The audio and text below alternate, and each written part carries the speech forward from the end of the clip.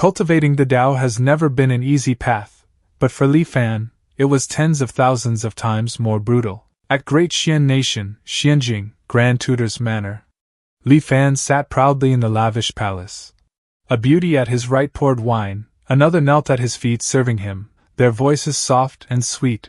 Grand Tutor, please drink. Grand Tutor, please eat fruit. Below him, rows of civil and military officials bowed deeply, respectfully shouting in unison, "Happy birthday, Grand Tutor." Although he was already over 70, seeing the scene before him, he couldn't help feeling secretly pleased. Li Fan stroked his beard and downed the fine wine in his hand in one gulp, looking thoroughly delighted. His power overshadows the world. The story of it all would be enough to fill a multi-million-word novel. When he, Li Fan, first transmigrated to this world, he was nothing but a poor, struggling scholar. A life like this, what more could one ask for? The entire palace was filled with music, dancers moving gracefully as they poured wine for the guests. At this moment, several men rushed in frantically, shouting, "Grand Tutor, Grand Tutor, falling fire from the sky, it's a divine sign, an auspicious omen, an auspicious omen, it looks like it's flying toward our Grand Tutor's manor." Hearing this, Li Fan furrowed his brows, his face showing signs of surprise. The once lively and noisy hall instantly fell silent. He stood up and quickly stepped out into the corridor, yet before he could reprimand the servants and express his displeasure, he was mesmerized by the sight in the sky. Far off at the horizon, two silver streaks of light, one before the other, like comets, were flying rapidly toward this place. Li Fan stood dumbfounded, murmuring, "This is..." In the blink of an eye, the two streaks of light arrived above Xianjing and suddenly stopped. At that moment, a thunderous voice exploded from the heavens beside everyone's ears. "Dao Xuanzi, don't you push me too far." The event terrified Li Fan, causing him to stagger back several steps, and a term buried deep in his memory surfaced. He couldn't help but exclaim, "Cultivation?" Meanwhile, the people around him had already fallen to their knees, some clasped their hands and prayed. "It is an auspicious omen," others called out endlessly. An immortal master has appeared."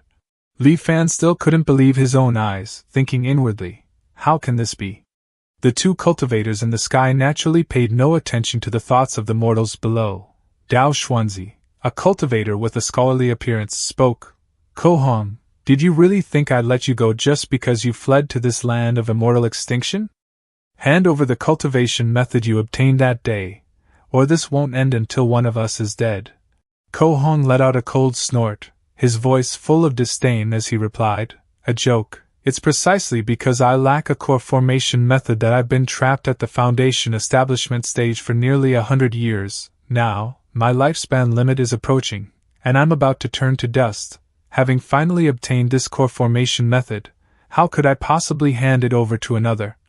Dao Xuanzi sighed and continued, "That's right, the golden core Dao is a path one walks alone. Though there are many core formation methods in this world, there are far more cultivators trapped at the foundation establishment stage." Dao Xuanzi's tone suddenly turned vicious. "Since it's come to this, with the path to longevity right in front of me, how could I possibly let you go?" Hearing this, Ko Hong burst into wild laughter. "Ha ha ha, how laughable. We were brothers for 100 years, yet now we draw blades on each other for a mere chance at survival."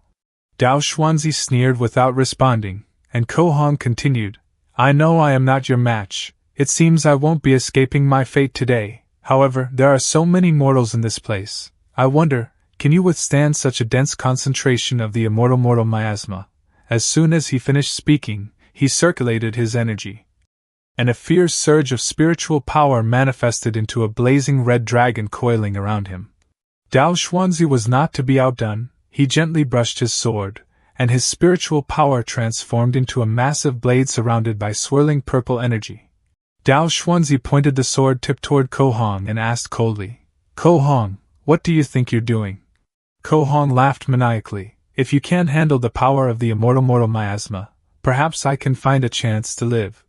The two enormous spiritual forces collided, creating an earth-shaking explosion.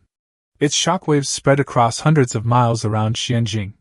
The mortals below were horrified, staring wide-eyed at the battle unfolding in the heavens. Li Fan suddenly felt an overwhelming sense of danger, but before he could react, a blinding flash erupted, followed by a series of deafening booms. Rumble, rumble, rumble. The sky and earth seemed to collapse, and he immediately lost consciousness. He had no idea how much time had passed before he finally awoke. At first his mind was foggy, and only after a long while did he remember what had happened before. Li Fan coughed violently, spitting several mouthfuls of blood, trembling as he forced himself up, looking around, muttering weakly, "My wife, my children." It was still night. The once luxurious Grand Tutor's manor was now nothing but ruins. The air was thick with the stench of charred corpses. The civil and military officials from before were all dead without a complete body, and his wives and children likely could not have escaped either. The once prosperous and lively Xianjing has become a hell of blood and fire. As far as the eye can see, there is nothing but mangled bodies and collapsed buildings. After surviving such a catastrophe, likely not even 1 in 100 of the citizens remains. All of this, every bit of it, is because of the 2 cultivators who suddenly appeared. Li Fan had no strength left, sitting limply against the shattered wall, his hearing completely destroyed by the explosion, though that hardly mattered anymore. He raised his head toward the sky and burst into laughter, his voice filled with unwillingness. How can there be cultivators in this world? From the moment Li Fan became an official, he used the power in his hands to search for any possible trace of the immortal path.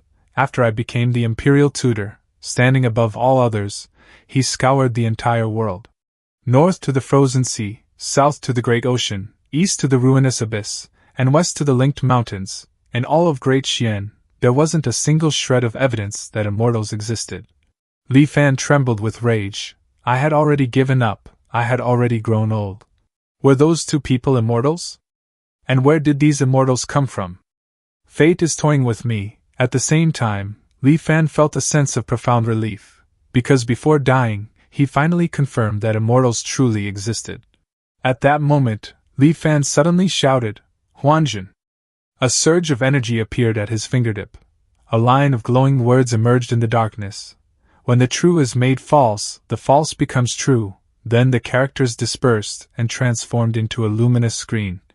In a misty space, 2 lines of text appeared one after another: charging complete, virtualize current scenario and return to the initial anchor point.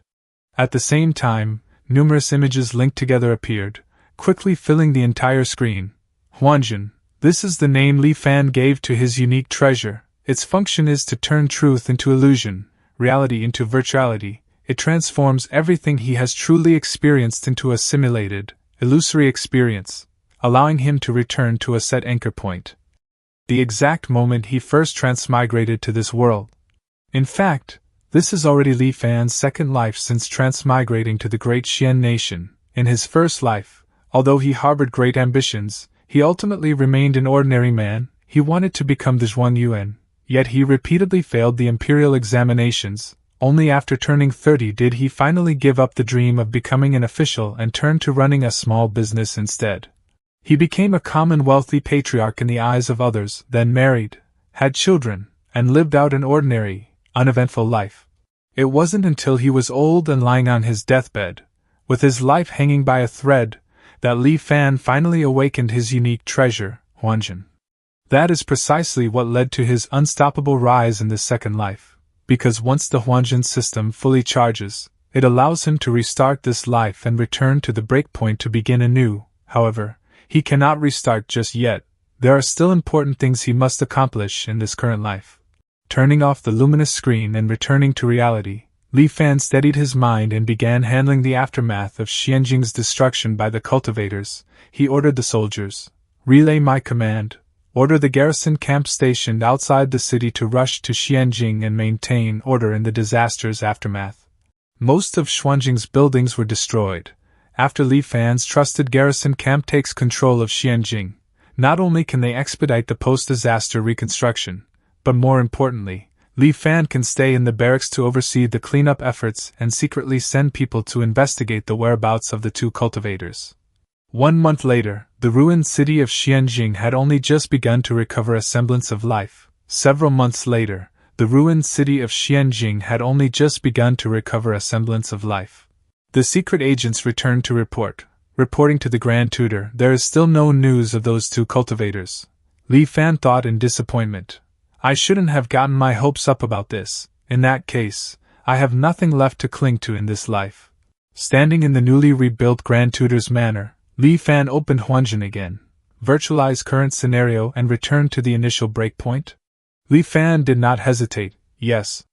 As the space was engulfed in light, Li Fan's aged body transformed, gradually becoming young again, turning into a youth of about 20.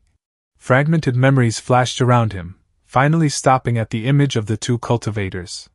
Li Fan swore, "Dao Xuanzi, Kohong, in 50 years I will still be waiting for you in Xianjing, Huanjin, restart a new life, return to the first year of the breakpoint."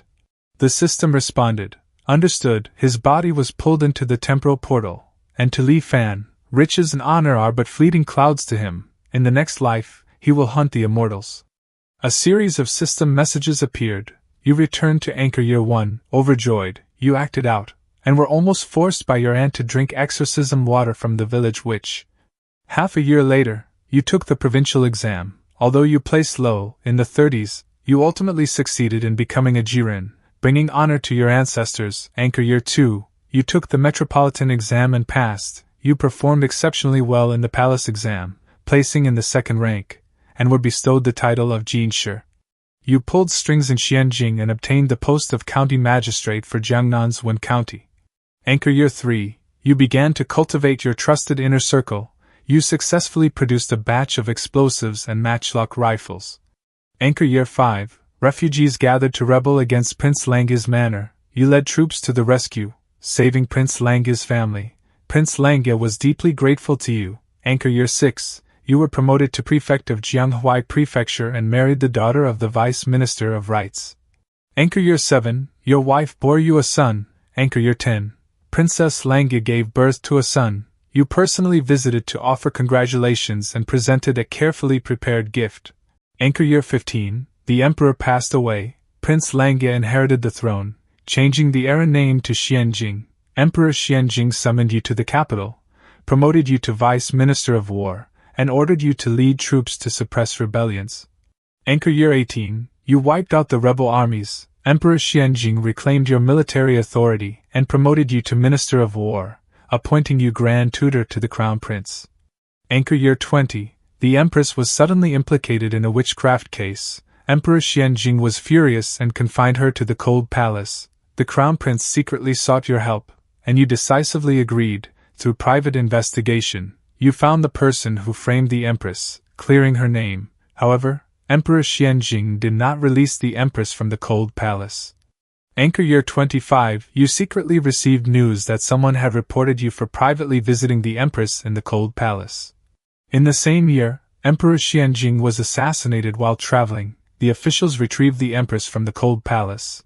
The Crown Prince then ascended the throne, with the era named Kongning. Anchor Year 26, you were additionally ennobled as Grand Tutor and appointed Grand Scholar of the Deliberative Council. Reaching the pinnacle of officialdom, you used this opportunity to eliminate dissent and build your own faction in the Imperial Court. Anchor Year 30, the people of the world knew only of the Grand Tutor, not the Emperor. Anchor Year 31, the Empress Dowager became pregnant and bore you a son. Anchor Year 38, Emperor Hongning died of depression. Anchor Year 40, the Empress Dowager died of illness. Anchor Year 45, your wife passed away. Anchor Year 46, your eldest son died of illness. Anchor Year 50, two immortals arrived from the ruinous abyss, destroying Xianjing. You narrowly escaped with your life. This simulation has ended. You may choose one of the following options to retain. 1. Antem in your possession during this simulation. 2. Your cultivation realm from this simulation. 3. The simulation memory of one person closely related to you. This memory can be inherited by that person. 4. Forego the above choices to speed up the charging progress. Li Fan regained consciousness and found himself back in that same simple room of his. He wondered, was reality turned into illusion, or was it all a simulation, an error in perception caused by it being too real? Or perhaps, upon reaching a certain level, the line between false and true no longer exists. Forget it, best to look at these 4 options first. The first and second options are self-explanatory. If I ever embark on the path of cultivation, those two would be a great help. Unfortunately, I was merely a mortal in this past life. As for this third option, there's no telling what some. Therefore, stability is paramount. That only leaves the fourth option. Huanjin's virtualization requires charging. When I receive a fatal blow, Huanjin will consume charging progress to automatically protect me. This is also why I was able to escape death several times in my previous life. Thus, the fourth option is the safest and most stable choice. Speed up the charging progress. His information panel was updated. Name, Li Fan, Realm, Mortal Physical, Age, 20/86, Mental Age, 166/1056. Virtualization charged progress 30%. Remembering everything he had experienced, Li Fan grew slightly contemplative. 3 lives, 166 years. So I've already lived this long. And that mental age limit, I remember in my last life it was only just over 900 years, but now it's increased to over 1,000. When one carries too many memories, one's mental endurance reaches a threshold. An excessive burden will crush the soul. This is the so-called erosion of time. However, the mental age limit will increase as one's mental fortitude strengthens. As long as I step onto the path of cultivation, none of this will be a problem. The goal of this life is to learn the secrets of cultivation from those two cultivators. In 50 years, they will descend upon Xianjing. With preparation against their lack of it, I might just have a chance of winning. Li Fan pondered quietly for a while, then continued, perhaps what I can rely on, besides guns and explosives, is that immortal miasma they spoke of, but I can't just wait idly for 50 years. They came from the ruinous abyss in the east. I can first send people deep into the bottom of the abyss to investigate. The most frightening thing in life is having no goal. In Li Fan's past life, he would often wake from the Empress Dowager's bed in the middle of the night, gripped by an immense emptiness and confusion. In that past life, Li Fan had already stood at the absolute pinnacle a mortal could reach. He could not climb any higher, and it would have been the same even in another life. Power, pleasure, after repeating them so many times, they had become as tasteless as chewing wax. Perhaps, in some future reincarnation, Li Fan would have actively chosen to end his own life. But the appearance of those two cultivators showed him a brand new possibility. It was as if he saw a strange, alluring world beckoning to him. Li Fan wants to cultivate. Li Fan wants long life. No one can stop him. Li Fan's gaze at this moment was extremely resolute, his voice confident. Dao Xuanzi, Ko Hong, see you in 50 years. With the experience of 2 lives, everything went as smoothly as water flowing to its destination. Li Fan still participated in the Imperial exams, but this time, armed with decades of experience and power, the essays he wrote were naturally far superior to those of his previous life. Provincial exam, Metropolitan exam, and Palace exam, he placed first in all of them, achieving the legendary triple first and shaking the world with his fame. Afterward, Li Fan still chose to take an official post in Wen County. Although this decision caused much confusion and regret in the imperial court, his request was ultimately approved, thanks to his overwhelming fame, coupled with his crystal-clear understanding of the temperaments of every official in the county. He quickly brought Wen County to heel. He then began to promote and cultivate the trusted subordinates he remembered from his past life. Anchor Year 4, Li Fan searched in secret and found someone who could act as Prince Langya's body double, cultivating him as a trusted subordinate. Anchor Year 5, Li Fan ordered his subordinate to pose as a refugee and attack Prince Langya's manor. Li Fan feigned a rescue, but in reality coordinated from the inside to slaughter Prince Langya's entire family. At the same time, he had the double take his place. From then on, Li Fan secretly controlled Prince Langya's manor. Anchor Year 9, the wedding of Prince Langya and the Chief Grand Scholar's granddaughter proceeded exactly as scheduled. That very night, Li Fan stormed the bridal chamber and had conjugal relations with Princess Langya. Anchor Year 10, Princess Langya gave birth to a son. Of course, the child was Li Fan's seed. Anchor Year 15, the emperor was finally gravely ill. After receiving the Edict of Succession, Li Fan rushed to the capital with his trusted subordinates. After Prince Langya ascended the throne, Li Fan aggressively placed his subordinates throughout the imperial court.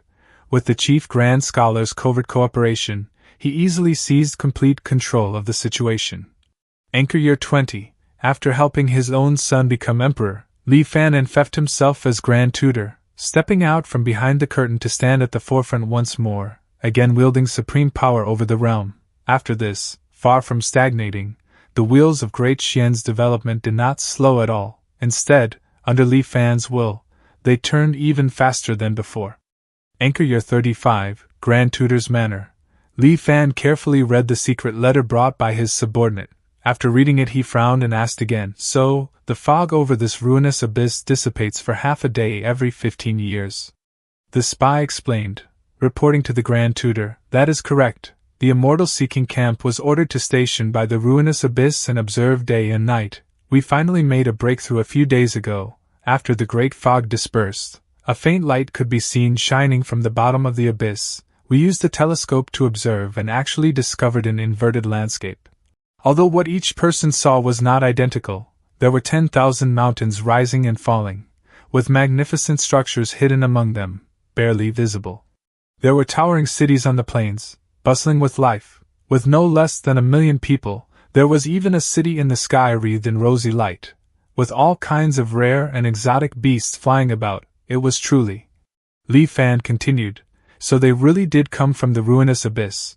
Although he had known this long ago, now receiving confirmation directly from his subordinate stirred a faint excitement in his heart, yet with years of experience, he did not reveal any emotion. He calmly asked, "Have you found a way to get to the bottom of the abyss?" The spy's face turned slightly pale, and he hurriedly cowed out an apology. "Your subordinate is incompetent. We tried various methods, but alas, as soon as we descend to a certain depth, we are shredded by a sudden astral wind. The astral wind is terrifying. Even our strongest armor cannot resist it for a moment." Hearing this, Li Fan had likely predicted such an outcome, so he was not very disappointed. He waved his hand, signaling the subordinate to withdraw. Li Fan lifted his head to gaze at the night sky, murmuring softly, "It seems I'll just have to wait for you too." Anchor Year 50, Great Xian Nation, Xianjing. In the blink of an eye, another 15 years had passed. The once bustling city had now become eerily silent. Following Li Fan's plan, everything was in place, only the eastern wind remained. At night, with the bright moon hanging high, the two cultivators arrived once more, right on schedule. Ko Hong's roar echoed through the entire city. "Dao Xuanzi, don't you push me too far!"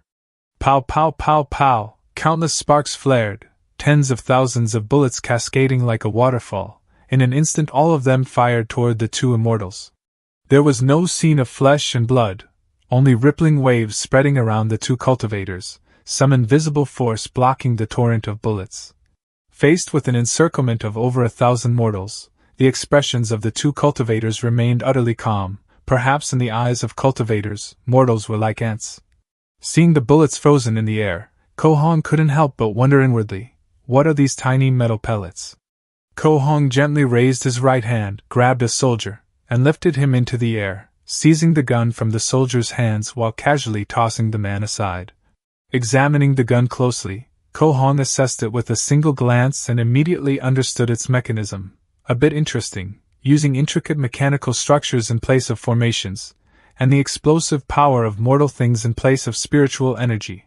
To think that after several thousand years, the mortals exiled to this land of immortal extinction could actually research such an ingenious object. He shook his head. A pity, it's only effective in this place where the great Tao is incomplete. Outside the land of immortal extinction, it's just a pile of useless scrap metal. As soon as he finished speaking, the gun vanished from his hand, clearly already stored away in his pouch. From high above, Ko Hong looked down and saw countless mortal soldiers hiding in the darkness, his eyes filled with disdain. "Mere mortals, daring to make a move against us cultivators. I originally felt a hint of guilt, but now it seems you're just seeking your own death." Ko Hong shouted coldly, "Tao art, fire dragon's roar." A surge of spiritual power condensed into a massive blazing dragon, plunging straight toward the mortal soldiers below.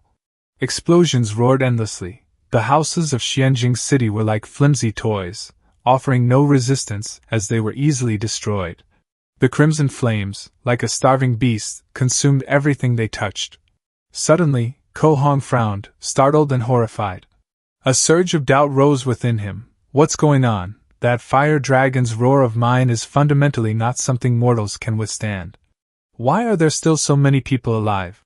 Dao Xuanzi's expression darkened slightly as he carefully observed the bullets in his hand. These hidden weapons were soaked in mortal blood. After you were tainted by the immortal miasma, your Dao arts were weakened.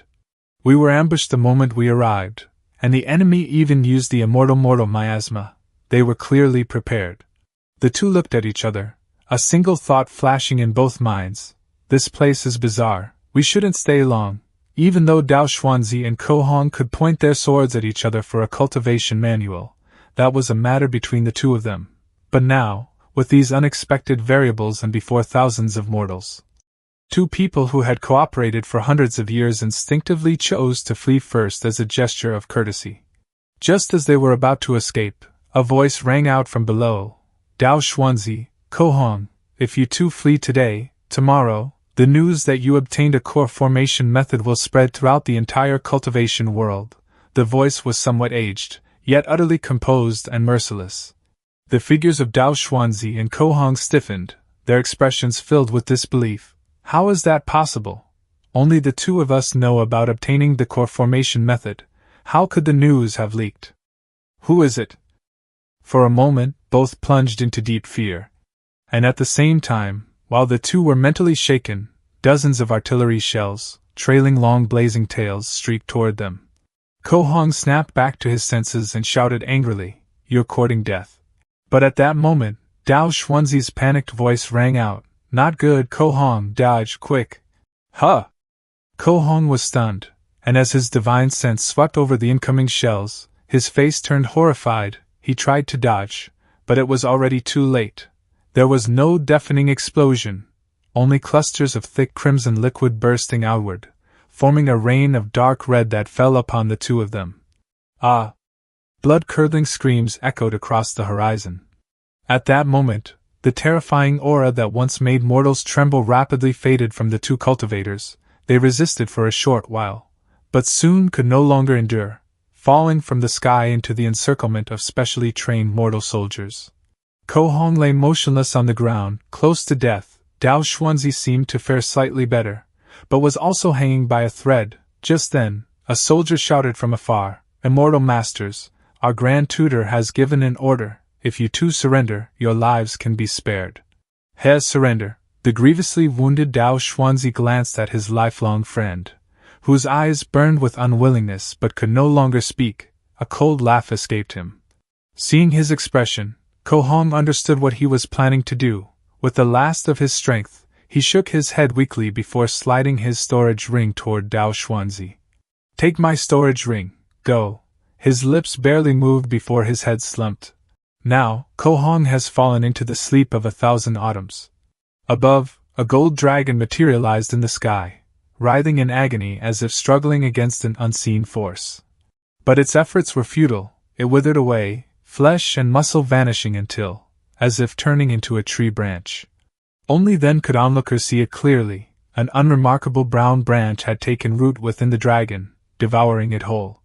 The spectacle, resplendent as fireworks, illuminated the sky for thousands of kilometers. Every living being who witnessed it, human or otherwise, received the same message in their minds and instinctively understood it.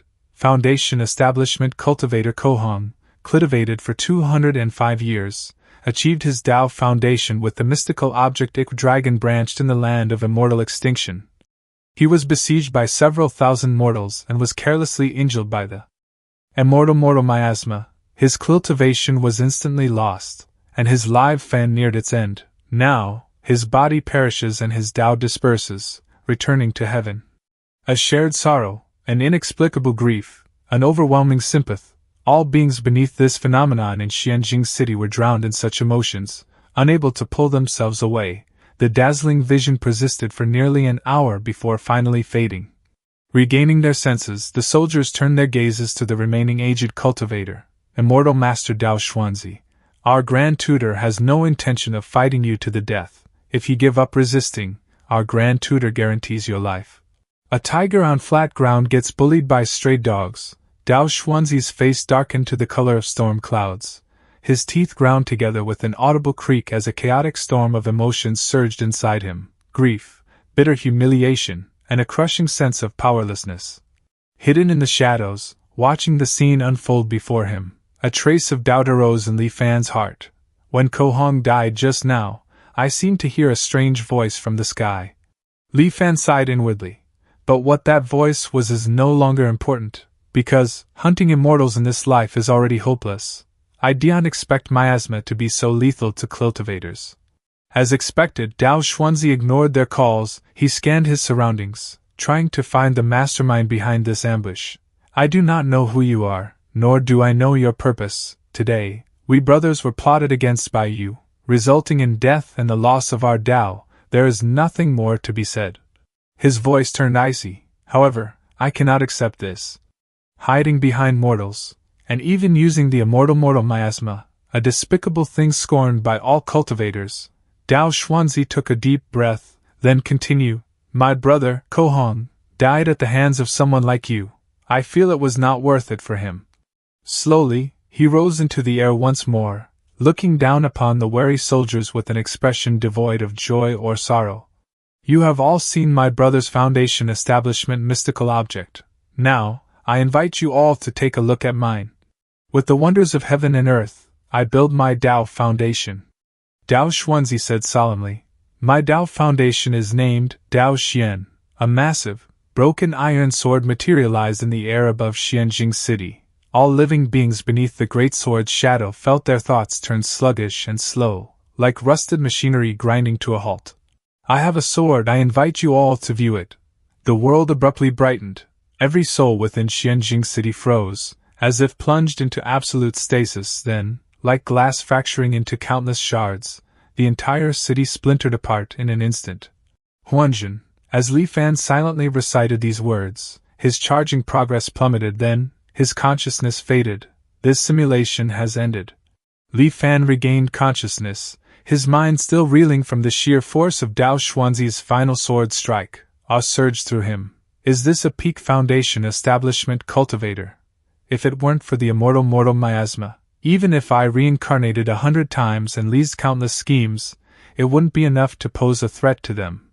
Pulling himself together, Li Fan calmly reflected on the variables that had slipped beyond his calculations. I didn't expect this immortal miasma to directly cause Ko Hong's body to die and his Dao to vanish. I originally thought when they called each other brother of 100 years, it was just talk. I didn't expect their relationship to be so extraordinary. When they were attacked, Dao Xuanzi called out to warn Ko Hong. Ko Hong, knowing he couldn't escape death, willingly gave the core formation method to Dao Xuanzi. Dao Xuanzi, seeing Ko Hong die by ambush, was unable to accept it, and gave up his chance to live, striking out with a mutual destruction sword art. This all shows that the two truly shared a friendship beyond the ordinary. Suddenly, he recalled their first encounter, the Golden Core Dao, a path one walks alone. Immortal methods cannot be cultivated together. If it's like this for men as clock as brothers, what is the cultivation world outside really like? After only a moment of hesitation, Li Fan's resolve hardened once more. No matter how dangerous the path ahead is, I will not waver. Furthermore, with Chuanjun's help, as long as I am careful enough, no predicament should be able to stop me. His mind raced, swiftly formulating several new strategies to deal with them. Last time, I chose to attack both of them at the same time. Perhaps this time, I can choose to win one of them over. After the simulation ended, Li Fan still chose the option to accelerate the charging process. My mental age only increased by a few dozen this time. It seems I'm nearing the cap. If I count the life before I transmigrated, this is already my 5th life. The path to seeking immortality is so difficult. I hope these 50 years won't be wasted. Once again, Li Fan began his 50-year wait. Like clockwork, everything proceeded methodically. Anchor Year 35, the endless ruinous abyss. Li Fan stood silently as he waited, gazing at the ominous abyssal chasm that stretched before him. Time passed indeterminably before the ancient, suffocating mist finally stirred. A low, mournful howl, like that of some primordial beast, echoed faintly from below. As the sound grew louder, those nearby realized it was the voice of the wind. The thick white mist churned, rippling like disturbed water, then the wind intensified, blowing great swathes of mist upward from the abyssal chasm. The mist cascaded into the sky like an inverted waterfall. The gale raged for nearly half an hour before the heavy mist finally dissipated. Li Fan's expression was grave as he raised the telescope and peered into the depths. At first, only darkness greeted him, then, faint pinpricks of light flickered into existence. What Li Fan saw shook him to his core. There was a ruined mountain gate, with collapsed structures strewn everywhere. The cracked ground and walls bore the scars of blades and arcane arts. Overwhelmed, Li Fan adjusted his view. On the sheer face of a cliff, he saw immense words carved into the stone. The immortal Tao is dead. The words were written in dark red, as though inscribed in blood. Even across such an unfathomable distance, the sheer terror and despair radiating from those words struck Li Fan like a physical blow. The immortal Tao is dead. What on earth happened in this place? And what in the world happened to the entire cultivation world?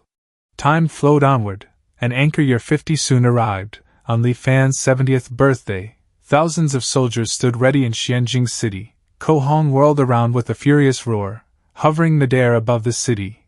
Dao Xuanzi. Do not push me too far. But before Dao Xuanzi could respond, a voice rang out from below. Ko Hong, you brat.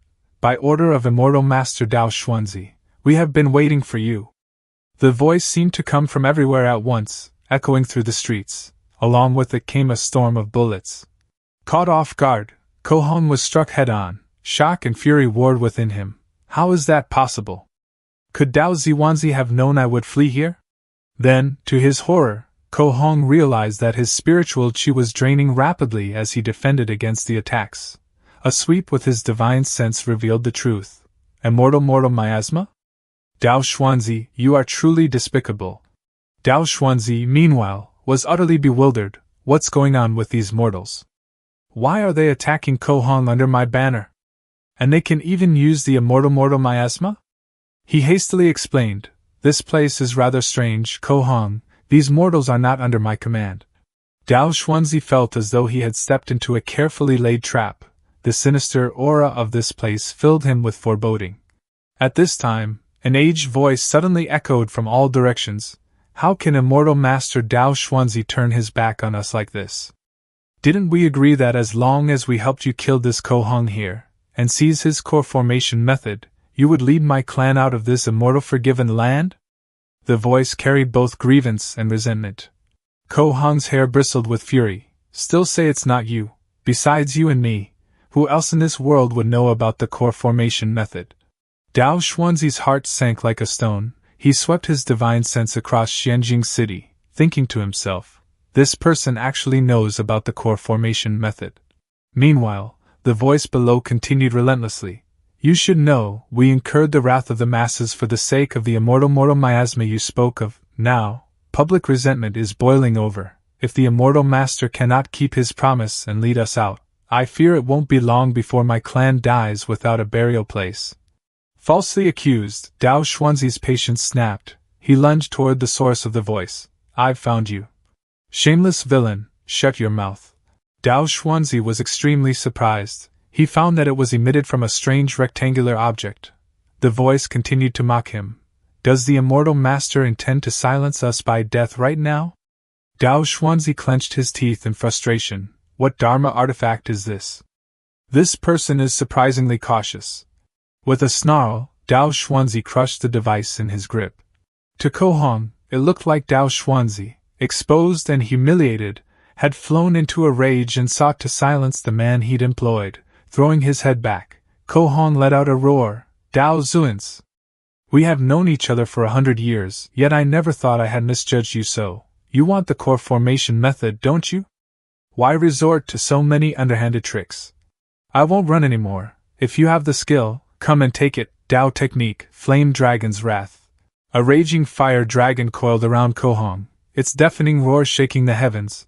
The beast locked its blazing eyes on Dao Xuanzi and spewed a torrent of crimson flames straight toward him. With a resigned sigh, Dao Xuanzi uttered a soft incantation. A flying sword materialized behind him in a flash of purple light, streaking forth to meet the flames. Crimson flames clashed against purple sword lights. detonating in violent explosions. Below, Xianjing City was engulfed in a sea of flames, caught in the crossfire. Just then, the aged voice spoke again. This Dao Xuanzi is fickle and indecisive. If he wins, there will be no escape for us. My sons, heed my command. Assist Immortal Master Ko Hong in dealing with Dao Xuanzi. Ko Hong's face lit up with triumph. He's crowed. As the saying goes, he who commits many injustices is doomed to self-destruction. Dao Xuanzi, I never thought that you, who have always prided yourself on being noble, would also break faith and suffer a backlash. Dao Xuanzi, already seething at the hidden schemer's tactics, nearly vomited blood at Ko Hong's taunts. He roared, unable to contain his fury. You fool! Ko Hong shot back, undaunted. Oh really, you fancy yourselves clever, so why are you now deserted by everyone? This is what they call being a victim of one's own cleverness. I have recently mastered a new Dao technique, just in time to send you on your way. Dao technique, imprisoning dragon. Flame-wrought shackles materialized around Dao Xuanzi, weaving into a vast array that encased him in a blazing cage. Break for me! Dao Xuanzi gritted his teeth against the crushing pressure. Drawing a deep breath, the phantom of a rusted iron sword flickered into existence behind him. The sword light launched from his strike was mysteriously augmented. When it struck the flaming cage, the roaring flames froze instantly, then rapidly dimmed. Dao Xuanzi pressed the hand seal with one hand while controlling his sword with the other, shouting loudly, Dao Xian. Immediately after, above him, a massive rusty sword slowly materialized and shot straight toward Ko Hong. The massive sword phantom now hurtled toward him, yet Ko Hong neither dodged nor flinched, his eyes devoid of fear. Let me see whether your Dao Xian is more formidable, or if my Qiu dragon staff is superior. Dao technique, dragon transformation. Heedless of all else, this Qiu dragon branch shot toward Dao Xuanzi like a razor-sharp blade, its passage accompanied by the faint roar of a dragon. At this moment, the aged voice that had been echoing throughout Xianjing City spoke once more. Immortal Master Ko Hong, we shall lend you a hand. Before the voice had fully faded, long trails of fire streaked through the air with piercing shrieks, slamming into Dao Xuanzi from all directions. A storm of blood erupted around him. Caught off guard, Dao Xuanzi let out a pained cry as his aura abruptly weakened. The sword phantom dimmed as well. The Qiulung branch seized the opportunity. Surging against the tide, it shattered the frozen space and embedded itself into Dao Xuanzi's body. Dao Xuanzi let out a bitter laugh, trying to speak but unable to utter another word. In moments, the Qiulung branch consumed him, reducing him to a pile of bones. The strange sound in the sky appeared once again. Dao Xuanzi, a Foundation establishment cultivator, cultivated for 201 years and established his Dao Foundation with the wondrous item trusted sword Dao Xian. In the immortal Forsaken Land, he fought with another, and was utterly killed at the hands of the Foundation establishment cultivator, Ko Hong. Now, his body has perished, and his Dao has vanished. Returned to the heavens. It's that voice again. It also appeared when Ko Hong died before. Dao Xuanzi, Ko Hong looked up at the resplendent sight. He seemed stunned and began muttering to himself in a daze. An elderly man appeared, his hair and beard snow-white, shuffling unsteadily toward Ko Hong with a cane for support. I am Li Fan. Greetings, Immortal Master. I implore the Immortal Master's mercy to save the lives of the 1,000 souls of my clan, Dao Xuanzi. Ko Hong's tone was stiff, clearly not having the best impression of Li Fan. You were the one whose voice was echoing from all directions earlier. A mere mortal like you, actually daring to interfere in a battle between U.S. cultivators. Li Fan clasped his hands. I was merely seeking a slim chance of survival. As I said before, if the Immortal Master had been defeated, my clansmen would surely not have escaped death. Ko Hong sneered. Seeking a slim chance of survival. Ko Hong's expression softened slightly. He sighed. You say, the world is harsh. Who isn't struggling for that one slim chance of survival? Seeing Ko Hong's tone soften, Li Fan pressed his advantage. Before, Dao Xuanzi, the Immortal Master once promised me that if...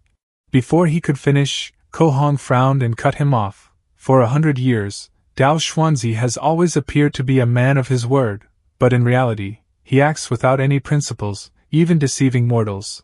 That great immortal severing formation is incredibly dangerous, even for us. Leaving requires a great deal of effort. How could we possibly take mortals with us? Li Fan froze, his face turning ugly. What, you mean you don't know a way to leave this place either? Ko Hong replied calmly, that's right. Li Fan's mind reeled. The hope he'd clung to for over a century was crushed by the very cultivator he thought would help him, leaving his spirit on the verge of collapse. Yet, having endured multiple lifetimes of hardship, Li Fan had built up an unyielding will. Steadying himself, he said to Ko Hong, this is not a place to talk. Immortal Master, please follow me. Leading Ko Hong through the ruins of Xianjing City, they soon arrived at an underground shelter.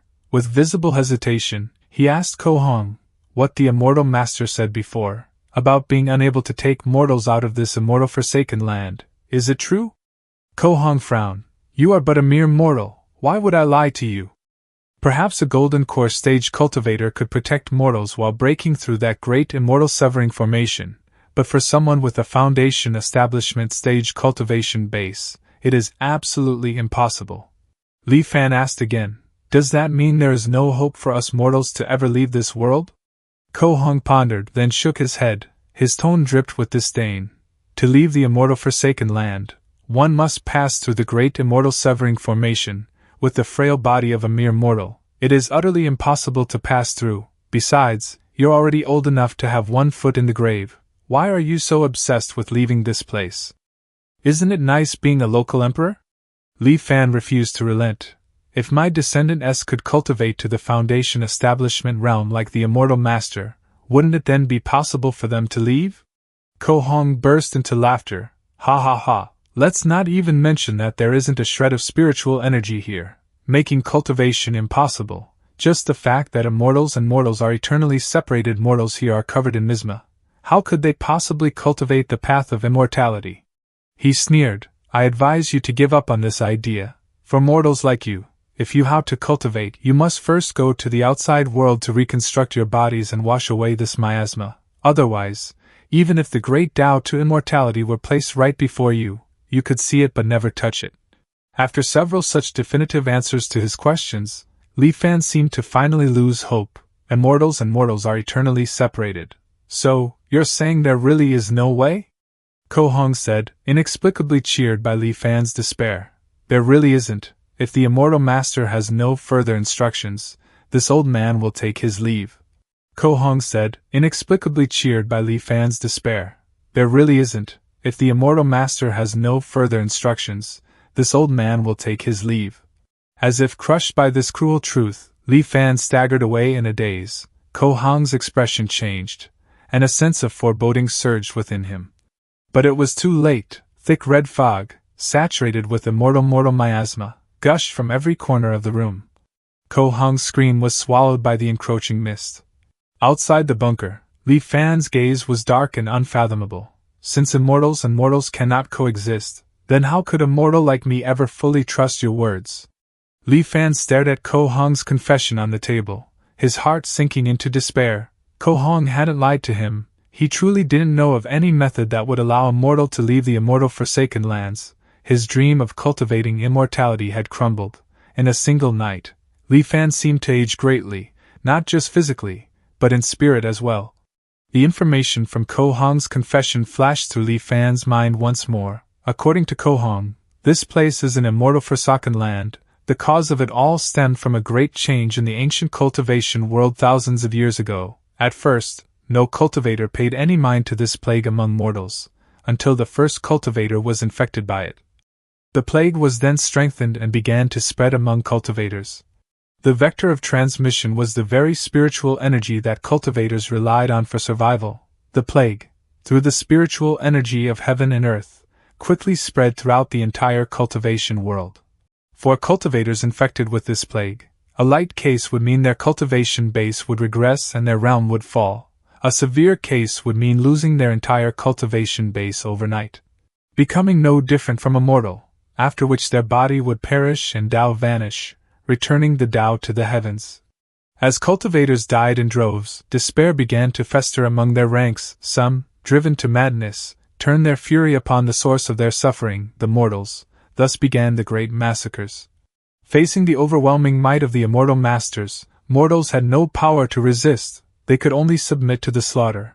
But this carnage did not last long before it was abruptly halted, not out of remorse, but because the cultivators made a horrifying discovery.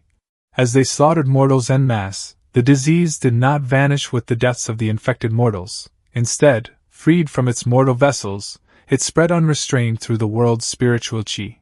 In an instant, the concentration of the disease in the cultivation world skyrocketed, becoming a true plague, and more cultivators fell. Left with no choice, the cultivators abandoned their campaign of exterminating mortals. But waiting for death was not the cultivators' way. On one hand, a group of cultivators began to research methods to treat and resist this plague. On the other hand, the cultivators proposed the infamous Great Migration Plan. It involved banishing all mortals from the cultivation world to surrounding lesser worlds and shattered grotto heavens that lacked spiritual energy.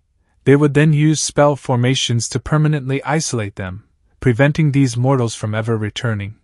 Originally, there were no more mortals in the cultivation world, but not all offspring of cultivators had the aptitude for immortal cultivation, so, over time, many new mortals were born into the world. Within the bodies of these mortals lingered a shadow of this plague. Though the world had been purged of mortals, not every child born of cultivators possessed the aptitude for cultivation. Over time, mortals reappeared in vast numbers, each carrying the dormant plague within them. Gradually, the plague became synonymous with the divide between immortals and mortals, earning the name Immortal Mortal Miasma. The devastation wrought by Immortal Mortal Miasma left deep scars on the collective psyche of all cultivators. To prevent its resurgence, they established an unspoken rule. As far as possible, avoid the lands where mortals had been exiled to. Over time, these places became known as the Immortal Forsaken Lands. No one knew how many such lands existed, and few cultivators dared to venture into them. That Li Fan had encountered too was already a stroke of great luck. Now, either of these cultivators knew of a way for mortals to leave. How could Li Fan possibly hope for another, more powerful cultivator to stumble upon this place?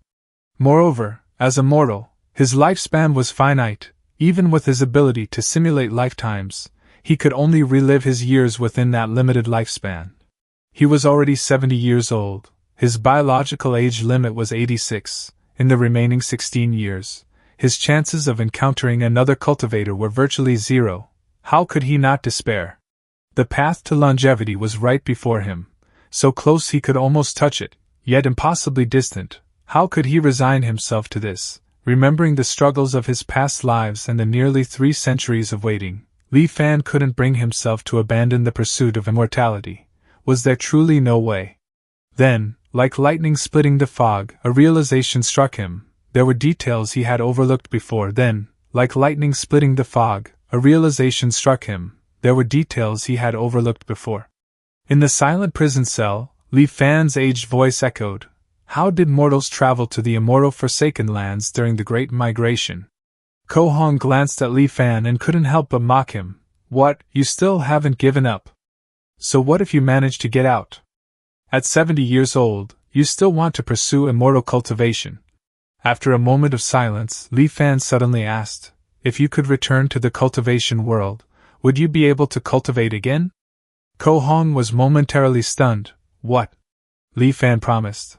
If you help me find a way to the cultivation world, I might take you with me when the time comes. Ko Hong flared up in anger. You treacherous villain, still trying to trick me? Li Fan remained expressionless. Truth or lie, it's still a shred of hope. Will you abandon this chance at survival and waste away in this tiny corner of the world? Hearing this, Ko Hong fell silent. After a long while, he finally let out a heavy sigh, then responded slowly. If I'm not mistaken, what they used back then to migrate the mortals should have been Dharma artifacts similar to flying boats or flying shuttles. In ancient times, the cultivation world was teeming with people, sects were numerous and prominent, and it was incredibly prosperous. Such transportation-type Dharma artifacts were very popular. It's a pity that a great cataclysm befell heaven and earth later on. Every cultivator feared for their own safety and began to act alone. Flying boats and shuttles were rarely seen after that. Li Fan asked, a great cataclysm in heaven and earth? Are you referring to that bizarre great plague? Ko Hong shook his head, his expression grave. Although the immortal mortal miasma is bizarre, it couldn't shake the foundation of cultivators. The reason the immortal miasma was able to run rampant was that most of the cultivators in the world had perished in a great calamity. Li Fan suddenly recalled the ruined sect he had glimpsed deep within the abyssal chasm, and his mind stirred. A great calamity of heaven and earth? Could it be that immortal techniques cannot be cultivated by more than one person? Ko Hong sighed heavily. Correct, immortal techniques cannot be cultivated by more than one person. Ko Hong spoke with unconcealed yearning. In ancient times, no such restriction existed. Countless great sects thrived, openly accepting disciples and passing down their teachings. Cultivators had masters to guide them, fellow disciples practicing the same technique to spar with, and peers to consult when facing difficulties. The cultivation world was brimming with vitality, a magnificent sight to behold. But then, the Great Reformation struck. One day, cultivators suddenly realized their cultivation efficiency had drastically declined.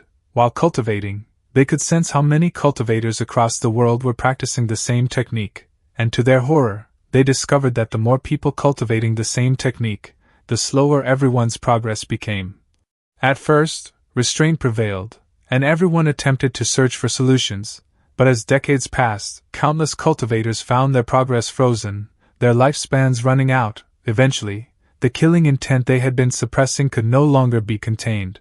Speaking up to this point, Ko Hong's voice grew solemn, and a trace of fear appeared in his eyes. Masters and apprentices, martial brothers and sisters of the past, all turned into mortal enemies in an instant. A calamity that swept across the entire cultivation world began. Anyone who practices the same method as me is obstructing my path to the Tao, and it's a fight to the death. Every sect became a slaughterhouse overnight. Even rogue cultivators hiding in remote mountains or secret realms weren't spared, because those who practiced the same techniques could sense each other's locations. The endless, relentless killing raged on for who knows how long before finally subsiding. By then, the once prosperous cultivation world had withered into desolation. All sects had vanished, leaving behind only solitary cultivators, each walking their path alone. Ko Hong recounted the ancient upheaval of the cultivation world with measured words. Li Fan listened, his emotions surging, but an even greater question arose within him. Since immortal techniques cannot be cultivated by more than one person, how do cultivators practice now? What is the cultivation world like today? Ko Hong explained patiently. In today's cultivation world, if you want to cultivate, you have no more than a few choices. One is to join the Myriad Immortals Alliance. The Myriad Immortals Alliance is a loose coalition formed by numerous cultivators. You can exchange for cultivation methods and resources within the alliance using contribution points. You can earn contribution points in the alliance by accepting and completing missions, or by trading with others. The second is the Five Elders Council. The Five Elders Council is an organization founded by 5 top-tier mighty figures, and its influence is immense. As long as one has the aptitude for cultivation, they can voluntarily join and choose a cultivation method. The price is that you must sign a soul contract and serve the 5 Elders Council for a certain period of time. Ko Hong explained patiently. From your description, why does it feel like cultivation methods aren't that scarce in the cultivation world? Ko Hong snorted. That's because the methods obtained this way are all incomplete. Incomplete? Li Fan was taken aback before realization dawned. So you must keep laboring to acquire the next level of the technique? Exactly. Ko Hong said bitterly. These methods were all newly compiled by the major powers over the years. Reaching the peak of qi condensation is already their limit.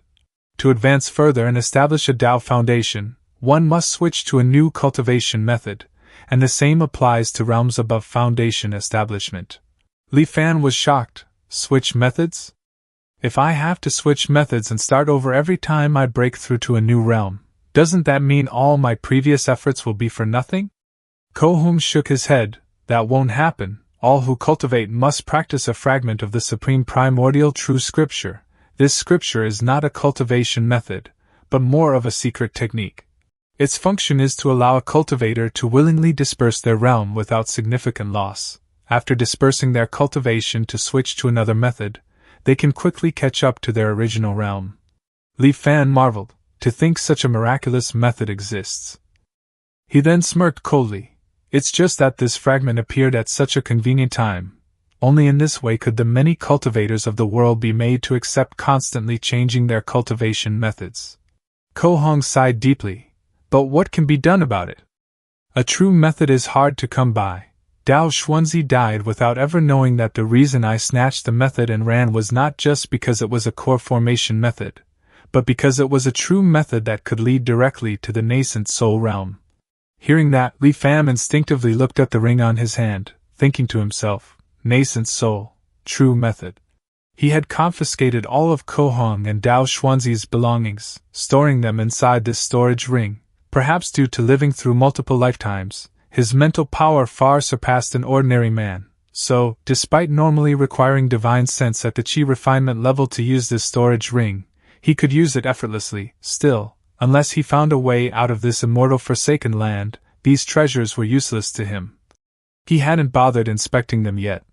Next, after Ko Hong introduced him to some common knowledge of the cultivation world, such as how a cultivator's demise can trigger celestial phenomena within a certain range, he finally returned to the main topic. I once heard a rumor that for thousands of years, mortals from the immortal foreskin lands have been secretly returning to the cultivation world, but it's mostly just idle talk and baseless rumors from the streets, without any concrete evidence. Li Fan's spirits lifted. There's no smoke without fire. Sometimes, rumors are the truth of the matter. Li Fan declared resolutely. As long as there is a sliver of hope, I will not give up. Ko Hong muttered under his breath. I really don't know how an old man with one foot in the grave can still be so restless. Li Fan pretended not to hear him. Instead, he solemnly vowed, as long as you help me find the way to the cultivation world, not only will I release you and let you return with me, but I will also return all of your and Dao Xuanzi's belongings, including that nascent soul true method. Ko Hong's head snapped up, sudden hope blazing in his eyes. Are you serious? Li Fan nodded, of course. Ko Hong resolve hardening. Fine, in that case, I will do my utmost to help you. Hoff Li Fan had deceived him multiple times, making Ko Hong question the man's promises. He was like Li Fan, unable to abandon even the faintest glimmer of hope. Thus, with Ko Hong's assistance, Li Fan scoured historical texts throughout the world, hunting for fragmented clues about the Great Migration era. At the same time, Li Fan mobilized armies to excavate ancient tombs on a massive scale, hoping to uncover traces. Though this stirred public outrage and daily petitions from officials urging restraint, he forcibly suppressed every objection. Yet too much time had passed since the Great Migration era, and his remaining years in this lifetime were far too short. 16 years later, in Anchor Year 66, Li Fan's end was near, and still, he had found nothing. After ordering Ko Hong's release, Li Fan went to the underground chamber beneath the Grand Preceptor's estate alone. This body is already so frail, like a candle flickering in the wind, it could be extinguished at any moment. Before this life ends, I should first confirm the items within this storage ring. With a thought, he emptied the contents of his storage ring, laying them out one by one. His gaze immediately locked onto a bamboo scrolls that pulsed faintly with golden light. As Li Fan picked up the bamboo scrolls, the information flowed naturally into his mind. Thousand Mechanisms Jade Cosmos Scripture, Nascent Soul Technique, Current Practitioners 0. The Nascent Soul Realm. A wave of longing surged through Li Fan's heart, yet, at present, he was still merely immortal, with no divine sense. Though he could use the basic functions of a storage ring, this nascent soul technique remained utterly beyond his grasp. He could only stare at it longingly, unable to glimpse its contents. His gaze then shifted to a rusted iron sword lying nearby. Rusted sword Dao Xian. According to Ko Hong, after a cultivator perishes, their foundation establishment wondrous item will lose its wondrous nature as the cultivator's body perishes and Dao vanishes. Li Fan ran his fingers over the unremarkable iron blade, but his attention was fixed on the sudden notification from Return to Truth. Rechargeable item discovered, rusted sword Dao Xian. Proceed with recharge? After a moment of contemplation, Li Fan chose yes. The rusted sword vanished silently, and a line of text appeared. Anchor charge progress, current anchor points 1. Li Fan's heart stirred. According to the feedback from Truth returning, when the anchor charge progress reaches 100%, a second anchor point will be unlocked. In the future, everything will be virtualized. When choosing to return, I can choose to restart from any of the anchor points. If a second anchor point can really be unlocked, it will be so much more convenient. Although wondrous items are rare, the cultivation world is boundlessly vast. There must be an endless stream of them, as long as I can leave this immortal forsaken land and escape these shackles. After carefully storing all the items back into the storage ring, including the nascent soul technique, taking a deep breath, Li Fan closed his eyes, as if engraving this moment of frailty deep into his heart. Then, without hesitation, he activated Return to Truth and ended this lifetime. In the darkness, scenes flashed rapidly before his eyes, then, familiar words appeared in his vision. This simulation has ended. This simulation has ended. 1. Retain an item you possessed in this simulation. 2. Retain your cultivation level in this simulation. 3. Retain the simulated memories of one closely associated individual. These memories can be inherited by that person. 4. Forfeit the above choices to accelerate charging process. This time, Li Fan chose the first option, retain one item. He had attempted to trick the system by storing all his items in the storage ring at the end of his previous life. Unfortunately, it didn't work. The storage ring, the nascent soul technique, spirit stones, and artifacts all surfaced one by one. Naturally, Li Fan selected that nascent soul technique. Looking at the bolded words on the notice board, Li Fan felt a bit disappointed. Bound? Does this mean this cultivation method will permanently exist within Truth Returning? But that was still within his expectations. This opens up many more possibilities for planning. The Great Migration ended thousands of years ago, and its traces have long been buried. Excavating ancient tombs on a large scale would cause far too much upheaval. Even with the immense control I wielded over the imperial court in my last life, it still provokes significant opposition. It would not be sustainable for a newly established court to attempt such a thing immediately.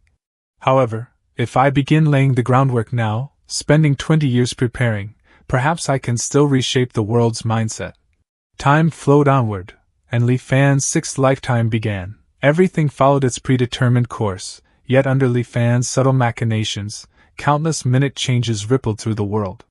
In Anchor Year 3, whispers of immortals descending began spreading across Great Xian. By Anchor Year 5, the School of Historical Inquiry emerged in spectacular fashion, bearing several ancient texts. Its scholars journeyed to the capital for an audience with the Emperor. The unparalleled sophistication of these long-lost works sent shockwaves through the empire. The ancient texts were titled Change, Way and Virtue, Southern Flower, the Analects, the Great Learning. These are all famous classical Chinese texts. In Anchor Year 6, the emperor suddenly fell gravely ill and was confined to his bed. None of the imperial physicians could devise a cure. At this critical moment, the School of Historical Inquiry presented a pill to the throne, claiming it had been discovered in an ancient tomb. They said it was likely left behind by an immortal and held the power to revive the dead and regenerate flesh. They suggested that taking it might save him. At first, the emperor ignored them, but as his condition worsened day by day and he teetered on the brink of death, he swallowed the pill in desperation, treating it as a last resort. To everyone's astonishment, the pill proved miraculous. Within days, the emperor recovered fully. Anchor Year 11, Jianghui Prefecture uncovered a major tomb robbing case, arresting a team of over 100 tomb robbers. The prefect of Jianghui Prefecture, Li Fan, did not dare to act on his own authority. He wrote a memorial, sent it to Xianjing City via the 800 Li Express, and requested His Majesty's judgment. A full month passed before the Emperor's decree finally arrived. They were not sentenced to death, only to be enslaved and sent to the capital. By Anchor Year 15, the Emperor fell gravely ill. Desperate to prolong his life with similar pills, he dispatched over 100,000 soldiers to excavate ancient tombs across the land, searching for traces of immortal elixirs. By the year's end, the Emperor passed away with regret, naming the Prince of Langya as his successor on his deathbed. With that, Li Fan once again seized covert control of the empire. Under his influence, the fervor for tomb raiding and historical exploration surged across the land. Anchor Year 23, following the excavation of an ancient tomb, a lost piece of history was gradually pieced together. The dynasty that could be traced was named Qi. Immediately, he ordered his subordinates to focus on excavating tombs from the Qi dynasty. He further issued a proclamation: anyone who discovered a tomb from the Qi dynasty would be granted a marquisate. By anchor year 25, the tomb of Yi Xing, the first emperor of the Qi dynasty, was finally found. Upon hearing the news, Li Fan personally led his trusted men to the site and sealed off the surrounding area.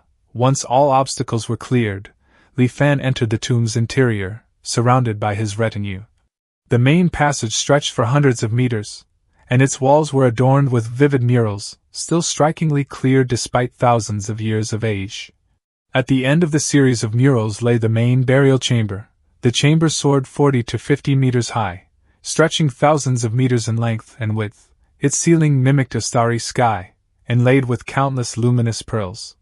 The interior was modeled after the layout of a mountain sect, with peaks rising one after another, submerged in a sea of clouds. It was unknown how this sea of clouds was created. Somehow, the clouds remained fixed within the chamber without drifting away, and even after thousands of years, they had not dissipated. Invisible pathways connected the peaks, and as the group made their way through, they marveled in astonishment. Li Fan thought to himself, "These are truly the methods of an immortal." At the summit of the highest peak stood a simple thatched hut, its once fertile fields now overgrown and abandoned. Only as they approached did they realize that the thatch of the hut was woven from countless fine golden threads. Clearly, this humble dwelling was where Yi Xing's coffin lay. At Li Fan's signal, the group opened the hut's door. To everyone's surprise, there was no trace of Yi Xing's remains inside. Only a wooden memorial tablet stood quietly within. Inscribed on the tablet were several golden words: Tomb of Yi Xing, an outer disciple of the Taiyan sect. No other objects remained.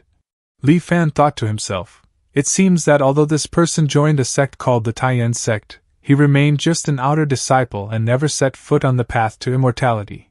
He was ultimately exiled to this place by the cultivators.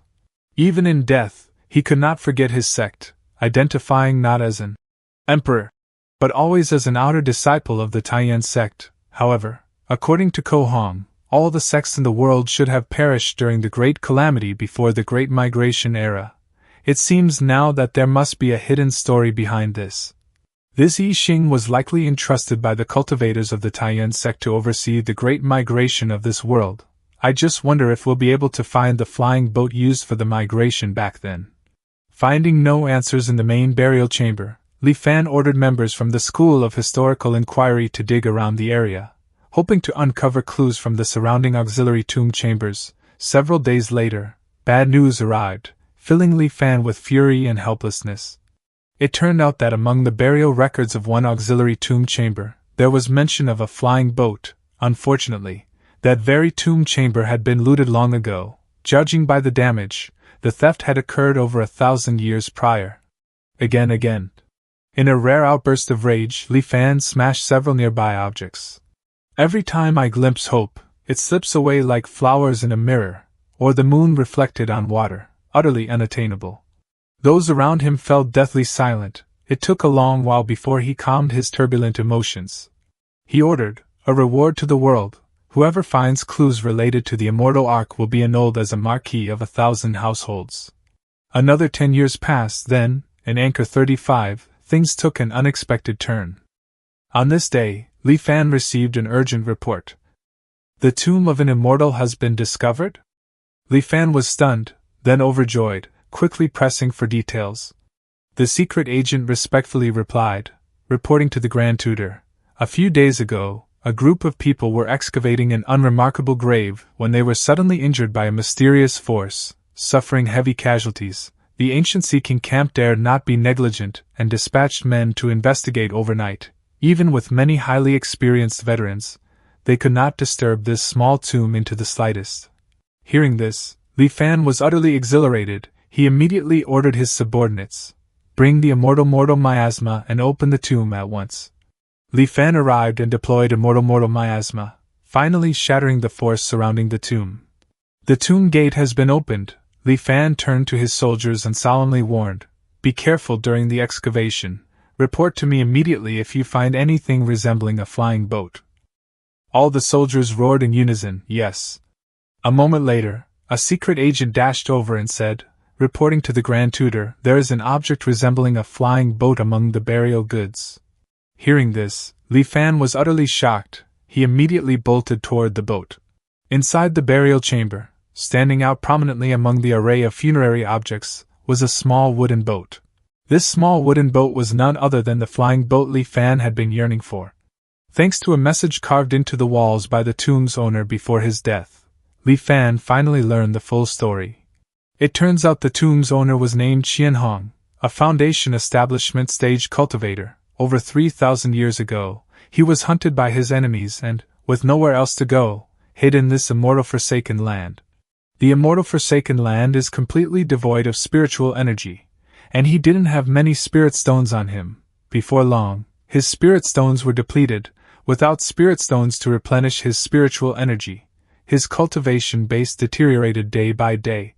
He speculated that 1 or 2 flying vessels should have been left behind when mortals were exiled here thousands of years prior. So he searched tirelessly, spending decades before finally discovering Yixing's tomb. Indeed, there was a flying boat inside, but to his despair, the core array powering it was damaged, and since he had no skill in artifact forging, he couldn't repair it. Even if he had managed to fix the vessel, he had no spirit stones to use as fuel, and his cultivation at the time wasn't enough to power it. At that point, Qian Hong finally abandoned all hope of leaving this immortal forsaken land. He lived out the rest of his life in obscurity, posing as a mortal. Before his death, he carved his story onto the tomb walls, hoping that if any cultivator ever stumbled upon his resting place, they might return his bones to the cultivation world. The few items he left behind were meant as an advance payment. A broken stone stele, with the word halt faintly visible, it was none other than a curio of heaven and earth. Li Fan touched the stele, but returned to truth showed no reaction. What a pity! To force his way into the tomb, he had used a large amount of mortal miasma. Tainted by it, the halt steel fragment had become nothing more than an ordinary rock. Still, Li Fan wasn't overly concerned. Now that he knew the tomb's location, he could always return for it in his next life.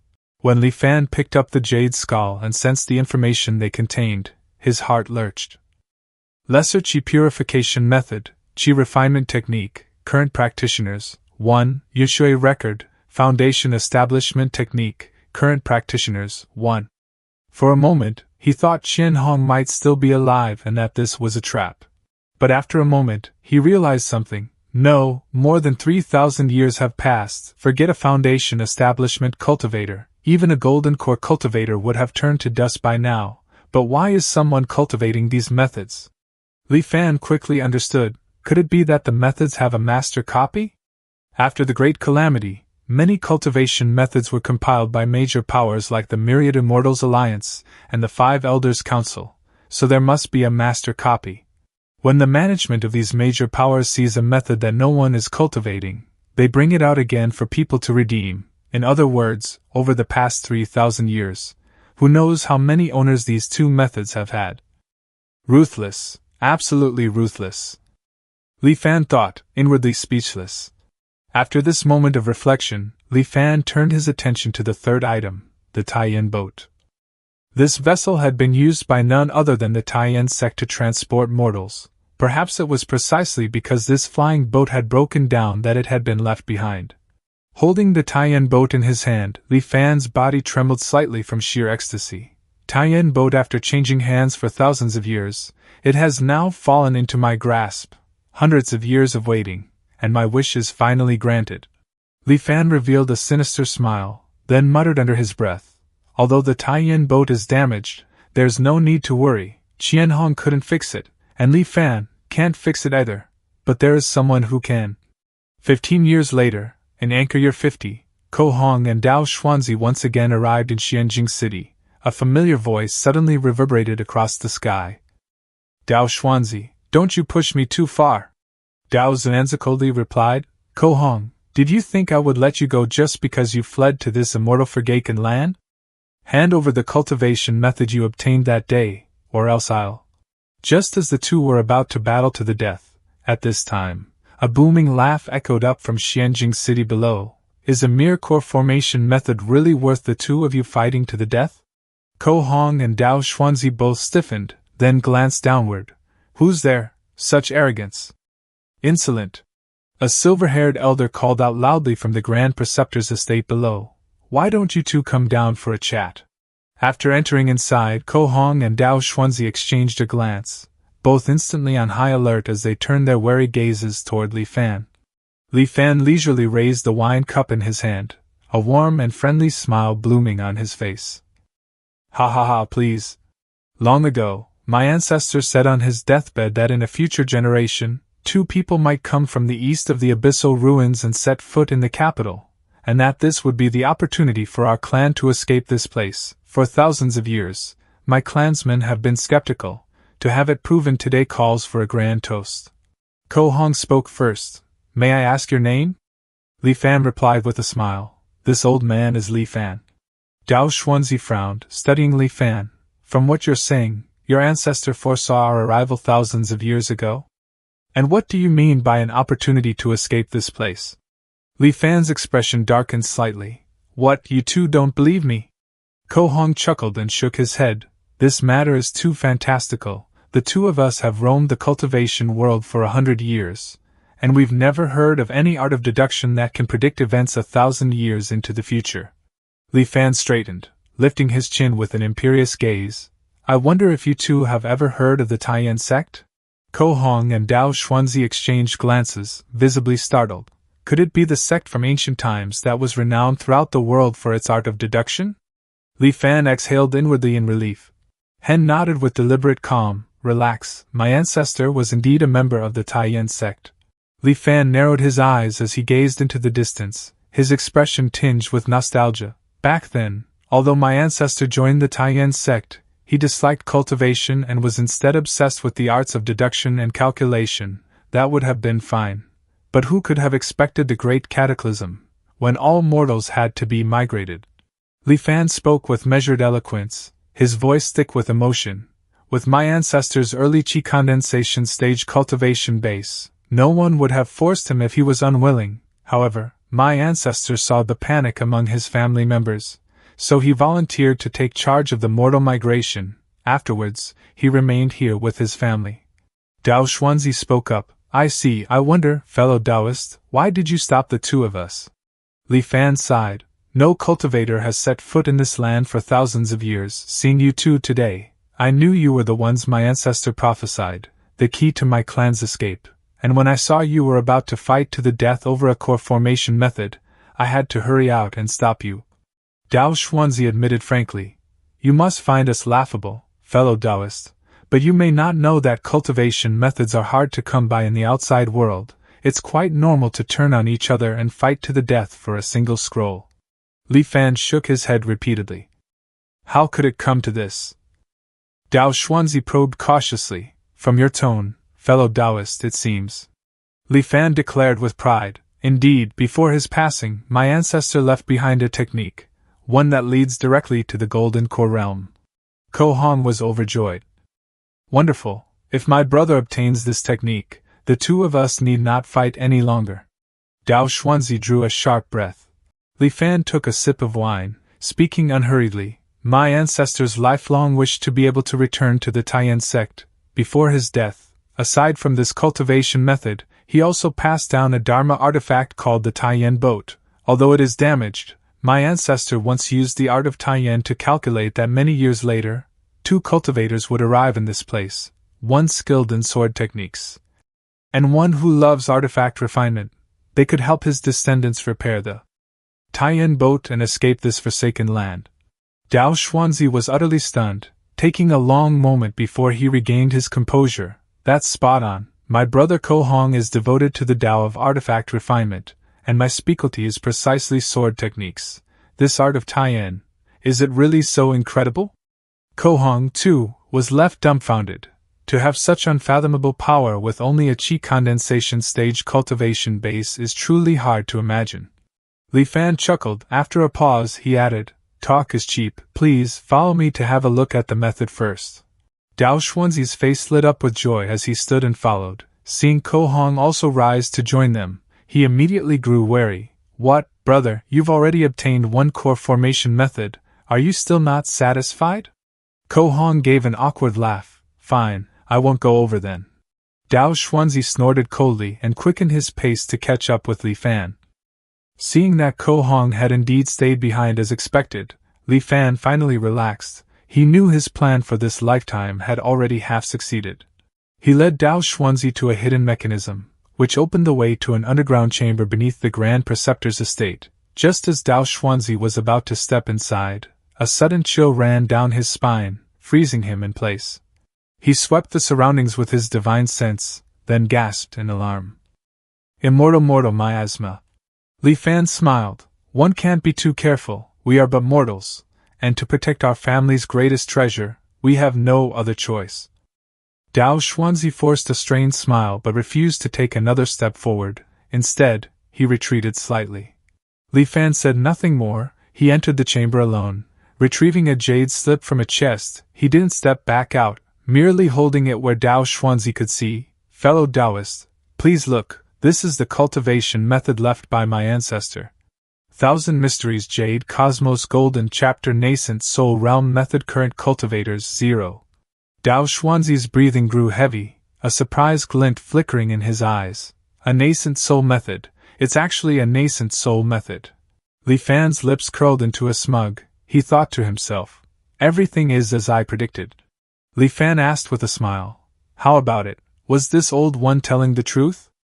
Earlier, in front of your brother Yu Hongji, I only said that my ancestor passed down a core formation method because I was afraid he would have malicious thoughts again.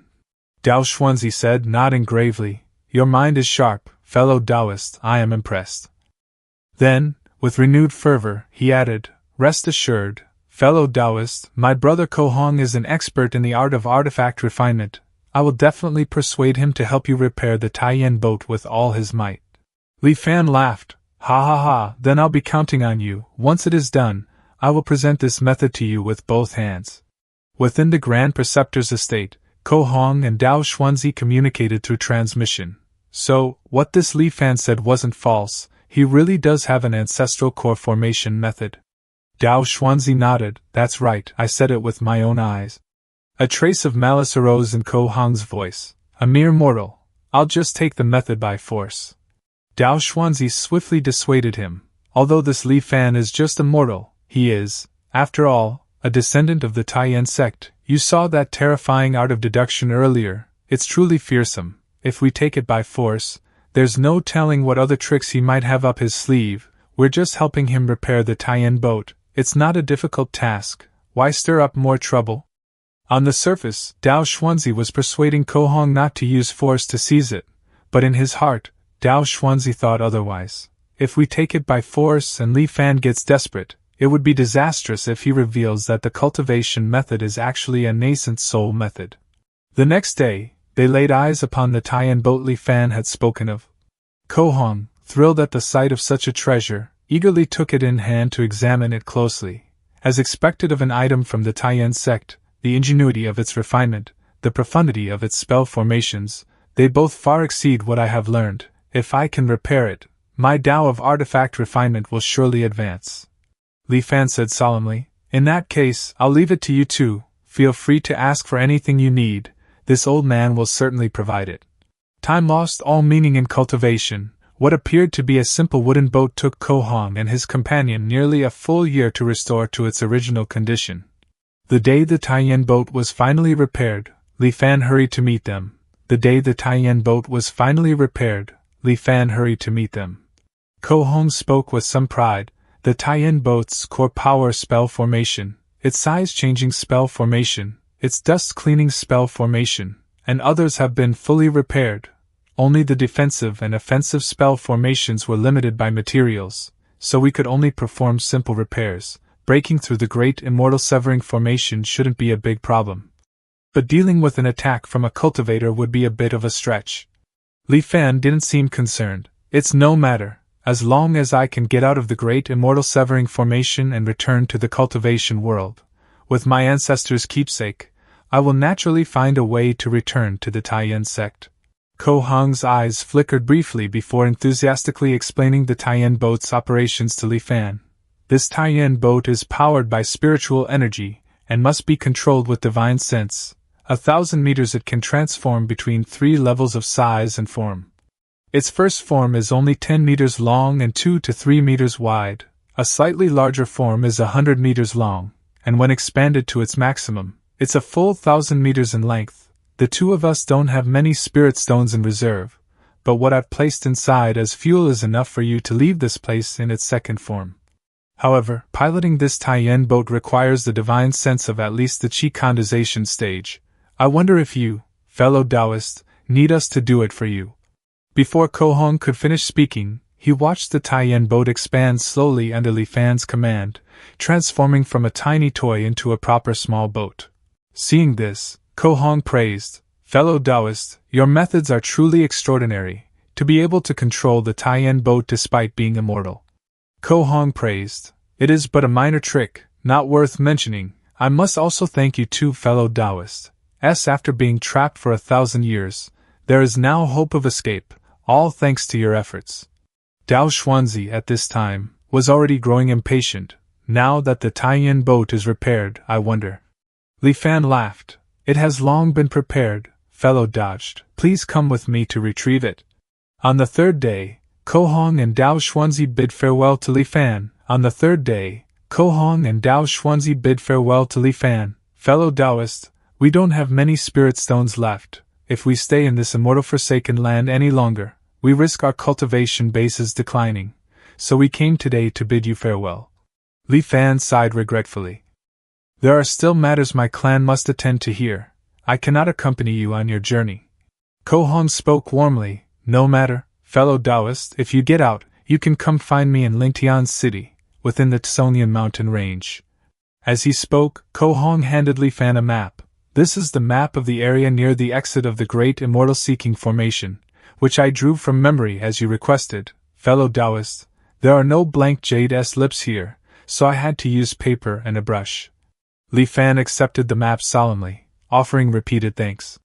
After further pleasantries, Ko Hong and Dao Xuanzi finally transformed into 2 streaks of light and departed.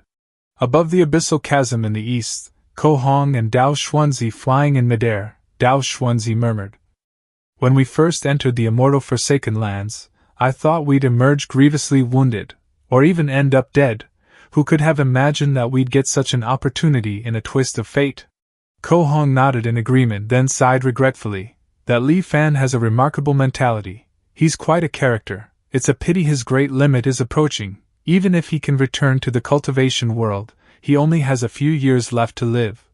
Dao Xuanzi said coolly, "Without achieving longevity, all else is illusion. Did we not turn against each other and fight to the death precisely for a chance at longevity?"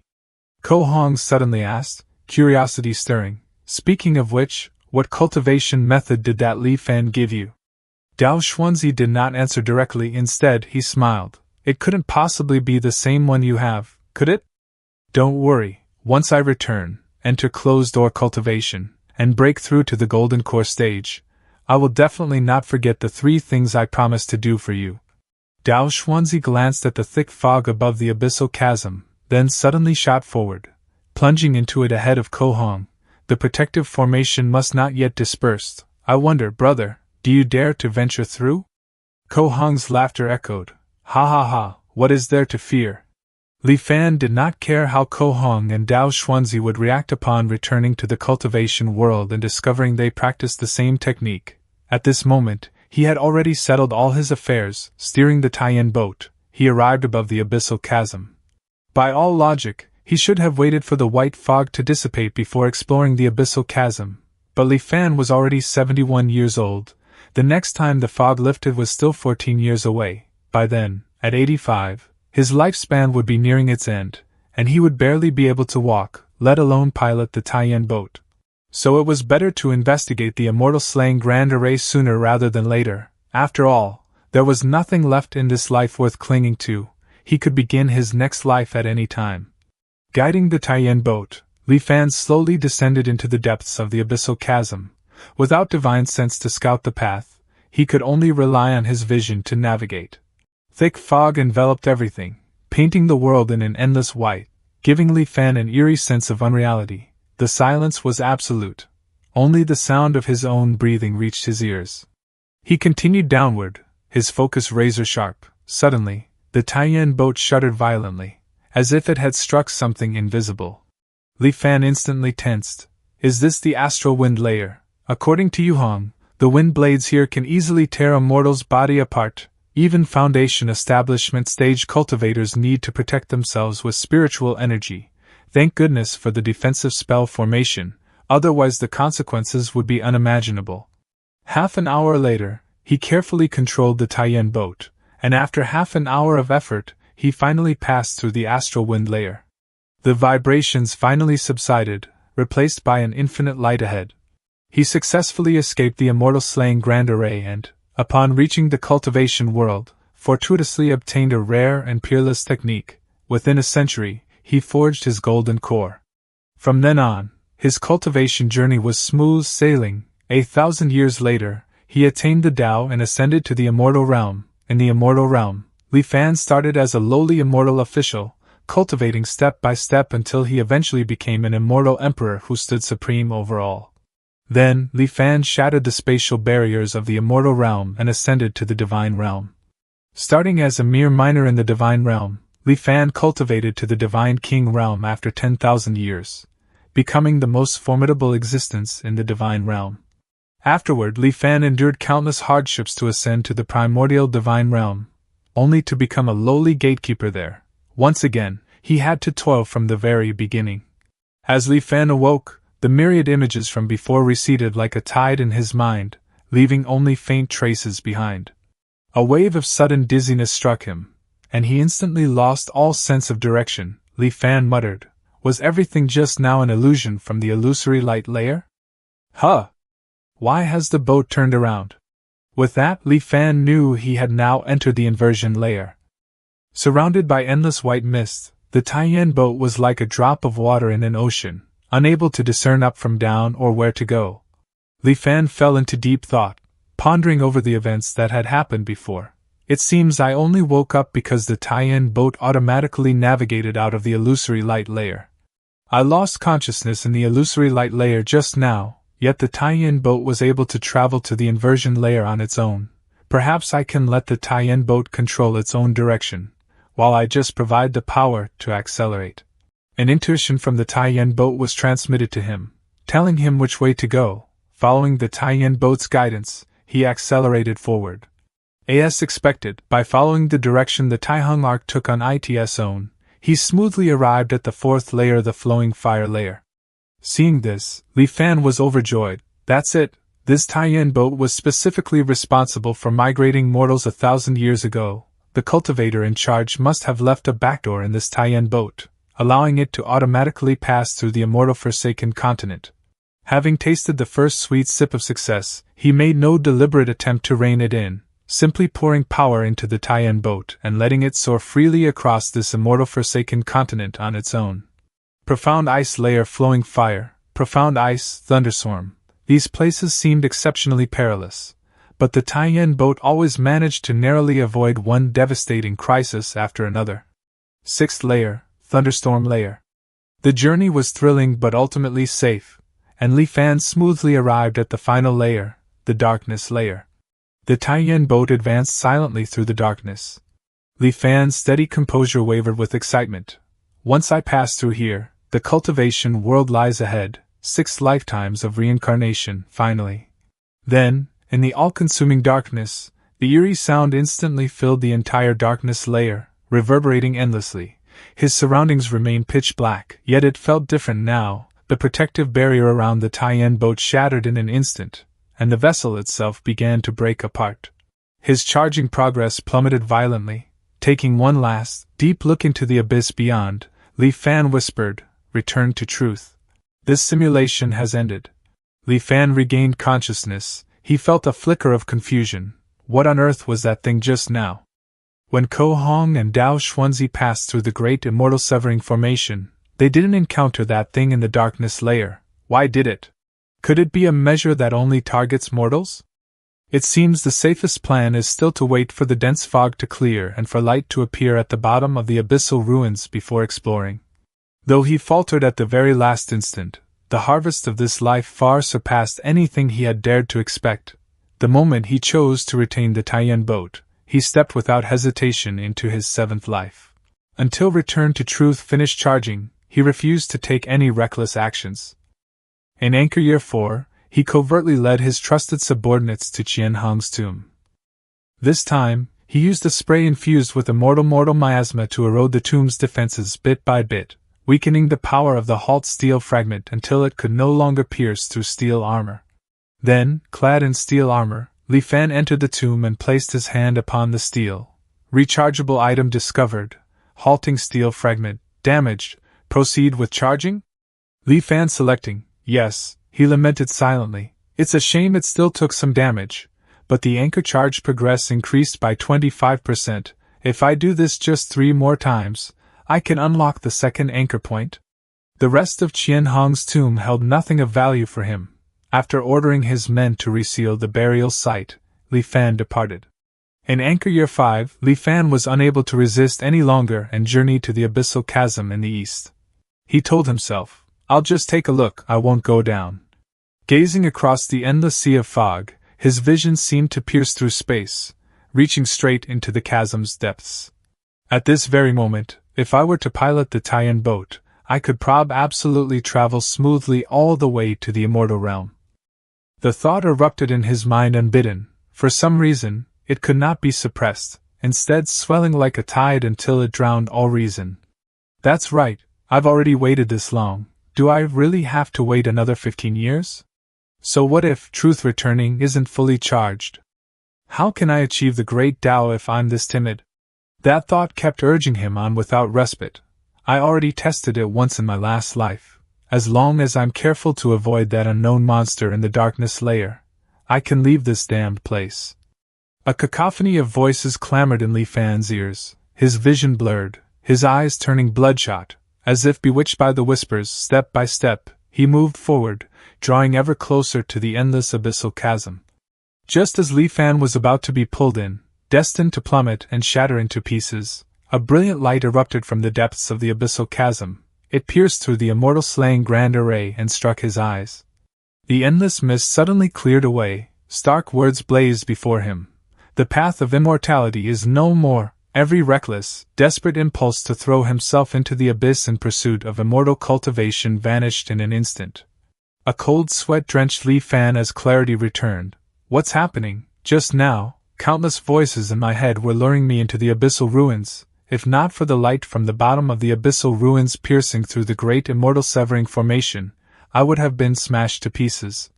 15 years later, in Anchor Year 20, Return to Truth had finally reached full charge. Without further hesitation, he boarded the Taiyan boat and navigated through the thunderstorm layer. His journey tense but uneventful, he stopped just above the darkness layer, waiting patiently. A strong wind rose, disturbed by the unnatural gale. The frenzied thunderstorm gradually quieted, and its fury waned.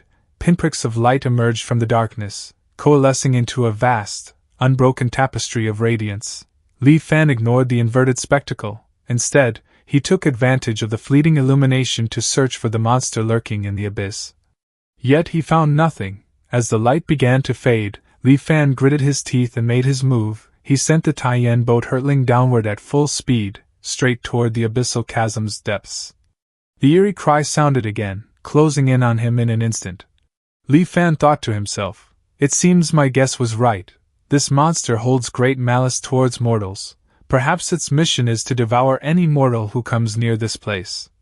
At that moment, Li Fan abruptly veered the Taiyan boat, altering its trajectory in a sharp, graceful arc. Instead of descending, the vessel now shot upward at several times its previous speed. Upward, further upward. Engines roaring at full power, the Taiyan boat surged back up into the thunderstorm layer, just as a wrathful howl erupted from below. Looking toward the abyss, a trace of doubt flashed in Li Fan's heart. Humph? It stopped chasing at the thunderstorm layer? It stopped at the edge of the darkness. I can use the light from the thunderstorm layer to see what it really looks like. By the last, fading glimmer of light, Li Fan finally saw the true form of that monstrous creature lurking in the darkness below. It was a colossal leviathan of a whale, so immense that words failed to describe it. even from Li Fan's considerable distance. He couldn't take in its full size, just its gaping maw alone filled his entire field of vision. Li Fan felt a headache coming on. This giant whale is so enormous, and the Taihang arc is so small, yet every time I pass through, it manages to find me. I can only try other methods. Fortunately, I have plenty of chances to try. Over the next 15 years, he had attempted to force his way through the darkness layer several times, yet with every entry into the darkness layer, the great whale seemed to get better at detecting him.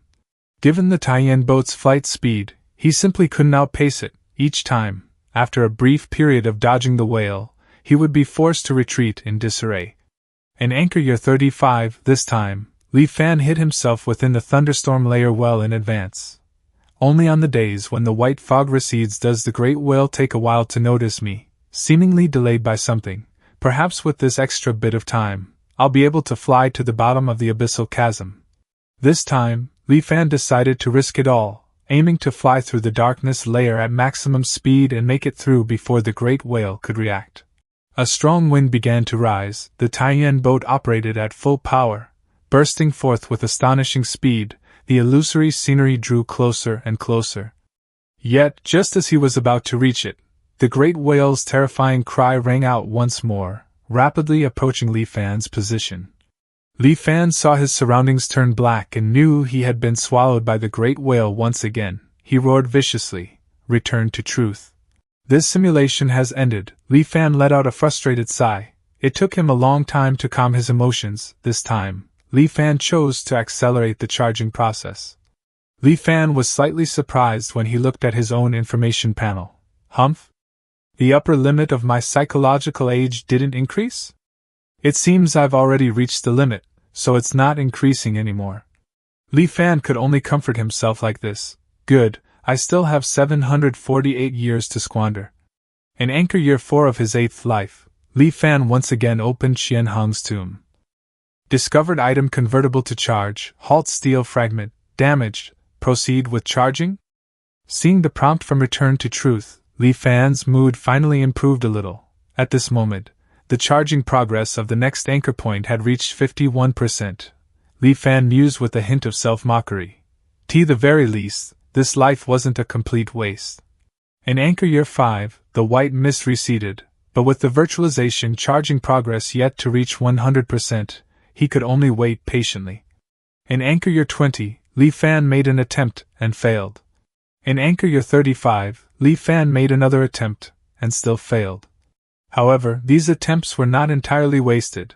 At the very least, he had gotten increasingly proficient at maneuvering the Taiyan boat, and could now endure the great whale's relentless pursuits for longer periods. In anchor year 50, Li Fan did not choose to force his way through the darkness layer again. He had grown old, and his reactions and mental acuity had significantly declined. Even if he made an attempt now, he saw no possibility of success. So, he chose to meet two old friends, to see if he could glean any clues from them. On the day of Li Fan's 70th birthday, Ko Hong and Dao Xuanzi arrived right on time. Dao Xuanzi, do not push me too far. As he listened, Li Fan suddenly felt a pang of nostalgia. Once again, he used the pretext of a golden core technique to lure the two of them to the Grand Preceptor's estate. After 3 rounds of wine, Li Fan produced a scroll painting. It depicted a terrifying, colossal great whale that hid within the darkness. Li Fan inquired, "Have either of you ever seen such a monster?" Li Fan pondered for a moment and added, "My ancestor once said on his deathbed that if I ever had the chance to escape this forsaken land, I wouldn't need to worry about anything else. With the protection of our Sex Taiyan boat, I should be safe. But the final layer, where a giant whale lurks, requires the utmost caution." Ko Hong glanced at the painting, his brow furrowing slightly with disbelief. "There's such a ferocious beast in that pitch-black, empty place? How come I didn't see it?" Dao Xuanzi, however, seemed to recall something. "Could it be?" Li Fan asked, a note of expectation in his voice. "Oh, fellow Taoist seems to know of this beast?" Dao Xuanzi shook his head. "I've only seen records of it in an ancient text. It is said that in ancient times, there was a sect named beast taming. The beast taming sect had no profound cultivation methods, relying solely on their beast taming art. they could control the exotic beasts of heaven and earth to fight for them. Among the most famous exotic beasts controlled by the beast-taming sect, this giant whale seems to be one of them. Seeing this, Ko Hong said hurriedly, "Now that you mention it, I remember, I think it was called a rift-splitting whale?" Li Fan's heart stirred, and he quickly asked, "Do either of you know how to avoid this rift-splitting whale?" Ko Hong and Dao Xuanzi both offered awkward, sheepish smiles. "I've only heard fragments about it. Such an exotic beast disappeared from the cultivation world thousands of years ago. How could we possibly know its habits?" Li Fan couldn't help but feel disappointed. In the end, I still have to rely on myself, huh? He handed the Thousand Mechanisms Jade Cosmos scripture to Dao Xuanzi, sent the two men on their way, and then ended this lifetime. This was his 9th life. In this life, Li Fan once again opened Qian Hong's tomb, intending to absorb the halt steel fragment to increase the charging progress of the next anchor point. Unfortunately, Return to Truth showed no reaction whatsoever. In anchor years 20, 35, and 50, Li Fan tried every method he could think of, but under the watchful, predatory gaze of the great whale, he still failed to charge through the darkness layer. He's too old now. He can no longer outwit or outfight the giant whale. He won't force it. He'll just completely give up control of the Taihang boat and let it slowly drift toward the bottom of the abyssal ruins from the very beginning. Astral wind layer, illusory light layer, inversion layer, flowing fire layer, profound ice layer, thunderstorm layer, darkness layer. Li Fan drifted into a hazy sleep. When he awoke, he was shocked to discover that the Taiyan boat was already nearing the bottom of the abyssal chasm. Li Fan was utterly perplexed. What's going on? Why didn't the realm-splitting whale appear this time? But that did not stop him from revving up the boat's power and speeding at full velocity toward the scattered points of light. Can't miss this chance, full speed ahead. But as Li Fan accelerated, the roar of the great whale suddenly erupted. Li Fan deeply furrowed his brow. Why did it suddenly discover me now? Then, like a lightning bolt illuminating the night sky, Li Fan abruptly understood. I see, this rift-splitting whale cannot see, or rather, it ignores objects moving at a constant velocity. As long as I maintain the same speed, I can pass through this great immortal severing formation safely. Having unraveled this crucial point, Li Fan could not help but laugh aloud. Ha ha ha, the last shackle keeping me in this immortal forsaken land has been completely broken by me. With that, the final shackle binding him to this immortal forsaken land was completely shattered. Amid Li Fan's wild laughter and the great whale's furious roars, the Taiyan boat burst through the rift between the two worlds, about to return to the cultivation world. His surroundings blurred, and he felt himself traverse the distance of multiple worlds in an instant. The immense pressure made Li Fan grunt sharply, and blood streamed from his nose and eyes, but he paid it no mind whatsoever. Drawn endlessly upward, Li Fan turned his gaze back toward the immortal forsaken land. From such vast distance and soaring height, he witnessed a sight that would be seared into his memory for all eternity. It's the rift-splitting whale. Thousands upon thousands of realm-splitting whales, moving non-stop in great pods, carved out swathes of pitch-black space from the void. Meanwhile, the immortal forsaken land that Li Fan had left receded ever farther from the cultivation world. The Taiyan boat broke through the immortal slaying grand array, emerging within a stretch of mountain ranges. Below lay a bottomless pit which emanated an aura faintly similar to the abyssal chasm. Rolling mountains wreathed in clouds and mist stretched into the distance, making for a magnificent and awe-inspiring sight. On the tallest of these peaks, an immense city hung suspended in the air. Li Fan wanted to laugh heartily, but could only manage an uncontrollable cough while spitting up fresh blood. He was far too old. He had already been teetering on the brink of life and death, and the pressure from crossing the immortal slaying grand array had utterly drained his remaining vitality. Yet being able to catch a single glimpse of the cultivation world before dying meant this lifetime had not been lived in vain. An aged yet hopeful voice rang out, "Return to truth. This simulation has ended." After the darkness, Li Fan's consciousness gradually returned. After 9 lifetimes, across nearly 500 long years, he had finally brushed against the threshold of cultivation. According to his initial plan, Li Fan had intended to accelerate the charging process, the sooner Return to Truth finished charging, the sooner he could leave for the cultivation world. Yet, upon seeing the list of available items to choose from, Li Fan hesitated once more. Listed clearly among them was the halt steel fragment. After some consideration, Li Fan ultimately decided to retain the steel fragment. He wanted to take this opportunity to verify a certain hypothesis. Since he had not chosen to accelerate the charging, he would have to wait 20 years for it to complete. In the third anchor year, he arrived outside Qian Hong's tomb. He did not choose to use the immortal miasma to break into the tomb, but instead directly took out the halting steel fragment from Return to Truth. After this steel fragment brought from the previous life appeared in the world, a wondrous change occurred. It actually began to slowly dissipate, like an ice block under the scorching sun, and the formation generated by the halting steel fragment inside Qian Hong's tomb clearly grew much stronger. Gazing at the scene before him, Li Fan thought to himself, "It's just as I thought, mystical objects of heaven and earth possesses uniqueness. Two identical mystical objects should not exist in the world, yet, with Ilyuanzin's ability, created an identical one from thin air. The consequence is that the two mystical objects spontaneously merged, ultimately becoming one." Li Fan narrowed his eyes and ordered his subordinates to begin breaching the tomb using the immortal miasma spray. The enhanced halt steel fragment was indeed extraordinary. Even with the use of immortal miasma, it took considerable effort to whittle down its power. Li Fan entered Qian Hong's tomb, his gaze falling on the halt steel fragment. There were no major changes in its appearance, it merely looked slightly less dilapidated. Li Fan thought with regret, Return to Truth still can't absorb it. It seems this steel needs to be repaired more completely before it has new energy for Ilyuanzin to absorb. After ordering his subordinates to move the steel fragment out of the tomb chamber, he stored this enhanced halt steel fragment in the Taiyan boat, keeping it as part of his belongings for his future journey to the cultivation world. In anchor year 20, when Return to Truth was about to finish charging, Li Fan ruthlessly executed a group of corrupt officials and oppressive landlords, seizing all the gold, silver, and jewels their families had accumulated over generations.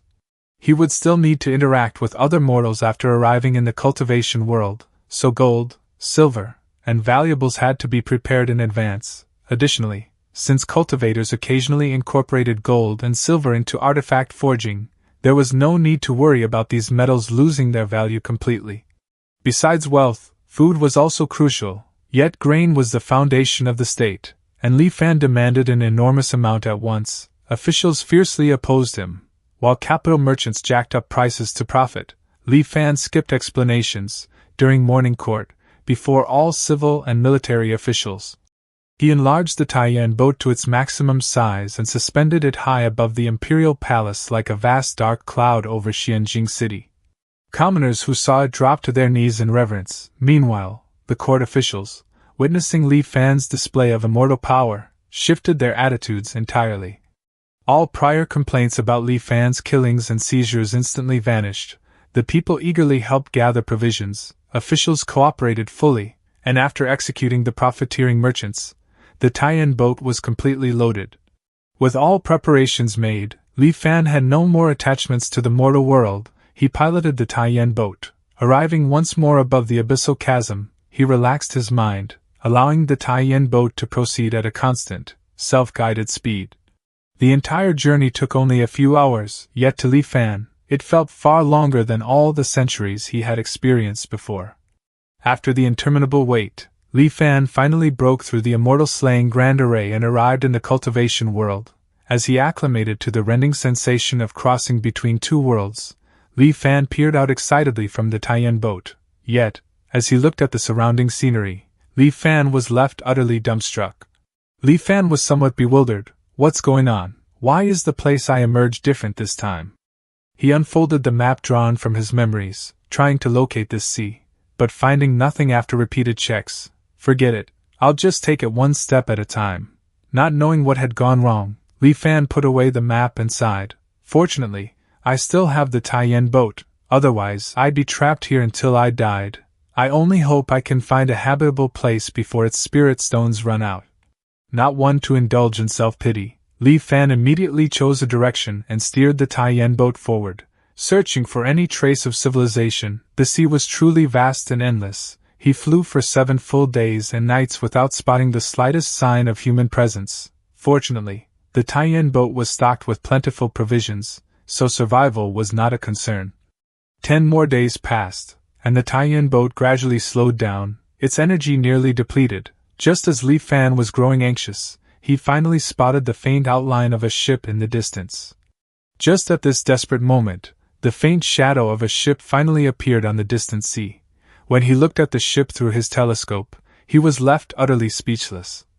As he drew nearer, however, he was struck speechless. It was a ship, all right, but one on the verge of sinking. It seemed to have been through some kind of attack. There was a massive hole in its hull, and 2/3 of it was already submerged underwater. Several dozen people struggled in the waters around the half-sunken ship, clearly all crew members from the vessel. Most of them could barely swim, clinging desperately to broken planks to stay afloat. Just as Li Fan hesitated over whether to reveal the Taiyan boat and rescue them, one survivor shouted with all his strength, "Don't panic, everyone, I've already sent a signal to the Immortal Master, he'll come save us soon, hold on just a bit longer." Hearing this, Li Fan's mind stirred. Immortal Master? He put away the Taiyan boat, jumped into the sea, and quietly swam toward the group of people. Silently blending into the crowd, Li Fan also pretended to struggle for survival. After a good while, a stream of light flew over from a distance and halted above the group. Seeing that hope had arrived, they quickly cried out one after another, "Immortal Master, save me! Immortal Master, help!" How noisy! The voice sounded male, but his clothing and face were unclear, as though obscured by a layer of gauze. The man then snorted coldly and cast some unknown arcane art. Li Fan found himself unable to make a sound, and the entire crowd also fell silent. The Immortal Master then flew to the side of the sinking ship. With one hand, he raised the vessel out of the water. After that, a beam of light shot out, and the large hole in the ship's hull was repaired in a matter of moments. Then, he looked at the group of people floating in the sea. With another cold snort, he made a grasping motion, and lifted his hand. Li Fan and the others felt themselves grabbed by an invisible force, lifted up, and flung toward the repaired ship. Thud, thud, thud, the rescued mortals were thrown roughly onto the deck like dumplings dumped into a pot. After everyone had been saved, the Immortal Master flew above the ship and spoke with a sharp tone. Who sent the signal? The man who had spoken earlier to comfort the group quickly knelt on the ground. The Immortal Master waved his hand, releasing the spell on him. He man-cowed out repeatedly as he said, "This lowly one, Su Changyu." As Su Changyu? Not him. The Immortal Master cut him off. "You know the rules, right? Once we reach the destination, I have nothing to do with any of you. I have never seen you, and I don't know who you are, understood?" Su Changyu cowed out again. "I understand. Before we departed, the elders in my family explained." Halfway through his words, his voice vanished again. It turned out the Immortal Master had nodded in satisfaction and then casually silenced Su Changyu once more. He cast some unknown arcane art, and the vessel swiftly began cutting through the waves toward a specific destination. Ignoring the mortals, the Immortal Master moved to the ship's prow. An eerie silence fell over the ship, which continued for the better part of the day. Only after nightfall did a faint, shimmering light finally appear in the distance. At first glance, it was a prosperous island, the distant murmur of a bustling city carried on the wind. Even this far out, hundreds of large ships were moored at its docks, making for a truly magnificent sight. Their ship, however, did not sail toward the main docks. Instead, it circled halfway around the island, heading for a more sparsely populated area on its far side. Quietly, the ship slipped into a natural waterway leading into a cavern. It navigated the narrow, winding passages of the cave for some time before finally coming to a stop. Once the ship was secured, several burly figures clad in black came aboard to receive them. The black-clad men acted as if the Immortal Master were invisible. They simply herded everyone off the ship. None uttered a single word throughout the entire process. After leading the group into a spacious hall, one of the black-clad men finally spoke. "You will rest here tonight. There is plenty of food in the hall. You may take it as you wish. Tomorrow, someone will take you to get your identities registered." With that, the black-clad man turned and left. A long time passed before the immortal master's silencing spell finally wore off. Then, people began to talk in small, hushed voices. What rotten luck, to actually run into a sea monster. There were nearly 100 of us when we set out, but now, less than half have survived. I don't know what my father was thinking, insisting on sending me to this great world to cultivate. If you asked me, how can cultivating be as fun as listening to music?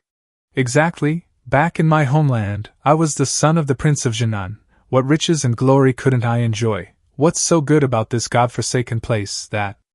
It was then that the man named Su Changyu spoke up. What's the point of saying this now? Which of your families didn't pay a huge price to send you all here?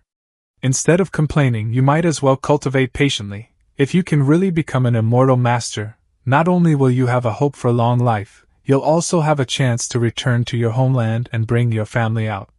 As Li Fan listened to their conversation in the shadows, he began to understand just who these people were. These people, I'm afraid they're just like me, mortals exiled from a land of immortal extinction. Li Fan stroked his chin, lost in thought.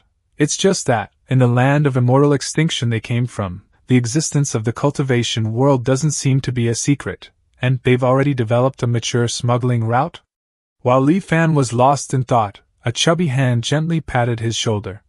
The young man clapped Li Fan on the shoulder with an air of overfamiliarity. Brother, you look a bit unfamiliar. May I ask what official post you held in Dal? Or perhaps you are a wealthy merchant from one of the provinces?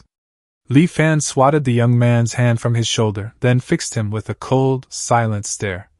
The chubby youth instantly felt as if a venomous serpent had locked eyes with him, and a chill crept up his spine. Goodbye. My goodness, that scared me to death. That old man looks like he's been in a high position for years. He's no simple character.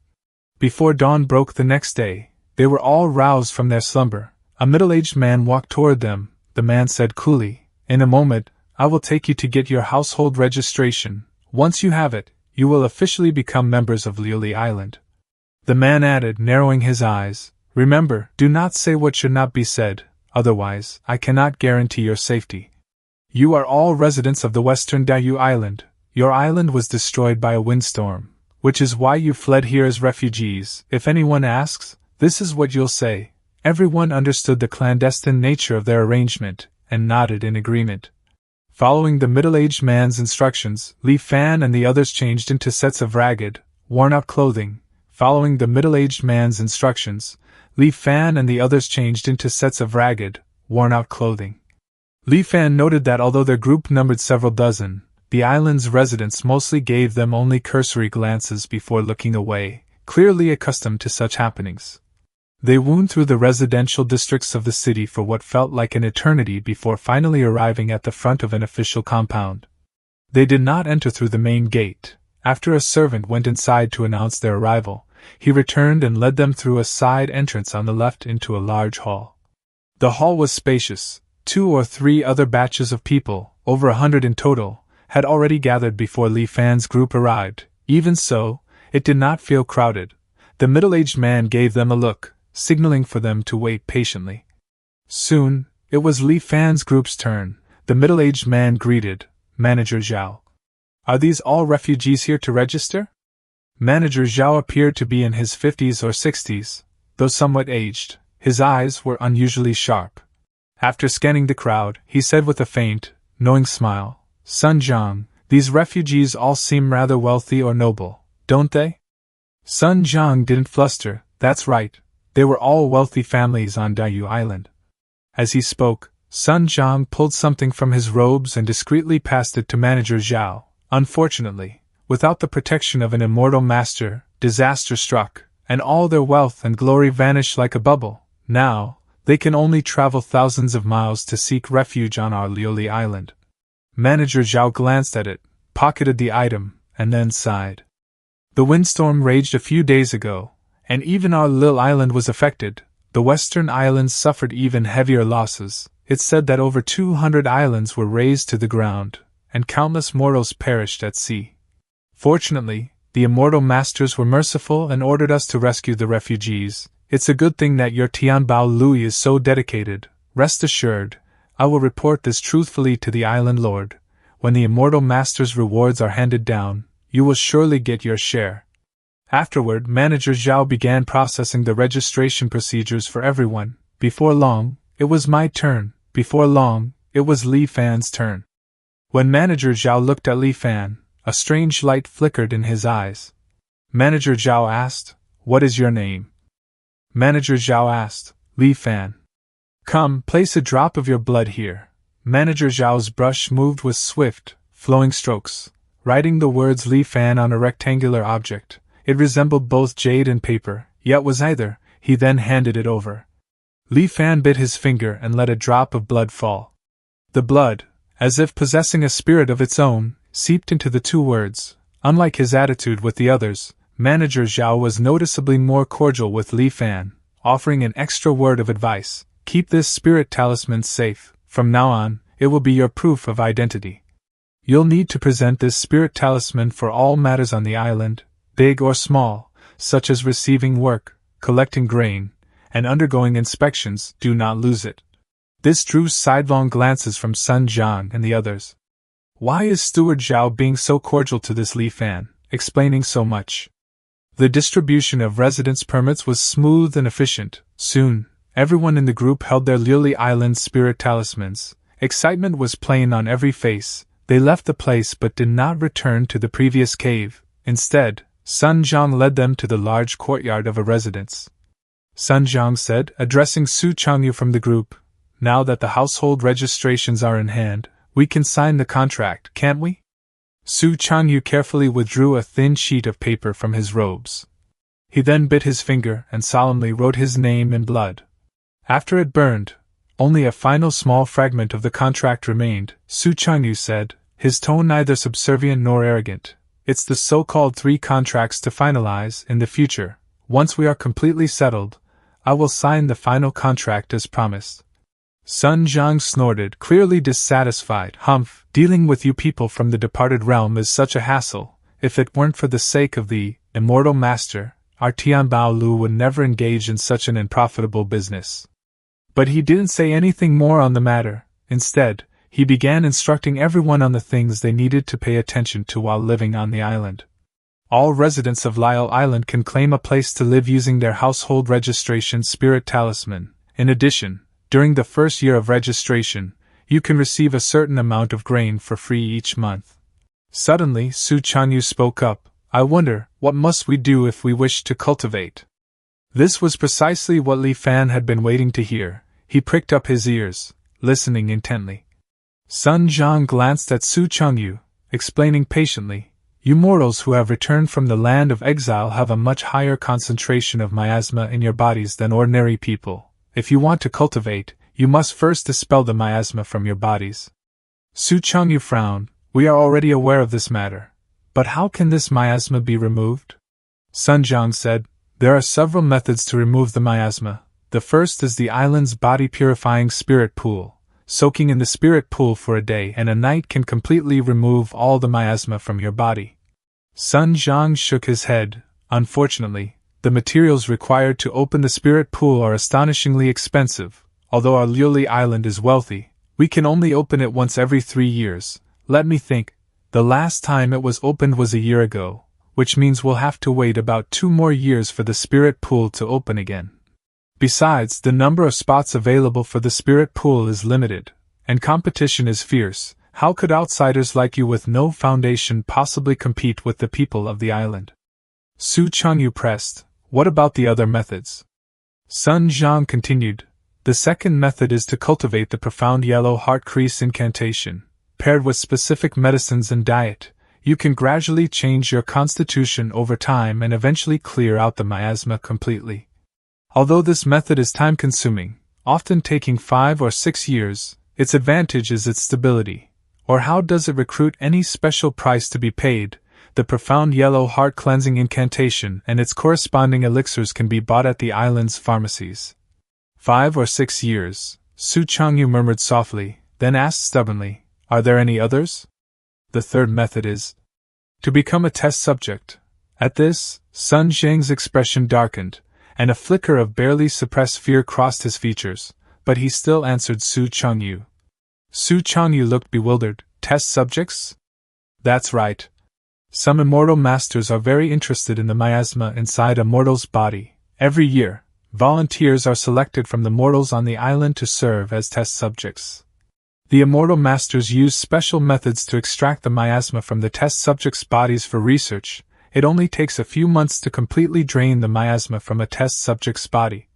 Sun Zhang's face seemed to pale, as if recalling something. However, the process is excruciatingly painful. It's a state of being unable to live and unable to die. Often, the vast majority of people can't endure until the miasma is fully extracted and are driven completely mad by the torture. It was unclear if Su Changyu had truly taken in Sun Zhang's warning. He remained silent for a moment before asking again, "Aren't there any other methods?" Sun Zhang shook his head. It's said that the direct mortal descendants of those immortal masters can rely on heavenly materials and earthly treasures to reconstruct their bodies. Not only would they no longer have to worry about the affliction of miasma, but they could also improve their cultivation aptitude. However, such methods are beyond your imagination. Even our island lord of Lyell Island doesn't receive such treatment. This is all I know. If you truly wish to cultivate, you should all think it over carefully in the coming days. Sun Zhang noticed Su Changyu's despondent expression and couldn't help but offer consolation. I know you've all returned from the land of exile after enduring countless hardships, and you all have a heart that yearns for the Tao. Who among us wasn't like that in the beginning? Sun Zhang comforted Su Changyu, though perhaps he was also comforting himself. Unfortunately, the path of immortality is incredibly difficult. Even if you can remove all the miasma from your body, very few can sense the spiritual energy of heaven and earth and guide it into their bodies. Why seek out trouble? There's nothing wrong with being immortal. Instead of bitterly pursuing the path of immortality, it's better to enjoy life, indulge your passions, and live in the moment. With these words, Sun Zhang departed. Among the gathered crowd, some wore expressions of delight, appearing to take Sun Zhang's advice to heart. Others, unable to accept the sheer difficulty of cultivation, broke down in tears on the spot. Meanwhile, some were fraught with worry, unsure of what to do. Only Su Changyu's face held a steely resolve, as if he had quietly made some firm decision. Only Su Changyu's face held a steely resolve, as if he had quietly made some firm decision. Li Fan presented his spirit talisman, and was led by someone to the residential district in the northern part of Liuli Island. Li Fan presented his spirit talisman and was led by someone to the residential district in the northern part of Liuli Island. Most were single-room structures, but each had a small courtyard enclosed by walls, so it didn't look too shabby. Row 6, Unit 7, this is it. The man handed Li Fan the key impatiently before hurrying off.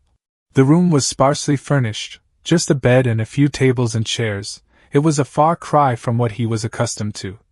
But he paid little mind to such material comforts. After a quick tidy-up, Li Fan settled down to contemplate his next move. It's all thanks to those people from the departed realm. Unfortunately, aside from Su Changyu, this group seems to be entirely mediocre, with no heart for the Tao, incapable of achieving anything great. My immediate goal is to purge the miasma from my body. A spot in the body purification spirit pool may be valuable, but the treasures held in the Taiyan boat should be more than sufficient. Securing a spot won't be difficult if I bring them out. The downside is drawing too much attention. As the saying goes, wealth should not be flaunted. As an outsider with no roots here, suddenly revealing such riches would inevitably attract unwanted attention. I'll need to plan this carefully. Suddenly, a knock at the door interrupted Li Fan's thoughts. Li Fan instantly grew wary. Who's there? It's me. The voice was low, yet vaguely familiar. Without changing his expression, Li Fan took out a dagger from the Taiyan boat, and concealed it in his sleeve. Li Fan cracked the door open just enough to see his visitor. It was that chubby youth who had tried to accost him earlier. Without hesitation, Li Fan moved to slam the door shut. Wait, the youth blurted, hastily wedging a hand in the gap and lowering his voice to a conspiratorial whisper. You're not from Li World, are you? What? Li Fan faltered for an instant. The chubby youth seized the opening to shove his way inside. He looked Li Fan up and down, a sly, predatory glint in his eyes. Who are you, and what is your purpose in sneaking onto Liuli Island? Li Fan countered. How did you know I'm not from the departed realm? The fat man's face twisted into a sneer. When we fell into the water, I vaguely saw you suddenly emerge from underwater. At first, I thought it was an illusion. Later, after thinking it over carefully, I realized you weren't in our group when we left the departed realm. The chubby youth puffed out his chest, oozing smug satisfaction. Li Fan conceded with a nod. It seems you're quite astute and sharp-minded. That chubby fellow added, of course, besides me, not a single one of those idiots noticed a stranger had snuck in. Li Fan pressed. Are you sure no one else besides you noticed? Of course not. How could those fools compare to this young master?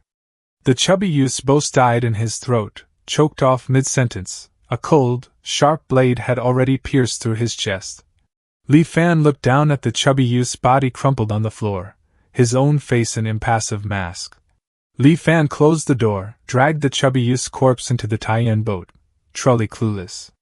Relying on a bit of cleverness, you discovered I might have snuck in under a false identity, and you couldn't wait to come and threaten me. You don't even stop to think, didn't you people from the departed realm also get your household registration by falsely claiming to be refugees? Now that you have a Liuli Island household registration, you really think of yourselves as natives. That immortal master whose face was unclear, the one who came to meet you, and Sun Zheng's Tianbao Lu, they all acted very cautiously, afraid of being found out. Clearly, the identity of being immortal from the land of exile is something that must be kept secret. Tianbao Lu and that group from the departed realm wouldn't dare to investigate this with great fanfare. Even if they investigate and find out the fatty came to see me before he disappeared, now that not even a body can be found, as long as I insist I never saw him, they can't do anything to me. Just as Li Fan predicted, several days passed without anyone paying attention to the chubby youth's mysterious disappearance. Aside from a single inquiry from Su Changyu, this incident was merely a small interlude in Li Fan's life on the island, and he soon put it out of his mind. Li Fan spent his time gathering information about various matters on the island. At the same time, he considered how he could use the treasures stored in the Taiyan boat in a manner that wouldn't raise eyebrows. Gradually, Li Fan developed a general understanding of Liuli Island. The sea surrounding the island was known as the Tsongyan Sea. This Tsongyan Sea was vast and boundless, dotted with tens of thousands of islands, both large and small. Liuli Island was located in the southern part of the central Tsongyan Sea region and was considered a medium-sized island. It was named after the Liuli fish, a species abundant in the surrounding waters and known for its exceptionally tender flesh. Liuli fish were not only popular among mortals on nearby islands, but immortal masters as well. This was because the Liuli pearls occasionally found within them were used to refine a certain type of pill. Therefore, an immortal master was stationed on Liuli Island, and every year, a certain quantity of Liuli pearls had to be presented to them as tribute. Heading out to sea to catch Liuli fish was the most popular. Not only was it relatively low risk, but the pay was excellent. Fishermen only had to surrender 70% of their catch. They could keep the remaining 30% to sell privately. This made fishing a highly coveted job. Unfortunately, going out to sea requires large boats, and the schools of Liuli fish are unpredictable. Finding the schools requires a special spirit lure from the island. The spirit lure is only distributed by the Liuli Manor when going out to sea and is collected upon return. Private fishing is not allowed. If caught, the penalty is immediate execution. Therefore, fishing for Liuli fish can only be done with permission from the Liuli Manor. Recently, a ship that set out not only returned with a bountiful haul of Liuli fish but also chanced upon a shipwreck.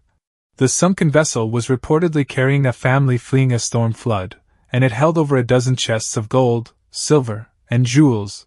The island's rule for items salvaged from wrecks was the same as for Liuli fish. The crew could keep 30% for themselves. The island's rule for items salvaged from wrecks was the same as for Liuli fish. The crew could keep 30% for themselves. Watching the crew members grinning so wide it threatened to split their faces, many on the island grew green with jealousy. They began scrambling in private, pulling strings and calling in favors, all desperate to secure a spot on the next voyage. As long as he could go out to sea alone, he would be able to launder the treasures from the Taihang Ark by staging a shipwreck. The only difficulty was how to obtain the qualification to sail alone. There were far too many people on the island vying to join the fleet. After some casual inquiries, he learned the key. The island lord of Liuli Island has 3 trusted aides. Steward Zhao is in charge of personnel, Steward Qian is in charge of finances, and Steward Zhou is in charge of security. The vast majority of spots for the fleet's sea voyages are in Steward Qian's hands. Steward Zhao and Steward Zhou have always wanted to get involved, but Steward Qian has maintained tight control, only allocating 1 or 2 fleets to them. Recalling Manager Zhao's reaction to him on the day he registered for residency, Li Fan thought it might be worthwhile to pay this Manager Zhao a visit. But Manager Zhao wasn't someone the current Li Fan could simply meet on a whim. Li Fan decided his best approach was still through Sun Zhang of the Tianbao Pavilion. After finding out its location, Li Fan went to the Tianbao Pavilion's entrance, seeking an audience with Sun Zhang, but he was met with a shut door. Several men in black at the entrance glared at Li Fan with ill intent, looking ready to fight at the slightest provocation.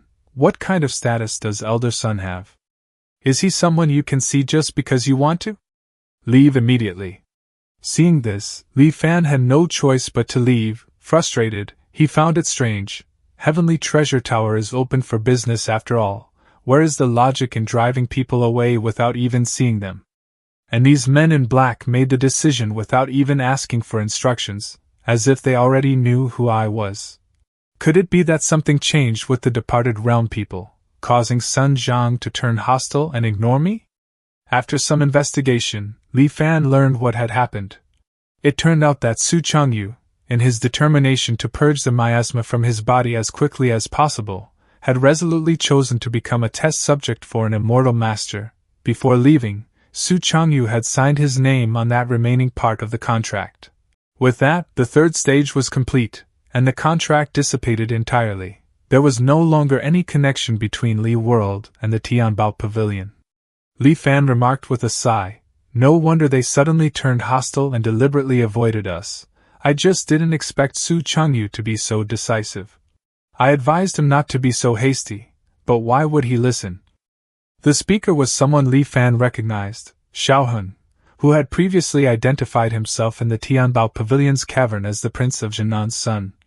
If it weren't to save his terminally ill sister, Brother Su wouldn't have been so desperate. Xiaohun seemed to share an exceptionally close bond with Su Changyu, and now radiated utter dejection. Hearing this, Li Fan fell silent, lost in thought. Though Sun Zhang tried to avoid him, Li Fan refused to give up. From the comforting words he'd given Su Changyu, it was clear Sun Zhang wasn't a villain. His earlier coldness was merely to distance himself from mortals of the immortal Forsaken Lands. Li Fan preferred dealing with someone whose character he could somewhat read over a total stranger. Thus, he turned back and once more and stood in front of Tianbao Pavilion. The black-clothed guard at the entrance glared at Li Fan with open hostility. "You kid, why are you back again? Are you looking for death?" Li Fan smiled faintly. He deliberately raised his voice, drawing curious glances from passers-by. "I came to do business with your Heavenly Treasure Tower. You want to drive me away without even talking. Is this your Heavenly Treasure Tower's way of treating guests?" He guard's face flushed with anger, and he moved to strike, but was held back by his companion. After a servant went inside to inquire, the guard returned with obvious reluctance and led Li Fan in. He was seated in a guest room, where a female attendant served him a cup of tea. Li Fan took a sip. The tea warmed his stomach, and a comforting heat instantly spread through his entire body. "Good tea," Li Fan couldn't help but praise. A man walked in with a smile, speaking unhurriedly. It was Sun Zhang. "Dayu Pale Dragon grows on the submarine volcanic craters around Dayu Island. There are only a dozen or so plants. Now, with the destruction of Dayu Island, this Dayu Pale Dragon has temporarily become a unique rarity. Then I am basking in your light, Elder Sun." Li Fan showed no hesitation, downing the remaining tea in one gulp. Only after Li Fan set the cup down did Sun Zhang narrow his eyes and ask slowly, "The matters of Dali are finished. There should be no more entanglements between you and me. Why have you sought me out again now?" His tone was blunt, and his eyes hid a sharp killing intent, as if Li Fan's answer would determine whether he lived or died. Ignoring the accusatory tone, Li Fan smiled in response. "Elder Sun has misunderstood. I am indeed here to discuss a business deal." Sun Jiang first looked stunned, then scoffed, scrutinizing Li Fan from head to toe. Business? You? Li Fan's expression remained unchanged, his smile unwavering. Seeing this, Sun Jiang gradually grew serious. What business? Li Fan said slowly. I wonder if Heavenly Treasure Tower is interested in a quota for the seafaring fleet. Sun Jiang slowly spoke. Every time the fleet goes out to sea, not to mention the treasures that can be salvaged, just the lily fish and other marine specialties are enough to make a fortune. If I said our Heavenly Treasure Tower wasn't interested, that would be impossible. Sun Jiang stared intently at Li Fan, as if trying to read the truth from his face. But the fleet quotas are firmly controlled by Steward Qian, let alone our tower. Even Steward Zhao can only get 1 or 2 spots. You are a newcomer. What ability do you have to dare scheme for it? Li Fan stated with unwavering confidence. If you let me see Steward Zhao, I have my own way to persuade him. Seeing Li Fan's absolute certainty, Sun Jiang momentarily wavered, unsure how to proceed. Just then, a somewhat languid voice drifted in from outside the room. Then let him see Steward Zhao. It's not a difficult thing. If it fails, chop him up and throw him into the sea to feed the fish. Li Fan's eyes sharpened as he saw a woman in clothes yellow robes step inside. Her face was veiled, and her voice sounded young, perhaps 17 or 18, but her curvaceous figure radiated a mature allure. Greetings, shopkeeper, Sun Jiang said immediately, rising to his feet and offering a respectful bow upon seeing the woman in yellow. Then I thank you in advance, shopkeeper, Li Fan said, his expression unchanged as he cupped his hands in a salute. The woman in yellow said, tilting her head as she sat down opposite Li Fan, You seem to have some confidence. It doesn't look like you're talking big. Li Fan stated plainly, This humble one always keeps his promises, my word is my bond. The woman in yellow let out a soft, tinkling laugh. If it really succeeds, my Heavenly Treasure Tower will want to extract a corresponding benefit. Li Fan nodded, his words startling everyone present. According to the island's rules, 3/10 of the harvest from each voyage can be kept for oneself. I don't want a single cent of those 3/10. Half goes to Steward Zhao, and half goes to your Heavenly Treasure Tower. The woman in yellow was momentarily stunned. She looked him over again, more carefully this time. That's strange. In that case, going to such great lengths, what is it that you want? Li Fan stated frankly. I only want the quota to enter the body-purifying spirit pool once every 3 years. Eh? The woman was truly shocked now. She stared at him for a long moment, as if trying to confirm she hadn't misheard. Li Fan met her gaze without the slightest hesitation. The woman in yellow burst into uproarious laughter, as if she just heard the most hilarious joke in her life. Ha ha ha, please, uncle, you're already at this age, and you still want to learn from others to cultivate immortality. She laughed for a good while, barely managing to get the words out before another wave of laughter overtook her. Sun Jiang looked at Li Fan, his face also a mask of utter skepticism. Li Fan said quietly, Only seeking eternal life? I will not regret it even if I die. The woman in yellow fell silent for a long time. She declared finally, Good, I agree to this matter. Wait until a date is set, I will send someone to notify you. In that case, it is settled. I live in house number 7, 6th longitudinal outside the city. You can find me there. Li Fan cupped his hands once more, turned, and left. After a long silence, Sun Jiang could no longer hold back. Shopkeeper, about that spot in the body-purifying spirit pool.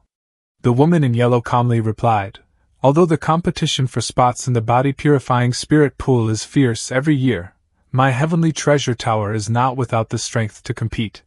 She revealed a confident smile and continued, If he can truly secure a seafaring fleet, then in just 5 years, the profits brought by the fleet would be enough to cover the cost of a spot. This business is a sure win with no loss.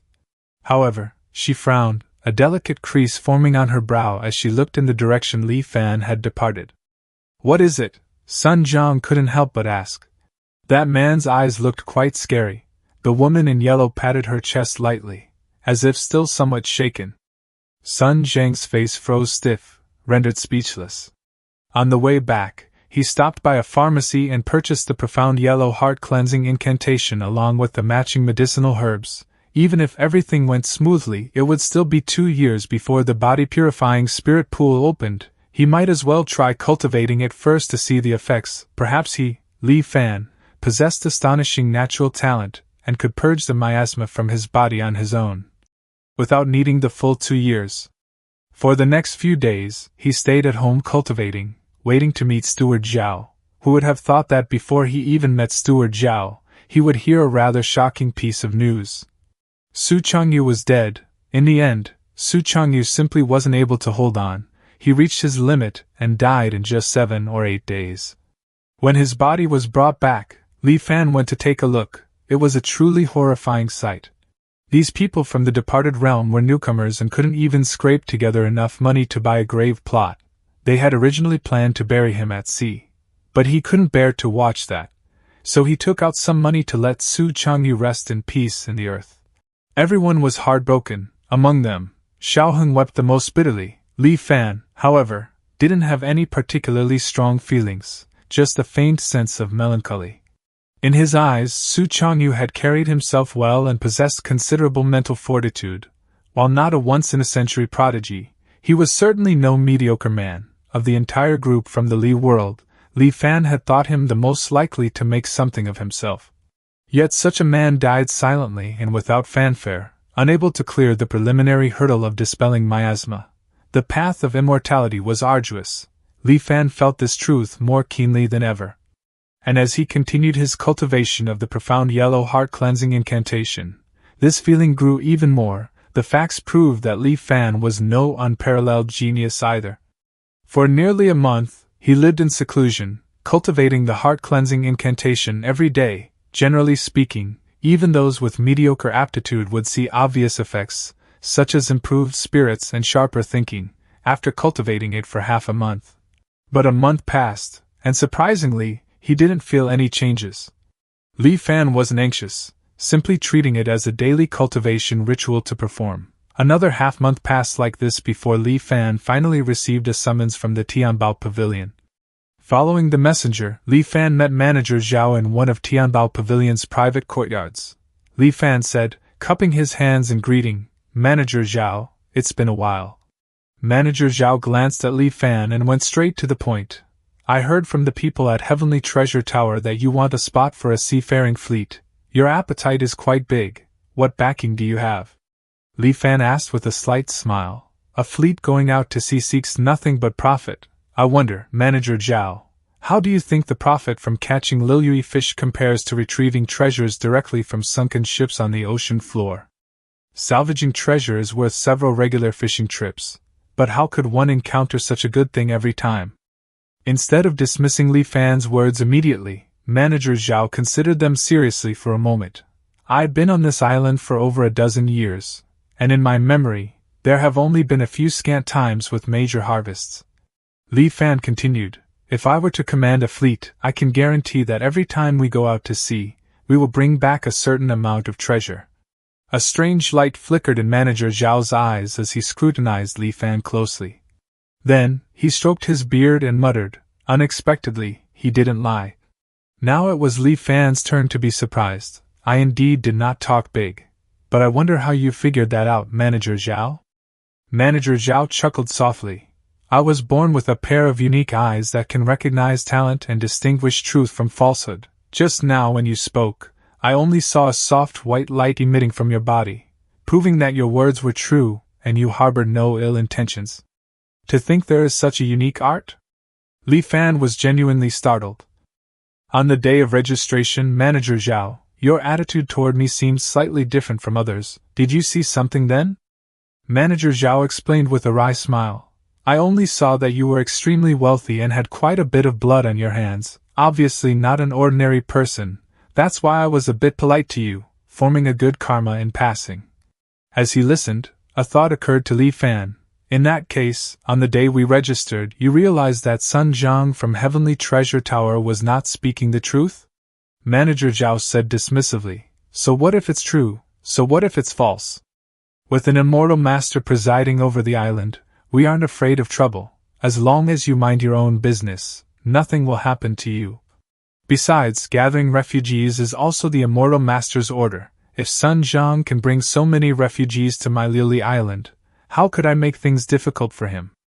Listening to this, Li Fan gained a general understanding of Manager Zhao's principles. I see, since Steward Zhao can see that I am not speaking falsely, can you consider the matter of the seafaring spot? Manager Zhao tapped his fingers lightly on the table a few times before speaking. You are a newcomer with no foundation. If I rashly hand the fleet over to you, it will certainly cause much dissatisfaction. How about this? Next time the fleet goes out, you go with them. If you really can salvage treasure every time you go out, then in just a few trips, the crew will surely be convinced by you. At that time, you can take over the fleet justifiably. Finding the arrangement perfectly acceptable, Li Fan said, your considerations are thorough indeed, Manager Zhao. And so, the matter was settled with unusual smoothness.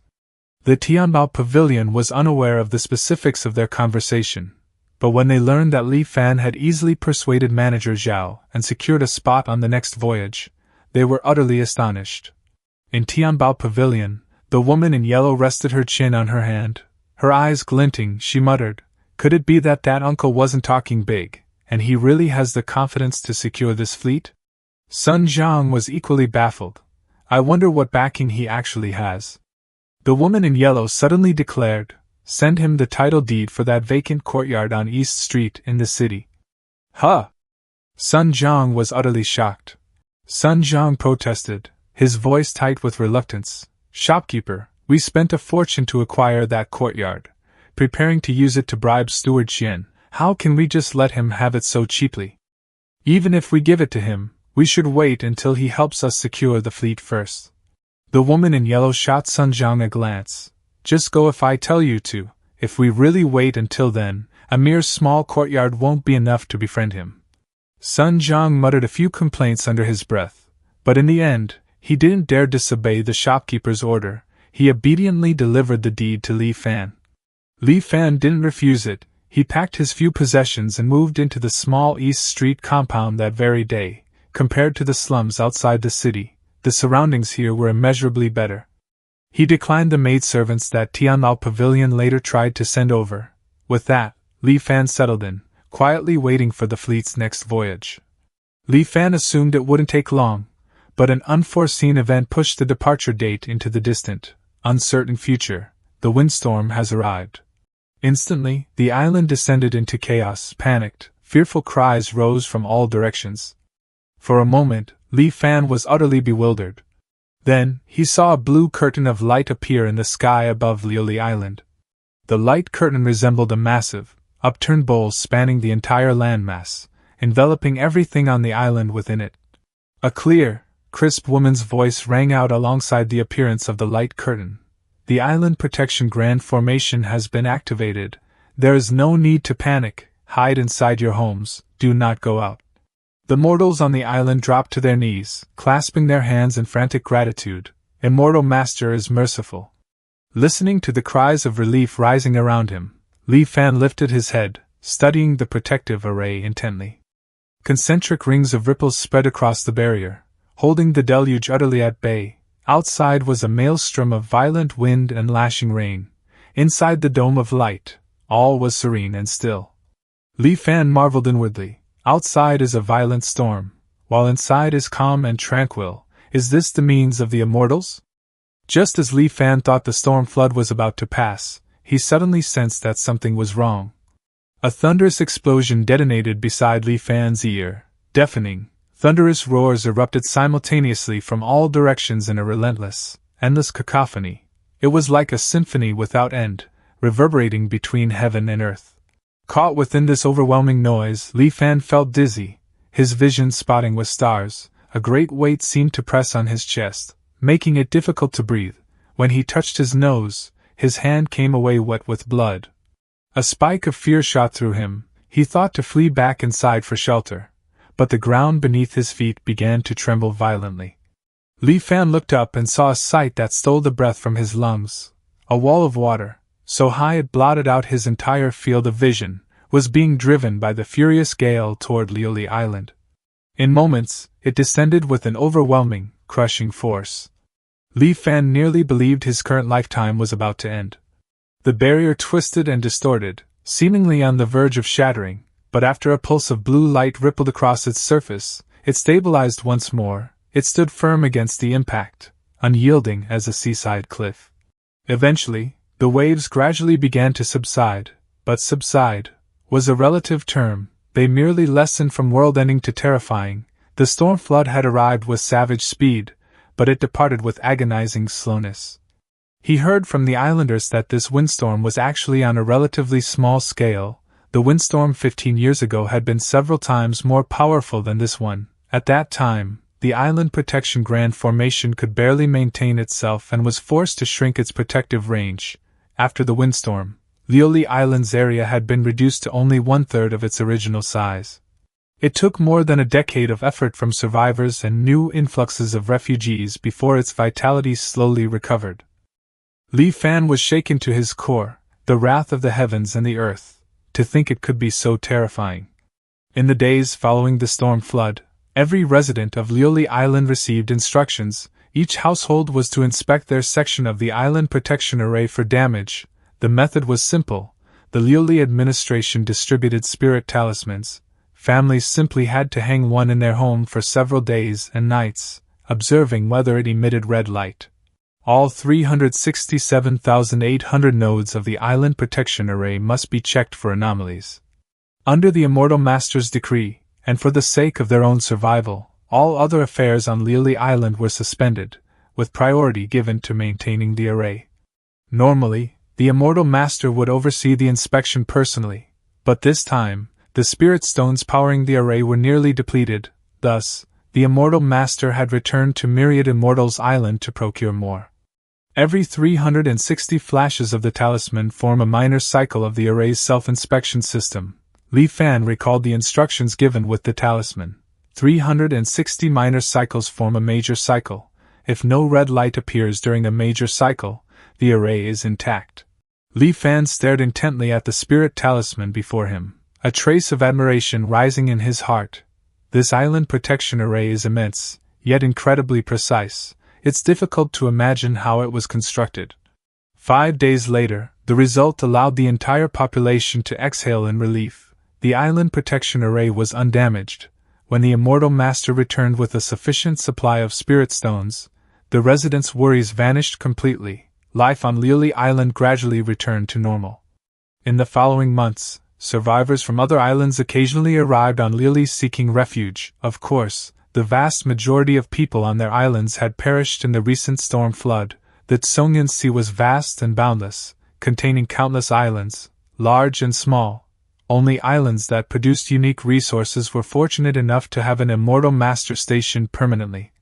During these few months, he didn't stay idle. He persisted in cultivating the profound yellow heart cleansing incantation every day, and finally, there were results. Both his upper limit of psychological age and his psychological age had increased again. Though the margin wasn't large, it still filled him with energy. Another month passed in this manner until Li Fan finally received a message from Manager Zhao. The storm flood in the Tsongyan Sea had completely subsided. The fleet's next voyage would soon take place. Among the crew, many were setting out to sea for the first time like Li Fan. Their faces were alight with excitement, their eyes brimming with the hope of striking it rich overnight. Some sailor members showed visible worry and couldn't stop complaining. What in the blazes is the island master thinking, pulling a stunt like this?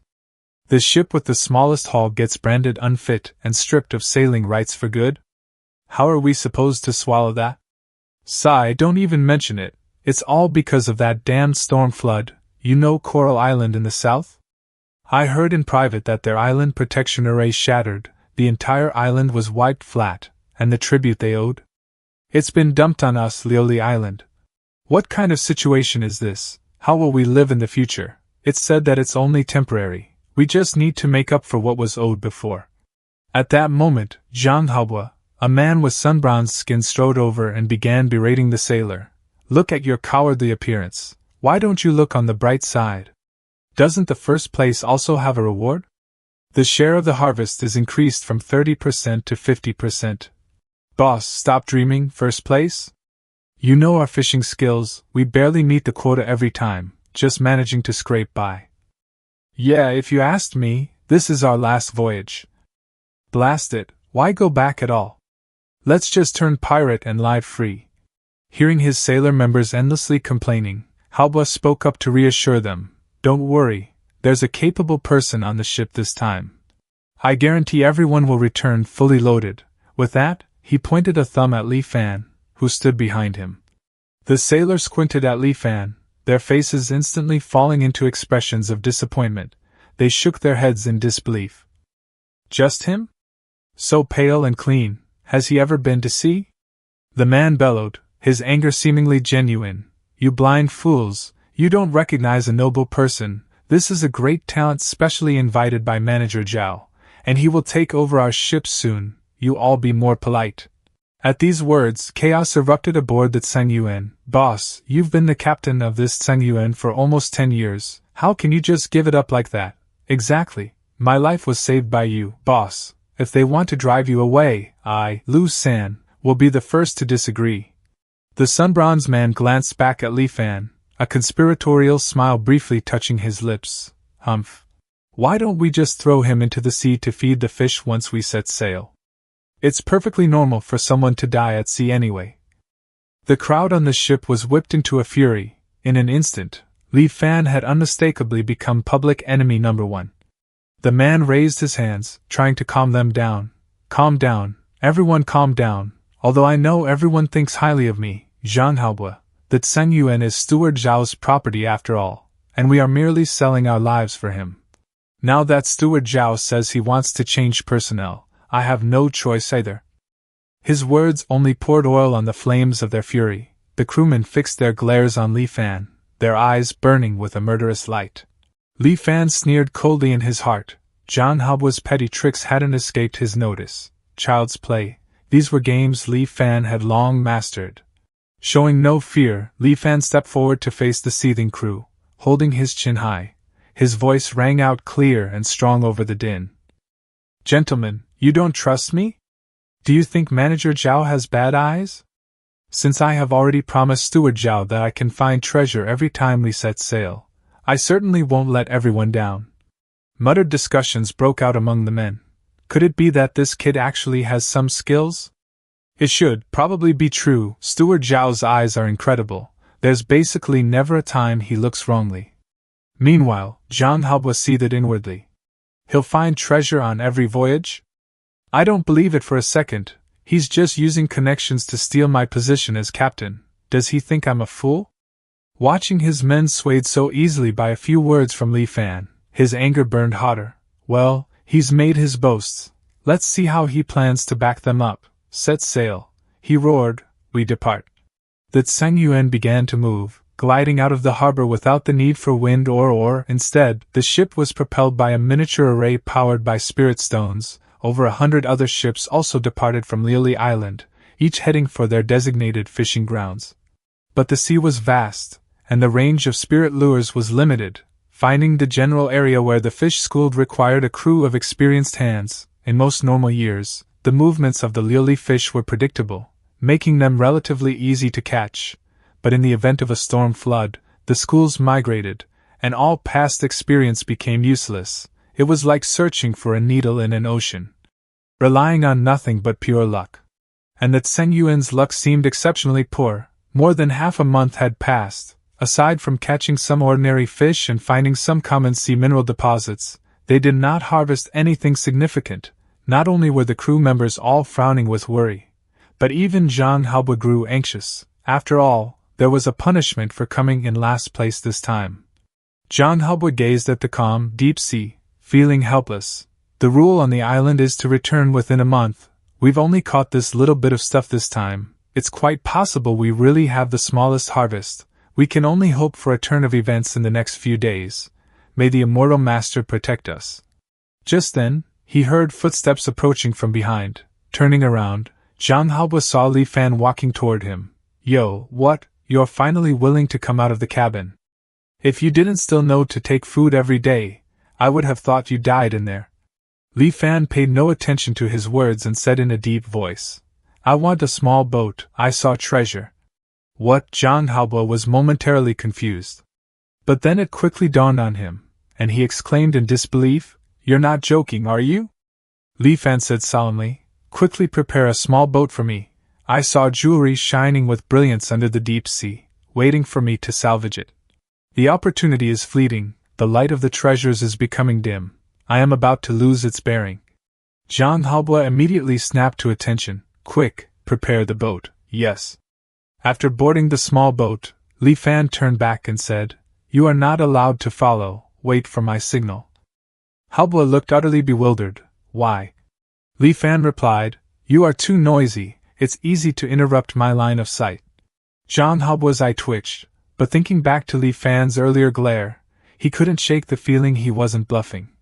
One of the crewmen asked, staring anxiously in the direction Li Fan had disappeared, Boss, is it possible he ran away by himself? Zhang Haobo snapped at his subordinate. What silly talk, the sea is vast, and he didn't bring any dry rations alone, where could he run to?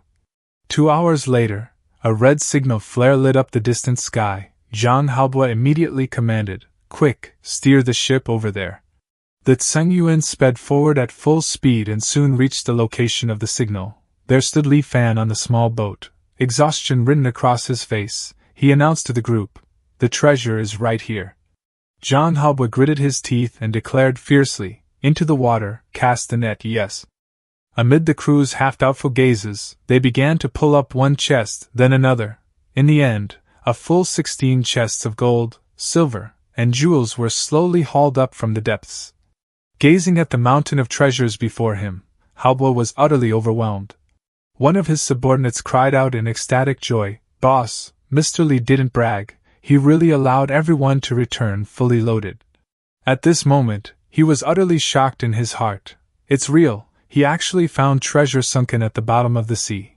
A skill like that, a skill like that. He is an extraordinary person just like Manager Zhao. A wave of bitter regret washed over Zhang Haobo. Zhang Haobo, oh Zhang Haobo, it's rare to have a chance to meet a noble person. It's fine if you didn't grasp it. But you actually ridiculously thought the other party was here to snatch your tiny little fleet. The more he thought about it, the deeper his regret festered. He felt an intense urge to slap himself across the face. No, I must hurry and apologize, right now, immediately. As soon as Li Fan boarded the ship, Zhang Haobo earnestly came forward to bow and apologize to him. After dismissing him pleasantly, Li Fan returned to his room to rest. Having secured the treasure, the Tsengyuan abandoned all pretense of fishing. It immediately turned around and headed back to Lioli Island. After all, this haul was immense. Until they were safely back on the island, not a single soul aboard would feel at ease. Sailing at full speed, it took only 2 days before Lioli Island came into view. Zhang Haobo instructed his crew with grave seriousness. Don't dock just yet, Lu San. Slip into the water quietly and go notify Steward Zhao. Ask him to personally send people to do the inventory. Yes. Zhang Haobo spoke solemnly and continued. If nothing unexpected happens, our harvest should be the largest among the fleet that went out to sea this time. According to the rules, we get to keep 50%. If outsiders do the counting, they will inevitably deculp or miscalculate. I don't feel at ease unless it's our own people. Hearing this, the entire group of crews immediately roared in unison. The boss is right. Even losing a little bit would distress us to death. After waiting for some time, the Tsengyuan docked at the shore. The personnel for the routine inventory were blocked by Zhang Haobo and the crew members. A thread of anger laced the man's words. He seemed to have some history with Zhang Haobo. Zhang Haobo, what is the meaning of this? You won't let us board to take inventory. Seeing his lack of response, the man grew increasingly scornful. Judging by your ship's draft, I'm afraid you returned empty-handed this time. It seems your time as captain has come to an end. Hearing their captain insulted, the crew of the Tsengyuan flared with anger, ready to retort. What did you say? But Zhang Haobo held them back. There is no need to argue with him. No matter what the other side said after that, Zhang Haobo pretended not to hear, waiting quietly for Manager Zhao's subordinates to arrive. Li Fan observed from the shadows, nodding slightly. It seems there is a reason why Zhang Haobo can sit firmly in the position of captain of the Tsengyuan. It is only his background and experience that limit him. The commotion at the docks soon drew a crowd of onlookers. Many began pointing at the Tsengyuan and murmuring. Fortunately, the The standoff did not last long. Soon, Manager Zhao arrived in person with his subordinates.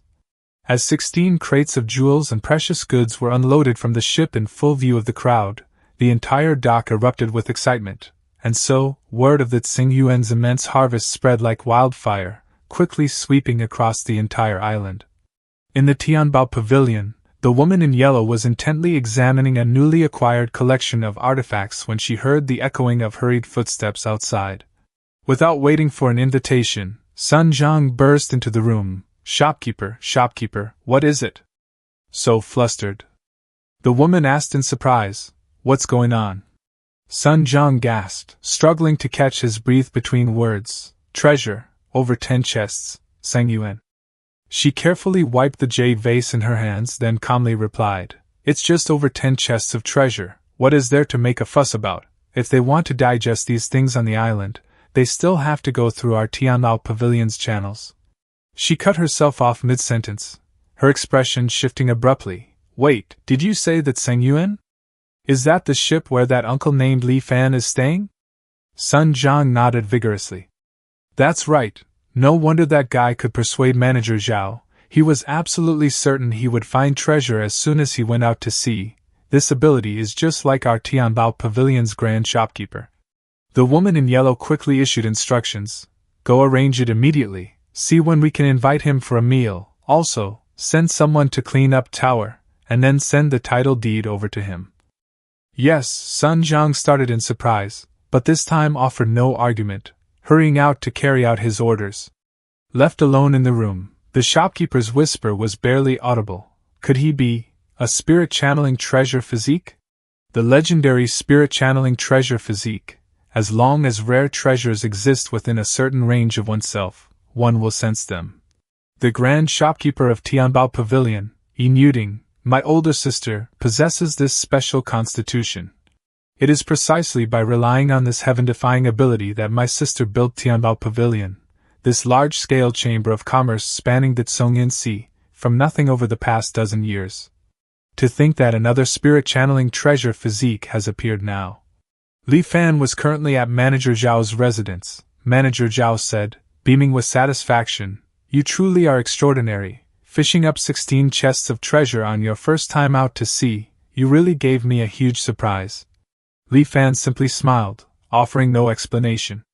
Knowing Manager Zhao had a knack for discerning the truth, he deftly changed the subject. The harvest this time was indeed substantial, but I'm afraid it will be hard to get this much in the future. Manager Zhao waved it off. That stands to reason. How could one have such luck every time? He took a sip of tea before continuing. However, just relying on the harvest this time is enough for me to operate a separate fleet for you. Li Fan clasped his hands and said, in that case, many thanks, Manager Zhao. Manager Zhao said abruptly, setting his cup down, I heard that you racked your brains just to seek a spot in the body-purifying spirit pool? Li Fan admitted with a sigh, looking as though a wave of profound weariness was washing over him. That is precisely so. Even with inexhaustible treasures, one will turn into a pile of yellow earth after 100 years. Only by seeking immortality and asking for the Tao, and witnessing eternal life, is this trip to the world not in vain.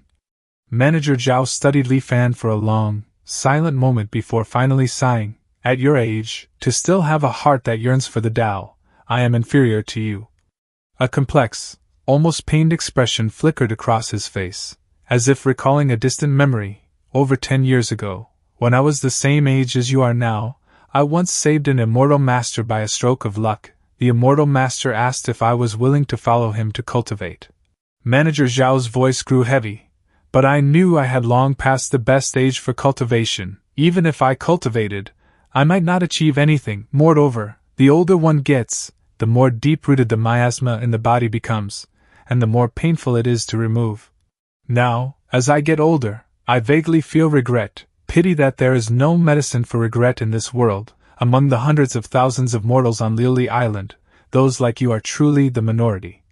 You flatter me, Li Fan said, steering the conversation back. I wonder regarding the matter of the quota for the body-purifying spirit pool, Manager Zhao.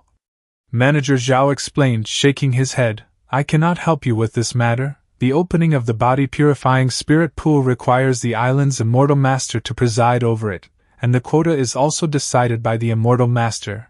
1 year before opening the spirit pool, the immortal master will announce the required materials.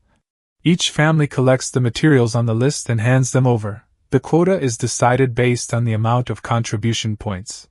He added, however, you don't need to worry, Tianbao Pavilion has open branches on every island in the Tsongyan Sea. If we talk about the ability to collect materials, there aren't many on Liuli Island who can compare to them. The image of the woman in yellow flashed in Li Fan's mind, Tianbao Pavilion. The moment he returned to his compound, Sun Zhang showed up at his door. He had clearly been waiting for some time. Your shopkeeper is looking for me for something? Coincidentally, Li Fan had been wanting to see her again anyway, so he readily agreed. As for the deed to the Quietude Manor that Sun Zhang had brought, Li Fan did not accept it. He wanted to meet with the woman in yellow first. In the room, there was only one person. She still wore the same yellow attire, but the veil covering her face had already been removed. I believe I haven't introduced myself properly, Yin Yuzhen, shopkeeper of the Liuli Island Tianbao Pavilion. Li Fan. Yin Yuzhen laughed lightly. Humph, uncle, you really are concise. Li Fan stated frankly, a mortal, there is really nothing worth saying. Spirit channeling treasure physique, is it not worth mentioning in uncle's eyes either? Yin Yuzhen asked. A teasing, almost challenging smile played on her lips. Li Fan said, oh? What's spirit channeling treasure physique? I don't know. Yin Yuzhen pressed, unconvinced. Then how did you find the location of the treasure in the vast sea? Just a feeling in my heart. Yin Yuzhen puffed out her cheeks, thinking to herself, you still say you aren't aspirate channeling treasure physique?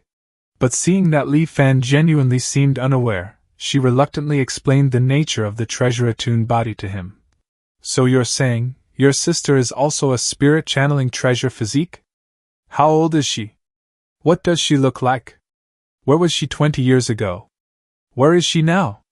Li Fan asked several baffling questions in a row, leaving Yin Yuzhen thoroughly confused about his intentions. Abruptly, a possibility seemed to dawn on her. She stared at Li Fan, her face paling. Don't tell me, you're our long-lost father? But she quickly dismissed the idea herself. That's not right, you don't look anything like us. I'm just curious, Li Fan said dismissively, ignoring the girl's flighty train of thought. Yin Yuzhen nodded repeatedly, wearing an expression of deep understanding. Fine, curiosity about one's own kind, I get it. Yin Yuzhen sighed and began speaking slowly. We were originally from Yelan Island in the north. Our parents died in a disaster when we were young, leaving only my sister and me to depend on each other. In my memories, my sister and I could only rely on begging to survive every day, never knowing where our next meal would come from. Yin Yuzhen recalled. But starting from I don't know when, my sister could always find various valuable things in different places, so our days got better day by day. Later, my sister even established Tianbao Pavilion single-handedly. Her eyes filled with nostalgia. It's a pity that I haven't seen my sister for several years. Li Fan frowned. Where did she go? 3 years ago, my sister was chosen by a passing immortal master and taken away. At the beginning, she would send people to bring us messages to say she was safe. But later, we never heard any news from her again. Li Fan couldn't help but ask, taken away by an immortal master? Could it be he took her to cultivate immortality? Yin Yuzhen sighed. If only that were true. In the letters my sister sent back previously, she used a secret code only the two of us understand to tell me that her current situation was very dangerous, and if she stopped contacting me, it meant she might have met with misfortune. She told me not to go looking for her either. Hearing this, Li Fan asked, could it be the trouble invited by her special physique? She also felt puzzled. My sister is just a mortal. What she can sense are only things of some value to mortals. These treasures, in the eyes of those immortal masters, are no different from scrap metal. Yin Yuzhen sighed again, a deep sorrow flickering in her eyes. It's not like no immortal masters noticed my sister's special physique before, but none of them took it seriously. I don't know why she was taken away by that last immortal master. Although my sister likely bodes ill rather than well, the foundation she left behind is still here. The Tianbao Pavilion that my sister worked so hard to build cannot be destroyed in my hands. Yin Yuzhen continued explaining, I don't have my sister's miraculous ability. After my sister disappeared, Tianbao Pavilion's business got worse day by day, coupled with me misjudging a few items later on, leading to the loss of a large sum of money. The veterans of Tianbao Pavilion gradually became dissatisfied with me. They even want to conspire with outsiders to drive me out and carve up Tianbao Lu's assets. Fortunately, they still have some apprehension about my sister who was taken by the Immortal Master, so they haven't made a move yet. So, under the pretext of opening up markets, I came from Yelan Island to this Lily Island to lay low for a while. I originally intended to develop here for a few years and accumulate some strength before settling accounts with them, but I didn't expect to meet another spirit-channeling treasure physique on Lily Island. Yin Yuzhen grew visibly excited. If I have your help, I will definitely be able to regain control of the Tianbao Pavilion. Why should I help you? Li Fan remained unmoved. I have no interest in the Tianbao Pavilion's affairs. My only desire is to cultivate immortality. You promised that if I helped you secure a slot in the fleet, you would assist me in obtaining a spot in the body purification spirit pool. You haven't gone back on your word, have you? Yin Yuzhen seemed prepared for Li Fan's response. She nodded. We at Tianbao Pavilion always put integrity first in business. What we promise you, we will definitely do, but... She paused, a cunning glint in her eyes. Li Fan's expression darkened. But what? Yin Yuzhen chuckled softly. Uncle, even if you can enter the body-purifying spirit pool, so what? Expelling the miasma from the body is not an easy task. Every year, almost only half of the people who enter the spirit pool can succeed. Moreover, the older the age, the higher the probability of failure. Uncle, you aren't young anymore. Are you 100% sure you can succeed? Everyone only has one chance in their life to enter the spirit pool. If you fail, I'm afraid you will have to say goodbye to immortal cultivation forever. I'm aware the body purification spirit pool doesn't guarantee success, Li Fan said, his eyes narrowing as he watched her, but even a 50% chance is worth trying. Still, from the sound of it, you're suggesting. Yin Yuzhen's face lit up with the triumphant look of someone who knew she had hooked her prey. Exactly. She explained. Sent along with my sister's last letter was an elixir called the dust-leaving pill. According to what my sister said in the letter, as long as one takes this pill, the success probability of expelling the miasma from the body will greatly increase. If combined with the body-purifying spirit pool, even at your age, Uncle, there is a high possibility of success. Li Fan couldn't help but ask, with such a miraculous elixir, why haven't you taken it all this time? Yin Yuzhen replied, Uncle, not everyone is like you, obsessed with wanting to cultivate immortality. My wish is to do business well and protect the Tianbao Pavilion my sister left behind. Li Fan nodded slowly. Everyone has their own aspirations. Yin Yuzhen looked at him with hopeful eyes. So, Uncle, does this mean you agree? Li Fan pondered for a moment, not immediately committing. Let me go back and consider it. I will give you an answer in 3 days. All right, then, Uncle, I'll await your news.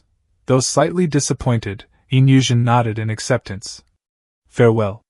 Yin Yuzhen watched Li Fan's retreating figure, her expression turning serious as she mused to herself. I hope I didn't see it wrong this time.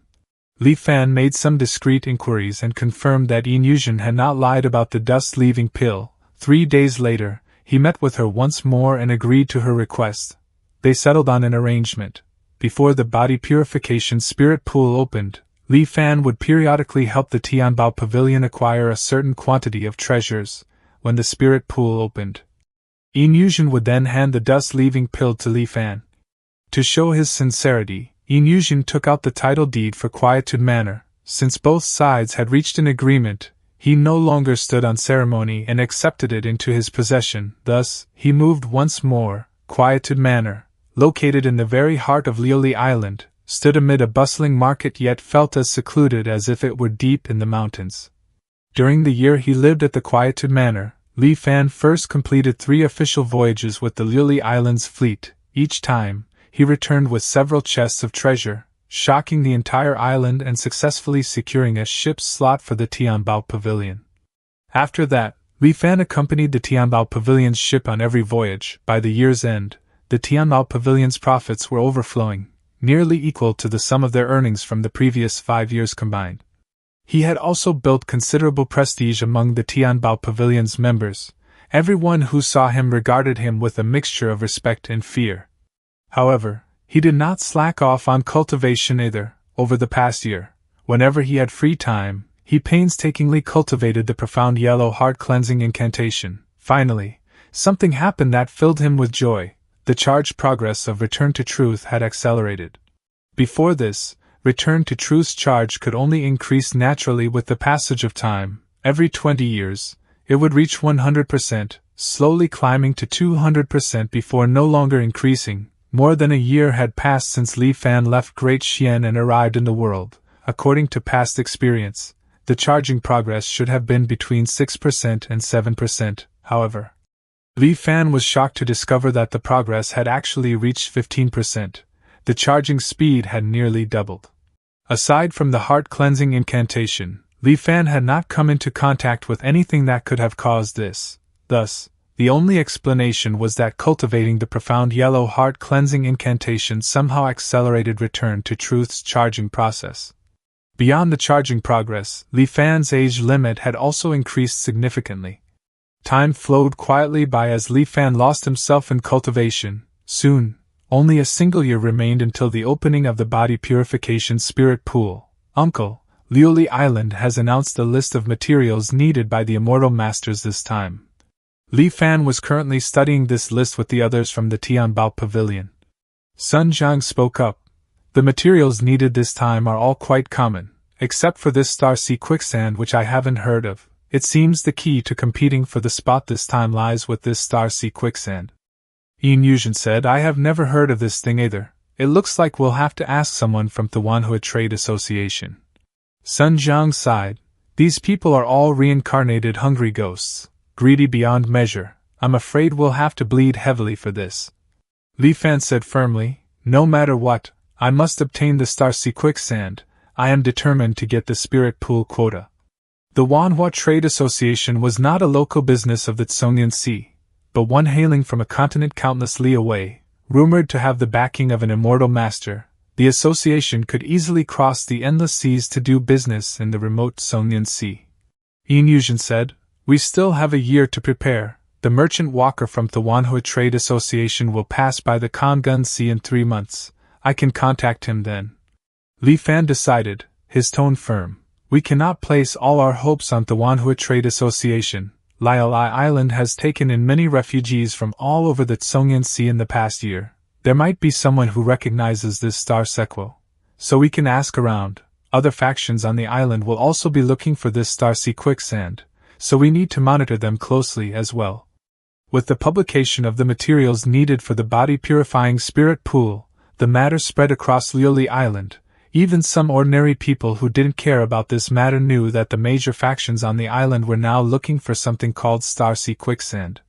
Then, on this day, he received an unexpected visitor. It was Xiaoheng, someone from the Li world whom Li Fan had met when he first arrived in the cultivation world. Li Fan asked amiably, I wonder what business this little brother has with me. Xiaoheng first glanced around warily, then leaned in closer and said in a hushed tone, I heard that Brother Li is also looking for star sea quicksand recently? Li Fan's gaze sharpened. That is correct. I am old in age. If I want to cultivate, I can only rely on the body purifying spirit pool. Why, do you know this thing? Xiaoheng swallowed and nodded. Back when the immortal master descended upon our Dali, he promised that as long as we gathered the supplies he needed, he would take a group of people to the cultivation world. Among those supplies was star sea quicksand.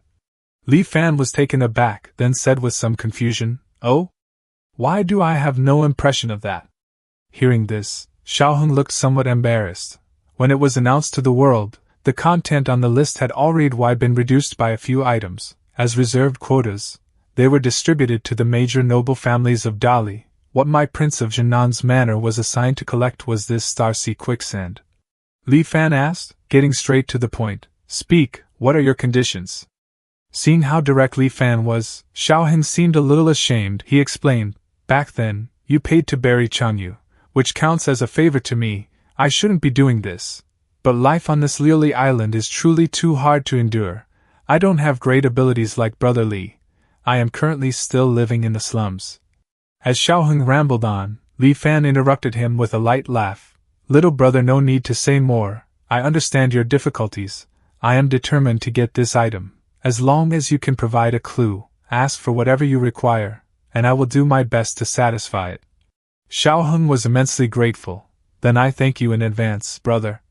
He paused, then said with some emotion, Actually, this item isn't rare, it's just that the Immortal Master's name for it is different from ours. Actually, the so-called Starsea quicksand is just meteorite iron from the sky.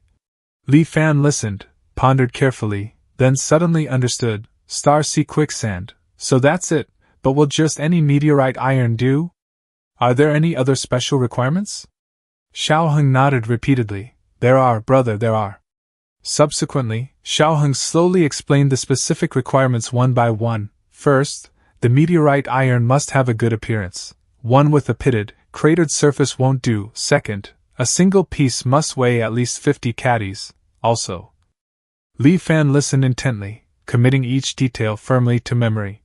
When Xiaoheng finished, Li Fan did not forget his promise. Good, I know now. Speak, little brother, what do you want? Xiaoheng said quietly. I just want a decent courtyard. Plus a slightly easier job, of course. It would be even better if there were a few servants to help me manage the courtyard. Li Fan had braced himself for Xiaoheng to make an exorbitant demand, so seeing the other man so easily satisfied made him chuckle and shake his head in amusement. I never expected the son of the Prince of Jinan to have such modest demands. Feel free to ask for more. My words carry some weight at the Tianbao Pavilion. Xiaoheng politely declined. I know my own capabilities. Being able to eat well and live well, without living so tirelessly, is enough to satisfy me. If I suddenly possessed wealth that made others jealous, it would be easy to invite disaster instead. After exchanging a few more pleasantries, Xiaoheng took his leave. Li Fan asked suddenly as they parted, Do you have any plans to cultivate? After all, having gone through untold hardships to reach this cultivation world, you can't have made the trip for nothing, right? We'll see, Xiaoheng replied with clear disinterest, not even turning his head. I really have no interest in immortal cultivation. Reading that profound yellow heart-cleansing incantation makes me entirely. After seeing Xiaoheng off, Li Fan hurried to the Tianbao Pavilion. He found Yin Yuzhen and repeated Xiaoheng's explanation of Starsea quicksand. Yin Yuzhen was surprised. Starsea quicksand is meteorite iron? That simple? Li Fan stated. He shouldn't be lying, but we still need to verify it. Didn't you say the merchant walker of the Manhua Trade Association is coming to Lily Island soon? When the time comes, we might as well probe him for the truth. Yin Yuzhen agreed. That's a good idea. If we can save a sum of money, that would be best. Li Fan continued. No matter what, we still need to secretly purchase meteorite iron that meets the requirements. Right now, not many people know about this. But that might not be the case before long. Li Fan thought for a moment, then patiently added more instructions. Additionally, when purchasing, we must mix it with other items to deceive others and confuse the public. At the same time, we can order people to release fake news about Starsea quicksand in the market to muddy the waters.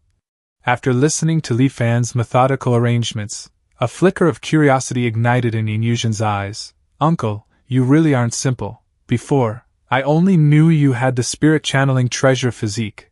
I didn't expect you to have a foolproof strategy for everything. She couldn't help but ask, Uncle, what did you do before? He only had 9 lifetimes as Grand Tutor, my baby. Li Fan said dismissively, just taught people to read. Yin Yuzhen's expression showed she didn't believe him. All right, I'll leave these matters to you to handle. I still need to cultivate. Unless there is a special situation, do not disturb me. By the way, handle the matter I promised Xiaoheng as well. Li Fan gave his final instructions and then left the Tianbao Pavilion. Yin Yuzhen stared blankly in the direction Li Fan had departed. Her eyes filled with utter bewilderment. Great auspiciousness. How can even a small matter like helping Xiaoheng be great auspiciousness? Has my seeking good fortune and avoiding evil malfunctioned? Although I don't have the ability to sense treasures like my sister, but since I was young, I have been able to foresee the auspiciousness and ominousness of events. Since meeting Uncle, my premonitions for every task he has assigned have shown signs of great auspiciousness. You must know, before meeting Uncle, I had never encountered a great auspicious event. Although I don't know what kind of achievements Uncle will have in the future, I trust my intuition and will do everything I can to help Uncle. Thus, under Inyushin's authorization, Tianbao Pavilion began to operate at full capacity. Tianbao Pavilion released a large amount of fake news about Starsea Quicksand. Knowing there might be a trap, other factions chose to wait and watch at first. However, one faction held the mindset of buy it first, even if it's fake we can sell it again, and purchased items related to the rumors on a large scale. Consequently, other factions couldn't sit still and joined the purchasing army. For a time, prices on Lily Island skyrocketed, and chaos ensued. Meanwhile, Li Fan, the architect of this turmoil, remained within the quietude manor, quietly cultivating. 3 months passed before Inyushin finally made contact with the commercial agent from the Manhua Trade Association. At dawn, she and Li Fan boarded the Tianbao Pavilion's private vessel and left Lily Island, their ship laden with goods for the transaction. After sailing north for dozens of li, they reached the designated meeting point. They saw a flying boat abruptly appear in the sky. A boisterous laugh echoed from the flying boat once it stabilized. Ha ha ha, shopkeeperine, long time no see. The vessel measured roughly 50 meters long, about half the size of the tie-in boat's intermediate configuration. It descended swiftly, coming to a graceful halt upon the water's surface. Inyushin glanced at Li Fan, expecting to see astonishment on his face.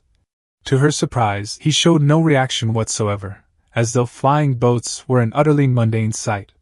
Disappointed yet increasingly curious about the man, she turned toward the source of the voice. Inyushin replied with a smile, "Merchant Walker Wu, the last time we met was 3 years ago."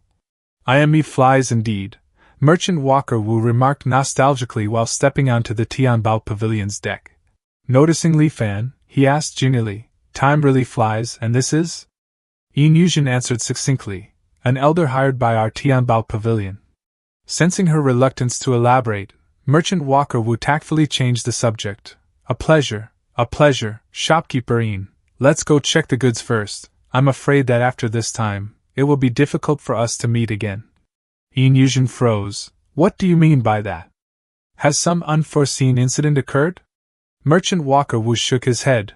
"I don't know the specific reason either. I just suddenly received a notification from headquarters a few days ago. All merchant walkers in the Tsongyan Sea must cease all operations and return as soon as possible.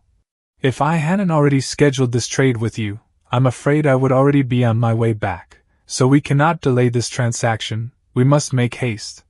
Inyushin felt a wave of panic. The reason Tianbao Pavilion has been flourishing on Lyle Island is because it is backed by the Manhua Trade Association. Now that the Manhua Trade Association is suddenly withdrawing from the Tsongyan Sea, what will happen to Tianbao Pavilion's business in the future? Why was there absolutely no reaction from my seeking good fortune and avoiding evil this time? Merchant Walker Wu, seeing the stunned Inyushin, called out to her, "Shopkeeperine?" Inyushin forced a smile and snapped back to attention. "Apologies, my mind wandered. Let us go see the goods now, please."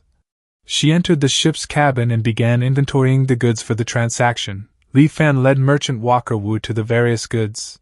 16 pairs of jade discs, 23 pieces of coral, 46 luminous pearls.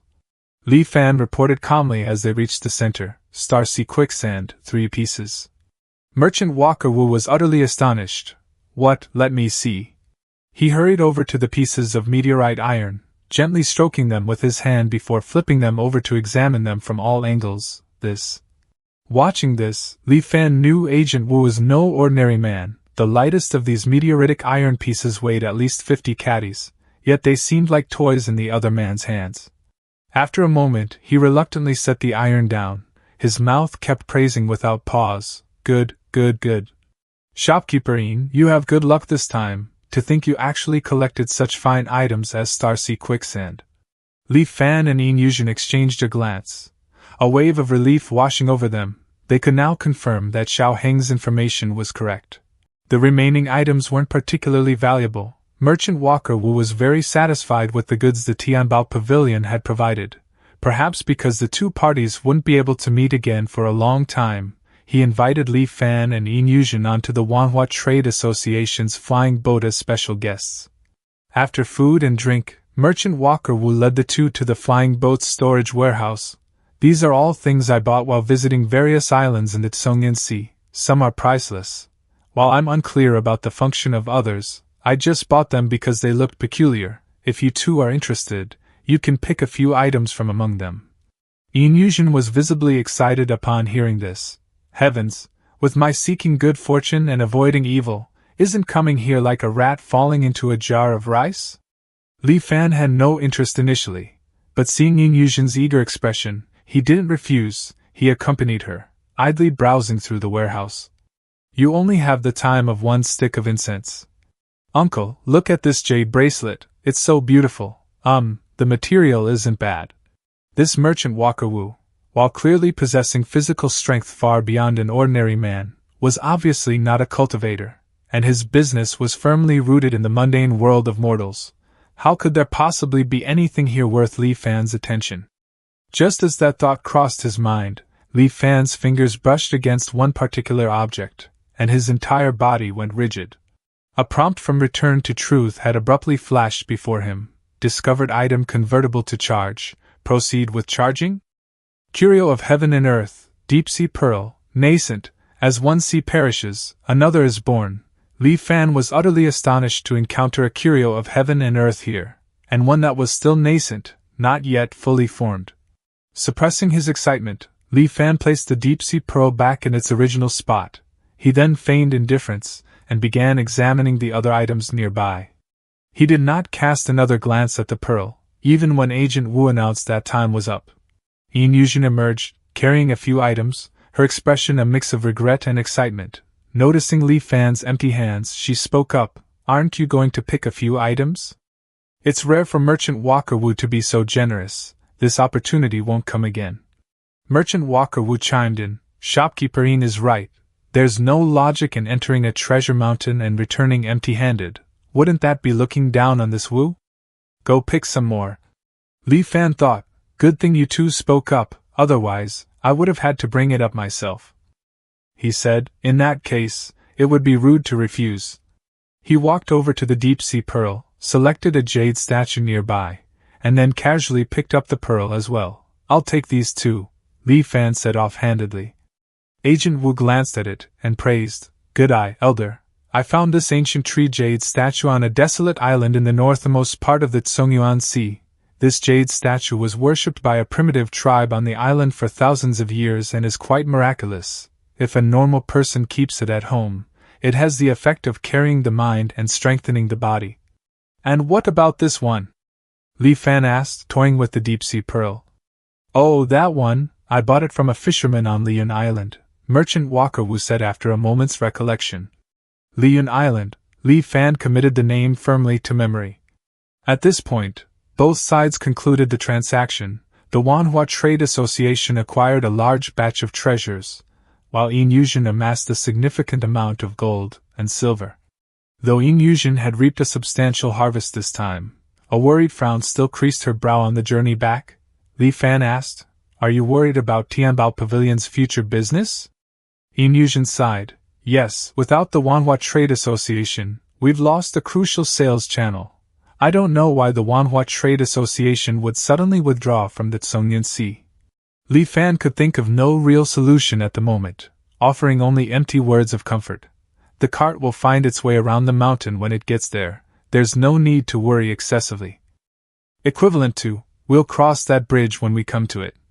Returning to Liuli Island, Li Fan bid farewell to Yin Yuzhen and hurried back to the Quietude Manor. Li Fan gazed at the pearl in his hand, unable to contain his joy. "My original purpose for this trip was simply to verify if Starseed Drift sand was meteorite iron. I never expected to gain such a treasure. What a stroke of luck.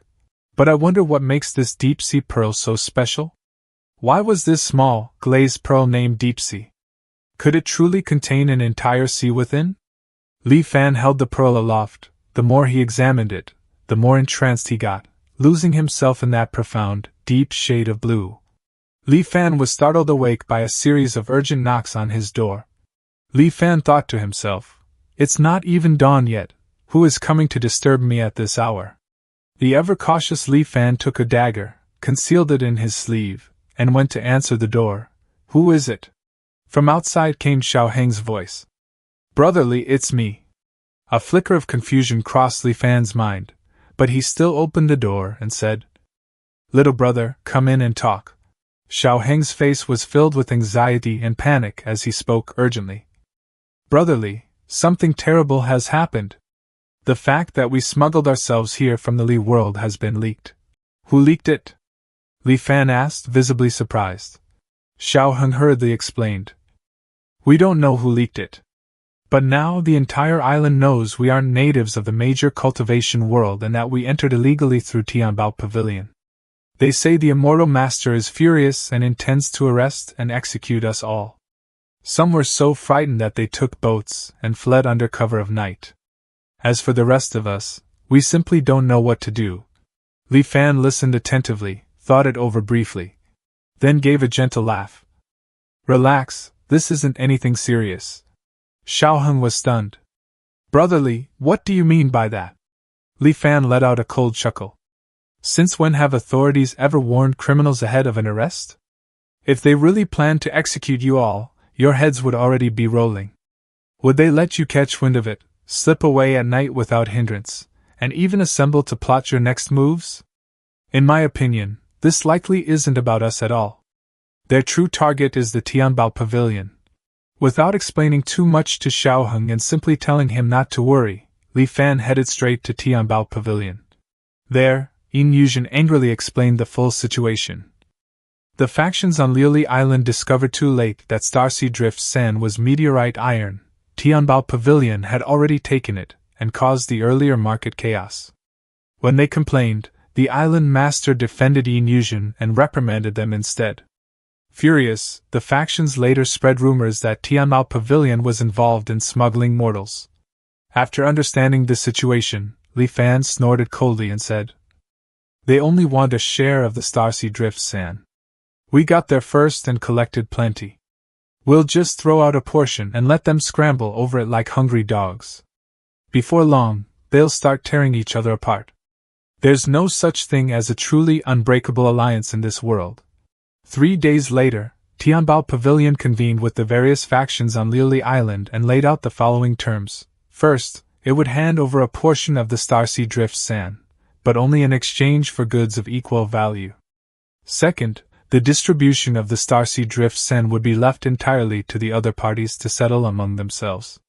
Finally, Tianbao Pavilion must be assured one position in the body purification spirit pool.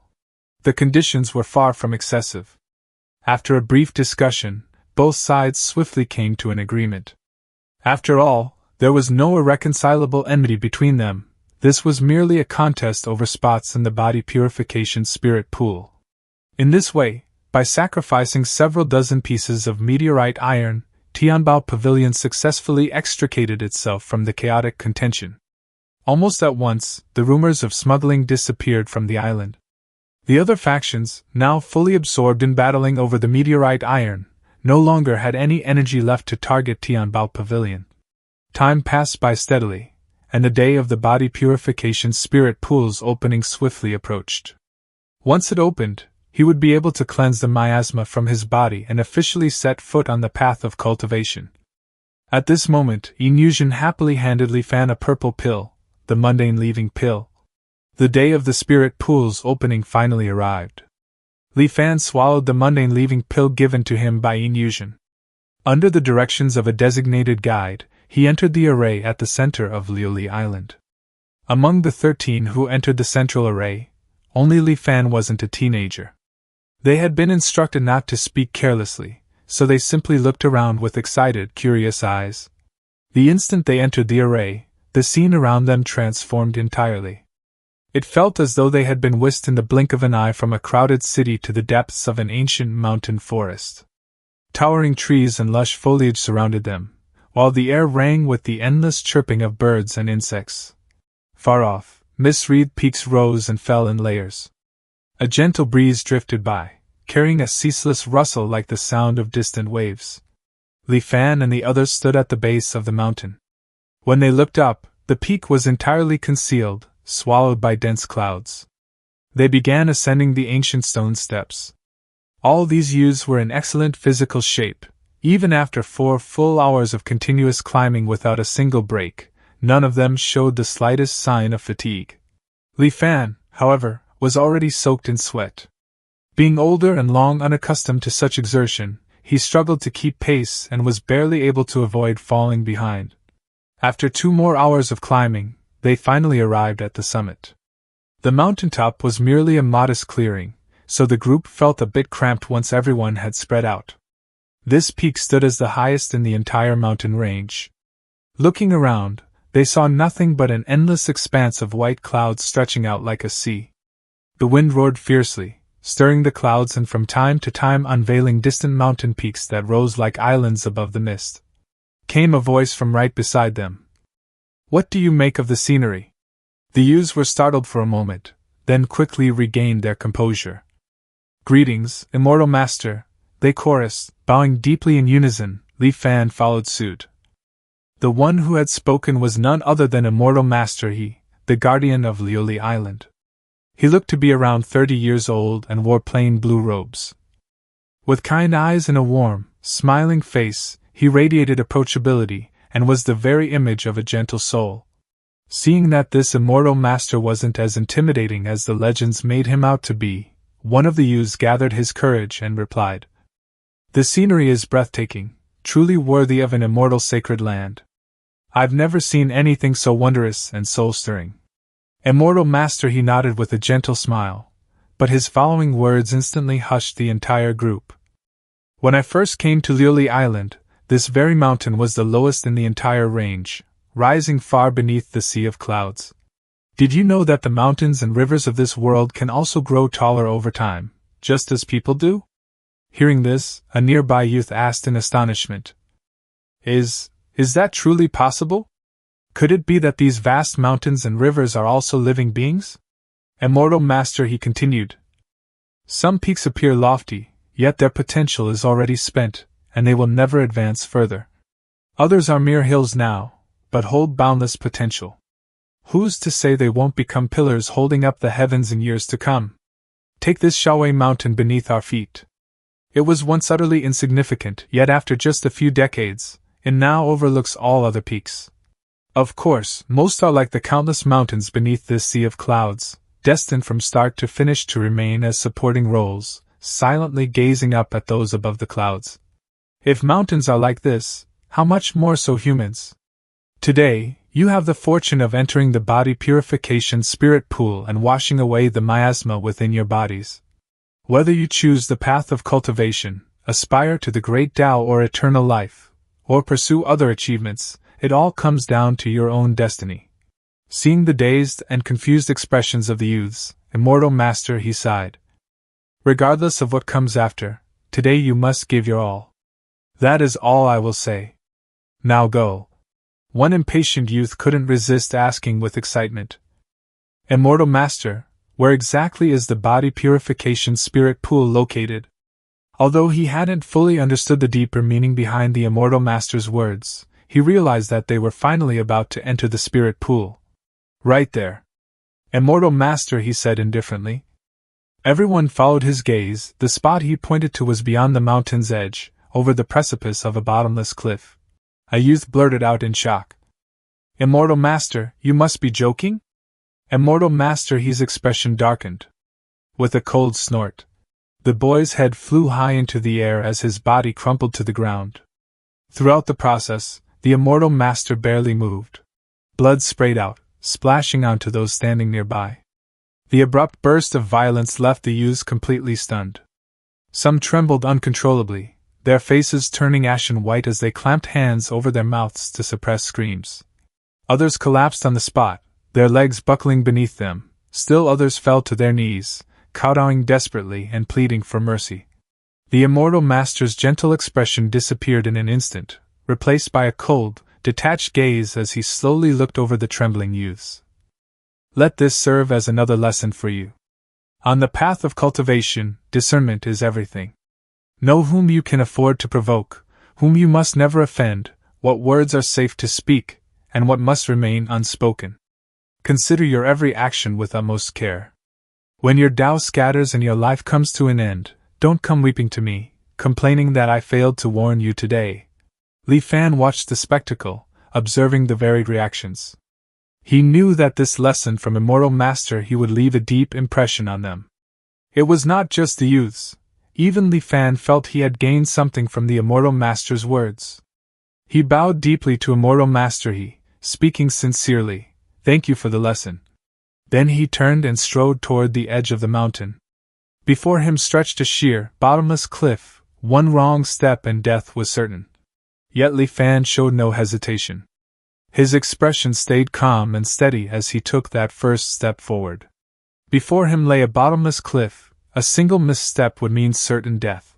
Yet Li Fan didn't hesitate. His expression remained unchanged as he took that first step forward. He did not plummet.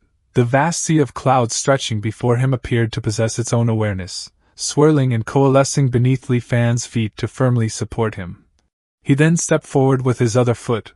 Once both were firmly placed, the surging white clouds propelled Li Fan onward, carrying him deep into the vast sea of clouds.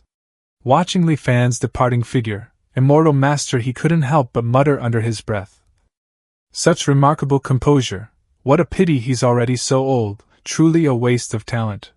The young cultivators gazed at Li Fan as he rode the clouds into the distance. Only then did realization strike them. Immortal Master he's earlier words held no falsehood or overstatement. A deep sense of shame surged through them. Those who step into the spirit pool first will claim a larger portion of the spiritual liquid. Hurry along now, don't linger. Immortal Master he said, his stern expression easing as he spoke to the group. A frantic scramble ensued as the youths rushed toward the sea of clouds. Surrounded by the dense, churning sea of clouds, Li Fan completely lost all sense of direction. The white clouds kept converging around him, becoming ever thicker. In a short time, they condensed into a pure white spiritual liquid that fully enveloped him. Immersed in it, Li Fan felt no trace of suffocation. On the contrary, an extraordinary warmth and comfort wrapped around him, like a fetus nestled in its mother's womb. Li Fan's mind and spirit gradually relaxed to the utmost. But soon, the warmth intensified into a searing heat. The searing heat became a scalding burn. The scalding burn transformed into the agony of being roasted by raging flames. Taken utterly by surprise, Li Fan let out a miserable scream. In that moment, he completely lost control over his body. All he could feel was a searing, lava-hot torrent surging wildly through his veins, viciously ripping and burrowing into every nerve. The agony far surpassed what any mortal could bear. His instincts urged him desperately to activate return to truth, yet he clenched his teeth and forcibly held back the impulse. Li Fan's consciousness began to fracture under the extreme torment, yet a stubborn, unyielding obsession held him together, preventing the total collapse of his mind. He shouted loudly. 300 years of bitter pursuit, wasn't it all for this very moment? No matter what, I will not give up. I will cultivate immortality. I will achieve eternal life. Before long, the torment escalated to an indescribable extreme, a blade that stripped his soul bare 10,000 times over, and then 10,000 times again. It was unending, unceasing agony, no matter how ironclad Li Fan's willpower. Against pain of such overwhelming intensity, his defenses gradually began to falter, even at this critical juncture. His deep-seated obsession made him hold on and refuse to activate return to truth. Li Fan's consciousness gradually stilled. The Xianhuan Heart Clarification Sutra, which he had cultivated tirelessly day and night since arriving on Liuli Island, began circulating of its own accord. As it operated, his scattered awareness found an anchor and slowly regathered, growing steadier and stronger. Though still devoid of conscious thought, his mind became firm and unshakable, like a reef standing resolute against relentless wind and waves. 3 days blurred by. Gazing at the swirling illusory clouds before him, Zhang Hao sank into deep contemplation. Of the 13 who entered the body purification spirit pool, 11 had already emerged. Only 4 had successfully purged the immortal mortal miasma from their bodies. The other 7 failed to withstand the agonizing pain, one even perished. The last one still inside was, of course, Li Fan. The immortal mortal miasma was deeply embedded in a mortal's bloodline, coexisting with their flesh and blood since the fetus formed. The older one was, the more tightly entwined it became. Thus, purging it required more cycles of destruction and reconstruction, bringing unimaginable pain. Sensing that faint, almost imperceptible aura within the spirit pool array, He Zhenghao grew increasingly astonished. The unyielding strength of this man's willpower is truly terrifying. If he successfully purifies his body, achieving foundation establishment will pose no challenge to him. He may even condense a golden core. He Zhenghao's eyes lit up. Perhaps I should establish a good relationship with him ahead of time.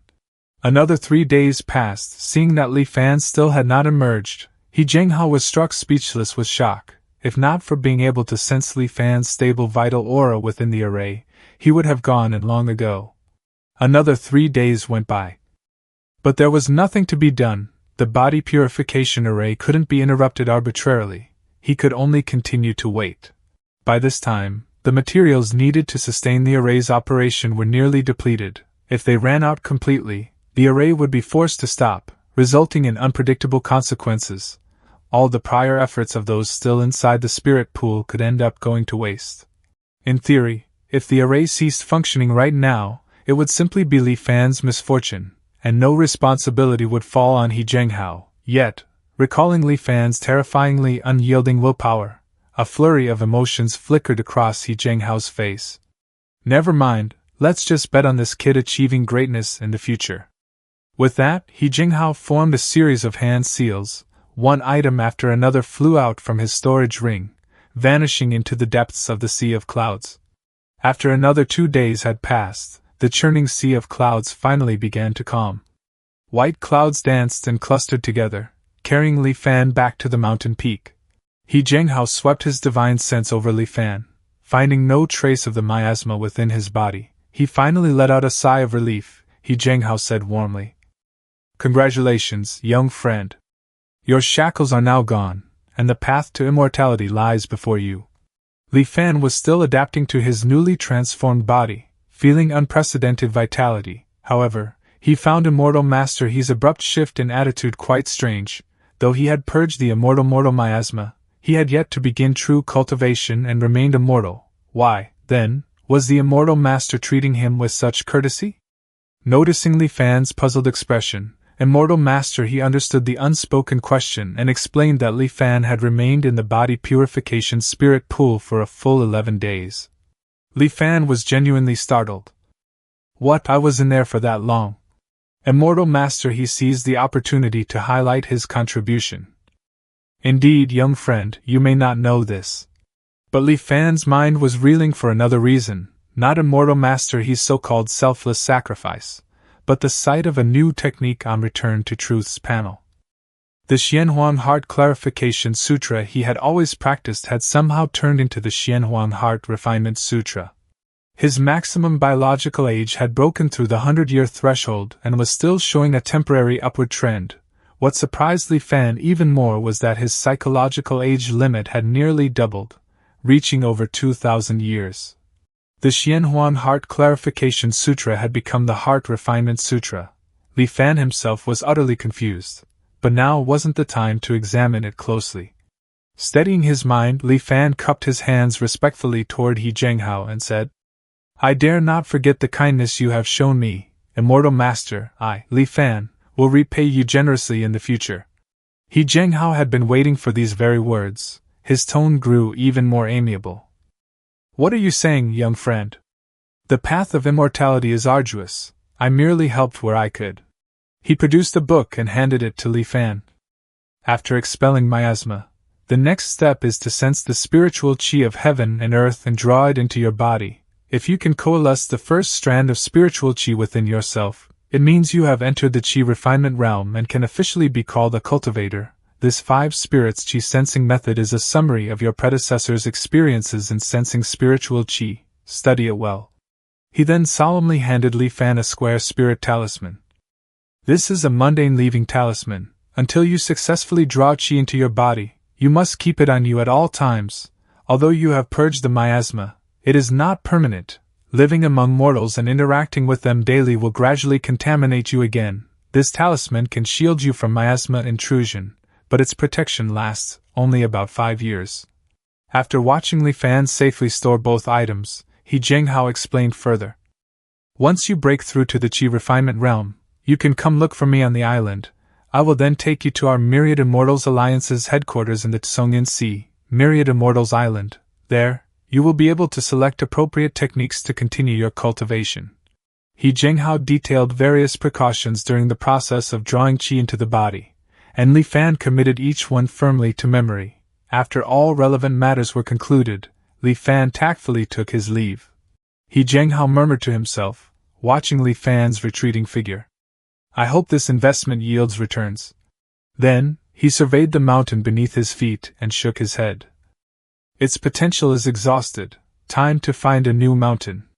With that, he soared above the sea of clouds and gathered the rolling mist into his sleeve with a wave. Gazing down at the mountain range below, He Jinghao began pondering over which peak would grow the tallest over the next century.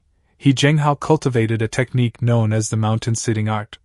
The greatest feature of the mountain-sitting art was that practitioners could gain benefits simply by sitting atop a mountain. One would choose a peak, sit there, activate the technique, and spend years harmonizing their aura with the mountains. Thereafter, for every inch the mountain grew taller, the practitioner's cultivation would receive corresponding feedback and advance accordingly. Beyond benefiting from a mountain's growth, he could also gain advantages from aiding others. For instance, by helping Li Fan, He Jinghao would mysteriously receive feedback if Li Fan were to break through to the Qi refinement realm in the future, thereby improving his own cultivation. It wasn't about plundering or absorbing another's cultivation. Rather, it resembled the old adage, when one person attains the Tao, even his chickens and dogs ascend to heaven. The effort he put in at the beginning would directly decide the scale of the rewards he reaped later. Thus, whenever He Jinghao spotted a talented junior, he never hesitated to offer his assistance. After exiting the central array of Lili Island, Li Fan returned quietly to the Quietude Manor without alerting anyone. Li Fan eagerly wished to start cultivating right away, but first, he needed to examine the mysterious Xianhuang Heart Refinement Sutra that had appeared. Searching his mind, he found no new operating method, so he began practicing it using the same approach as the Xianhuang Heart Clarification Sutra. The instant he started, he immediately sensed a clear difference between the Heart Refinement Sutra and the Heart Clarification Sutra. Previously, when practicing the Heart Clarification Sutra, it often took him more than an hour to calm his mind and clear away all distracting thoughts. But with the Heart Refinement Sutra, Li Fan felt his heart turn as clear and still as a mirror within moments. And cultivating the Heart Refinement Sutra, he could clearly feel his spirit strengthening with every passing moment. A surge of astonishment and delight washed over Li Fan, followed by countless questions. Why had the Xianhuang Heart Clarification Sutra, a common technique to dispel miasma that was found everywhere in the cultivation world, transformed into this miraculously profound Xianhuang Heart Refinement Sutra within him? Immortal techniques could only be cultivated exclusively, so did this Heart Refinement Sutra even count as a cultivation technique? He stood on the precipice of becoming a true cultivator, just one step away from crossing the threshold, and now he had even obtained a miraculous technique like the Xianhuang Heart Refinement Sutra. Li Fan couldn't help but feel a wave of soaring elation. Not long later, a letter arrived. The news it contained shattered his burgeoning pride into dust. Xiao Heng had successfully guided Qi into his body and had already departed for Myriad Immortals Island. I have no real interest in immortal cultivation. The memory of Xiao Heng's tone as he said those words was still vivid in Li Fan's mind. The words Xiao Heng had spoken, "I have no real interest in immortal cultivation," still echoed clearly in Li Fan's mind, along with the exact tone of his voice. How much time had passed since then? How had he succeeded in purging the miasma from his body and breaking through to the Qi refinement realm in such a short span? For a moment, Li Fan was overwhelmed with shock and disbelief. He read Xiao Heng's letter over and over again, then went out to verify the information through inquiries. In the end, he could only reluctantly accept that it was indeed the truth. As it happened, even though Li Fan had confidently assured him that the rumors about smuggled mortals were aimed solely at Tianbao Pavilion, Xiaoheng still felt deeply unsettled upon returning home. He tossed and turned sleeplessly throughout the night.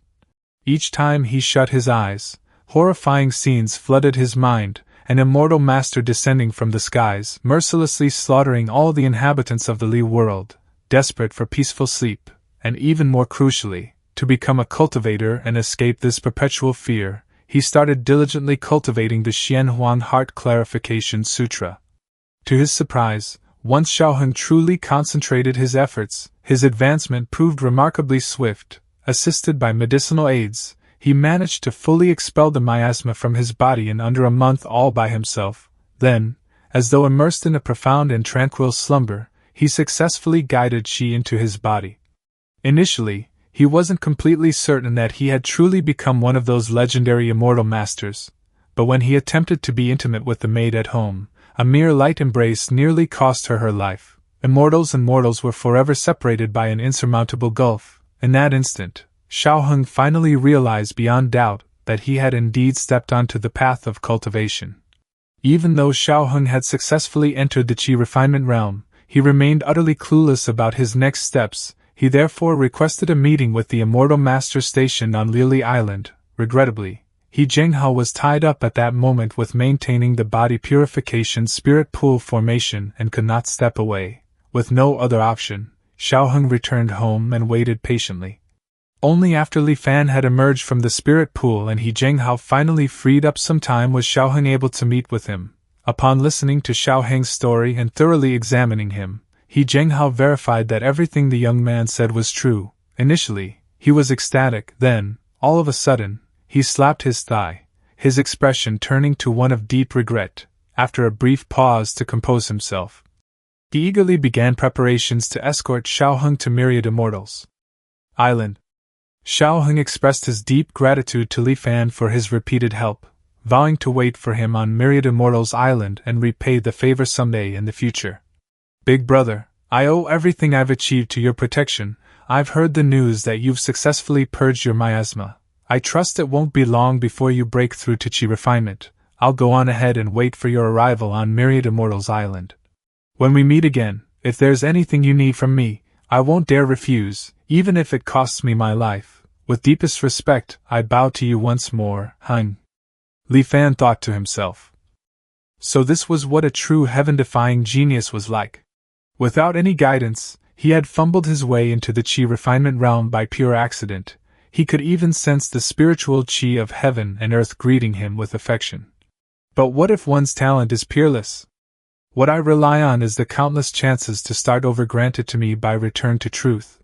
With Return to Truth in my hands, no matter what kind of genius it is, I am confident I can crush them all.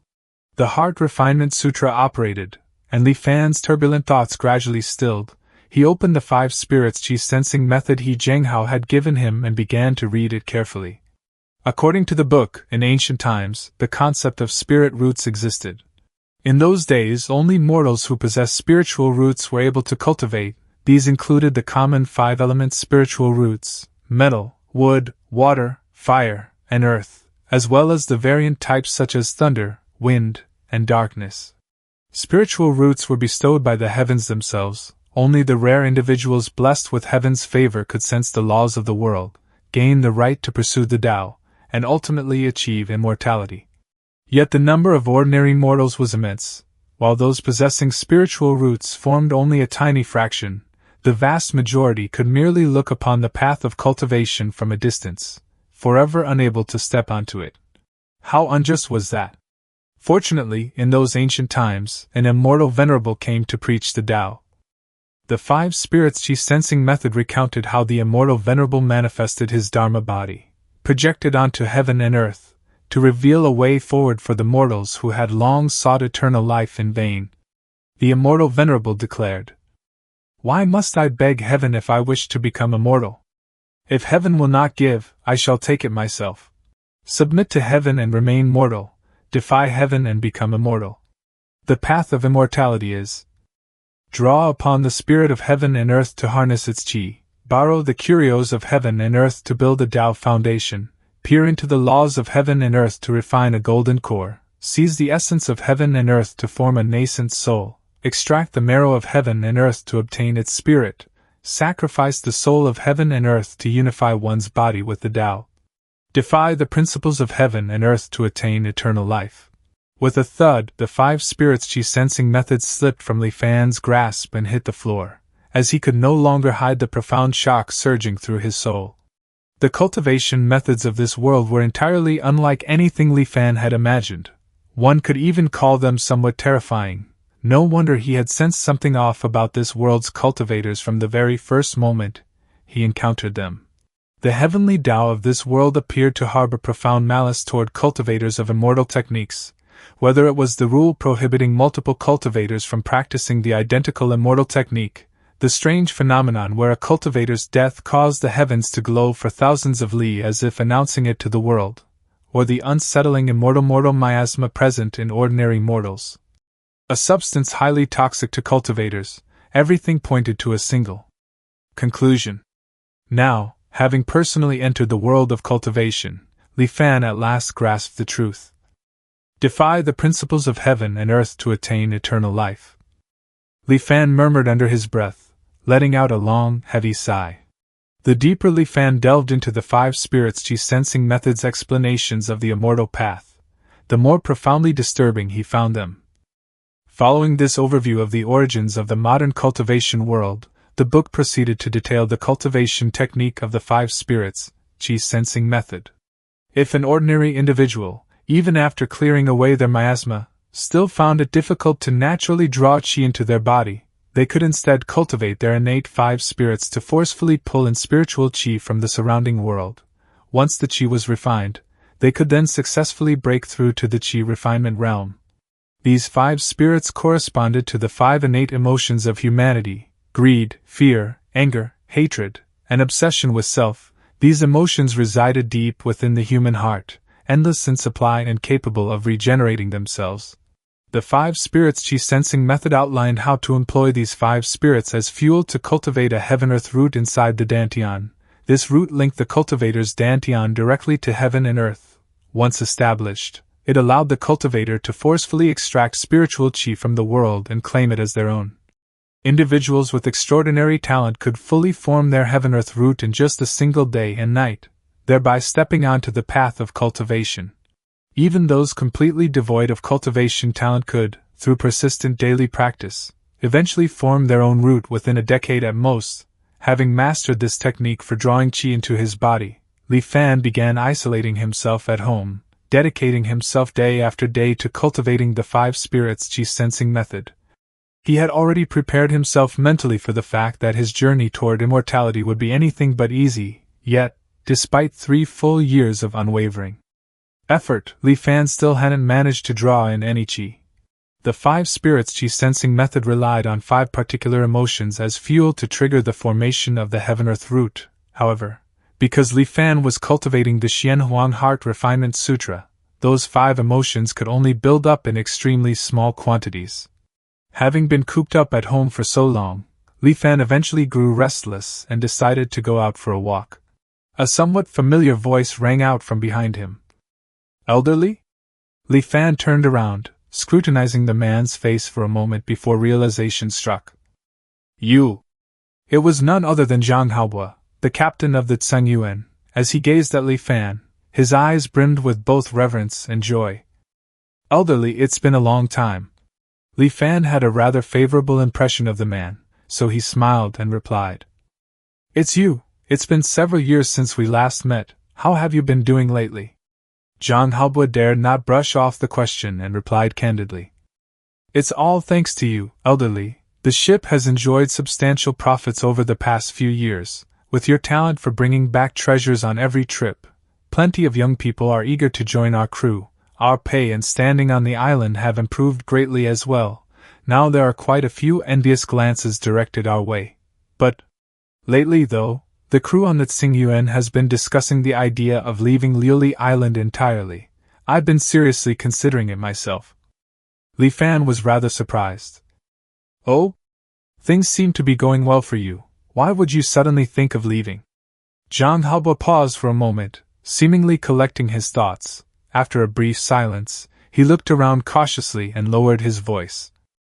To be honest, elderly, lately when we're out at sea, we've been encountering all sorts of strange occurrences. Such as? In these recent voyages, we've been pulling up thousands of pounds with each haul. The nets come back absolutely crammed full. 9 out of every 10 casts yield the same result. A chaotic mix of all kinds of fish. It really seems like the entire ocean's fish are congregating, desperately fleeing from something. What else? Li Fan pondered briefly before asking further. Zhang Haobo spoke with a serious expression. We've lived on Lily Island since we were boys, so we're familiar with every reef in these waters, but lately, more rocks have been emerging above the surface than we've ever seen before. The water levels naturally fluctuate each year. That's to be expected, yet this time, something feels wrong about the change. It's left all of us feeling unsettled. Zhang Haobo continued. There's one more thing weighing on us even more heavily. Over the past 3 years, we haven't seen a single storm flood, not here around Lily Island, nor anywhere else in the entire Tsongyan Sea. We've spoken with crews from other islands, and every one of them confirms the same thing. Storm floods have completely vanished from the Tsongyan Sea for 3 years in a row. Uncertain what this meant, Li Fan remained silent. Zhang Haobo hastily added. Storm floods have never ceased before, not once in my entire life. In fierce years, we'd encounter a dozen or more, and even in milder ones, at least 2 or 3, that's how it's been for decades. But now, 3 whole years have passed without a single one. Some people on the island are celebrating, claiming the immortal masters are protecting us. My brothers and I, though, we don't view it that way.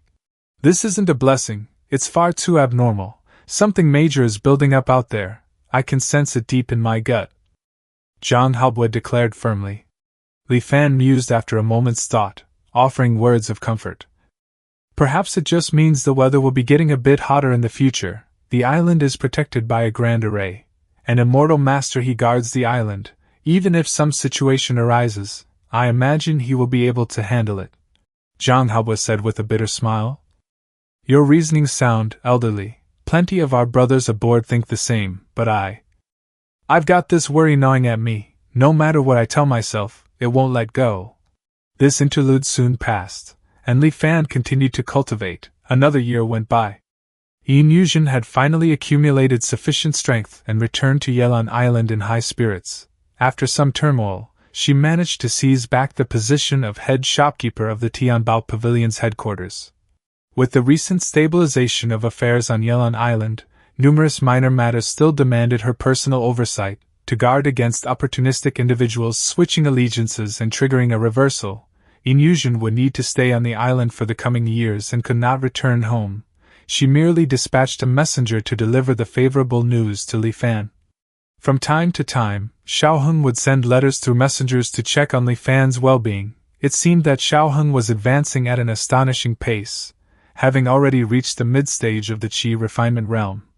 In the end, Zhang Haobo decided to depart from the Tsongyan Sea along with several of his brothers from the Tsangyuan. The world was filled with upheaval and turmoil, yet Li Fan regarded it all as a distant, uninvolved spectator. He merely continued his cultivation with steady patience. On that day, a stir arose in Li Fan's mind. Strands of spiritual qi from heaven and earth threaded their way along the heaven-earth route, gently flowing into his dantian before quickly dispersing throughout his entire body. It was akin to a water wheel channeling river water to nourish long-parched, fertile soil. In the 7th year since Li Fan had entered the world of cultivation, he at last broke through to the Qi refinement realm. The instant Li Fan entered the Qi refinement realm, a deep transformation coursed through his entire being. Spiritual Qi swirled and flowed inside him, quietly and gently repairing his formerly tired and aged body. The subtle wrinkles on his face disappeared, leaving his skin smooth and youthful once more. A vitality he had long forgotten welled up within him, making him feel as though he had reverted to his teenage years. Overflowing with inexhaustible energy, he had been restored to youth, and his physical constitution had improved dramatically. Above all, Li Fan could at last command the spiritual qi of heaven and earth. He directed thin strands of qi, molding them into a variety of shapes, yet this was merely instinctive control. To harness spiritual qi with genuine proficiency, he would require proper techniques. After trying a few things, Li Fan released the spiritual qi he had gathered in his hand and turned his focus to the Return to Truth panel. Upon reaching the qi refinement realm, Li Fan's biological age limit had increased to a new maximum of 199 years. The five spirits qi sensing method had noted that although a cultivator's lifespan greatly surpassed that of ordinary mortals, it had significantly shortened compared to the ancient times. A qi refinement cultivator's lifespan was limited to no more than 200 years. Even reaching foundation establishment merely added a bit more than a century before one's life came to an end. Only by forming a golden core and gaining insight into the laws of heaven and earth could a cultivator's lifespan extend dramatically, to 500 or 600 years. In sharp contrast to his biological age, his mental age had hardly advanced at all, since he had already greatly broadened it through cultivating the Xianhuang Heart Refinement Sutra. Li Fan felt no particular surprise. Next, Li Fan took out the Thousand Mechanisms Jade Cosmos scripture from the Taiyan boat. He had acquired this nascent soul-level technique from Ko Hong a long time ago, but lacking divine sense at the time, he had been unable to study it, leaving it constantly on his mind. Now that he had finally reached the qi refinement realm, Li Fan was keen to explore its contents. As he lifted the jade slip, the technique's description poured effortlessly into his mind. This being his first encounter with the jade slip, the sensation left him disoriented. It seemed like an enormous flood of information was being forcefully shoved into his head, causing his temples to pulse with pain. Fortunately, his divine sense far surpassed that of a typical qi refinement cultivator. He adjusted swiftly, and soon steadied himself. He steadied his mind and spirit, concentrating deeply on examining the technique. After a considerable time, he finally gained a broad understanding of it. The Thousand Mechanisms Jade Cosmos scripture was a method cultivated by the ancient Heavenly Mechanisms sect. In ancient eras, the concept of harmony between heaven and humanity was highly valued. The Heavenly Mechanisms sect held that every entity in heaven and earth, much like humans, possessed its own form of consciousness, albeit one that was hard to detect through conventional methods, just as a person radiates killing intent when entertaining murderous thoughts. All things in the world would occasionally trigger faint energy mechanisms. When the heavens trigger their killing mechanisms, they cause all things to wither, the stars to shift positions, and the constellations to change their patterns. When the earth triggers its killing mechanisms, it leads to the seas turning into mulberry groves and the land giving rise to dragons and serpents. By capturing and refining the diverse energy mechanisms of heaven and earth, a cultivator could trace them back to their origins, attaining a state of resonance and oneness with heaven and earth. The Thousand Mechanisms Jade Cosmos scripture was exactly that kind of technique, a method for perceiving and harnessing these energy mechanisms for one's own benefit. Once fully mastered, this technique not only permitted a cultivator to harness the killing intent of heaven and earth to strike down enemies, but also allowed the deduction and forecasting of future occurrences by extrapolating from those energy mechanisms. The will of heaven and earth was profound and boundless. Even a single thread of its energy mechanisms dwarfed that of a cultivator by 1,000-fold. This technique possessed immense power, yet practicing it carried equal danger. Cultivators nurtured their own killing intent, harnessed the vigorous vitality of spring's rebirth, or perceived energy mechanisms from specific objects imbued with natural spirituality. By accumulating vast numbers of these energy mechanisms to shield themselves, they succeeded in obscuring the mechanisms of heaven and comprehending the will of heaven and earth. In theory, mastering this method to its pinnacle enabled one to unite with heaven and earth, becoming the very incarnation of the Tao itself. Regrettably, it remained merely theoretical. In reality, even with these ingenious approaches, practicing the Thousand Mechanisms Jade Cosmos scripture proved extraordinarily challenging. The ancient Heavenly Mechanisms sect boasted a legacy of 10,000 years, during which tens of thousands of cultivators had trained in the Thousand Mechanisms Jade Cosmos scripture. Yet the greatest accomplishment among them was merely attaining the nascent soul realm. Yet, with the aid of Return to Truth, Li Fan did not have to fret excessively over the dangers tied to practicing this technique. He reflected briefly. Choosing a main cultivation method was not a decision that required haste. He could first travel to Myriad Immortals Island to assess the present state of the cultivation world before settling on one. Thus, Li Fan made his way to the central array on Liuli Island to request a meeting with He Zhenghao. Gazing at Li Fan with a satisfied smile, He Zhenghao remarked, I detected an odd ripple in the island's spiritual qi earlier and figured you had finally broken through. It took quite some time, but you managed it in the end. Li Fan said politely. Thank you for your guidance, senior. Feeling a slight improvement in his own cultivation, He Zhenghao replied with a smile. It was nothing. Have you come to me because you wish to go to Myriad Immortals Island? Li Fan nodded. Exactly, I have no more mundane affairs tying me down, and am ready to depart at any time. In a flash, He Zhenghao appeared before Li Fan and grasped his shoulder. Good, in that case, follow me. He Zhenghao lifted Li Fan into the air, soaring upward at an incredible velocity. In an instant, they broke through the layer of clouds and ascended beyond the mountain peaks. Gather. He Zhenghao formed a hand seal with one hand and pointed down toward the vast expanse of mountains stretching endlessly below. A short while later, rays of white light erupted from innumerable mountain peaks. Streaming together in front of He Zhenghao, they merged into an enormous sphere of light suspended before him. Open. He Zhenghao thrust his hand skyward. The sphere of light surged forward with fierce acceleration, streaking straight upward along the direction he had pointed. In a flash, it transformed into a radiant pillar that connected heaven and earth. Then, it collided with the sun suspended in the sky. The sun's surface distorted violently, then cracked apart, splitting into two halves. A portal formed between them. Let's go. The moment the words left his mouth, He Zhenghao seized Li Fan by the shoulder and swiftly flew toward the gate. A persistent, faint humming echoed in his ears, the surroundings whirled before his eyes in a dizzying, blurred haze. It took Li Fan quite a while to shake off that peculiar feeling. They appeared to be standing in a vast plaza. At the distant end rose a colossal statue of an elderly figure with a long beard, adorned in a tall headdress. Below the central figure, the vast plaza was crowded with thousands of stone statues varying in size and style. Without exception, each one of these countless statues gazed upward, looking with reverence at the long-bearded elder. He Zhenghao explained. This is the Tao Transmission Plaza. It was constructed to honor the Immortal Venerable's initial act of bestowing the Tao. Every branch of the Myriad Immortals Alliance possesses one. He Zhenghao went on, his face growing solemn. Flying is allowed on Myriad Immortals Island, but you must never ascend higher than the statue of the Immortal Venerable. Doing so would trigger an assault from the Myriad Immortals array, which is strong enough to instantly obliterate even a nascent soul cultivator. Although flight itself isn't prohibited, I recommend avoiding it unless necessary.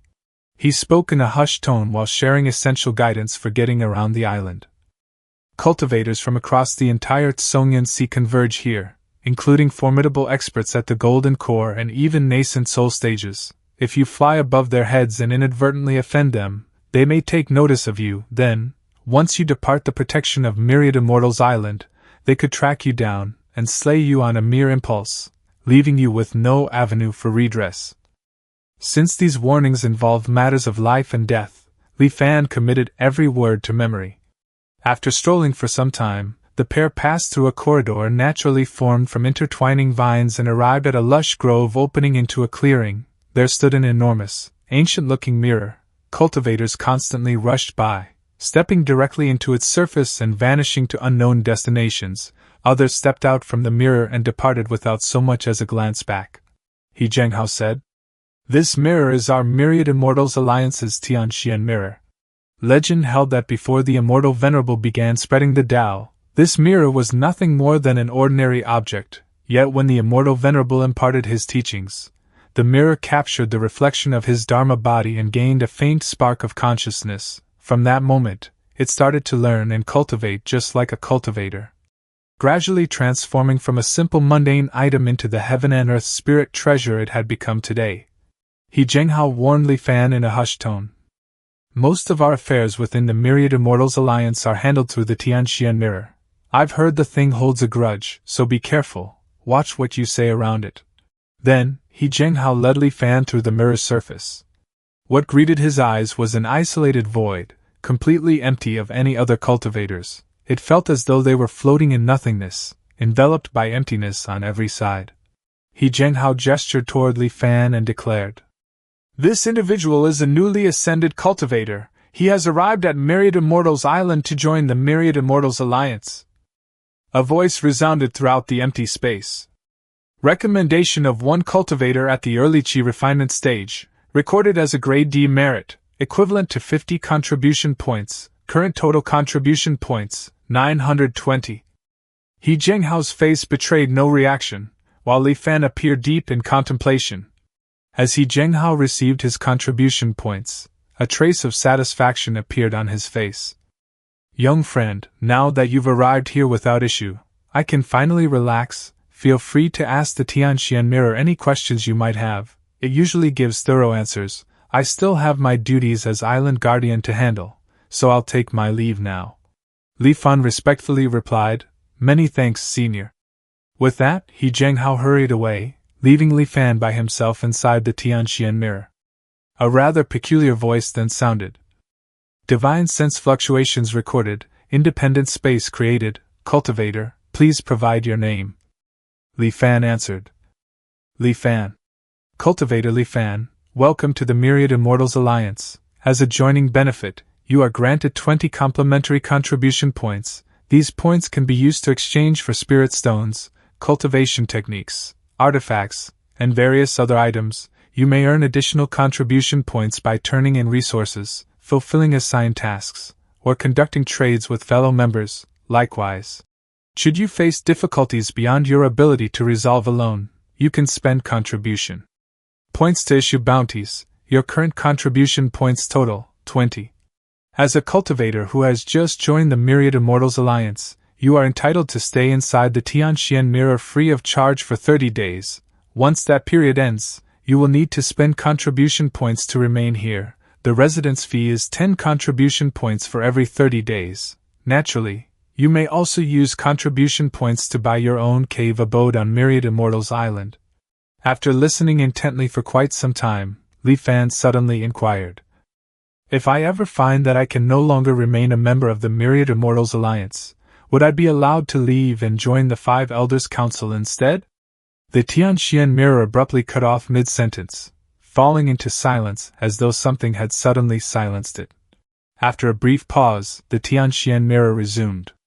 Those who have joined the Myriad Immortals Alliance are prohibited from later joining the Five Elders Council.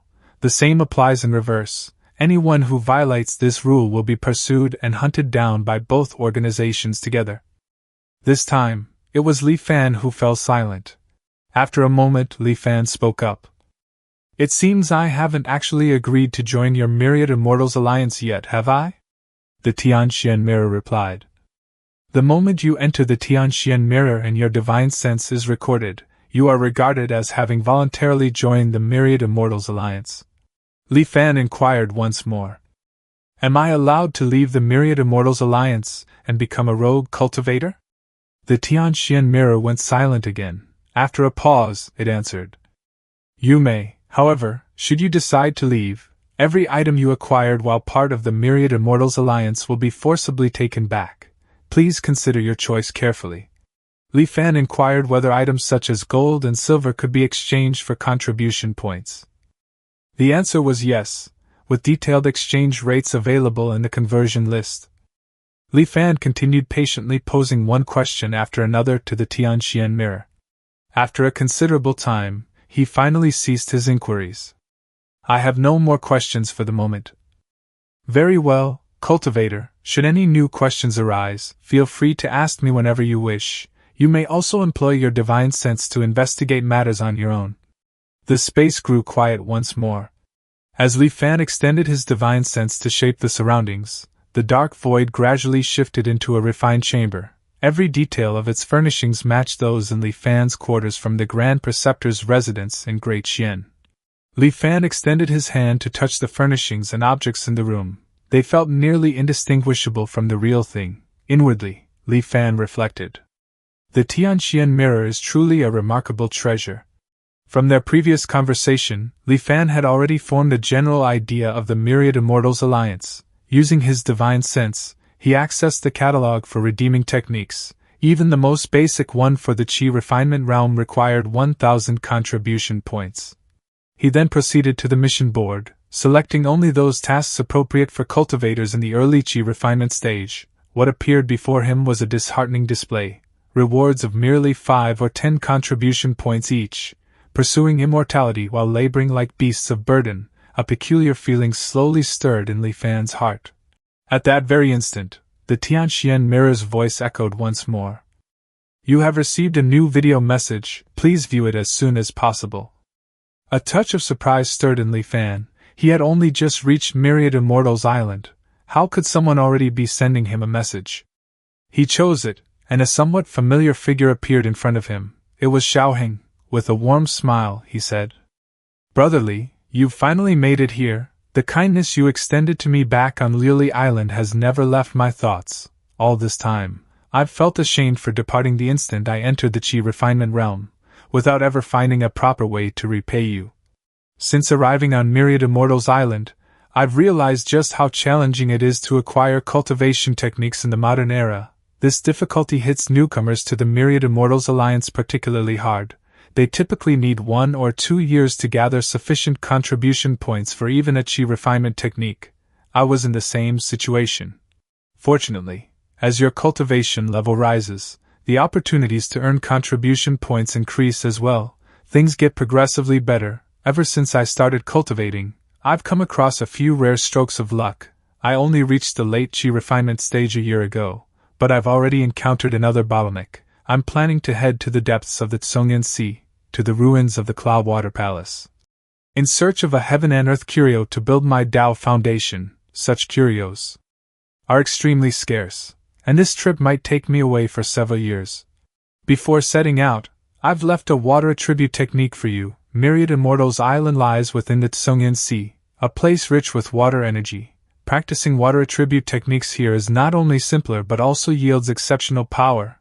Brother Li, make sure to cultivate diligently. It's advisable to stay on the island until you've reached the mid-stage of Qi refinement. Xiaoheng's projections slowly vanished, leaving a jade slip floating in its place. Lesser water manipulation art, a Qi refinement technique, number of current practitioners 0. This young man. A gentle warmth filled Li Fan's heart. To be honest, Li Fan hadn't truly bestowed any significant favor upon Xiaoheng. He had only assisted in burying Su Changyu and arranged somewhat improved accommodations for him on Lili Island. Moreover, Xiaoheng had repaid him by supplying reliable information regarding the Starseed Drift San.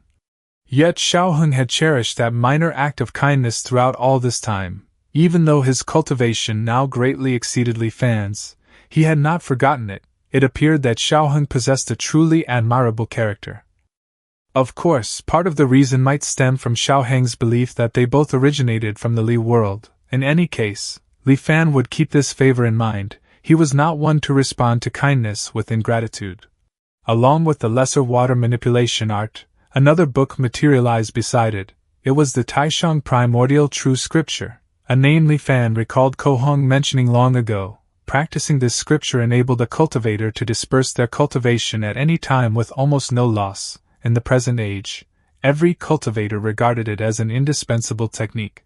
With both the lesser water manipulation art and the Thousand Mechanisms Jade Cosmos scripture in hand, supplemented by the Taishang Primordial True Scripture, Li Fan quickly made a decision. On the surface, he would cultivate the lesser water manipulation art as a red herring, while secretly practicing the Thousand Mechanisms Jade Cosmos scripture, of course. It would be best to find a pretext to leave Myriad Immortals Island first, then cultivate the Thousand Mechanisms Jade Cosmos scripture. Only after leaving, though the Tianxian mirror might not pay attention to an insignificant Qi refinement cultivator like Li Fan, it was never wrong to be cautious.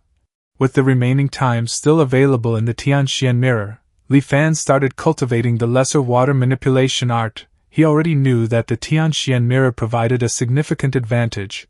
One could spend contribution points to enable its assisted cultivation mode. Using 10 contribution points, Li Fan exchanged for 1 day in the assisted cultivation mode.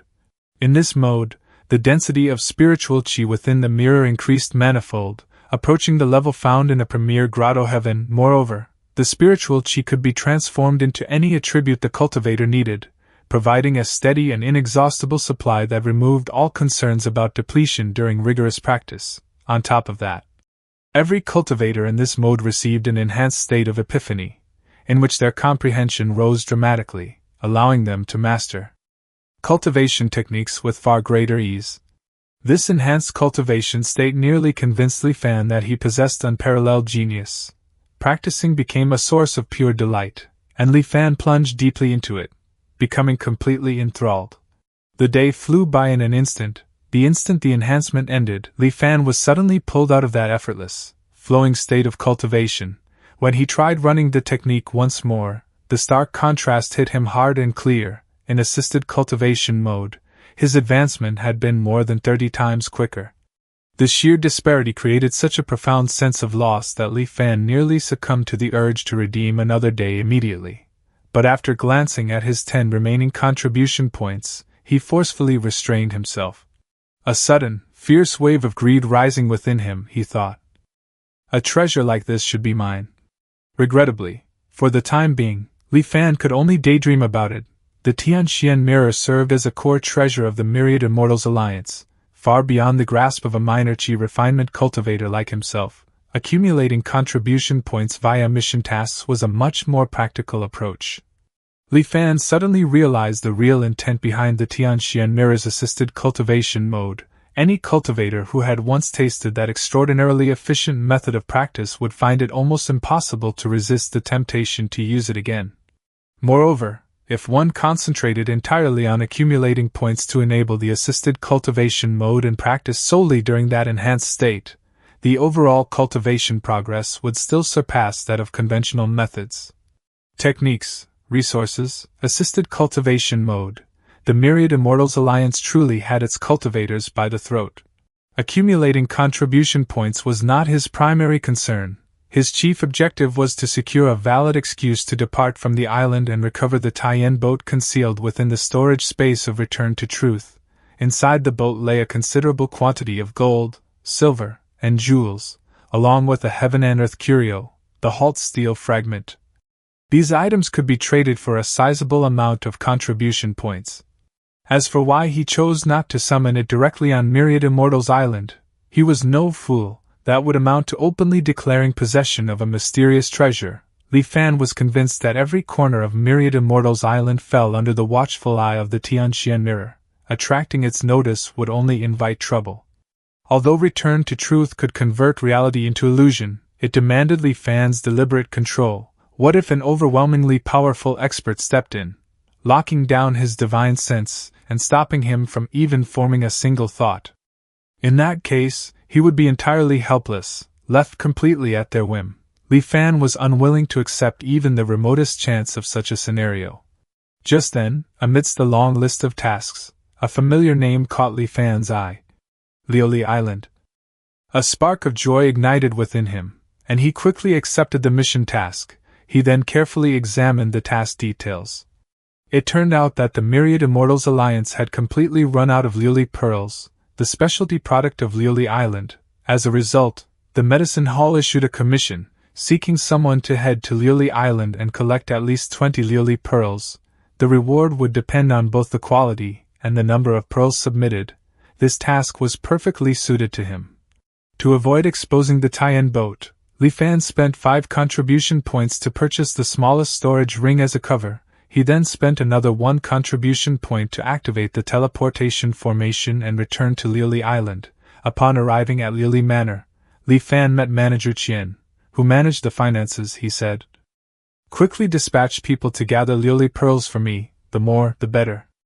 Qian respectfully replied, "As you command, Immortal Master."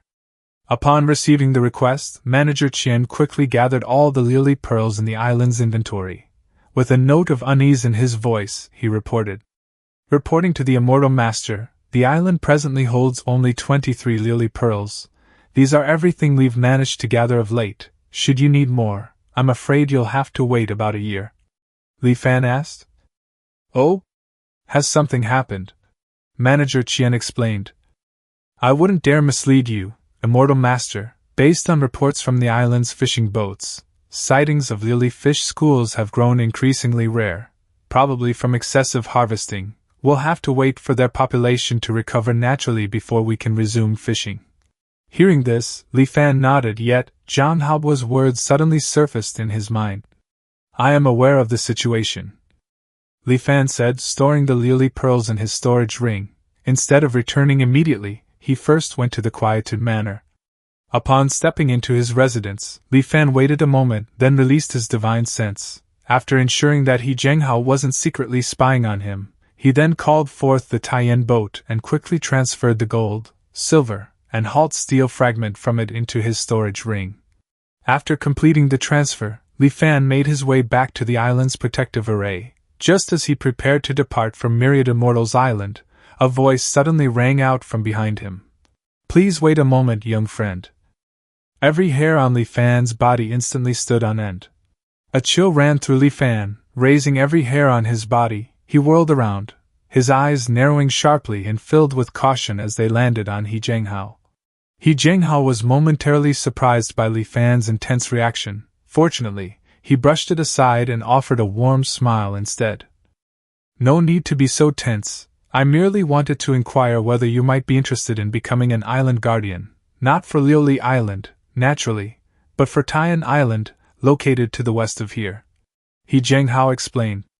The current guardian of Taiyan Island is a good friend of mine. He's hit a bottleneck in his cultivation and wants to head out to seek new opportunities. Unfortunately, his responsibilities tie him to the island, so he can't leave without approval.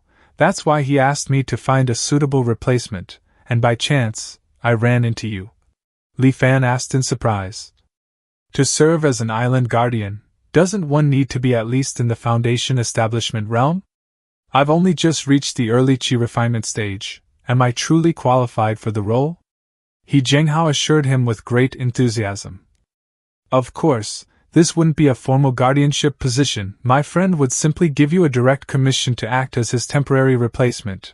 After all, Taiyan Island isn't especially large. With its protective array active, a cultivator in the Qi refinement realm would be perfectly capable of managing it for a while. There's no need for concern, and since I'm the one recommending you, I'd naturally get a portion of the compensation as well. Li Fan inquired. During this temporary guardianship, how long am I allowed to be away from the island? The island's protective array is usually activated once every 5 days. Should you need to depart for any purpose, it's advisable to return within that 5-day window. You should not leave more than 3 times within a single year. Worried that Li Fan might fear the role would hinder his cultivation, Zhang Hao quickly added. Once you receive your yearly contribution points, you can trade them at the Tianxian Mirror for 5 days in assisted cultivation mode. Those 5 days are typically worth half a year of regular practice. Seeing this as a perfect opportunity, Li Fan accepted without hesitation and then added. However, I must first return to Myriad Immortals Island to finish my current mission task. Zhang Hao smiled and answered. Of course, feel free to do so. I'll escort you to Taiyan Island in a few days. With that, Li Fan took his leave of Zhang Hao and headed back to Myriad Immortals Island. There was no reason to stop by the medicine hall in person. He could turn in the lily pearls directly through the Tianxian Mirror. Moments later, the medicine hall acknowledged receipt of the 23 pearls. Given their varying quality, Li Fan received 21 contribution points as compensation. His current total contribution points, 26. Far too little, barely sufficient for 2 days of cultivation. Li Fan shook his head.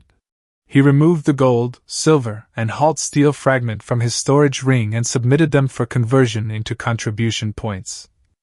Shortly afterward, the Tianxian Mirror provided its evaluation.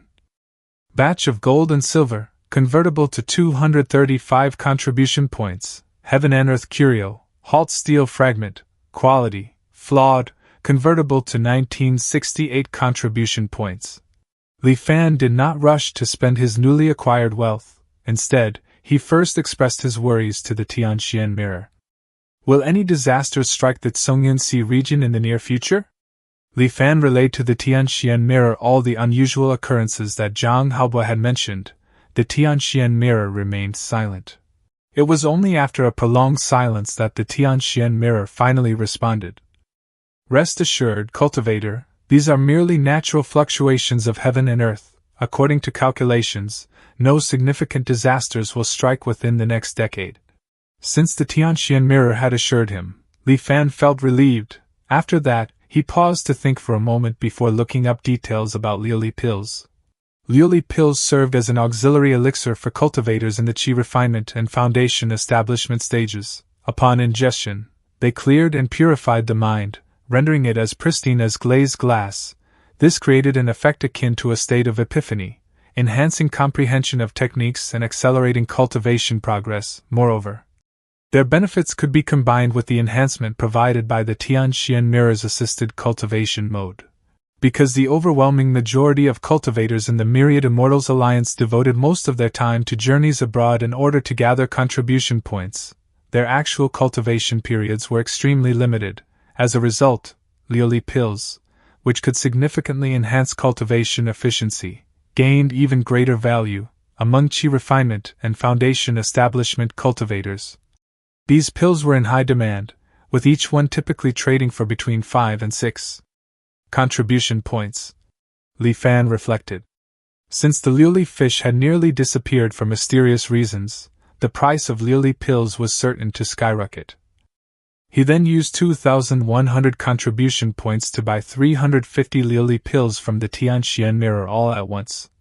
It was only after that he informed the Tianxian mirror about the near-total disappearance of the Liuli fish schools in the waters surrounding Liuli Island.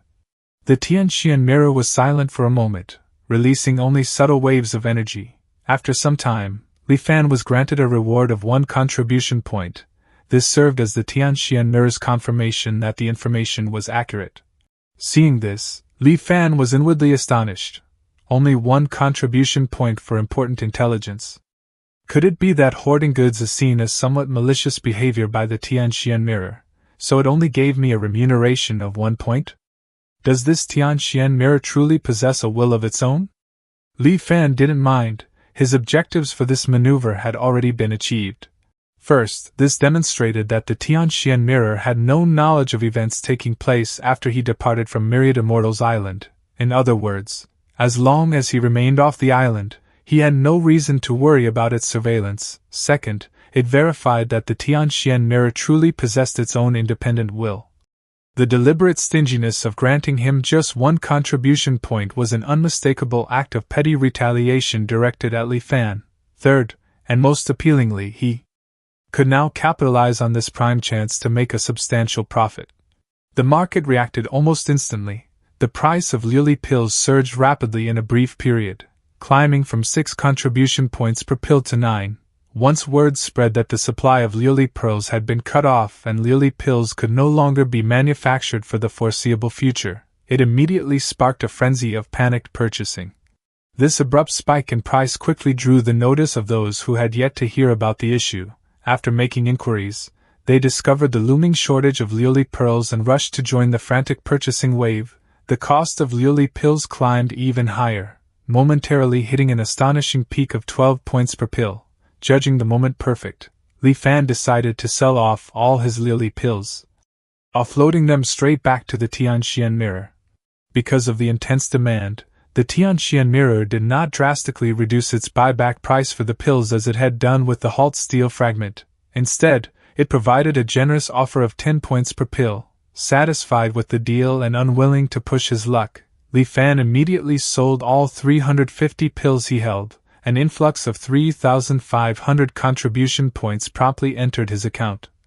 Adding this to his remaining balance of 129 points, Li Fan's total contribution points now reached an impressive 3,629.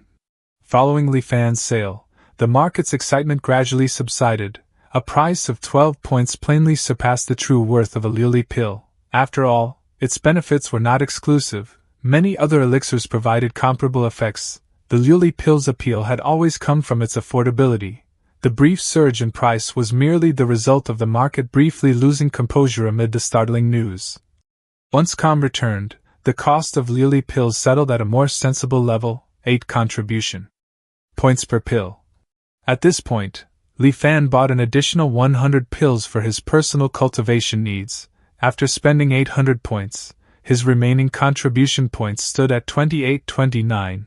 Through this sequence of clever moves, Li Fan had not only earned an extra 600 contribution points but had also effectively acquired 100 Li pills at no cost.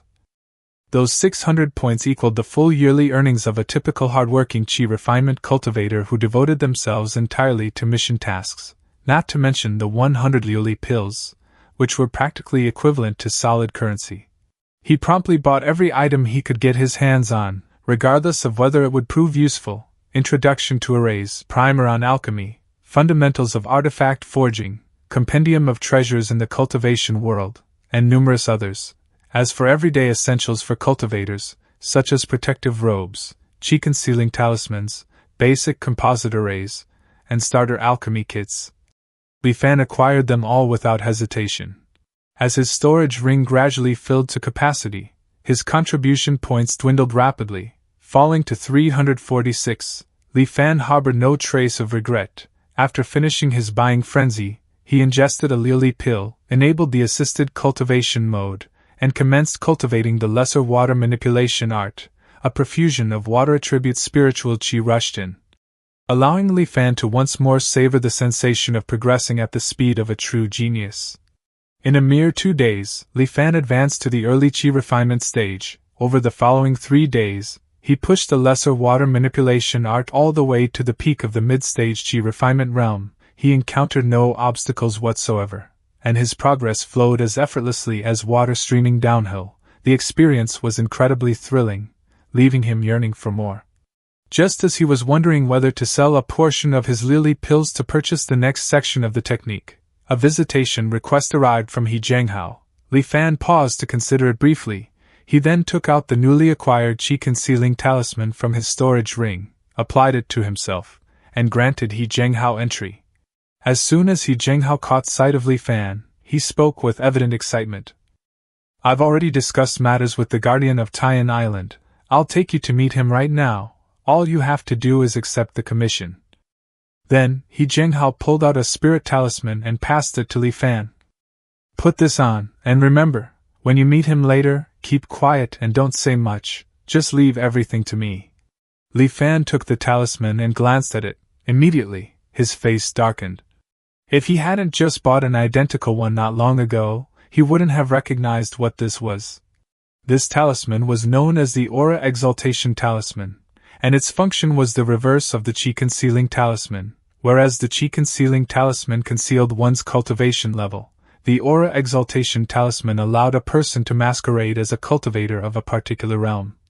By providing him with this talisman, He Jianghao clearly wanted Li Fan to masquerade as a Foundation Establishment cultivator. That earlier claim about a Chi refinement cultivator being sufficient to guard an island had merely been a deception to lure him in. From the very beginning, He Jianghao's plan had been to have Li Fan impersonate a Foundation Establishment expert in order to take on the commission from Tian Island's guardian, thereby allowing him to skim off the difference for himself. After all, the contribution points required to hire a Foundation Establishment cultivator compared to one in the Chi refinement realm were worlds apart. He Jianghao remained oblivious to Li Fan's expression. With a smile, he presented Li Fan to the guardian of Tian Island, Zhou Qingang. Unable to call out He Jianghao without complications, Li Fan managed a strained smile and offered his greetings to Zhou Qingang. "I should avoid getting too entangled with this fellow." Li Fan mused inwardly, casting a quick, sidelong glance at the beaming He Jianghao. Zhou Qingang examined Li Fan closely and appeared quite pleased. He promptly issued a commission to He Jianghao. Upon receiving it, He Jianghao turned around and issued a new commission to Li Fan. "Act as guardian of Tian Island in Zhou Qinggang's place while he ventures out to pursue his breakthrough opportunity. Reward, 800 contribution points annually." Fortunately, He Jianghao hadn't taken an excessive cut. At this juncture, Li Fan had little choice but to accept the assignment. Zhou Qingang passed a jade token to He Jianghao before hurriedly departing to pursue his breakthrough opportunity. Observing this, He Jianghao let out a quiet sigh of relief. He then handed the token to Li Fan and spoke with notable seriousness. "This is the Guardian token for Tian Island. It allows you to command the island's protective array. You must guard it carefully, young friend. Do not let it out of your possession."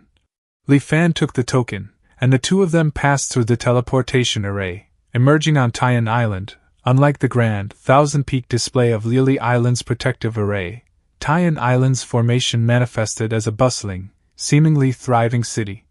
What truly distinguished it, though, were its residents. Every one of them was a fruit with an eerily human-like face. These fruits lived lives indistinguishable from those of actual humans. Within the city manifested by the array, they labored, resided, married, and raised offspring, completing their full life cycles. This is Taiyan Island's specialty, the Taiyan fruit.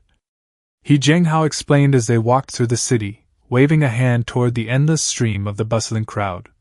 When one of these fruit people passes away, it means the Taiyan fruit has reached full ripeness.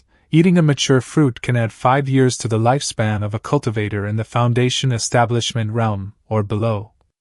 He Zhenghao let out a sigh tinged with regret. It only works the first time someone consumes a Taiyan fruit. The island requires an annual quota of 30 Taiyan fruits. Any excess beyond that can be retained for your own use. A perk of serving as guardian, on average, one can personally keep about 2 Taiyan fruits per year. In the Tianxian mirror, each one usually sells for 90 to 100 contribution points. In the end, when you add it all up, young friend, the pay for acting as a temporary guardian is quite generous. He Zhenghao explained with a hearty chuckle. Li Fan nodded. I must thank you, senior. Although He Zhenghao had resorted to some shady tactics, this was undeniably true. On Myriad Immortals Island, very few chi refinement cultivators could make 1,000 contribution points in a single year. He Zhenghao claimed the bulk of the reward in this deal, yet Li Fan was satisfied with what remained. He Zhenghao waved his hand casually. Don't mention it, you're from the island I oversee, so it's only right that I lend you a hand. As long as your cultivation progresses steadily in the future, all my efforts will have been worthwhile. He suddenly stopped midway through his words. He looked Li Fan over, his voice tinged with astonishment. You've broken through to the mid-stage chi refinement realm?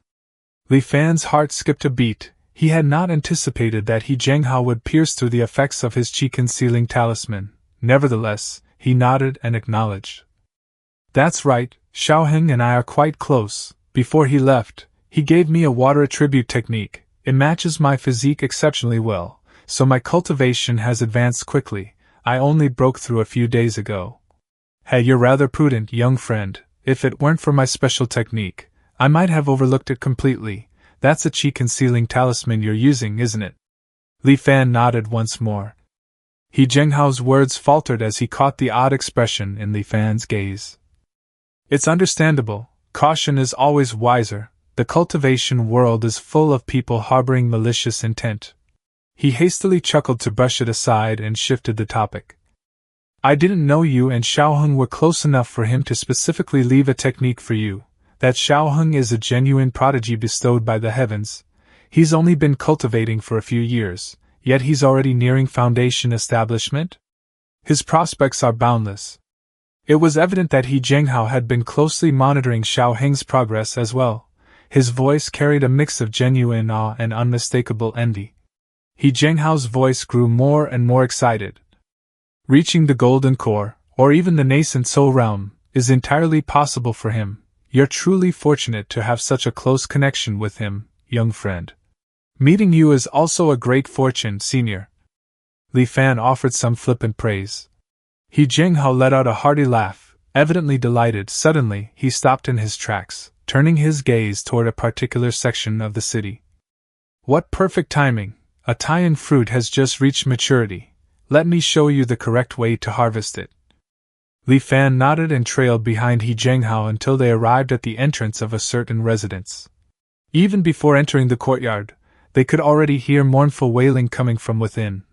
Stepping inside, Li Fan saw over a dozen kneeling human-faced fruits, clad in the white hemp mourning garments. Before them rested a coffin. Inside it lay a fruit bearing a human face, appearing as though it were merely sleeping. Its eyes remained shut, its lips curved into a faint, eerie smile, and its form lay completely motionless.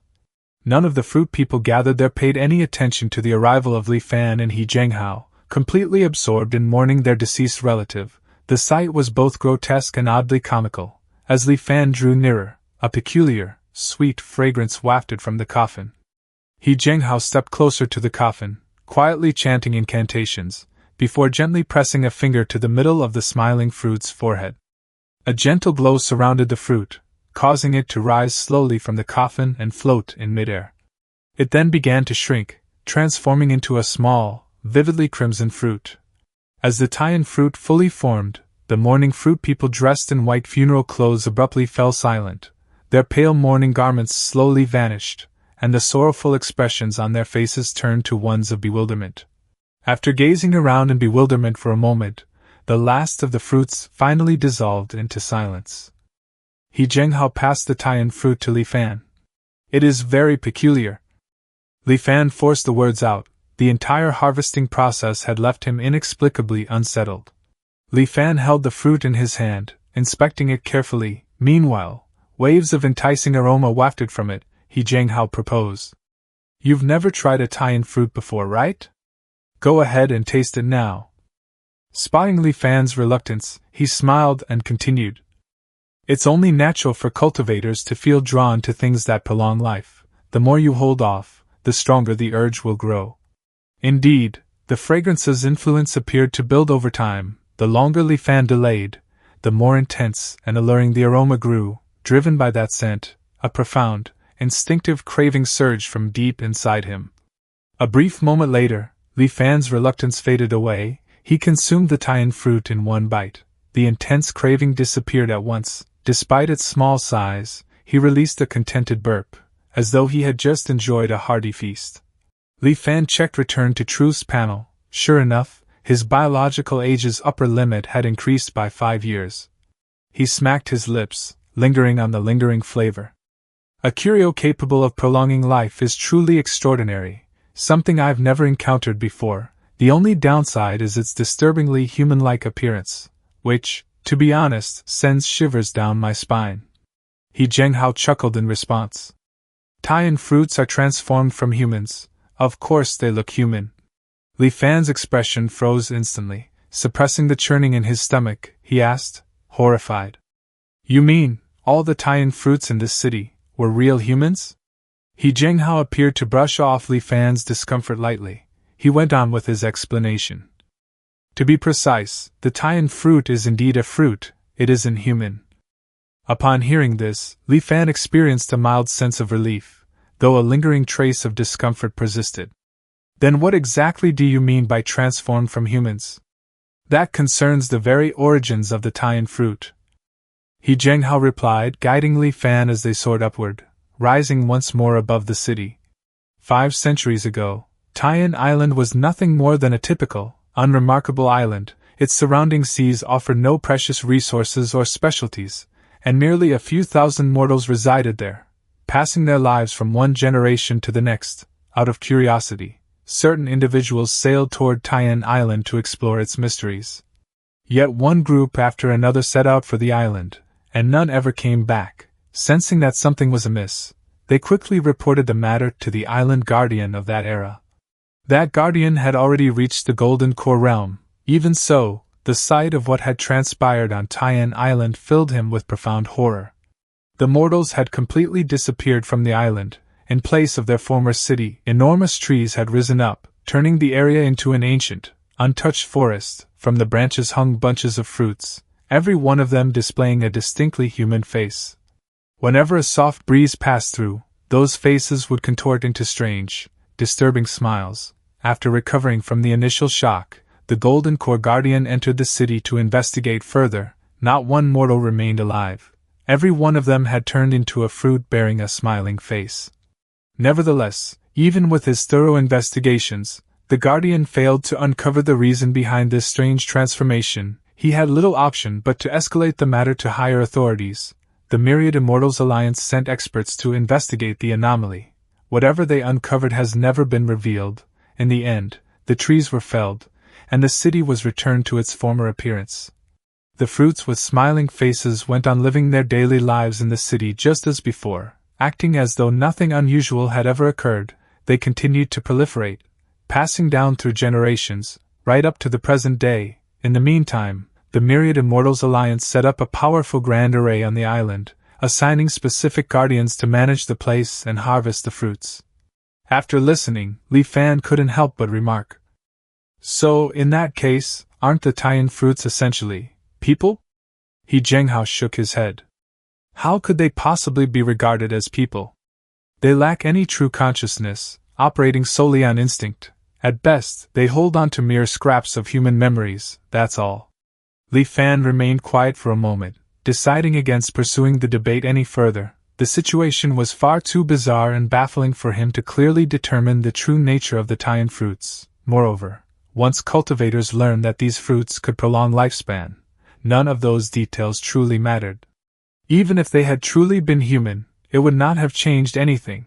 Given their extraordinary effects, they would still have been consumed all the same. From that day forward, Li Fan made Taiyan Island his home. It must be admitted that serving as an island guardian was truly a leisurely affair. The mortals on the island would never dare disturb the immortal master without good reason. Li Fan devoted himself entirely to intense cultivation. After gaining proficiency in a few basic minor spells, he turned his attention to cultivating the Thousand Mechanisms Jade Cosmos scripture. This method, originating from the ancient Heavenly Mechanism sect, proved profoundly esoteric and challenging to comprehend. It differed entirely from the lesser water manipulation art that Li Fan had practiced before, as though the two belonged to completely separate systems. A year went by in this manner. Li Fan headed back to Myriad Immortals Island to claim his compensation for acting as temporary guardian, 800 contribution points. Using them, he exchanged for the late-stage chi refinement section of the lesser water manipulation art. He then devoted 5 days to cultivating deeply within the Tianxian Mirror's assisted cultivation mode before reluctantly returning to Taiyan Island. Those 5 days of focused practice had brought him a clear, tangible feeling that the breakthrough to the late-stage chi refinement realm was now just within his grasp. Inside the protective array of Taiyan Island, Li Fan flipped through the miscellaneous records of cultivation he had bought, his brows knitting together in mild concern. Bottleneck? Heavenly tribulation? Does that mean I'm just one step away from reaching the late stage of chi refinement? After reviewing the miscellaneous records of cultivation, Li Fan at last confirmed that he had run into a bottleneck. Mere diligent practice alone could not surmount this kind of obstacle. Instead, the cultivator needed to proactively pursue a deeply personal opportunity, one that felt intuitively right, to achieve the breakthrough, without question. The existence of such bottlenecks greatly slowed down cultivation progress. It felt as though the heavens had deliberately imposed a calamity to impede their advancement. For this reason, cultivators called it the heavenly tribulation. Realizing that this bottleneck could not be overcome through sheer force in a short period, he refrained from growing anxious. He temporarily paused his practice of the lesser water manipulation art and shifted his attention to the Thousand Mechanisms Jade Cosmos scripture. The scripture stated that reaching the second level of the technique would bestow upon the cultivator the divine ability called discernment of mechanisms. As its name suggested, discernment of mechanisms enabled one to detect and identify the diverse energy mechanisms present throughout heaven and earth. The lesser water manipulation art was straightforward, guiding the cultivator without a single wasted word. In sharp contrast, the Thousand Mechanisms Jade Cosmos scripture hid its methods within a pile of intentionally obscure and profound language, forcing the reader to speculate and ponder for themselves, compounding this difficulty. It occasionally sprinkled in insights into the heavenly Tao and esoteric anecdotes from the ancient cultivation world. This jumbled mix left Li Fan feeling dizzy and his blood surging. As Li Fan diligently cultivated, another year passed. Although his progress on the Thousand Mechanisms Jade Cosmos scripture was nearly non-existent, Li Fan remained undiscouraged. On his second trip to Myriad Immortals Island to collect compensation for his acting guardian position, he spent all 800 contribution points, and the 5 Taiyan fruits saved over 2 years to redeem insights on cultivating ancient techniques. As Li Fan continued his dedicated cultivation, yet another year slipped by. Though he had made scarcely any headway with the Thousand Mechanisms Jade Cosmos scripture, Li Fan stayed resolute and undeterred. During his second visit to Myriad Immortals Island to claim the payment for his temporary guardianship role, he used the full 800 contribution points along with the 5 Taiyan fruits he had accumulated over the past 2 years to exchange for guidance on practicing ancient techniques. Armed with this fresh insight, Li Fan rushed back to Taiyan Island and secluded himself once again. When he resumed his cultivation this time, the experience was completely transformed. Every previously cryptic and challenging section of the technique now appeared crystal clear, allowing his advancement to flow smoothly without any obstacles. Li Fan's mind soon became entirely absorbed in the process, in cultivation. Time loses all significance. One day, a golden spiritual chi resembling mist, utterly distinct from the water attribute spiritual chi, suddenly emerged in Li Fan's dantian. He exhaled a long breath of relief. At last, I've reached the second level of the Thousand Mechanisms Jade Cosmos scripture. Li Fan channeled the golden spiritual chi into his eyes and activated the discernment of mechanisms. Let's see what these so-called energy mechanisms of heaven and earth actually look like, he thought, a surge of excitement running through him as he used his newly acquired divine ability for the first time. He directed his gaze toward Tian Island. The scene before him sent a jolt through his heart and chilled his blood to ice. A dense, ominous black veil of deathly chi shrouded the whole island, heavy and suffocating like looming storm clouds. The aura of death hung so thickly over the island that it appeared nearly tangible, draping the entire place in a ghostly, underworld-like pallor even though it was broad daylight. Uneasy and alarmed, he dismissed the arcane art and immediately cast it again.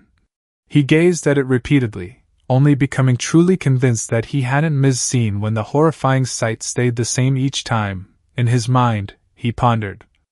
How can this be? Abruptly, as if remembering something crucial, he swiftly cast the water mirror art, and stared at his own reflection. There he saw it, the aura of death gathering above Li Fan's own head was 1,000, no, 10,000 times thicker than that hanging over the mortals on the island. Might there be an issue with the Thousand Mechanisms Jade Cosmos scripture itself? That was Li Fan's initial suspicion. After all, he was presently within the protective array of Tian Island, situated in the heart of the Tsongyan Sea and securely under the Myriad Immortals Alliance's control. Everything had been perfectly safe up until now. How could a disaster be looming simply because he had entered seclusion? Still, with the dense deathly aura enveloping everything around him, Li Fan could not easily brush aside his unease. As the growing unease in his heart intensified, Li Fan resolved to act decisively. Regardless of whether the omen was genuine or not, he would first take shelter on Myriad Immortals Island. He promptly activated the teleportation array and headed there. But a moment later, his heart sank. The teleportation array was completely unresponsive. Li Fan's expression darkened. He pulled out the communication spirit talisman that He Zhenghao had given him and tried to reach out to him. He infused spiritual chi into it, yet once more, there was no response. The situation was becoming clear. Something strange and sinister was indeed happening. Staying on Tian Island was a death sentence, and there was no way he would just wait passively for his life to end. Li Fan summoned the Tian boat and brought out the Tsongyan Sea Atlas, preparing to pilot the flying boat himself. The spirit stones that powered the Tian boat were nearly depleted. Fortunately, during his earlier shopping spree, the essential kit for the solitary cultivator he purchased had included a substantial supply of spirit stones. Just as the Tian boat was on the verge of passing through the boundary of the island's protective array, Li Fan abruptly detected endless killing mechanisms enveloping the entire world beyond. Li Fan's heart pounded fiercely, and he immediately brought the Tian boat to a stop. A deep, instinctive warning told him that crossing beyond the array would spell instant death. Narrowing his eyes, Li Fan scanned the serene sea surface, yet he could not identify the origin of the looming threat. In the end, he opted against taking the chance. He put away the Tian boat and resolved to inquire among the island's mortals about any recent occurrences. Realizing that some catastrophic event must have taken place while he was in seclusion, Li Fan's expression darkened as he flew toward the residence of the Tian Island Master. The instant the Island Master caught sight of Li Fan, he fell to his knees, crying out in anguish and banging his head on the ground repeatedly. "Immortal Master, please have mercy! Immortal Master, I beg you, save us!" Li Fan's face was utterly dark. "What happened? Speak now!" The Island Master wept bitterly. Reporting to the Immortal Master, life has become utterly intolerable. The heavens have withheld rain for a full 6 months now. The island's fresh water and food supplies are nearly exhausted. If this persists, we will all perish from starvation. Half a year without rain? Li Fan recalled the words Zhang Haobo had spoken to him years ago. The island master kept sobbing bitterly. The fish in the surrounding waters have all been harvested, the heat has become intolerable. Not one fishing crew that sailed into the deep sea has come back alive. We are all truly facing starvation. Immortal Master, please show mercy and save us. Irritated by the man's loud cries, Li Fan cast a glance at him. Though noticeably slimmer, the man still carried layers of fat on his body. A surge of anger exploded within Li Fan. Half the mortals on this island have starved to death, yet you haven't lost any weight? The island master's face strained of color. He parted his lips, attempting to muster an explanation. But Li Fan's divine sense had already probed the kitchen in the island master's residence. The sight he beheld ignited his fury to its utmost intensity. Without pausing to let the island master utter a word, Li Fan struck him with a fierce backhand, sending his head flying to the ground. Borrowing the power of the Great Array, he projected his voice across the entire island. The island master has been executed. The remaining officials are to report to the island master's residence immediately. A short time later, several mortals arrived before Li Fan, trembling with fear, noticing their emaciated, starved appearances as well. Li Fan held back his murderous urge. From their tearful, halting accounts, Li Fan at last pieced together what had happened on the island during his year-long seclusion. The drought had started 6 months earlier. Initially, when rain failed to fall for several days, nobody thought much of it. Only after 2 entire months passed without a single drop did widespread panic finally gripped the island. At first, food supplies could be maintained by fishing in the nearby waters. However, as the temperatures rose higher and higher, the fish disappeared from the coastal areas. Boats that sailed farther out to sea never came back. Taiyan Island fell into severe famine. Within just 1 month, a third of the island's inhabitants had died. Innumerable tragedies had taken place. If Li Fan had come out of seclusion even a little later, he might not have encountered a single living person remaining. Confronted with this dire situation, Li Fan could not merely remain idle and let them perish. Years earlier, when he departed from Great Xian, several compartments of the Taiyan boat had been loaded with gold, silver, and valuables, while the remaining space was packed entirely with grain. Thanks to the boat's dust-cleansing array, not a single kernel had gone bad. Thus, he retrieved the grain from the Taiyan boat and distributed it to the mortals as an emergency provision. Upon seeing the food provided by the Immortal Master, the people were overcome with emotion, dropping to their knees and kowtowing over and over. If distributed with careful rationing, the grain stored in the Taiyan boat would suffice to support the surviving islanders for several months. Half a month later, a basic seawater desalination array had been finished. With sufficient drinking water and food supplies now available, the remaining inhabitants of Taiyan Island fell to their knees and kowtowed repeatedly, expressing profound thanks for the Immortal Master's benevolence. After personally setting up an array himself, Li Fan could at last claim to have taken his very first tentative step into the study of formations. It was precisely then that he discovered the island's protective array was degrading at a terrifyingly unnatural pace. As someone who had only just begun learning about arrays, how could he possibly repair it? Remaining on Taiyan Island was no different from awaiting death. He had to find a way off the island, yet something catastrophic had clearly occurred outside. As violent spiritual chi raged unchecked, venturing out rashly would likewise spell certain doom. Could this be the heavens unleashing their killing mechanisms? Li Fan gazed fixedly at the sky outside the island's protective array, sensing himself like a fly ensnared in a spider's web, trapped, helpless, and writhing in its final struggles. Yet Li Fan did not immediately trigger return to truth. Just then he froze. As he observed the mortals below slowly regaining their strength and vitality, Li Fan suddenly realized that the raging spiritual chi outside appeared to spare mortals entirely. According to accounts from the island's residents, when they ventured beyond the protective array, the air felt merely a bit warmer than normal, without any additional threats.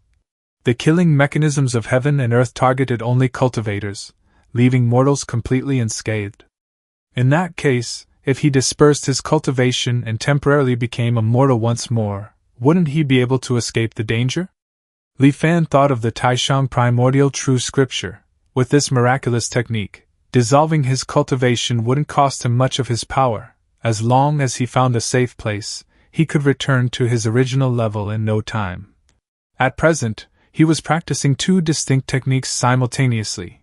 One was the lesser water manipulation art, acquired through the Myriad Immortals Alliance, while the other was the Thousand Mechanisms Jade Cosmos scripture, inherited from the ancient Heavenly Mechanisms sect. One followed the modern cultivation approach, whereas the other adhered to the ancient methodology. The modern cultivation path relied on seizing resources directly from heaven and earth, which was exactly what provoked the world's deep hostility. Now, heaven and earth had unleashed multiple layers of killing mechanisms aimed specifically at those who followed the new methodology. What if he dispersed only the lesser water manipulation art, while keeping the cultivation base from the Thousand Mechanisms Jade Cosmos scripture intact? Would the killing mechanisms from heaven and earth then weaken? Li Fan was a man of swift decisions. With the array potentially failing at any instant, he wasted no time and immediately circulated the spiritual qi within his body, activating the Taishang primordial true scripture. As the method took hold, the water attribute spiritual qi accumulated from practicing the lesser water manipulation art gradually dispersed like snow under the sun, converting into a refined energy that quietly settled in Li Fan's dantian.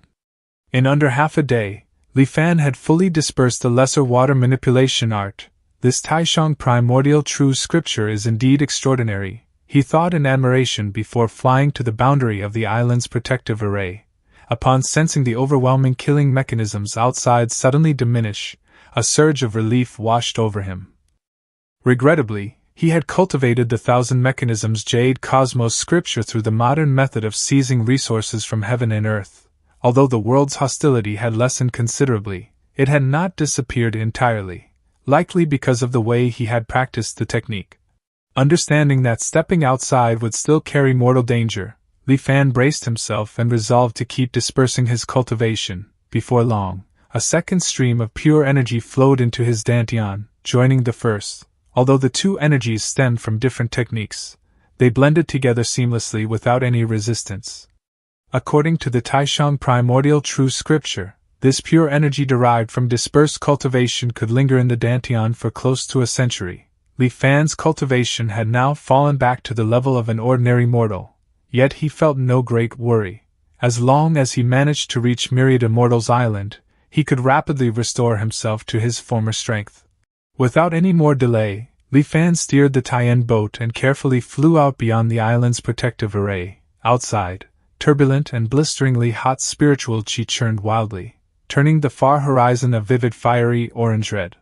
Yet Li Fan had now reverted to the state of an ordinary mortal. The turbulent spiritual qi raged around him as it swept by, yet it launched no assault against him. During the journey, he flew past countless islands, each one completely lifeless.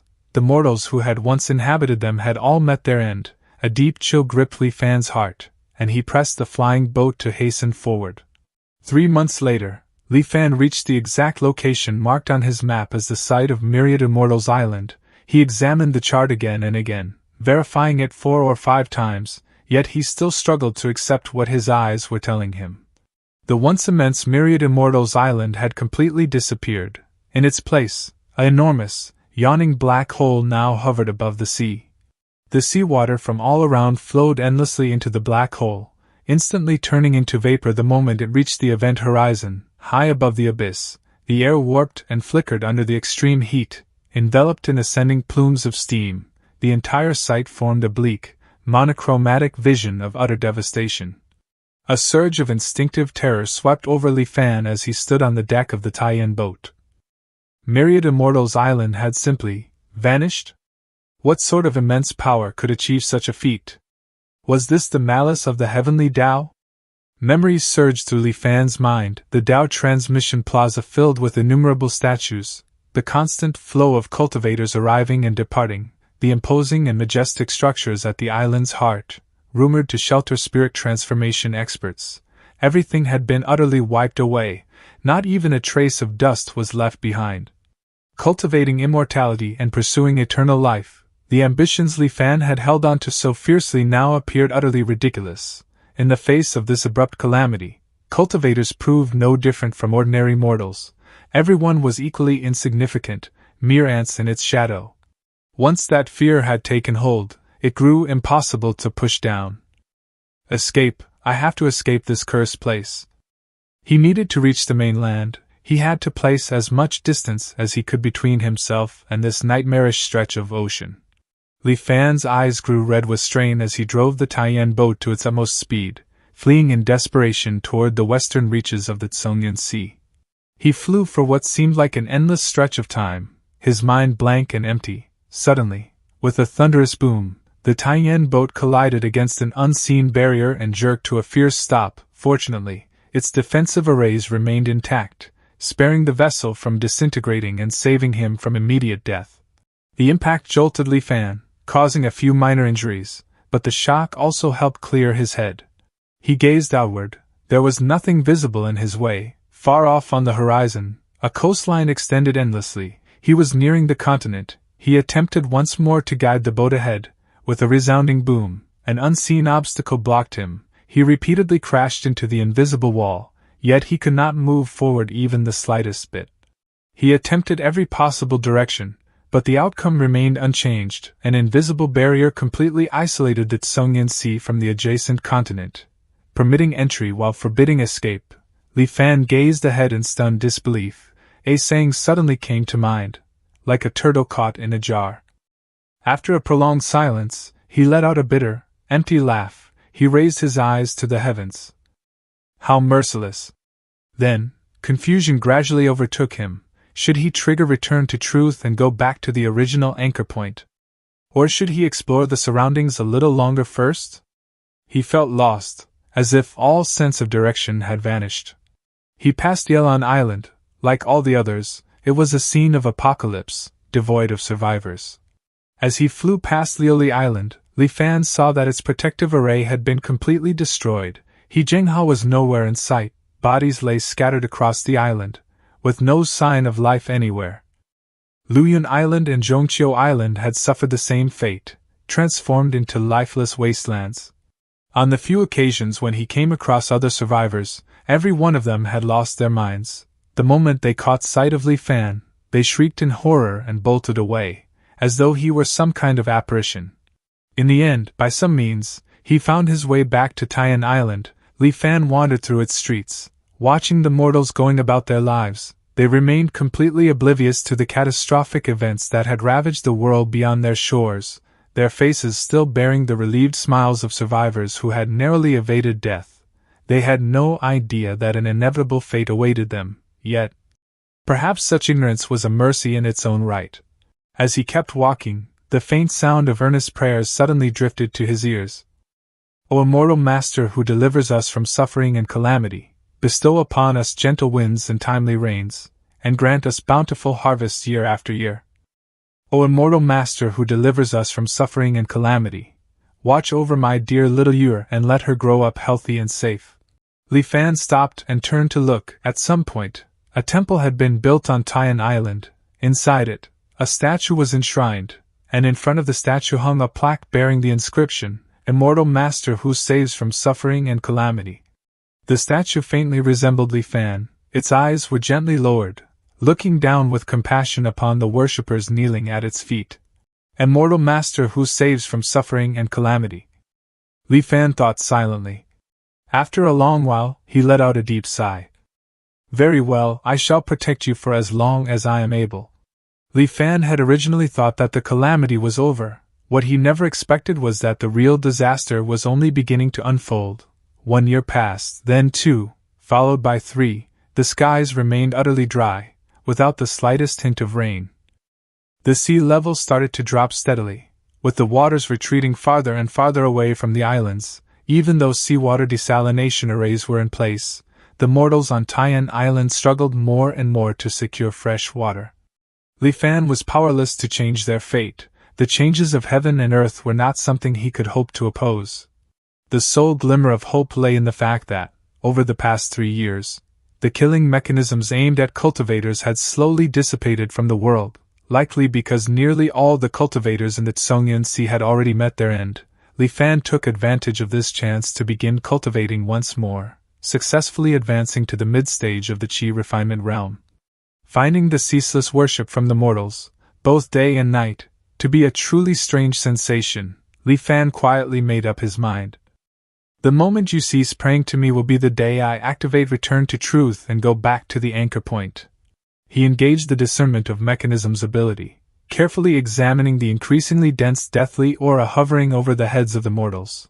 A jolt of surprise ran through Li Fan. Wait, why is there a thin strand of white concealed within this overwhelming black aura of death?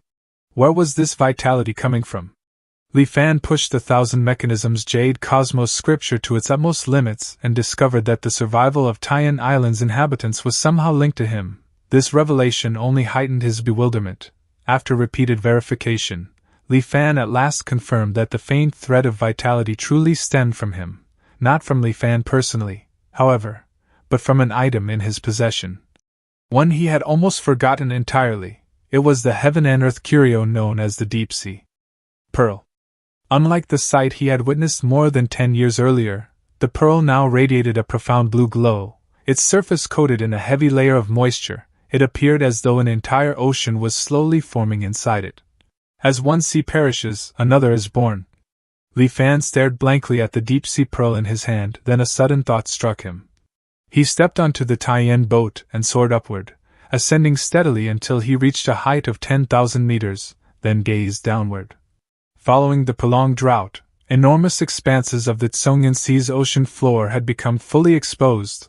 One by one, mountain ranges that had long remained hidden beneath the waves slowly emerged into view. The islands that once dotted the Tsongyan Sea were, in reality, nothing more than the summits of these very mountains. Suddenly, the image of Ko Hong's eager and enthusiastic face appeared vividly in Li Fan's mind. It doesn't matter, once you manage to escape this place, come find me in Lingtian City, located within the Tsongyan mountain range. Li Fan shook with laughter, pressing his hands to his face. Tsongyan Sea, Tsongyan Mountains. So they were the same place all along.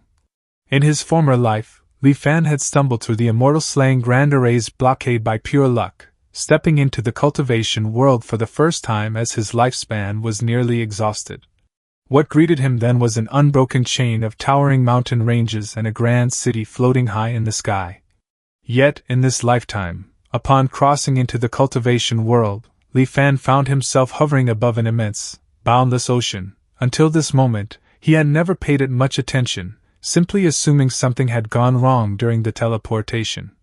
Only today, after witnessing the withered Tsongyan Sea and the awakening of the deep-sea pearl, did Li Fan finally grasp the truth. There had been no mistake. The location he arrived at after passing through the immortal slaying Grand Array was exactly the same. The sole difference lay in the timing of his arrival in the cultivation world. In his previous life, Li Fan had entered the cultivation world at the age of 85, during anchor year 65. This time, he had arrived at 40. Once the virtualization charging progress reached 100%, that was anchor year 20, a difference of 45 years. One arrival met with a vast sea, the other with rugged mountains. No wonder Li Fan had never considered this possibility.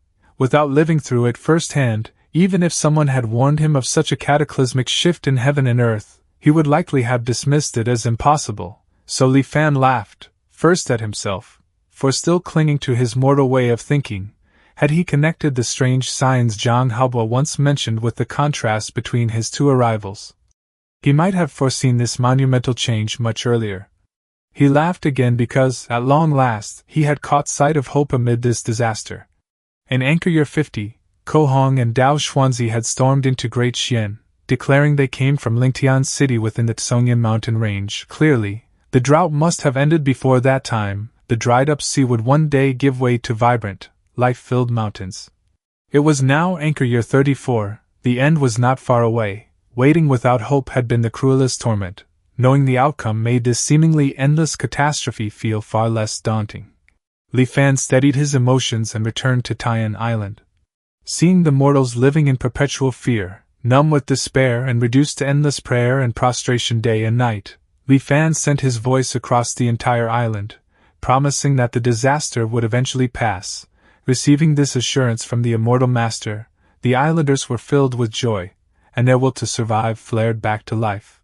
Li Fan himself entered seclusion, and once again took out the deep-sea pearl. He studied the blue heaven and earth curio. Could this be the glimmer of hope?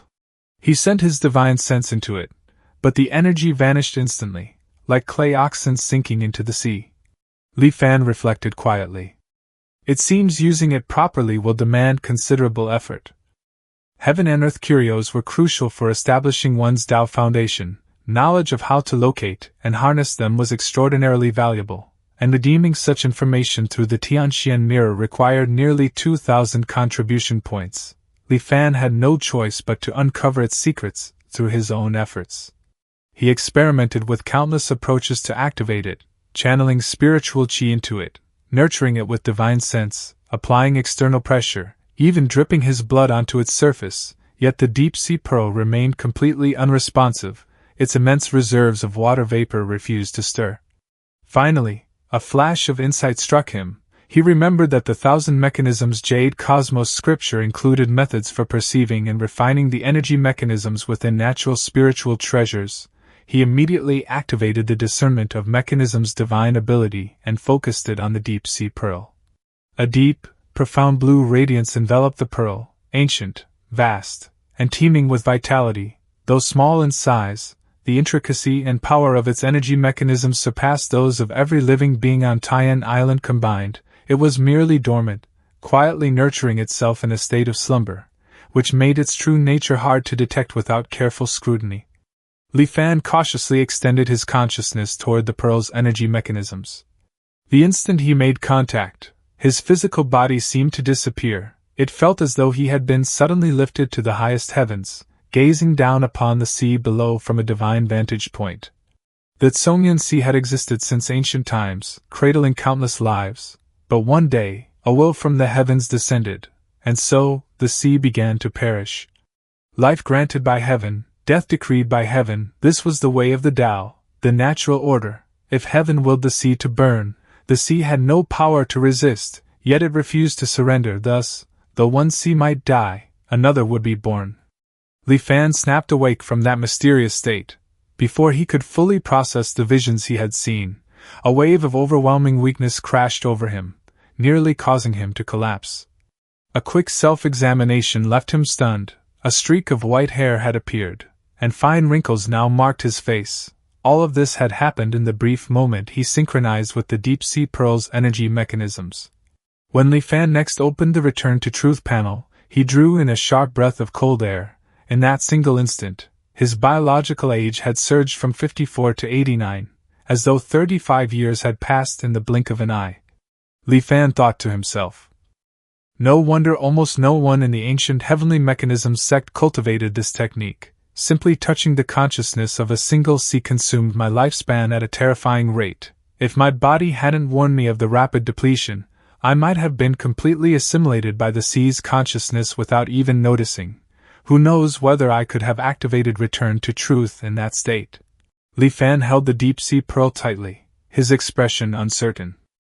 No, this can't be the correct way to control a heaven and earth curio.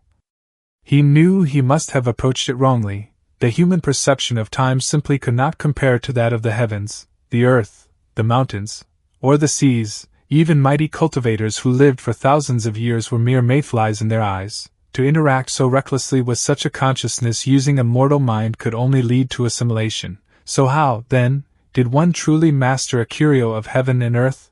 Days turned into weeks, yet Li Fan still hadn't discovered a way to use the deep-sea pearl. Meanwhile, the weather grew hotter by the day, as though determined to deliver a final, thorough purification of the Tsongyan Sea. The mortals on the island gradually lost even the strength to pray. Li Fan knew that if this continued, these people would likely perish just before the fiery calamity ended. To die on the eve of salvation would be a truly tragic fate. Restlessness began to gnaw at him, and distracting thoughts clouded his mind. In an effort to calm himself, he unconsciously began operating the long-neglected Xianhuang Heart Refinement Sutra. It had been a very long time since Li Fan intentionally cultivated the Xianhuang Heart Refinement Sutra. It offered no direct benefit to his cultivation progress.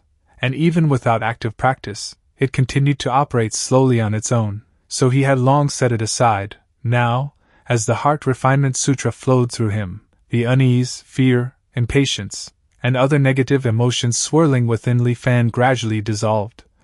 turning into nourishment that strengthened his Tao heart. With his mind once again calm and clear, Li Fan was suddenly struck by a powerful intuition. His opportunity for a breakthrough also lay within this deep-sea pearl. For several years, Li Fan had been stuck at the mid-stage Qi refinement realm, unable to advance even a single step. Even after cultivating both techniques to the mid-stage Qi refinement realm, he still could not find a path forward, yet at this very moment, he suddenly sensed a faint opportunity for a breakthrough. He simply needed to merge his consciousness with that of the pearl, just as he had done before. Li Fan was fully aware of how dangerous this was. It was essentially no different from courting death. He immediately understood. It was the Xian Huang Heart Refinement Sutra. Perhaps running the Xian Huang Heart Refinement Sutra could help him resist assimilation by the sea's will. He sat cross-legged, simultaneously activating both the Thousand Mechanisms Jade Cosmos Scripture and the Xian Huang Heart Refinement Sutra. After hundreds of attempts, Li Fan gradually mastered the art of operating both techniques at once. His consciousness grew hazy, as though he had once again become the sea itself, silently watching the world unfold around him. Sunrises and moonsets, shifting constellations, drifting clouds and falling rain. Such scenes flashed by thousands of times faster, racing before Li Fan's eyes. A single thought seemed to stretch across centuries. An ancient, primordial, weathered presence slowly seeped into Li Fan's consciousness. He began to grow accustomed to viewing the world from the sea's perspective. Slowly, he started to forget that he was human. Just then, a cool, refreshing energy emerged. Like a mountain spring gently washing away the marks of time, Li Fan gradually regained his clarity. Though the years consumed from his lifespan were still many times greater than those lost during normal cultivation, human emotions such as joy and anger had become greatly diluted. His divine sense had been strengthened thousands of times. With the slightest effort, it easily enveloped the entire Taiyan island. His consciousness did not stop there, continuing to spread outward like ripples across water. One lifeless island after another appeared within Li Fan's mind. Through his divine sense, he saw a long-extinct volcano beneath one particular island, now stirring back to life under the influence of the ongoing disaster. He discovered several cultivators he had believed long dead, still clinging to life in hidden corners throughout the Tsongyan Sea. He witnessed countless secrets across the Tsongyan Sea that were normally concealed, only revealed during the sea's final moments. Yet none of these things mattered to him anymore. All greed had vanished from his heart. His divine sense swiftly withdrew. Mobilizing the deep-sea pearl, he began drawing the remaining water vapor from the air above the Tsongyan Sea, gathering it above Taiyan Island. As the rain finally began to fall, the people wept with joy. They embraced one another, rolling in the downpour. The heavy rain lasted for 1 full hour. When it ended, a faint layer of clouds lingered above Taiyan Island, refusing to disperse completely. This was Li Fan's doing. Every half-month, the clouds would spontaneously draw moisture from the deep-sea pearl to bring fresh rainfall to Taiyan Island, ensuring the survival of the mortals there. Having accomplished this, Li Fan gazed quietly at the sky. He had become the sea. Silently observing this world, he sensed the countless currents of aura flowing through heaven and earth and felt its will. 1 year, 2 years. The passage of time had ceased to hold meaning for Li Fan. The longer he gazed at the sky, the deeper his insights grew. One by one, his former beliefs were overturned. He had once thought the killing mechanisms that once filled heaven and earth across the Tsongyan Sea had gradually faded away. Now he understood that the killing intent of heaven and earth had never diminished. It remained present even now. Cultivators plundered the heavens and seas from the earth. Naturally, the heavenly Tao responded with killing mechanisms, yet the heavenly Tao did not act directly, for cultivators themselves were also part of the heavenly Tao. Appropriate laws naturally emerged in response, corresponding to the killing mechanisms of heaven and earth, such as the law of the exclusivity of immortal techniques. Or the scene Li Fan now beheld. Above the Tsongyan Sea, a crimson, translucent figure gazed downward with cold indifference. In its hand, a small flame danced and flickered without pause, relentlessly scorching and drying the Tsongyan Sea, and because it had looked at him, Li Fan understood exactly what it was in that instant, an arbiter of heaven and earth's soul, flame. The instant Li Fan laid eyes on that crimson figure, a torrent of knowledge poured into his mind. Soul arbiters of heaven and earth served as the tangible embodiments of the world's fundamental laws. Whenever certain conditions were fulfilled, a soul arbiter would manifest, appearing somewhere across the realm. Once heaven initiated its killing mechanisms with the intent to wipe out cultivators, these arbiters would carry out the plan. They possessed no independent will, driven solely by ingrained instincts. They were the laws incarnate, slaughtering cultivators as though they were livestock. Their sole purpose was to eliminate those who dared defy the natural order. To cultivators, encountering a soul arbiter signaled extreme peril, being marked by one almost invariably meant death. Yet, as manifestations of the great Tao's laws, soul arbiters also represented an unparalleled opportunity. As the ancient saying went, sacrifice the soul of heaven and earth to merge one's body with the Tao. Should a cultivator succeed in slaying and refining a soul arbiter, they would instantly ascend to the Tao unity realm, regardless of their prior cultivation level. Having glimpsed the soul arbiter known as Crimson Flame, an uncontrollable wave of greed surged from the depths of Li Fan's heart. Devour it, and grasp the great Tao, devour it and achieve immortality in supreme glory. It felt like a starving man suddenly stumbling upon a lavish banquet, or a parched traveler in the desert discovering a clear, flowing spring. This voracious desire murmured in his ear like a devil, relentlessly urging and tempting him to rush toward the crimson figure hovering in the sky. Li Fan frantically circulated the Xianhuang Heart Refinement Sutra, struggling to suppress the scorching heat radiating from the deep-sea pearl and quell the raging greed consuming his heart. He understood perfectly well that he could only observe Crimson Flame through the borrowed perception granted by the deep-sea pearl. To Crimson Flame, Li Fan was nothing more than the nascent consciousness of the deep sea. Even after sensing his gaze, it had merely glanced in his direction once before losing interest. But if Li Fan lost control, attacked Crimson Flame, and exposed himself as a cultivator, he would be ruthlessly annihilated.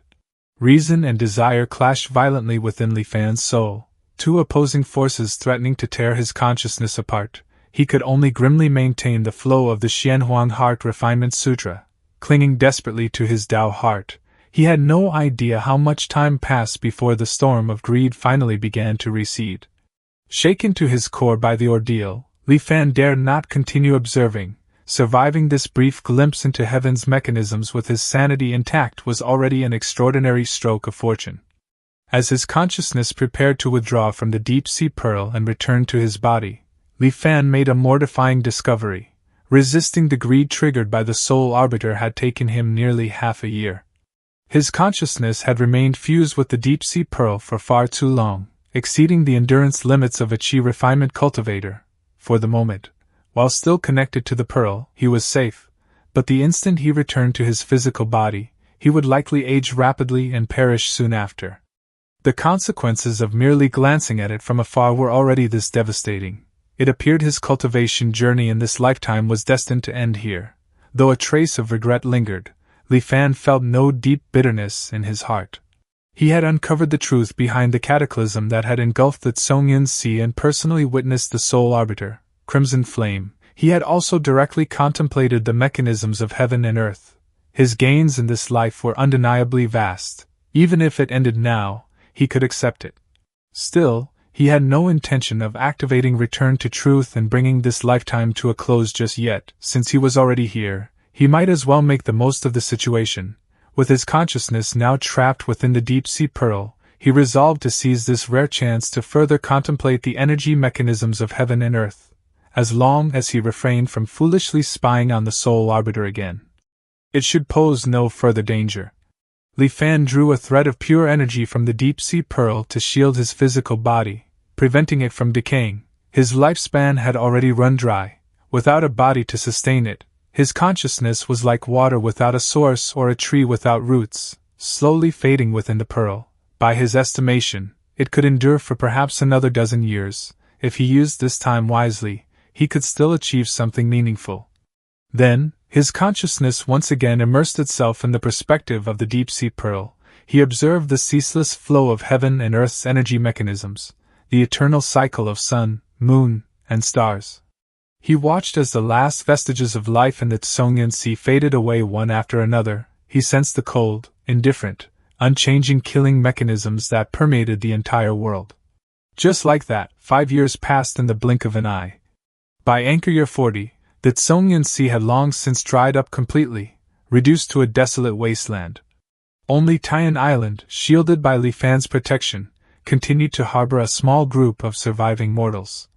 One day, Li Fan suddenly felt a stir in his heart and looked up toward the sky. The crimson figure that had loomed there for more than a decade had finally vanished. Having fulfilled its purpose, it naturally dissipated. No one could predict where it might one day reappear in the cultivation world. Li Fan gazed in the direction where crimson flame had disappeared, then once more sank his mind into the deep-sea pearl. As time wore on, Li Fan's consciousness grew increasingly faint. His thoughts slowed and grew sluggish. He lost the capacity for independent thought, silently observing the world solely through the lens of the deep-sea pearl. In the second year after Crimson Flame's disappearance, several cultivators clad in blue robes arrived at the Tsongyan Sea. Casting spell after spell, they finally summoned rain from the heavens. It was a long overdue deluge. Soon, more cultivators followed. Azure light bloomed across the parched seabed. Vegetation began to sprout from the cracked earth, brimming with life. A gentle breeze swept through, and trees rose from the ground. In less than a year, the scorched land had regained its vitality. The recent catastrophe of Crimson Flame evaporating the sea felt like nothing more than a distant nightmare, gently swept away. The Tsongyan Sea had completed its transformation into the Tsongyan mountain range. A city gradually took shape in the sky above the mountains. Once completed, it drew cultivators from every corner of the world.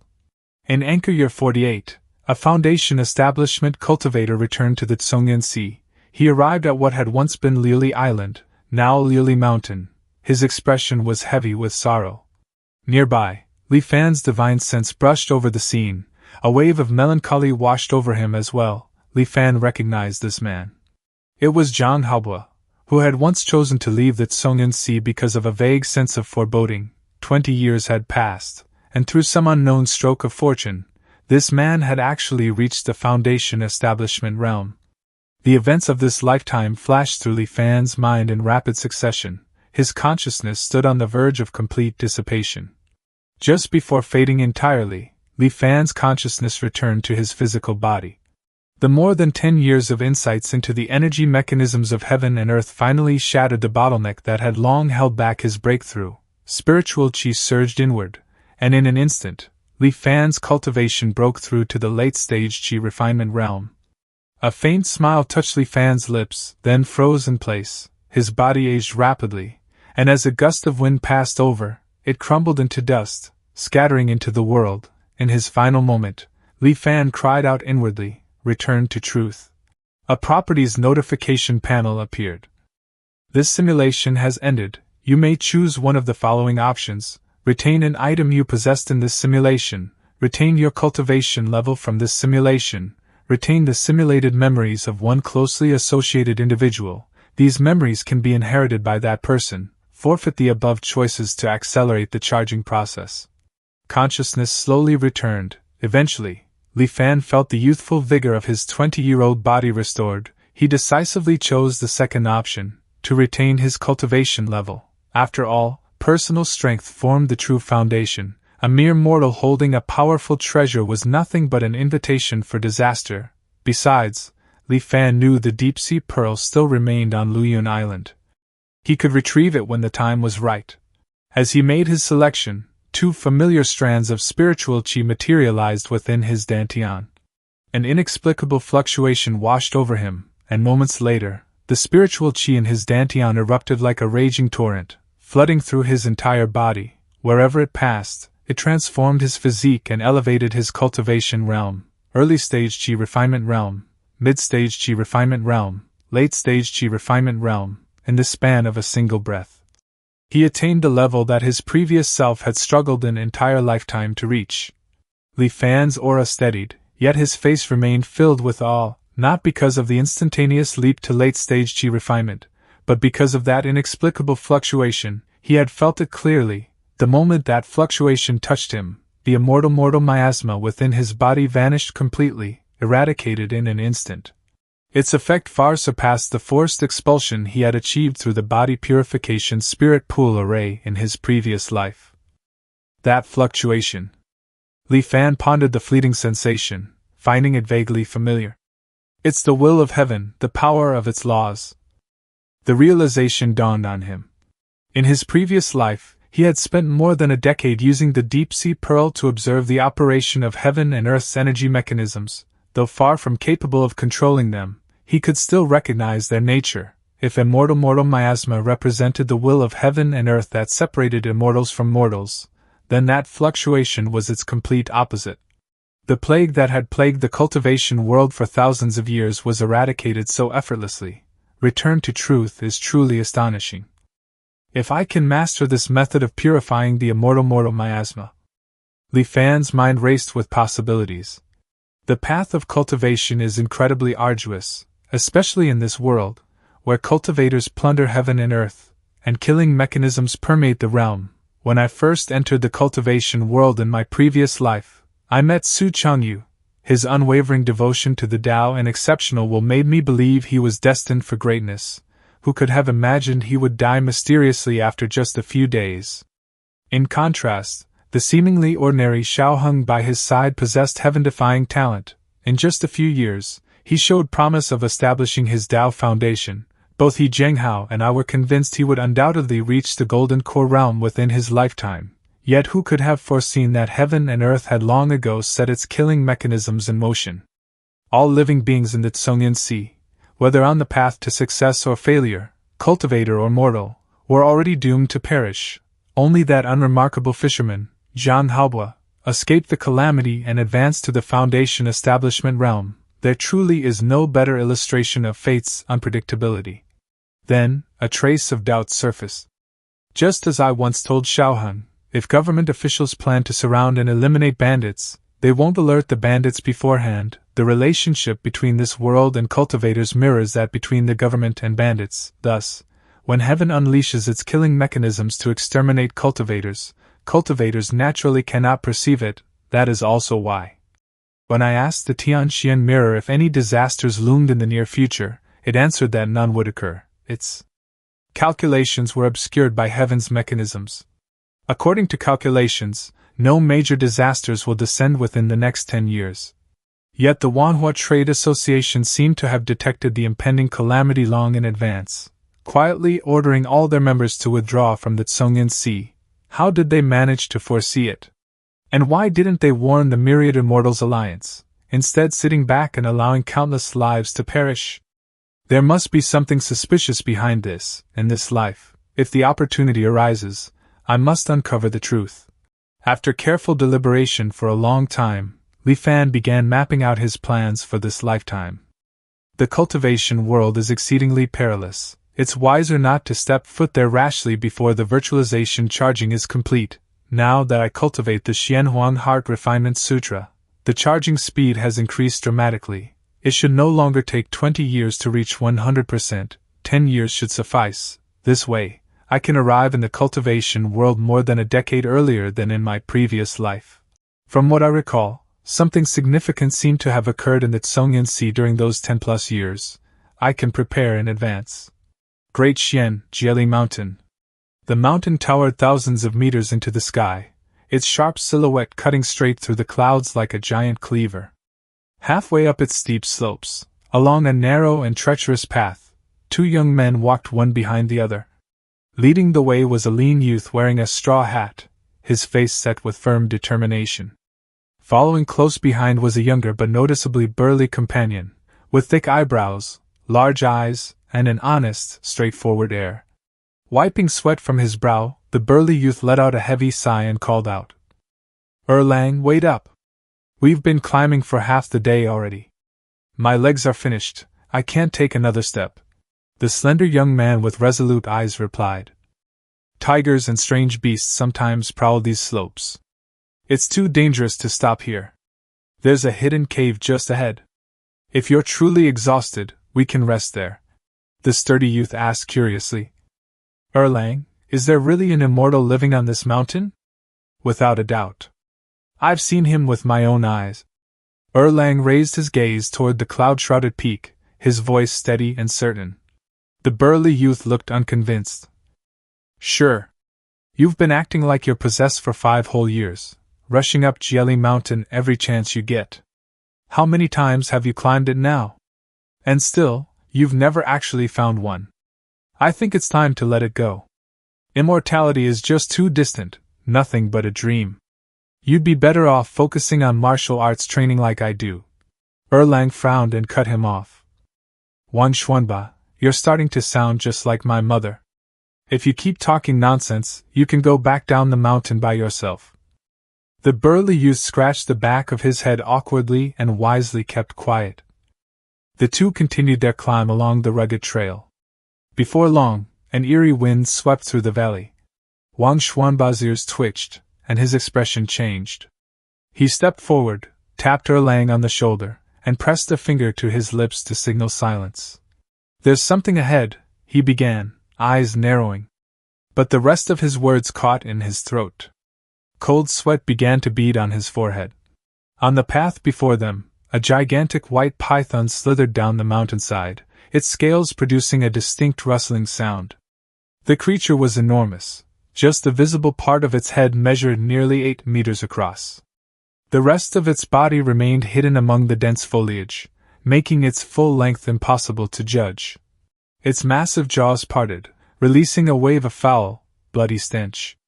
Standing in the shadow of the python, watching as its head loomed close enough to swallow them whole, Wang Xuanba could no longer hold back.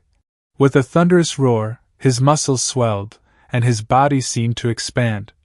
He leaped high into the air and brought his fist crashing down toward the white python's head. Clang! The impact rang out like metal striking metal. At that moment, Erlang moved as well. Shifting his fist into a finger strike, he unleashed dozens of rapid, piercing jabs. Clang, clang, clang, the sound of collisions echoed endlessly. Yet despite their ferocious assault, either of them had managed to leave even a mark on the python's scales. Hissing in rage, the python twisted its body and lashed out, striking Wang Xuanba squarely in the chest. Thud! Wang Xuanba was sent flying, crashing hard against the cliff face and sending shattered rocks scattering in all directions.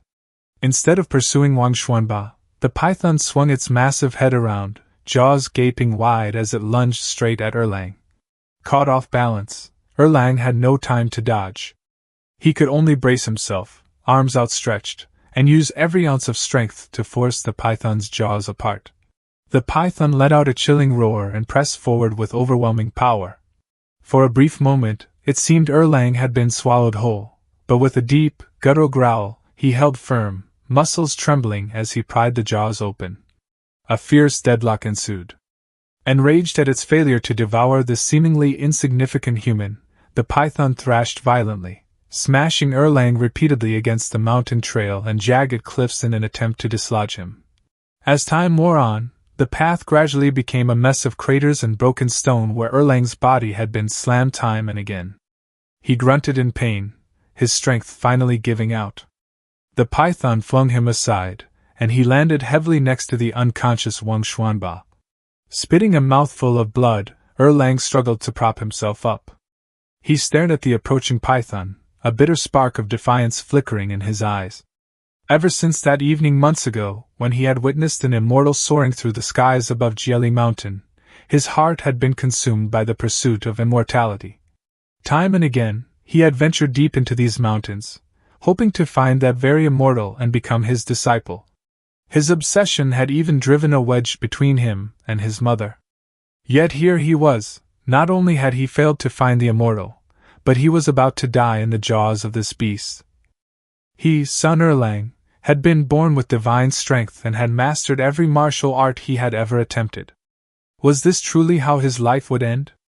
How could he accept such a fate?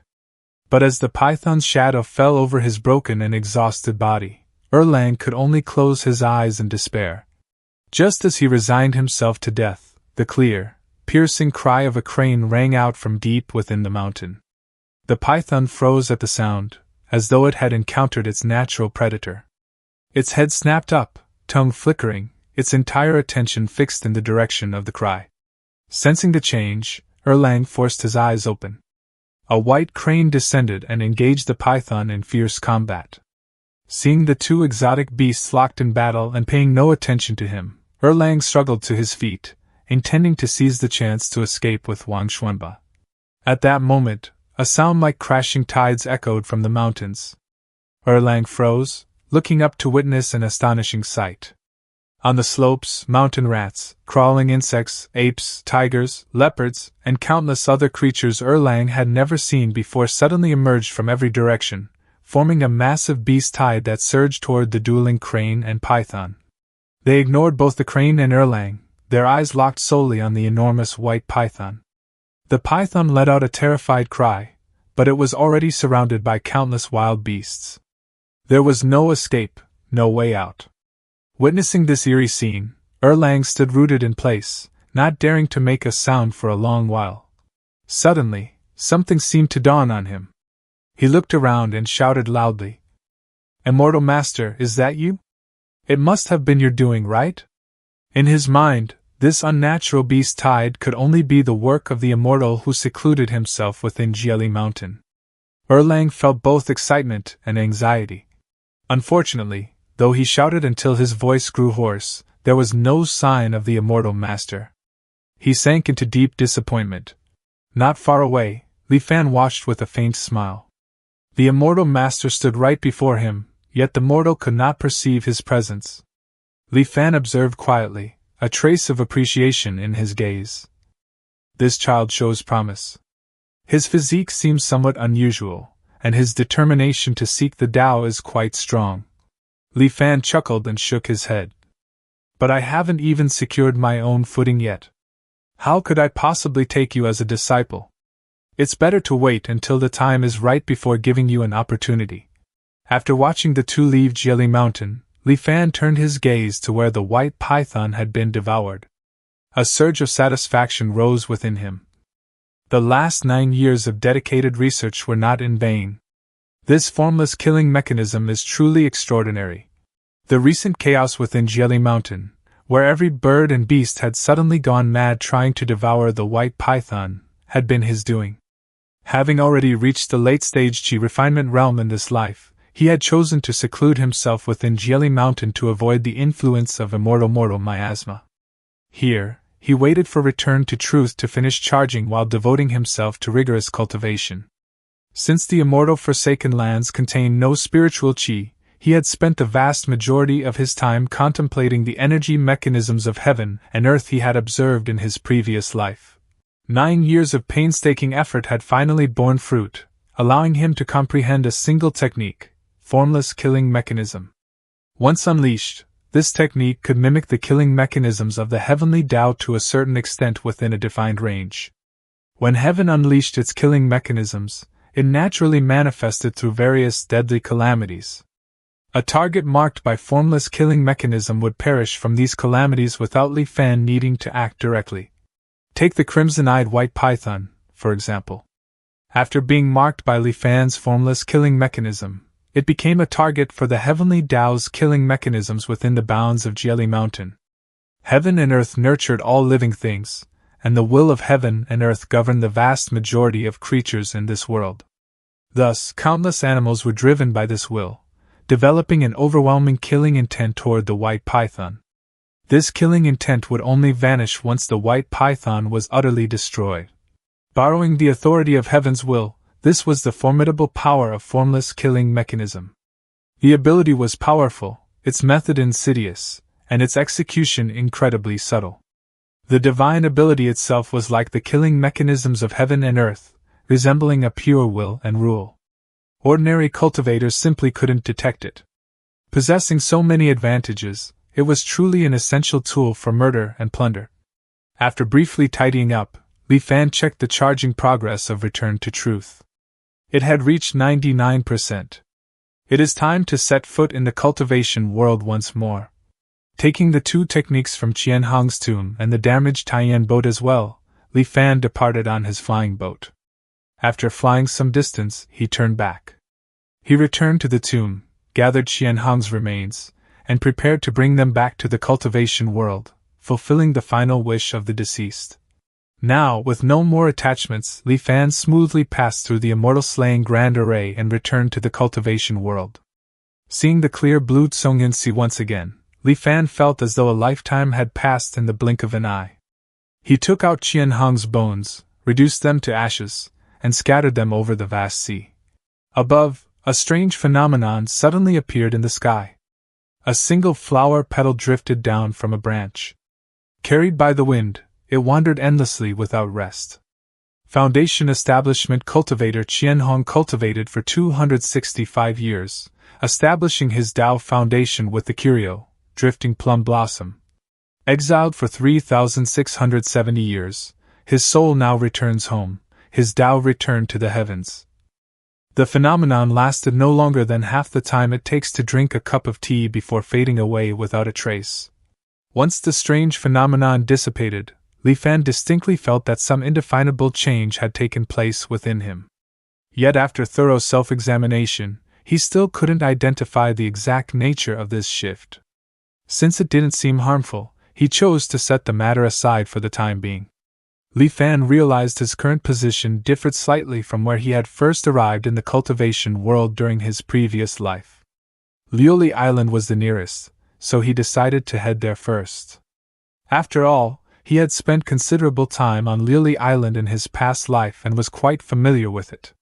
Having chosen his direction, Li Fan did not use the Taiyan boat.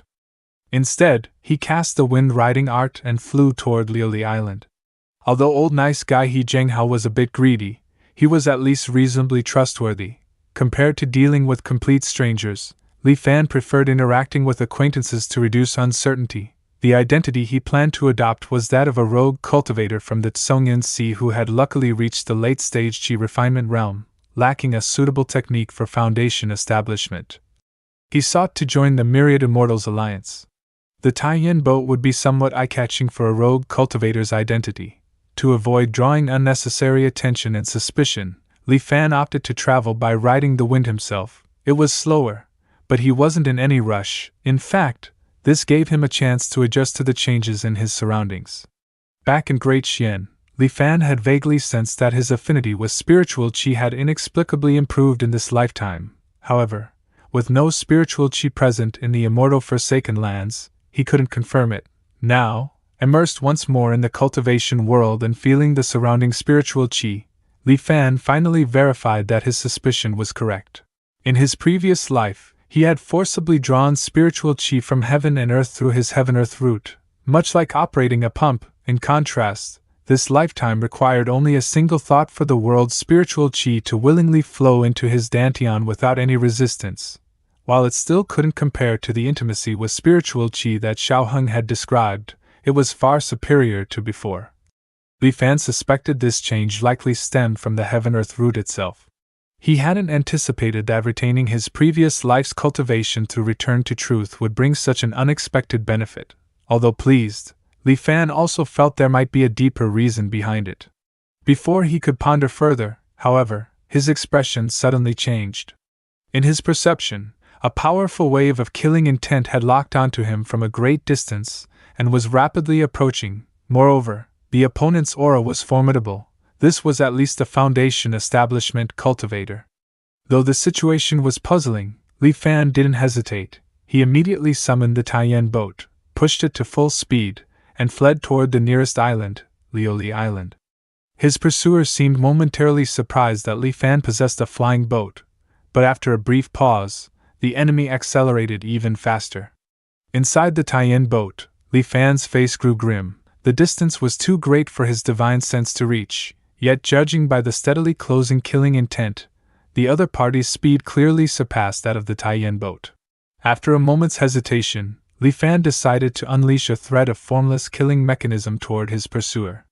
His vision suddenly darkened, and faint, indistinct whispers echoed in his ears.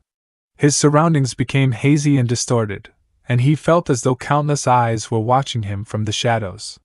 Fortunately, the hallucinatory vision vanished as quickly as it had appeared. In the blink of an eye, everything returned to normal. Li Fan knew this was the side effect of using formless killing mechanism on a target whose cultivation surpassed his own. The technique borrowed the authority of heaven's will, and borrowing such power always carried risk. If a mortal forged an imperial decree, their entire clan would face execution. How much more severe would the consequences be for impersonating the will of heaven? The wider the gap between his cultivation and his targets, the more likely heavens would detect the deception. Fortunately, a difference of one major realm seemed to fall within an acceptable margin. The moment formless killing mechanism was released, nothing happened at first. But soon, Li Fan felt a sudden gust of wind. This wind spiraled relentlessly along the path of his pursuer, swiftly coalescing into a tornado. The tornado shimmered with faint azure light, resembling a colossal dragon as it roared toward the enemy.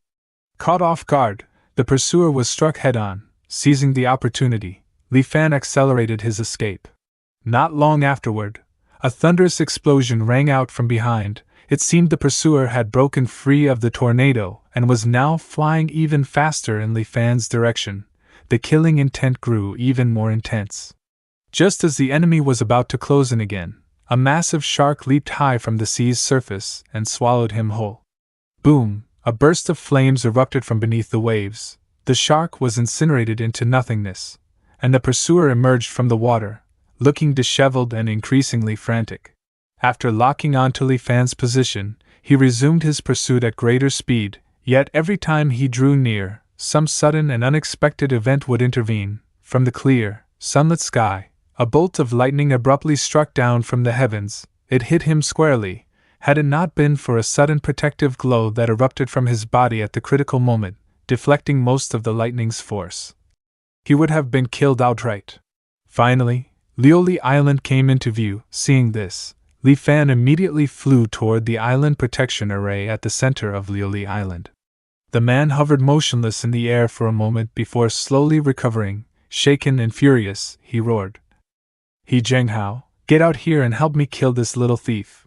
A familiar voice responded from Lioli Island. "Enforcer Wan? What happened to you?" Li Fan, still flying toward the island, abruptly halted at their exchange. Trapped between the two with nowhere to run, he cursed under his breath. Then, he silently recited in his mind, "Return to truth." This simulation has ended. Li Fan regained consciousness, still feeling somewhat dumbfounded. That life had been the shortest he had experienced since first receiving Return to Truth. It had ended after only 9 years. He had originally been full of grand ambitions and meticulous plans. Who could have imagined he would be inexplicably hunted down the moment he entered the cultivation world? Even more absurd was that his pursuer was actually a member of the Myriad Immortals Alliance, unaware of the man's identity. Li Fan had even thought to flee to He Zhenghao on Lioli Island for protection. The result was him being cornered by 2 Foundation establishment cultivators. His pursuer had come from 1,000 li away with a clear purpose, to execute Li Fan. Li Fan didn't believe asking for a reason would yield an honest answer.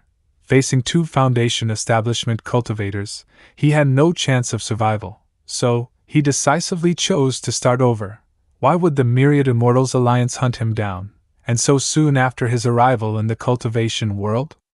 That Songyunsi was still firmly under the Alliance's control, and they clearly had some method of pinpointing his location. Where had the problem originated? What had gone wrong? Could it be because he had brought Qian Hong's remains back to the cultivation world? Or perhaps... Li Fan carefully inspected and eliminated each item in his possession one by one. Finally, he fixed on a target, the lesser water manipulation art. After much reflection, this technique was the most suspicious. After all, at this moment, he had no connection whatsoever to the Myriad Immortals Alliance. Only this technique had been linked to the Alliance in his previous life. The Myriad Immortals Alliance must constantly monitor the lesser water manipulation art, and all other techniques. If they suddenly discovered that a particular technique had not been redeemed through official channels, yet the number of cultivators practicing it had increased by 1, they would know the technique had been leaked. Regardless of how the leak occurred, the Alliance would inevitably want to recover it, and the simplest way to do so was to kill the practitioner. Looking at the options still floating before his eyes, Li Fan calmed his mind and still chose to retain the cultivation level from his previous life. In an instant, he returned to the Qi refinement realm. Afterward, Li Fan activated the Taishang primordial true scripture without the slightest hesitation and dissolved his late-stage Qi refinement cultivation of the lesser water manipulation art. After that, everything unfolded exactly as it had in his previous life. In Anchor Year 9, Li Fan arrived in the cultivation world once more. Since he had not cultivated the lesser water manipulation art, he did not attract the pursuit of the myriad Immortals Alliance's enforcers this time. Only then did Li Fan slowly make his way toward Lioli Island. As he flew over the sea near Lioli Island, a certain image from his memories suddenly flashed through his mind. He immediately stopped and looked downward, his gaze pierced through the seawater, reaching the depths of the ocean floor. There, schools of Lioli fish were dragging the corpses of mortals, offering them as tribute to a massive, golden Lioli fish. These were people from all corners of the sea who had perished through various misfortunes. The golden Lioli fish swayed its bloated body, swallowing the human corpses delivered by its subordinates one after another. It glared at them with its large eyes, then greedily gazed upward toward the sea's surface. It seemed to know that fresher mortals awaited above. Li Fan watched this scene and let out a cold snort. Formless killing mechanism stirred in response. Deep beneath the sea, the Lioli fish that had been clustered around their leader, diligently offering tribute, suddenly froze in unison. The golden Lioli fish, somewhat displeased, was just about to discipline its underlings when it abruptly noticed that the surrounding school of Lioli fish had begun to behave strangely. Their eyes glowed with a red light, all fixed intently on the giant golden Lioli fish. Sensing danger, the golden Lioli fish tried to flee, but it was already too late. The figure of the golden Lioli fish vanished within the school. Streaks of golden blood slowly rose to the water's surface. Li Fan held a Lioli pearl in his hand, examining it closely. A pity it's not a heaven and earth curio, but merely carrying it provides an effect similar to consuming a Lioli pill. This object is still quite remarkable. Satisfied, Li Fan stored it away and continued flying toward Lioli Island. As he drew near Lioli Island, Li Fan paused mid-air and released his spiritual chi. Within moments, a voice called out from a distance.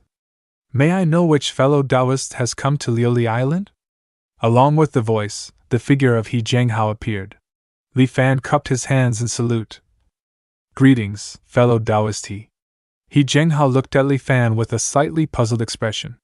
"I am Li Fan, a rogue cultivator hailing from the Tsongyan Sea. Reaching the late-stage Qi refinement realm already demanded tremendous effort on my part, and I understand that, as a rogue cultivator, I have virtually no chance of establishing my Tao foundation. That is why I wish to join the Myriad Immortals Alliance in order to obtain a foundation establishment technique." Li Fan paused briefly before continuing. "I have long heard of your reputation for integrity and generosity, fellow Taoist, which is precisely why I have come to seek your guidance." He Zhenghao was somewhat taken aback upon hearing that Li Fan wished to join the Myriad Immortals Alliance. He had never imagined such good fortune would simply fall into his hands. When Li Fan mentioned future repayment, He Zhenghao was immediately delighted. There's no need for such formalities between fellow cultivators. Those who walk the immortal path know its hardships all too well. Naturally, I will assist wherever I can. Rest assured, your entry into the Myriad Immortals Alliance is guaranteed. I will handle it personally." Li Fan gave a faint smile. "Your nickname Timely Rain truly lives up to its fame. I am deeply impressed." He Zhenghao nearly corrected him, about to say he had no such nickname, but then he hesitated. The title actually sounded quite fitting. If it spread, it might even aid his cultivation of the mountain-sitting art, so he chose not to deny it. At present, Li Fan was waiting for He Zhenghao to return from Myriad Immortals Island. According to He Zhenghao, any cultivator at the late-stage Qi refinement realm or higher who attempted to enter Myriad Immortals Island without authorization would immediately trigger attacks from the Myriad Immortals array. Therefore, he had gone ahead to obtain a proper travel permit for Li Fan. He did not keep Li Fan waiting long. Soon after, He Zhenghao returned. "It's done." He handed Li Fan a jade spirit talisman engraved with the character for Myriad. "Fellow Taoist, simply imprint a trace of your aura onto this passage talisman." Li Fan accepted the talisman and channeled his spiritual chi into it. A flash of light swept across the engraving before fading and flying off toward an unknown destination. Seeing this, He Zhenghao nodded.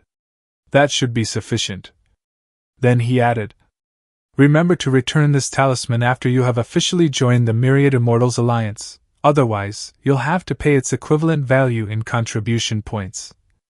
He Zhenghao's face twitched slightly. as though recalling something unpleasant. A mere little talisman like this actually costs 100 contribution points, it's truly. The two of them then entered the Tianxian mirror. Inside its space, He Zhenghao looked at Li Fan and declared, "This is the late-stage Qi refinement rogue cultivator I reported earlier. He wishes to join our Myriad Immortals alliance." A moment later, a voice resounded through the space, recommending one late-stage Qi refinement cultivator, recorded as a grade D+ merit, converted to 300 contribution points, current total contribution points, 1340. He Zhenghao froze for a brief moment upon hearing this.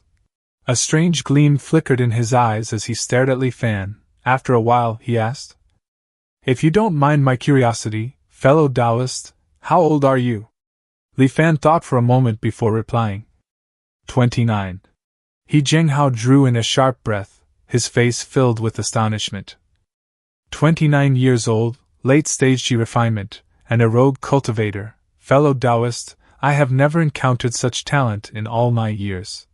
Then joy surged through him. He immediately produced a mountain-shaped spirit talisman and passed it to Li Fan. "You're new here, so you're bound to have many questions. Feel free to ask me anything, I'll answer whatever I can. And if you ever encounter trouble you truly cannot resolve on your own, come find me. My cultivation is only at the mid-stage foundation establishment realm, but I have some connections and a bit of influence within the Myriad Immortals Alliance." Li Fan listened attentively and nodded with gratitude. Only after He Zhenghao offered a few more enthusiastic words of advice and left did Li Fan's expression return to its usual calm. Li Fan mused quietly, lightly tossing the communication talisman in his hand. "The treatment this time is far better than in my previous life. In the cultivation world, most cultivators keep to themselves. Someone like He Zhenghao is truly rare. Moreover, this level of cultivation talent is merely slightly above average. His enthusiasm seems a bit excessive." Li Fan pondered the matter but could not determine the reason. He vaguely suspected it might be related to the cultivation technique He Zhenghao practiced. However, sensing no ill intent from the man, he decided to put the thought aside for now. Divine sense fluctuations recorded, independent space generated. Cultivator Li Fan, welcome to the Myriad Immortals Alliance. As a joining benefit, you will receive 100 complimentary contribution points. Contribution points can be used to redeem spirit stones, techniques, artifacts, and more. The Tianxian mirror began its usual introduction to the relevant procedures. Although already familiar with everything, Li Fan listened carefully. Comparing the current situation to that of his previous life, he discovered that after reaching the late-stage Qi refinement realm, the cost to activate assisted cultivation mode had risen from 10 contribution points per day to 30. The higher the realm, the greater the resources required. That was only natural. It seemed that acquiring a large number of contribution points remained the top priority. Slowly accumulating points through missions was far too slow for Li Fan's liking. In truth, he already had a plan to earn a significant amount of contribution points in a short period. After spending 10 contribution points to purchase a slightly larger storage ring, Li Fan stepped through the teleportation array and arrived at a desolate area of land. There, he transferred the hoard of gold, silver, and jewels, along with the halt steel fragment, from the Taiyan boat into his new storage ring.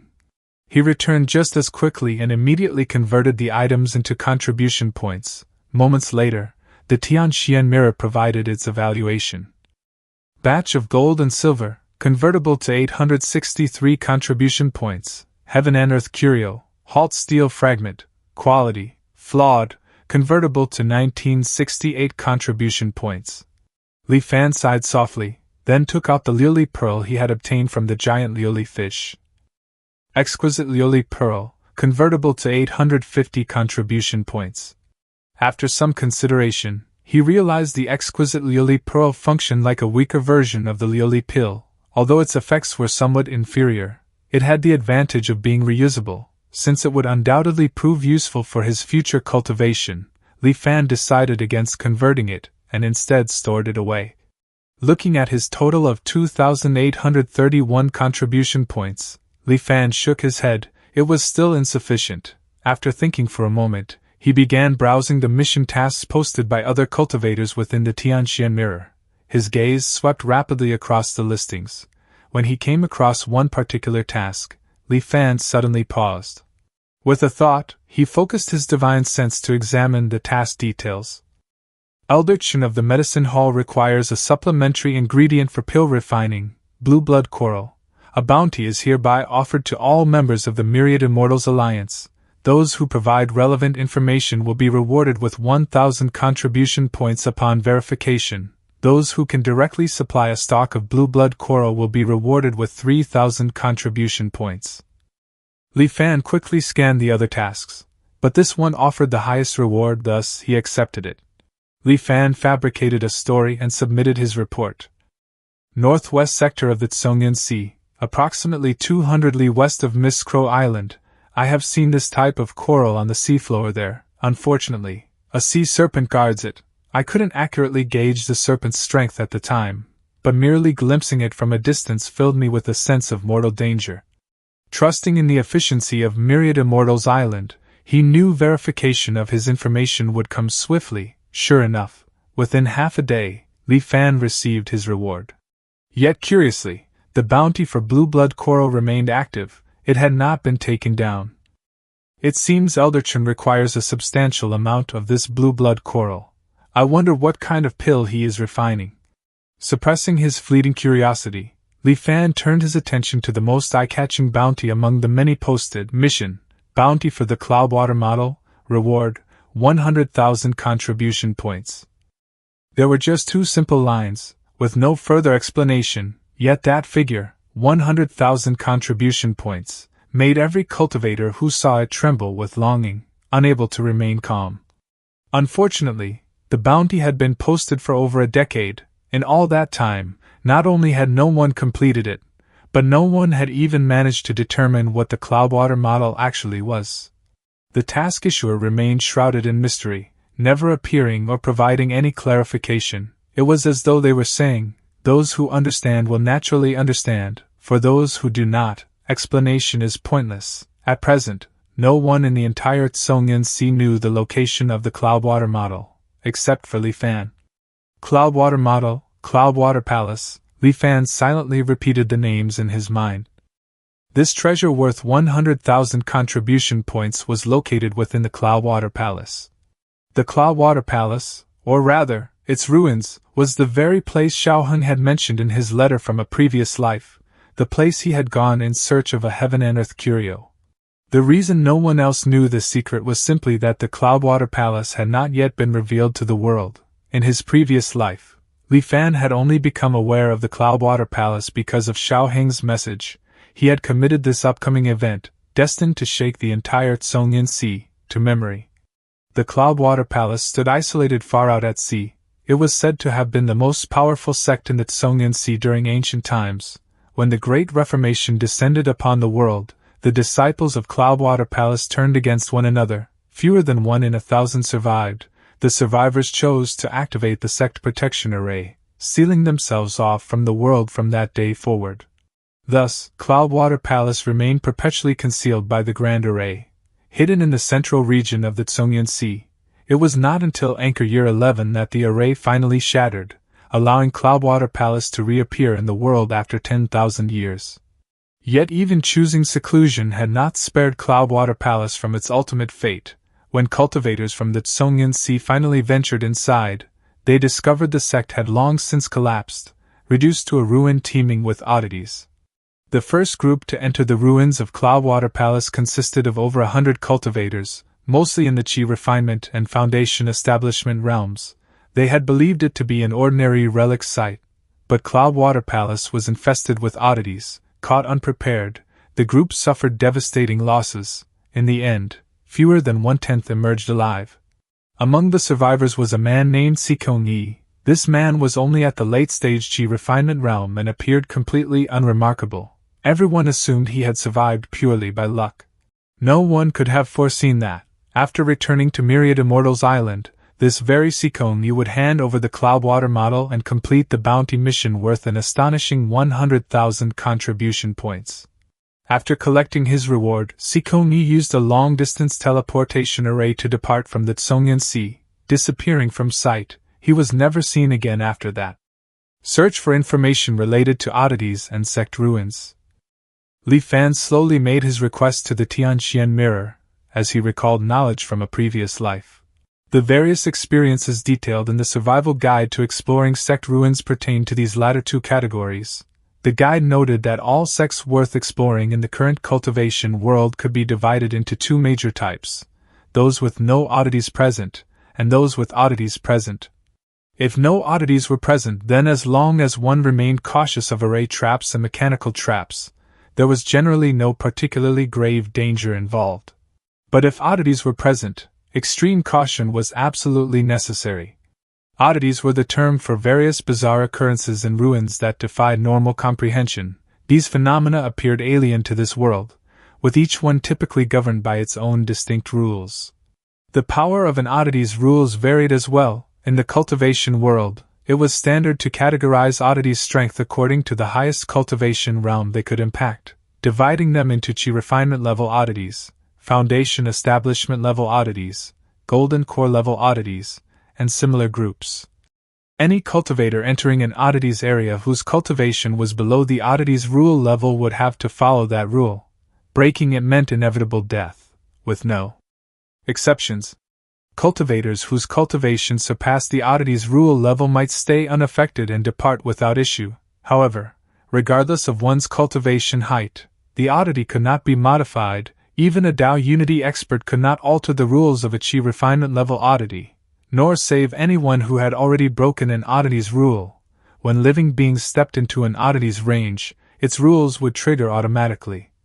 Only after enough deaths happened, or once the oddity's rules were fully understood, could the cultivators within escape. Having thoroughly reviewed the survival guide to exploring sect ruins, Li Fan believed the 100 contribution points were a worthwhile expense. Armed with this knowledge, he now had much greater assurance for his planned venture into Cloudwater Palace 2 years later. In his prior life, the revelation that Sikong had acquired the Cloudwater model from Cloudwater Palace and earned 100,000 contribution points sparked an exploration frenzy among Tsongyansi's cultivators. While the Cloudwater model might have been claimed, a place that large surely contained more than just that single treasure. Motivated by this expectation, successive groups of cultivators from the Tsongyansi rushed into Cloudwater Palace, ignoring the risks, even some rogue cultivators journey from far-off continents, attracted by its renown.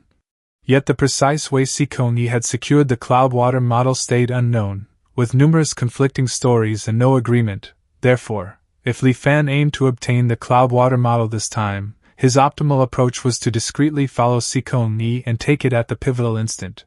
With 2 years left before Cloudwater Palace emerged, he could start collecting details on Sikong. After all, understanding the enemy and oneself was key. Simultaneously, he had to enhance his own abilities as fully as possible. Li Fan shifted his focus to the Qi refinement offensive techniques listed in the Tianxian mirror. He swiftly browsed the descriptions, looking for a method that fit his needs. Abruptly, his attention fixed on a specific technique, Nether Spirit Illusion Art. The description explained it as an illusion-oriented method. It required imagining and cultivating a phantom spirit in the mind, which could be called forth during fights to confuse foes.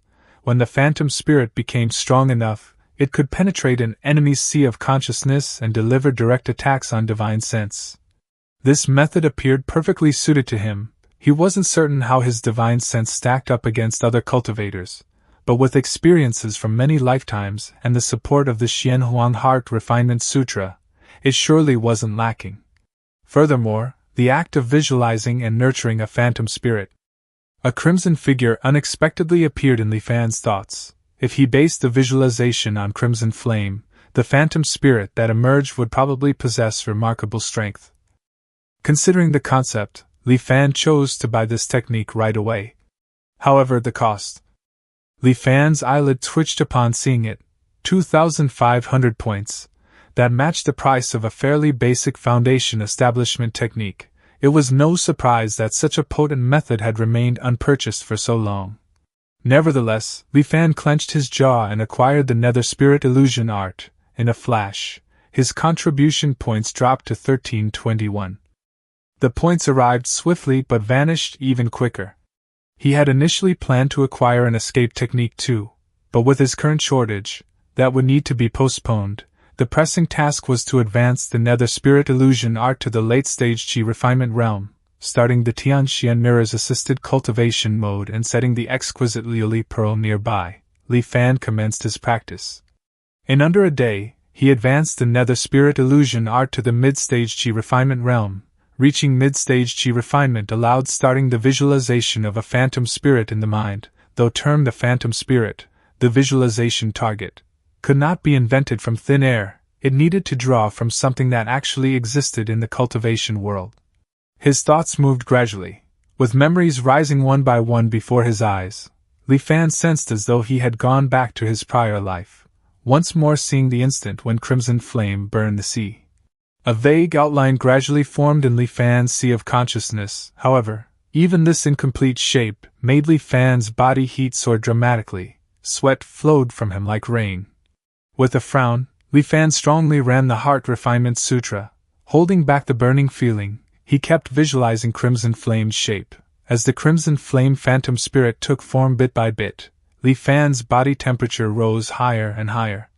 Shortly after, Li Fan coughed up blood forcefully. Li Fan wiped the blood from his lips. Although this effort failed, he felt no dismay. He bought one restoration pill from the Tianxian mirror. After pausing briefly to recuperate, he started visualizing again.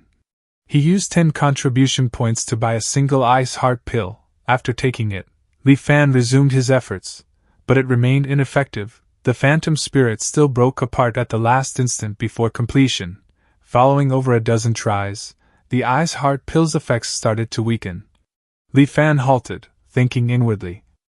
The sole arbiters of heaven and earth are indeed remarkable. Even forming a phantom spirit based on one proves impossible. Some rule or limit must be involved here that I don't know about. The sole arbiters of heaven and earth served as embodiments of certain world laws. If Crimson Flame's flame stood for a law tied to fire, then what particular significance did Crimson carry? Were there additional flames beyond Crimson Flame? Li Fan started testing right away. He continued visualizing a sole arbiter of heaven and earth, matching in form and presence to his recall of Crimson Flame. This time, though, he altered its color from crimson to green. Now, the phantom spirit shaped successfully, yet it was very feeble, resembling an empty husk, entirely without strength to injure a foe. Li Fan scattered the budding phantom spirit from his sea of consciousness, then attempted once more. This time, he switched the color from green to black, similar to Crimson Flame. The black flame phantom spirit did not form. The distinction was that visualizing black flame created no strong burning feeling. After testing all colors he could imagine, he found there were basically 4 results. The first involved failure to form, with a feeling of intense heat during visualization, similar to Crimson Flame. The second allowed formation, but the result was empty and ineffective, like Green Flame. The third prevented formation, with no unusual events during the process, like Black Flame. And the fourth was the most distinctive result. In Li Fan's sea of consciousness, a phantom almost the same as Crimson Flame gradually came together, but its color was blue. As the blue flame phantom spirit slowly appeared, Li Fan's body temperature dropped sharply. Frost layers extended outward from where he sat on the ground. Li Fan's heartbeat slowed more and more, and his life force diminished quickly, but his consciousness entered an odd state. It felt like his soul had detached from his body, viewing the shifts in his physical form from outside, without any emotional response. In this condition, Li Fan quietly observed as his body became fully covered in ice. It appeared dropped into absolute zero, entering complete stillness and quiet. At the same time, in Li Fan's sea of consciousness, the blue flame phantom spirit took full shape. The temperature stayed unchanged, but life force quickly returned to Li Fan's body, as if the severe cold no longer impacted him. With one thought from Li Fan, the blue flame in his sea of consciousness flickered a bit, and the strong cold disappeared instantly. In a flash, Li Fan went back to normal, leaving that state of total logic. The severe cold seemed like a dream, with no remnant left. Is this blue flame's power? The extended practice had used up his supplies. His contribution points had decreased again, leaving him with just over 100. It felt as if he had over 3,000 points only yesterday. But now, in a short time, his stock was nearly gone. Cloudwater Palace opens in about 2 years. Before that, I need to discover a method to gain more contribution points and build my strength. After thinking a bit, Li Fan removed the communication spirit talisman He Jianghao had provided and sent a note. Brother He, do you know ways to rapidly get contribution points? I've checked the Tianxian mirror for a while. Most tasks give only a few dozen points, yet my practice uses 30 points daily. At this pace, how can I ever get a foundation establishment technique? He Jianghao answered. Haha, that's simply the nature of our Myriad Immortals alliance. New cultivators usually must work hard for years to exchange for one technique. It happens to everyone. However, since I referred you, it's right for me to help. After all, I also wish for you to achieve foundation establishment soon. But this isn't something to talk about via spirit talismans. If you want, come to Liuli Island, we'll discuss in person. Li Fan had asked casually and didn't expect much, so He Jianghao's quick and sure response was unexpected. A real timely rain, but such kindness always has a purpose behind it. He remembered how He Jianghao had consistently shown notable generosity in the 2 lifetimes he knew him. It was quite unusual for cultivators. Without delay, he exited the Tianxian mirror and went directly to Liuli Island. He Jianghao chuckled when he saw Li Fan. It appears you couldn't hold back, fellow Taoist. He clapped his hands, and the mountain under their feet abruptly shook. Right after, Li Fan saw a remarkable view. All the mountains in the nearby range lifted up together. But Li Fan soon saw the reality. It wasn't the other mountains lifting. It was the mountain under his feet that was dropping. Li Fan gazed up. The mountain range and the island protection array now hovered over his head like stars. Seeing Li Fan's look, He Jianghao showed a bit of pride. What do you think of my mountain river constellation array, fellow Taoist? Even in his prior life, Li Fan had never seen the real form of Liuli Island's protective array. Viewing it now, he spoke with true respect. The mountain river constellation array is really impressive. However, why does Liuli Island's protective array appear? He Jianghao knew what Li Fan would ask and became prouder. That's because Liuli Island's array was built personally by me. Of course, it varies from those on other islands. Li Fan was truly surprised. I hadn't thought fellow Taoist was so skilled in array cultivation. But he added with doubt. An array this large, and you built it with just foundation establishment cultivation? He Jianghao coughed and took on a grave look. Naturally, I had help, but the array's setup was completely directed by me. He Jianghao said with assurance. To tell you honestly, fellow Taoist, my foundation establishment curio is a mountain river 100 veins array diagram, so my ability in array cultivation greatly exceeds that of regular cultivators. Leaving cultivation aside, when it comes only to arrays, even typical array masters at the nascent soul realm might not always match me. So that's the case. Li Fan nodded, then inquired more. I wonder, fellow Taoist what is this issue you mentioned? Why the secrecy and detailed setup?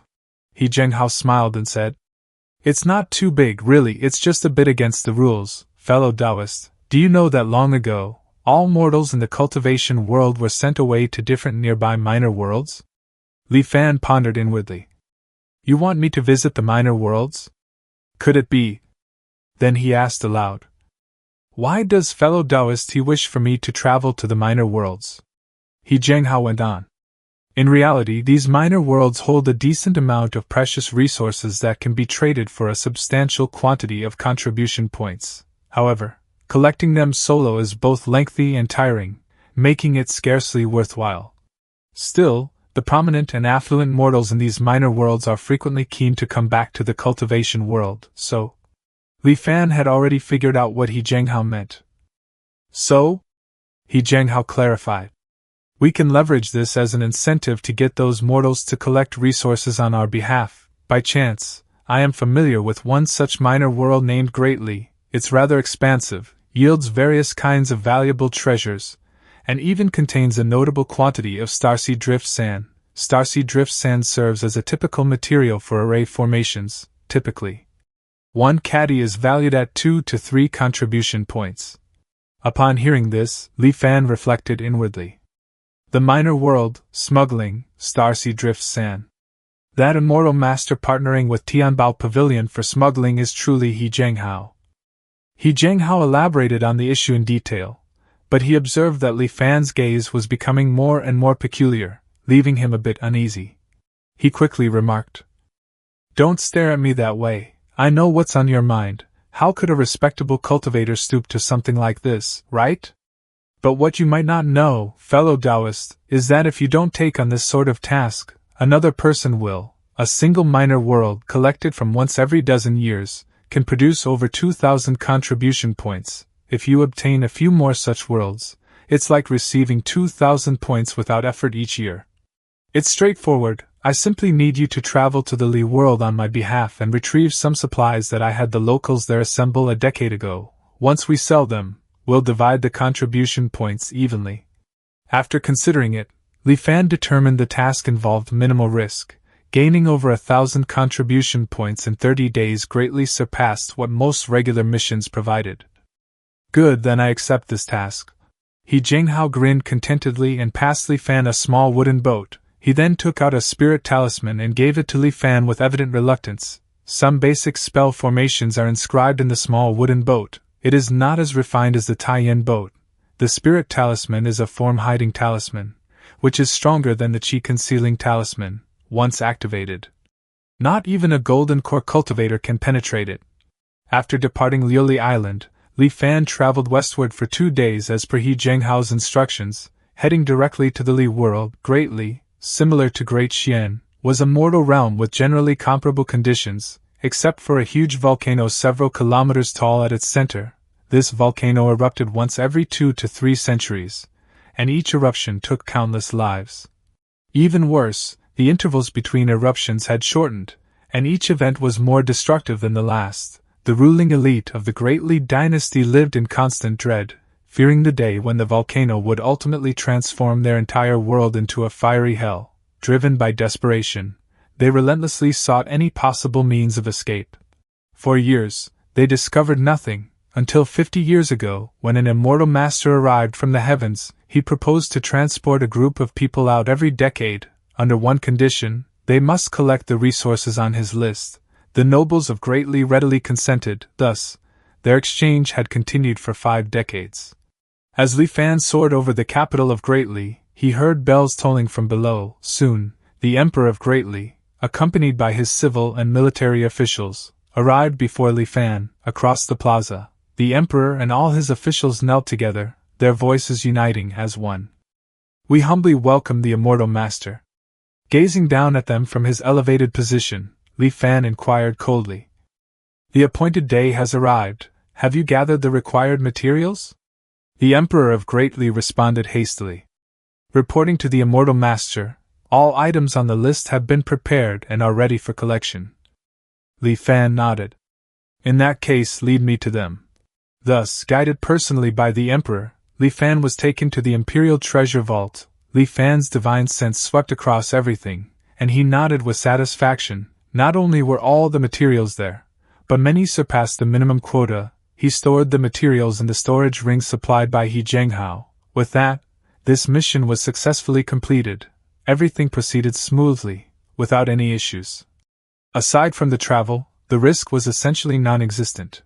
Handing the wooden boat inscribed with arrays to the Emperor, Li Fan observed the man's face brighten with delight. Abruptly, Li Fan asked, "Is the Prince of Jinan in the capital today?" Handing the wooden boat inscribed with arrays to the Emperor, Li Fan observed the man's face brighten with delight. Abruptly, Li Fan asked, "Where is Xiaoheng, the heir to the Prince of Jinan? Take me to see him." Through the Emperor, he learned that Xiaoheng was currently being fostered at Scholar Su's home, so, under the Emperor's guidance, he arrived at Scholar Su's residence. Before long, Li Fan saw Xiaoheng at the Su residence. At this time, he was still just a child of 7 or 8 years old. Having suddenly been surrounded by so many strangers, his small face was tense. The small figure overlapped with the memory of Xiaoheng in his mind. And Li Fan let out a soft chuckle. He said abruptly, "I observe that this child possesses extraordinary talent. It will be a waste to confine him to such shallow waters." Then, Li Fan gently pointed a finger. Touching Xiaoheng's forehead, he transmitted the Xianhuang Heart Clarification Sutra and the methods for using its accompanying medicines directly into his mind.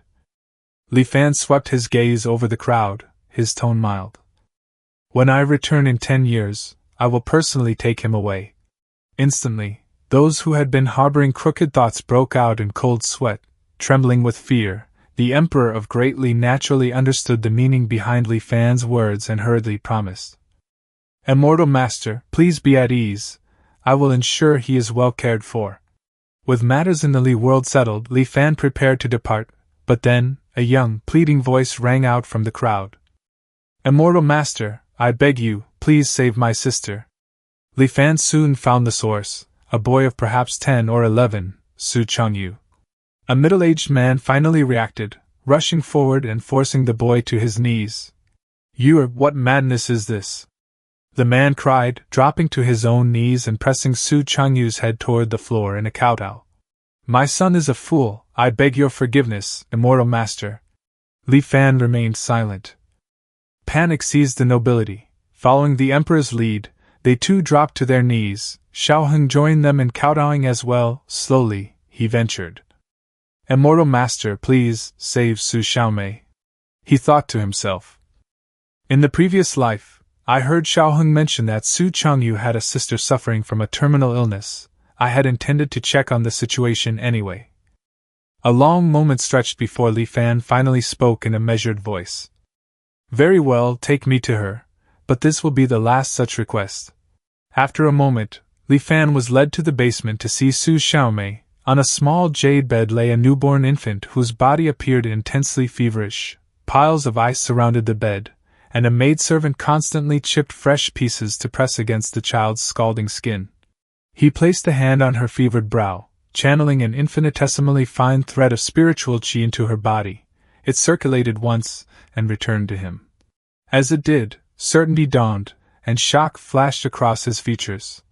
There's no trace of mortal miasma within her? And this constitution? The thread of spiritual qi I sent in was amplified after a single cycle? He drew the thread back, coalescing it at his fingertip. The spiritual qi now pulsed with a searing heat, feeling utterly different from his own, yet it was not the consuming fire of crimson flame. This was different. Li Fan analyzed the energy at his fingertip for a long time before reaching a tentative conclusion. A strange look crossed his face, heat born of rage. He stared down at the slumbering infant, his expression inscrutable. Can this be the legendary innate immortal physique? And also heaven's envied? Having entered the cultivation world across 2 lifetimes, Li Fan was far from a beginner. He possessed a solid grasp of the common knowledge circulating in the cultivation realm. First came the innate immortal physique, a body born entirely free of immortal miasma. Those who possessed it enjoyed an unmatched affinity for every cultivation technique and art. Their innate talent for cultivation was also extraordinary. Together, these traits allowed them to progress at a terrifying pace while naturally amplifying the power of their techniques when used. Ordinary cultivators simply couldn't compare, making them truly deserving of the title Heaven's Favored. Then there was Heaven's Envied. In the cultivation world, a certain group of people were born with innate divine abilities. The stronger the ability, the greater the jealousy they drew from the heavens. From the moment of birth, they faced constant tribulations. If they managed to overcome each one, they would emerge even more powerful, while those with innate divine abilities did not necessarily cultivate at exceptional speed. They were often unbeatable among peers of the same realm, and some could even challenge opponents a full realm above them. Every single one of these individuals had built a fearsome reputation and an impressive record of accomplishments in the cultivation world. Both constitutions were exceedingly rare, appearing only once in countless millions. And now, what was Li Fan witnessing? These 2 rare physiques had actually manifested together in one single infant. The complete lack of immortal miasma in her body confirmed beyond doubt that she possessed the innate immortal physique, and the relentless power burning inside Su Xiaomei must be her innate divine ability. Su Xiaomei's persistent, all-encompassing heat was likely the result of her innate divine ability spiraling out of control, unable to suppress the fury raging in her heart. This inner rage continuously consumed her life force. even if she spent all day inside an ice cellar, Su Xiaomei would never survive to adulthood. No wonder Su Changyu had been so desperate in that previous life. He was even willing to subject himself to experiments just to become a cultivator as quickly as possible. In his eyes, perhaps once he became a legendary immortal master, he could save his sister's life. Unfortunately, not even a golden core cultivator might have been capable of keeping her alive. As Li Fan gazed at Su Xiaomei, the blue flame phantom spirit in his sea of consciousness suddenly stirred from its slumber. Fortunately, she met me. A faint blue figure took shape before Li Fan. It drifted forward like a wisp of mist, slowly approaching the tiny form of Su Xiaomei. A hand extended gently and rested upon the infant's head. Gradually, the intense heat radiating from the baby faded away, her tightly knitted brows relaxed, and Su Xiaomei smacked her lips softly before slowly turning over. The blue flame phantom spirit left a trace of its power inside Su Xiaomei's body to suppress the raging heat within her. Afterward, it returned to Li Fan's sea of consciousness. This measure would keep her safe for the next 10 years. If Li Fan returned safely from Cloudwater Palace in this life and obtained the Cloudwater model, he would come back for her ahead of time, if misfortune struck him. She could still travel to the cultivation world 10 years later together with Su Changyu and the others. After recovering some strength, Li Fan stepped out of the basement. Once he informed them that Su Xiaomei had been successfully treated, Li Fan sent the others away. He asked only Scholar Su to remain and began inquiring more deeply about Su Xiaomei's situation. Scholar Su's face flushed red, and he hesitated for a long time before finally stammering out the full story. It turned out that Su Xiaomei was not Scholar Su's daughter, but the child of his younger sister, Su Yuqing. Su Yuqing was much younger than Scholar Su. She had been only 16 the previous year when she became pregnant with Su Xiaomei. At the time, her unexplained pregnancy caused a huge uproar in the Su household. She was not yet married, so conceiving before marriage was already a major scandal. What angered Old Master Su even more was that Su Yuqing stubbornly refused to reveal the identity of the child's father. In his rage, Old Master Su wanted to terminate the pregnancy. Su Yuqing showed the fierce determination of a mother. She absolutely refused to end it, even threatening to take her own life. In the end, the day of delivery arrived. Su Xiaomei's birth required tremendous effort. Su Yuqing's body was already weak. She couldn't endure it and passed away with regret just a few days after giving birth to Su Xiaomei. The Su family was not heartless. After Su Yuqing's death, the entire household showered affection on the little girl who had lost both parents from birth, hoping she would grow up safe, healthy, and happy. Who could have imagined that shortly after Su Xiaomei was born, she would be struck by a strange illness? Her whole body burned with fever, requiring constant applications of ice for any relief. The Su family called upon every famous physician in the capital, but none could cure her, until Li Fan arrived. After listening to Scholar Su's account, Li Fan raised his eyes to the sky, lost in thought. Conceived by heaven's will, perhaps? That might explain why Su Xiaomei's talent is so extraordinary. Yet, following the original course of history, even with her heaven-defying gifts, she would have found it nearly impossible to survive such a tribulation. How many people in the entire cultivation world possess such astonishing talent yet die as obscurely as any ordinary mortal? With the matter settled, Li Fan let out a long sigh, summoned the Taiyan boat, and swiftly departed. Back inside the mountain river constellation array, Li Fan handed the storage ring to He Zhenghao. He Zhenghao appeared distracted, giving it only a quick glance before putting it away. His full attention was fixed on an ancient-looking mirror in front of him that somewhat resembled the Tianxian mirror. Following He Zhenghao's gaze, Li Fan noticed a line of small characters on the mirror's surface. Spirit Mist Grass, current price, 15 contribution points per stock. Rise, just rise already. He Zhenghao stared at the mirror as if possessed, muttering the words repeatedly. Li Fan asked curiously. Fellow Taoist He, what are you doing? He Zhenghao answered without turning his head, sighing heavily and speaking in a gloomy tone. Ah, fellow Taoist, you wouldn't understand. A few days ago, shortly after you left, I received reliable information. The island where Spirit Mist Grass is grown was attacked by an exotic sea beast, and most of the grass there was ruined. As I mentioned before, spirit mist grass is the main ingredient for crafting form-concealing talismans and is already extremely rare. Now, with so much destroyed, the price is bound to soar. At that time, the news hadn't yet spread, so I thought I'd seize the chance to make a profit. I invested heavily, spending a fortune in the Tianxian mirror to stockpile a large quantity of spirit mist grass. At first, the price of spirit mist grass did rise slightly, climbing from 20 points per stock to 25. But who could have predicted that before I could even sell, the price suddenly collapsed? It plummeted from 25 points all the way down to 13, nearly halved. Fortunately, the price has recovered a little recently, rising back to around 15. Listening to He Zhenghao, Li Fan couldn't help but comment. Fellow Taoist He, why not sell all your spirit mist grass now? At the very least, you could recover some of your losses. He Zhenghao shook his head vigorously. Absolutely not. I've poured nearly a century's worth of savings into this. I have to wait for the price to climb back up before selling. His words stopped abruptly as he gasped in shock. It's falling again. 13? 12? 10? 8? Still dropping? In the blink of an eye, the price of spirit mist grass crashed like an avalanche, plunging from 15 contribution points per stock to just 6 before finally, painfully, stabilizing. A long silence followed. Watching the utterly devastated and dazed He Zhenghao, Li Fan spoke slowly. It should climb back up eventually, right? The bizarre price swings of spirit mist grass had already caused an uproar across Myriad Immortals Island. After making a few inquiries, Li Fan understood the truth. It was true Lord Qingmuhuasheng who had laid a trap to mercilessly harvest the cultivators trying to profit from the situation. The destruction of the spirit mist grass island was genuine.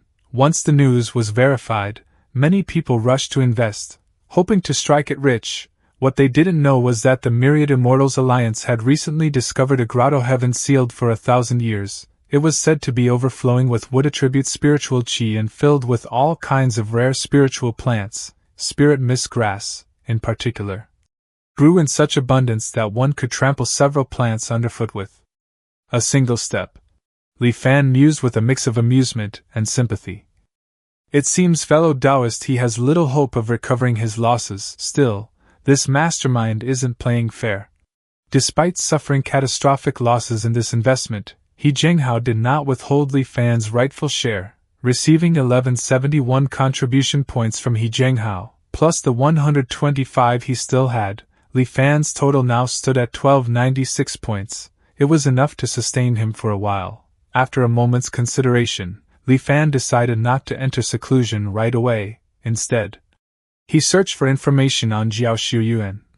He had heard that this man could obtain large quantities of form-concealing talismans from the Myriad Immortals Alliance's Talisman Hall, indicating he had strong connections. This was a good chance to purchase some spirit talismans, and see if he could also gather information about Sikong from him. 36. Following the information provided by the Tianxian mirror, Li Fan arrived at the location. He looked up at the slightly crooked signboard reading 1,000-Mile Hall and stepped inside. The shop was small and cluttered, with miscellaneous items piled everywhere on the floor. A man's voice could be faintly heard. Listen, we're trading these 10 form-concealing talismans at the price we agreed on. I don't care how much the price has dropped now. What? You're canceling the deal? You're not even taking the deposit back? Damn it, another one. You think I'm so easy to mess with, huh? A man with a stubbly beard and dark complexion slammed the table, roaring in frustration. But almost immediately, his energy deflated, and he muttered under his breath. It's over. I, Jiao Shuyuan, never do business at a loss, but now I'm stuck with this huge batch of form-concealing talismans. It was then that he noticed the customer had entered. He couldn't make out the person's features. Clearly they were using a form-concealing talisman. How much for the form-concealing talismans? The person asked. Jiao Shuyuan's eyes instantly brightened, and he perked up. 10 contribution points each. How many do you want? If you take more than 10, I'll give you 20% off, more than 100, and it's half price. Li Fan smiled. Why would I need so many? 5 or 6 is enough. He paused, then added. Besides, your price isn't right. I bought one from the Tianxian mirror before coming here. A form-concealing talisman that can block a golden core cultivator's scrutiny only costs 20 points now, and you're selling these defective ones for that much? Jiao Xiuyuan's face twitched, and he quickly backpedaled. 8 points each, and that's my bottom line. You have to understand, crafting talismans has its costs. Li Fan didn't bother bargaining further. Fine, I'll take 6. I'll pay with medium-grade spirit stones, keep the change. Do you accept requests to investigate other cultivators? Jiao Xiuyuan immediately became cautious. He studied Li Fan carefully, thought for a long moment, then finally gritted his teeth. I'll take it, why wouldn't I? My legitimate business is bleeding me dry. If I don't take on some private jobs, I won't survive. What's their name and cultivation level? Sikong Yi, mid-stage Qi refinement realm. Upon learning that the target was merely at the mid-stage Qi refinement realm, Jiao Xiuyuan relaxed right away. He thumped his chest with confidence. No worries, a small fry in Qi refinement? I'll uncover every detail about him, but about the fee. Li Fan smiled. Since it's only a Qi refinement small fry, the fee shouldn't be too steep, I assume.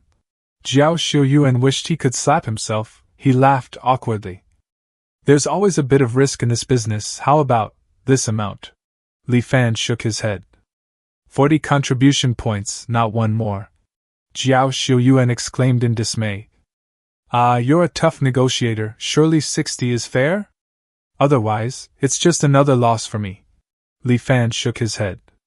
50 points, that's really the lowest I can go. Jiao Xiuyuan groaned in dismay. Ah, you're a tough negotiator. Fine, I'll accept it. An advance of 10 contribution points, please. I'll contact you via this talisman when I have the results. Li Fan took the talisman and gave Jiao Xiuyuan a mid-grade spirit stone. After departing Thousandly Hall, Li Fan went back to the Tianxian mirror. His plan was to advance the nether spirit illusion art to the late-stage Qi refinement realm first, then, once the blue flame phantom spirit became fully stable, he could deploy it to slay enemies. With assisted cultivation mode engaged, Li Fan went into seclusion again. 1 month later, in the eastern part of the Tsongyan Sea near Yanjing Island, to evaluate the strength of the nether spirit illusion art, he accepted a task to hunt a scarlet flame shark and extract its inner core, deep underwater. Li Fan hid his aura while following a school of scarlet flame sharks from a distance. The school included more than a dozen sharks pursuing a lone emberback whale. The emberback whale was enormous, its skin as tough as stone from years of consuming seabed flame crystals. The scarlet flame sharks had sharp teeth, swift movements, and flawless teamwork. The whale tried multiple times to escape the shark's encirclement, but failed every attempt. Slowly, its struggles diminished. Observing the scene, Li Fan recognized that the moment had arrived. The blue flame phantom spirit emerged. It instantly turned into a slender blue ray, darting between the dozen-plus scarlet flame sharks and the emberback whale in a flash. The scarlet flame sharks and the emberback whale froze suddenly, then, a freezing aura burst from inside them, solidifying their bodies from within. In a moment, strange frozen sculptures formed on the seafloor. Li Fan reflected inwardly.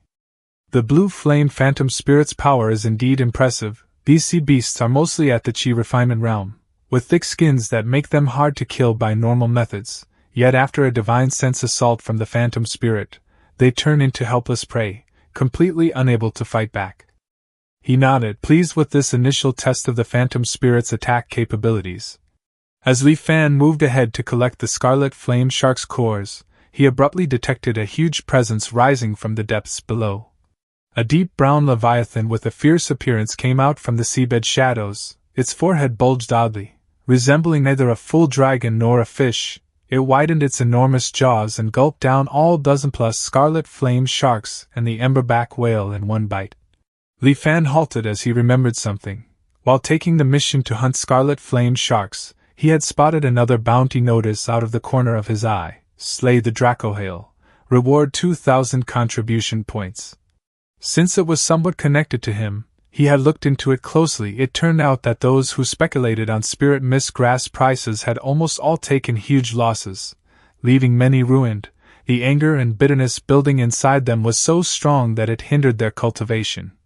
But they didn't dare challenge Eminence Qingmuhua Xing or the Myriad Immortals Alliance, so they directed their rage at the exotic beast that wrecked the Spirit Mist Grass Island. Witnesses said the attacker was a Dracohail roughly at the Foundation establishment level. Ignoring the Guardian completely, the Dracohail broke the island protection array, ravaged the island, and ate most of the Spirit Mist Grass. Only later did a Golden Core cultivator from the Myriad Immortals Alliance show up late. After receiving a strike from the Golden Core cultivator, the Dracohail was badly injured but somehow lived and escaped back into the deep sea. Not only had this Dracohail, valued at 2,000 contribution points, appeared directly in front of Li Fan, it had even stolen his mission reward. How could he tolerate that? A Foundation establishment cultivator might lack the power to handle such a beast, but that didn't mean Li Fan couldn't slay it. Li Fan's eyes narrowed as formless killing mechanism targeted the Dracohail. The whispers in his ears and hallucinatory images came back, though the side effects this time were clearly milder than when he targeted Enforcer 1. After unleashing formless killing mechanism on the Dracohail, he activated a form-hiding talisman and quietly trailed it the whole way. Over the following 20 days or so, the Dracohail faced assaults from countless exotic beasts on the ocean floor, escaping in panic, and was already near death, after deploying the blue flame phantom spirit to land the final strike on the Dracohail. Li Fan finally exhaled a long breath of relief. After much work, he completed dissecting it, sticking to his rule of not overlooking possible gains. Li Fan searched through the Dracohail's stomach. Besides the lily pearls, there were other random items, a broken coral stalk, a shining fish bone, and various debris. Li Fan didn't take time to identify them, just packing it all together. Finally, he carefully inspected the area one last time, making sure no value was left, before quietly departing. After submitting the Dracohail's carcass, Li Fan traded all the items he scavenged from its stomach for contribution points. It converted to 320 points overall. After evaluation, the Myriad Immortals Alliance verified that the Dracohail Li Fan provided was indeed the one that attacked the island. Thus, he got the 2,000-point mission reward. Combined with his prior balance of 450 points, Li Fan now had 2,770 contribution points. With this amount of points, I should be able to get a good technique. What Li Fan lacked right now was a way to hide his presence, something helpful for following others. Such techniques were fairly uncommon, but for a Qi Refinement Realm 1, 2,770 points were plenty. Li Fan started searching in the Tianxian mirror. Meanwhile, news circulated through the Myriad Immortals Alliance. The Dracohail exotic beast that had frustrated countless Foundation establishment cultivators was defeated by none other than a Qi Refinement cultivator. This unusual event quickly attracted a lot of attention. Late-stage Qi Refinement Realm, Li Fan? Who is he? Wasn't that Dracohail able to resist Golden Core cultivators? How did this Li Fan kill it? Could he be hiding his real cultivation level? Fellow Taoist, you must be new to our Myriad Immortals Alliance. Hiding one's cultivation from the Tianxian mirror is impossible. His cultivation level is definitely the late-stage Qi Refinement Realm. I've confirmed that he was recently brought into our alliance by He Zhenghao. Oh? Then how did he do it? Maybe he has some secret treasure? Just then, a dismissive voice interrupted the discussion. Stop guessing, I just got the latest inside info, the kid just got lucky. The comment immediately caught attention. Fellow Taoist Zhou Peng, what do you mean? How could it be just luck? Zhou Peng sighed. I could barely believe it myself, but the facts are undeniable. The Dracohail's carcass was examined by Elder Gongsun from the Heavenly Mechanism Hall. His finding was that the beast had battled at least 3 other leviathans of similar power before dying. Most of its injuries came from those creatures. By the time it died, the Dracohail was already at death's door. It wouldn't have lasted much longer, even without that kid's involvement. The nearby cultivators nodded in agreement. Rumor has it that the Dracohail showed signs of ascending to dragonhood. Perhaps that's why it drew the envy of other massive beasts. That makes perfect sense. For exotic beasts that evolve by devouring each other, one that has awakened its ancestral bloodline would be the ultimate prize. Ah, that Chi refinement kid has ridiculously good luck, 2,000 contribution points. It's enough to make anyone jealous. Putting the matter aside, Li Fan spent some time researching and comparing options before finally choosing a technique, shadow stalk art. The core of this technique was in its name, to stalk like an inseparable shadow. It was excellent for tracking and hiding. Once a target was marked, the user could stick to them like their shadow, nearly impossible to lose. Also, like a shadow hidden in darkness, the practitioner could stay completely undetectable. Such impressive effects naturally had a high price, 1,800 contribution points. Li Fan didn't hesitate and bought it right away. Just as he was ready to enter seclusion and cultivate the technique, he got a spirit talisman message from He Zhenghao. Li Fan, my friend, I can't believe it was really you who took down that Dracohail. I thought it might just be another cultivator with the same name and realm. Someone came asking about you, and that's how I confirmed it was truly you who slew the beast. He Zhenghao sounded very excited. Good, this really helps me resolve that old issue. You have no idea, these past few days, every time I closed my eyes, all I saw was the dropping price of spirit mist grass. Li Fan stayed quiet for a moment before answering. It was just luck. I came across the Dracohail fighting another massive beast during my mission and took the chance. Almost right away, He Zhenghao replied. Luck is part of strength, my friend. With your talent and luck, your path to the great Tao is surely promising. Before Li Fan could reply, another message came from He Zhenghao. Actually, there's a matter I'd like to ask your help with, if you're interested. Oh? What is it? I'd like to ask you to act as the guardian of Lioli Island in my place. What do you think? Li Fan was curious. Acting guardian? He Zhenghao quickly explained. After that spirit mist grass fiasco, I lost most of my savings over the years. Seeing my goal of exchanging for that nascent soul technique slip further away, I just can't accept it. Some friends recently found an ancient cave dwelling and invited me to explore it with them. According to them, it was sealed long before the Great Reformation came. It's sure to have many rare treasures, perhaps even several techniques. If I can get something from it, it might help me recover some losses, so I've decided to take the risk. Li Fan thought for a moment but didn't respond right away. Instead, he asked, How long would you need me to act as guardian in your place? He Zhenghao responded almost immediately. Not long at all. A year or two at the very least, 3 or 4 at most. Cloudwater Palace would open in just over a year, and Li Fan had no intention of missing the chance to be among the first to enter, certainly not for the sake of a few contribution points, so he turned He Zhenghao down flat.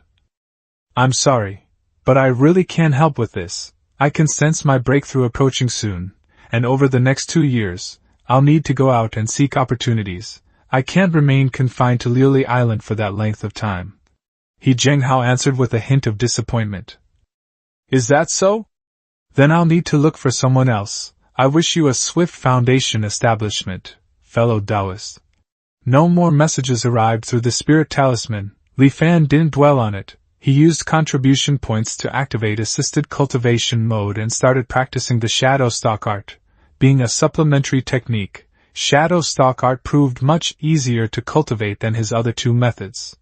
With the combined benefits of the epiphanic state enhancement and the exquisite Lioli pearl, Li Fan reached the late-stage Qi refinement realm in under 10 days. He spent 100 contribution points to simulate pursuing a late-stage Qi refinement cultivator inside the Tianxian mirror. His speed surged dramatically compared to simply riding the wind. Moreover, he could feel a subtle link between himself and the target. When the target accelerated, Li Fan's own velocity rose in tandem. It felt as though Li Fan had truly become the target's shadow, impossible to shake loose. He could even leap through shadows on the ground. It didn't take long before Li Fan overtook the fleeing figure ahead. The surroundings blurred, then the mountains and the cultivator disappeared at once, returning everything to a pitch-black void. The pursuit ended. Li Fan felt quite satisfied with the shadow stalk art. Everything was now in place. All that remained was to wait for Jiao Xiuyuan's intelligence and the official emergence of Cloudwater Palace. 2 months later, in Thousand Li Hall on Myriad Immortals Island. After receiving Jiao Xiuyuan's message, Li Fan activated his form-concealing talisman and hurried over. The moment he saw Jiao Xiuyuan, he pretended to be annoyed. Is this how Thousand Li Hall handles business? It's just a Qi refinement cultivator, yet it took you this long to gather information. I thought you'd forgotten my request entirely and was about to find someone else. Jiao Xiuyuan looked a little embarrassed but quickly ushered Li Fan inside. Only then did he explain quietly. Keep your voice down, the delay really was due to unexpected complications. Humph? Li Fan's expression shifted slightly as he waited for the explanation. Jiao Xiuyuan continued. Honestly, this job turned out much more difficult than I expected. Our agreed price of 50 contribution points is honestly too low. I even had to call in a late-stage Foundation establishment expert to sort things out. Li Fan narrowed his eyes and stared at Jiao Xiuyuan with a dangerous look. What, are you going back on our deal? Jiao Xiuyuan scratched his head. Could you maybe add just a little more? Li Fan turned to leave. Farewell. Jiao Xiuyuan panicked and nearly jumped. Oh, my dear ancestor, my luck's been terrible lately. 2 losing deals in a row. Fine. We'll stick to the original price, 50 it is. Li Fan's tone remained cold as he tossed over 4 mid-grade spirit stones. Here, combined with the deposit, that makes exactly 50 contribution points. Making money from you is no easy task. Jiao Xiuyuan muttered bitterly as he caught the spirit stones. Only then did he hand a jade slip to Li Fan. Li Fan took the jade slip and scanned it with his divine sense. A strange expression crossed his face. He stored the jade slip away and turned to leave. Inside the Tianxian mirror, Li Fan carefully reviewed the jade slip's contents once more before destroying it. 2 people? Li Fan frowned slightly, sensing complications. According to Jiao Xiuyuan's gathered information, this Sikong Yi usually kept to himself, rarely appearing in public. He also had a very close friend, a male cultivator named Bei Liqin. Bei Liqin was at the mid-stage Qi refinement realm, slightly weaker than Sikong Yi. Sikong Yi and Bei Liqin appeared unusually close. Whenever they went out, the two were always together, inseparable. Moreover, the pair seemed to know some kind of joint attack technique. In battle, their coordination was flawless, their minds perfectly in sync, as though they were one person. The two generally stayed on Myriad Immortals Island, only leaving to complete missions and earn contribution points. However, during Jiao Xiuyuan's investigation, the two had mysteriously vanished once. They had left Myriad Immortals Island and then disappeared entirely, their whereabouts unknown. Who is this Bei Liqin? Why don't I have any memory of him? Li Fan searched his recollections carefully but found no trace of Bei Liqin. It seems this person must have died in the Cloudwater Palace ruins. But now the number of targets has doubled. My current preparations are no longer sufficient. Fortunately, there's still plenty of time. With thoughts swirling in his mind, Li Fan began devising a new plan. 1 year later, in Anchor Year 11, in the central region of the Tsongyan Sea, a thunderstorm that had been gathering for months rumbled continuously in the sky. This unusual phenomenon had naturally drawn the attention of many cultivators. Rumors even spread that the ruins of an ancient sect were about to appear here. As a result, over the past few months, more and more cultivators had gathered. Li Fan was among them. His gaze swept across the crowd, pausing almost imperceptibly on Sikong Yi and Bei Liqin.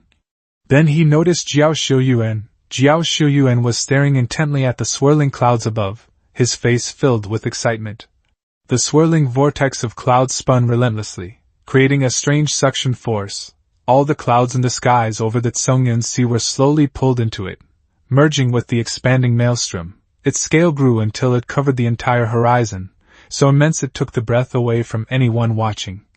At the center of the vortex, the blue flashes of light accelerated in rhythm. Finally, when everything reached a critical point, a dazzling blue light erupted from the vortex's core. It formed a ring of blue radiance that spread outward from the center at astonishing speed. One moment, it was contained within the swirling clouds. The next, it swept across every cultivator present. Before shock could register on their faces, those touched by the blue light faded like illusions, vanishing one after another. In the end, a massive blue celestial palace woven from clouds and water appeared above the Tsongyan Sea. It seemed to hover between reality and illusion, sealed away for millennia. The Cloudwater Palace had returned to the world. The situation on the front lines is dire. Every major sect has suffered heavy losses. As the leading sect of the Tsongyun Sea, my Cloudwater Palace has been hit especially hard. Who knows how many of my brothers and masters have already fallen on the battlefield. Before the sect leader left, he entrusted me with recruiting new disciples. I cannot fail in this duty. Fortunately, this trip is shaping up to be a fruitful one. Li Fan gradually regained consciousness and looked around. He was on a plaza, where over 100 cultivators stood. Every one of them now wore blue and white robes, faintly embroidered with the word Cloudwater. A few became visibly agitated. What's going on? Where is this? Weren't we just outside those layers of swirling clouds? And why are we wearing these clothes? Their eyes fell on the solitary figure in white robes ahead, whose appearance stood out sharply from their own. Someone immediately called out. Hey, you there, the one in white, did you bring us here? Who are you? What's your purpose? He looked at the assembled cultivators, a pleased smile spreading across his face. Ah, excellent, you're finally awake. Now, quiet down, I need to explain some important rules. He was interrupted by an impatient voice. Enough nonsense, just tell us where we are. A faint smile touched the corners of the white-robed man's mouth, and he shook his head slowly. This new batch doesn't seem very obedient. He didn't appear to move, simply casting a glance. There was a flash of blue light, and the head of the person who had spoken tumbled to the ground. The plaza fell deathly silent. Among the cultivators present, some wore expressions of sheer terror, while others looked on with dawning comprehension. Satisfied by the newfound quiet, the man in white spoke again, his tone unhurried. Ah, finally quiet, then I will continue. My name is Qin Tang. I am the chief of the Technique Transmission Pavilion of Cloudwater Palace. You will address me as Senior Brother Qin. You are all outer disciples I recruited during my recent travels. In the coming months, if you can pass my series of trials, you will be formally inducted into our Cloudwater Palace. Of course, there are a few crucial points you must always keep in mind. First, you will show me the proper respect. You will do exactly as I instruct. As for the consequences of disobedience, well, you've just seen them. Second, Qin Tang continued his long speech. The cultivators below remained outwardly silent, yet privately, frantic messages flew back and forth through divine sense. Does anyone know what's going on? It's an oddity. This Cloudwater Palace must be ancient sect ruins overrun with oddities. Is that Qin Tang even human? Or is he something else? He's definitely not alive. Can't you feel he has no aura at all? Everyone, stay calm. Oddities follow their own rules. If we simply do what this Qin Tang says, we should be safe for now. Li Fan quietly glanced toward Sikong Yi and Bei Li Chen. Their expressions remained completely calm, as though they had expected to encounter oddities. Or perhaps they already had a plan for dealing with them. Li Fan turned his attention back to the white-robed Qin Tang. From the experiences of those who had explored Cloudwater Palace in his previous life, this Qin Tang was the first trial newcomers faced upon entering. He was not a living person but an existence similar to an oddity itself. His words were the rules of the oddity. To survive, one had to obey. Qin Tang finally finished speaking. He clapped his hands together. It's getting late. I'll take you to your quarters to rest. The trials begin tomorrow morning. Follow me. With that, he turned and walked toward the edge of the plaza. The vast majority of cultivators, including Sikong Yi and Bei Li Chen, obediently followed the white-robed Qin Tang. Only a handful chose not to comply. After exchanging glances, they sped off in the opposite direction, attempting to escape. Qin Tang appeared completely unaware of their actions, showing no reaction at all. As these cultivators fled, they failed to notice the faint blue light seeping from their bodies, growing stronger the farther they moved from Qin Tang. Eventually, after traveling some distance, they all withered into desiccated corpses and crashed heavily to the ground.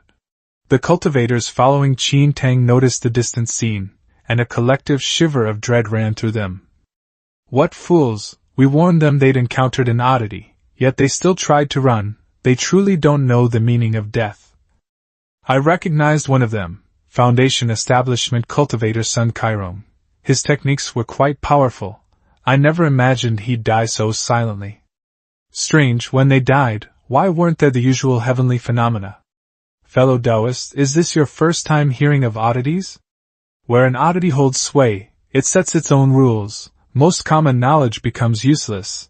That's why we must be even more cautious. Thank you for the guidance, fellow Taoist. Before long, Qin Tang led them into a large, imposing building. Each room was sparsely furnished, lacking any decoration. They contained only 5 plain wooden beds. Qin Tang turned and addressed the group. Very well, everyone will rest here tonight. Gather in the plaza first thing tomorrow morning. Having said that, he shook his head and walked out. Oh, and remember to sleep early. With the oppressive presence of the oddity gone, Li Fan chose a nearby room. He lay down on a bed and circulated the Xianhuang Heart Refinement Sutra. The distracting thoughts in his mind vanished. In no time, he sank into deep, heavy sleep. Not everyone could keenly sense what was coming. Quite a few were still whispering to their companions, looking agitated and unable to sleep. Time passed slowly just like that. Suddenly, every light in the large building went out at once. In the pitch darkness, Qin Tang's voice echoed, soft and eerie. Hiya, this new batch isn't very obedient. I did tell you to sleep early. How come so many are still awake?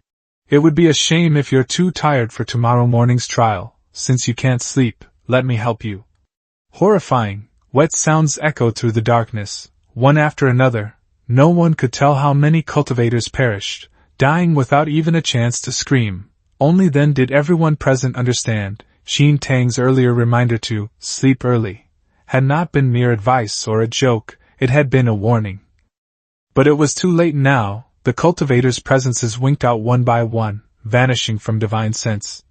After killing them, Qin Tang's mood seemed to lighten slightly.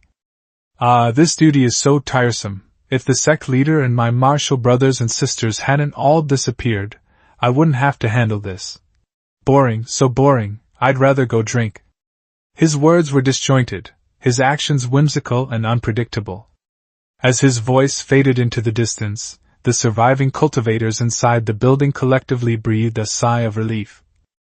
But no one could guarantee when Qin Tang might return, so they all tried to seize the moment to fall asleep. Yet there was a problem, something those who often suffered from insomnia knew all too well. If you have no mental burdens, you can fall asleep almost the moment you decide to. But the opposite is also true. If you fixate on needing to sleep and force yourself, you'll likely jolt awake just as you're drifting off. Add to that the fact that many of these cultivators had long replaced sleep with secluded meditation and had effectively lost the ability to sleep naturally. So, even knowing that staying awake meant death, many still failed to fall asleep. When he returned in the latter half of the night, another wave of bloodshed followed. When Li Fan awoke the next morning, he found the building littered with corpses. As he had expected, Jiao Xiuyuan had not survived the night. Without delay, Li Fan headed straight to the previous day's plaza. Having learned from the night's lesson, the remaining cultivators didn't wander elsewhere and gathered obediently in the plaza instead. The crowd was sparse, fewer than 2/3 had survived. The trial hadn't even officially begun, yet so many had already fallen. Thus, the survivors were deeply pessimistic about what lay ahead, their expressions grim. In the crowd, Li Fan also spotted Si Kong Yi and Bai Li Chen. His gaze swept over them without lingering. He waited quietly for Qin Tang to arrive. It wasn't long before Qin Tang appeared before the crowd once more. He held a gourd of wine, taking deep swigs as he walked. Excellent wine! Qin Tang exclaimed with gusto before turning his attention to the survivors in the plaza. His gaze swept over the surviving cultivators. Good, it seems everyone has gathered, then let us formally begin the first trial. He narrowed his eyes slightly, as if recalling something. My master once said that when seeking immortality and the Tao, 3 things matter most: talent, temperament, and fortune. My master believed talent was the most important of the 3. But I disagree. I believe temperament is paramount. Thus, the 3 trials I've prepared all relate to temperament. Qin Tang spoke slowly as he led the group into a pavilion.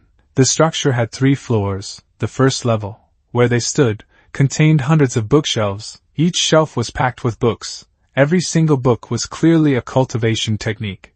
Instantly, everyone's breathing grew heavy. A single thought bloomed simultaneously in the minds of every cultivator present: we've struck gold. The first floor alone held far more than 10,000 techniques. If they could take just a few of these out, it would be worth more than a decade of grueling toil, though these cultivators were already salivating over the techniques on the shelves. They were still intimidated by Qin Tang's earlier display of power, and dared not make any rash moves. Qin Tang seemed oblivious to the strange atmosphere among the cultivators. He gazed at the rows upon rows of bookshelves, a look of nostalgia in his eyes. Then he spoke slowly. The Tao of the heart lies in focus, courage, and perseverance. This first trial will test your capacity for focus. Here, you will find 36,541 techniques. Over the next 3 months, you will remain here and copy these techniques. After 3 months, I will evaluate you based on both the quantity and quality of your copies. Upon hearing Qin Tang's words, the cultivators present were overjoyed. They were being given free access to copy all these techniques. Just memorizing a few would make this entire venture worthwhile, even if they gained nothing else afterward. Ignoring the cultivators' reactions, Qin Tang casually pointed a finger. Over 100 sets of desks and chairs rose from the floor of the pavilion. Well then, you may begin. I hope you won't disappoint me. Humph, I need to sleep first. Last night truly exhausted me. Then he leaned back against the wall, and went completely still, as if he had fallen asleep. With Qin Tang's permission, the cultivators could no longer restrain themselves. They rushed to the bookshelves, snatching up the techniques to examine them closely. Moments later, the pavilion filled with a burst of excited voices. This is... How can this be? Golden Blaze Art, a fire-based technique. It can be practiced all the way to the nascent soul realm? This one, that one, and this one as well, they're all nascent soul-level techniques. Haha, we've struck it rich. We've really hit the jackpot this time. Observing the cultivators slip into near frenzy, Li Fan inwardly sneered. He casually picked up one technique, chose a nearby desk, sat down, and started copying it. He made no effort to study its contents, instead methodically transcribing every word and sentence exactly as written. This was because all these techniques were mere illusions. In his previous life, the countless cultivators who had passed through this place had already reached a firm conclusion about the techniques that appeared during this trial. No matter how one tried to record them, whether by memory, writing, or any other method, all traces would disappear the instant one left Cloudwater Palace, as though they had never existed. These thousands upon thousands of tempting techniques were nothing more than flowers in a mirror or the moon reflected on water, designed purely to lure the mind. While a few of the present cultivators might have vaguely suspected the truth, how many could truly resist the temptation to closely examine what appeared to be genuine nascent soul techniques? One or two had even become so absorbed in the technique's profundities that they completely stopped copying. Days passed. The endless task of copying was dull and exhausting, but, having learned from the previous night's lesson, no one dared to cut corners by using techniques. Before long, some began to falter, unable to keep up their pace. They couldn't help but pause to rest. Some closed their eyes for a short moment to recover, then quickly picked up their brushes again. Others took proper breaks to gather their strength before resuming with renewed determination. Li Fan, however, never paused for even a moment. There were 2 or 3 others who, like him, seemed tireless. They appeared to have exceptional endurance and mental resilience, likely thanks to their cultivation methods, showing no signs of fatigue even after long stretches without sleep or rest. Li Fan, by contrast, was simply gritting his teeth and pushing through. He understood clearly that for this trial, Qin Tang's evaluation was not based solely on the number of techniques copied or the frequency of mistakes. Another vital factor was the total time spent writing, from the moment the brush was lifted until it was set down. Just as Qin Tang had said earlier, this stage tested focus. Once someone began copying a technique, any pause, for any reason, meant their focus had been broken. Li Fan immersed himself entirely, his mind free of distractions, wholly absorbed in the act of transcription. He forcibly suppressed every sensation of physical and mental exhaustion. He had no idea how much time had passed. Suddenly, Qin Tang's voice rang out beside them. Phew, that was a proper good nap. He stretched lazily, and the paper and brush in front of Li Fan disappeared. Time's up, let's see how you all did. Qin Tang squinted slightly, as though examining something, then shook his head repeatedly. Truly getting worse with each passing year. Wait a moment. How interesting. He cast a glance toward Li Fan, a faint smile playing on his lips. But Qin Tang said nothing more, quickly shifting his gaze away. The first trial is now over, everyone may rest tomorrow, the second trial will begin the day after. He clapped his hands, and Li Fan felt the world shift around him. In an instant, he was back inside the tall building where they had slept before. Qin Tang's figure did not reappear with them. The cultivators finally relaxed, they grew lively, chatting excitedly among themselves. This is truly a tremendous opportunity. I managed to memorize 15 techniques while copying. Most were golden core techniques, with a few nascent soul ones among them. I memorized quite a few myself. What's the point of memorizing so many? Let's focus on surviving first.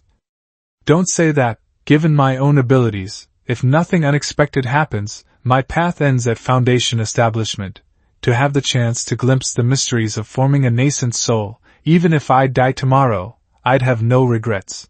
Amid the discussions, some cultivators began eyeing the belongings left behind by those who had died that fateful night. Unfortunately, after searching around, they all wore disappointed expressions. Li Fan overheard a cold laugh from someone nearby. Don't bother, I checked that night, after they were killed by Qin Tang, their storage rings, artifacts, and everything else were gone, not a single thing remained. Hearing this, Li Fan shook his head and was about to return for proper rest when his gaze accidentally fell on one of the corpses. He froze. It was Jiao Shuyuan's body. After 3 months, it had gradually begun to show something unusual. Unlike normal flesh and blood, it resembled dried wood, taking on a yellowish hue. Just then, a voice came from behind Li Fan. That's just a puppet, not his real body. It's one of Jiao Shuyuan's usual tricks. No need to be surprised, fellow Taoist. He immediately cupped his hands in salute. Thank you for the clarification, fellow Taoist. Are you also part of the Myriad Immortals Alliance? I am Li Fan. From what you've said, it seems you're quite familiar with this Jiao Shuyuan? The man nodded. Indeed, I am Chinen. I've been with the Alliance for over 30 years now. Familiar might not be the right word, but after living on this island for so long, one comes to know certain things. Take Jiao Shuyuan, for example. He runs a general store on the island called Thousandly Hall that sells just about everything. Rumor has it he has connections with the official Myriad Immortals Alliance channels. So occasionally he even manages to sell some genuinely good items. Beyond that, he frequently deals in information, but the man never risks his own skin. He always uses puppets to handle his business. Li Fan listened, then slowly nodded. Greedy for wealth and fearful of death, I see. Chinen laughed. An excellent summary, fellow Taoist. That phrase describes Jiao Shuyuan perfectly. After his laughter faded, Chinen suddenly remarked. Back when we were copying techniques in the archive, I noticed everyone else would write for a while, rest when tired, recover their energy, then continue. You were the only one who worked for 3 months without pause. I found that quite admirable. Yet I wonder, what was the deeper meaning behind your actions?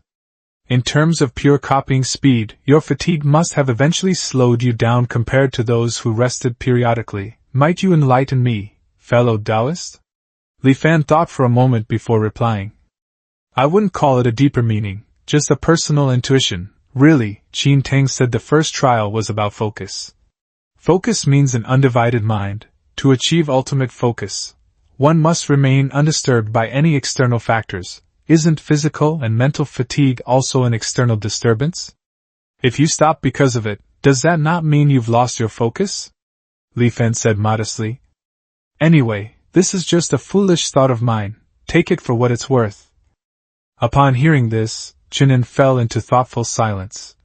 Early on the third day, Qin Tang staggered before the group, drinking from a gourd. Fine wine, truly fine wine.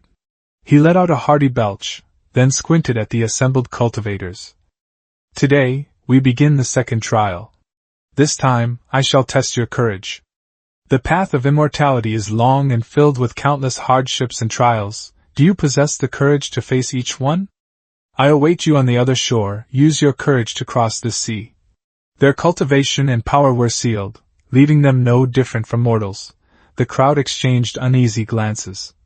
One bold cultivator stepped forward and placed his foot on the water's surface. The water instantly froze into ice. Supporting his weight steadily, elated, he strode forward and soon disappeared from sight. Seeing someone take the lead, the rest grew impatient and surged into the sea. Li Fan noticed Bai Li Chen among them, following the crowd, yet Sikong remained motionless on the shore. Li Fan paid them no further attention, steadying his thoughts as he stepped onto the water. Ice formed beneath his feet, but the others had already vanished from view. On the vast, empty sea, he stood completely alone. With a calm expression, Li Fan walked forward, step by step. The sun rose, and the moon set, again and again. How long had it been? The scenery never changed. This sea seemed endless. Even knowing the outcome in advance, Li Fan felt threads of doubt and powerlessness creeping into his heart. It was then that he noticed the ice beneath his feet growing thinner.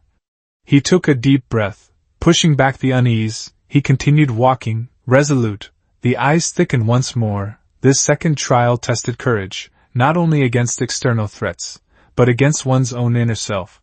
On that boundless sea, after walking so long with no shore in sight, would doubts arise, making you question whether you're going the right way?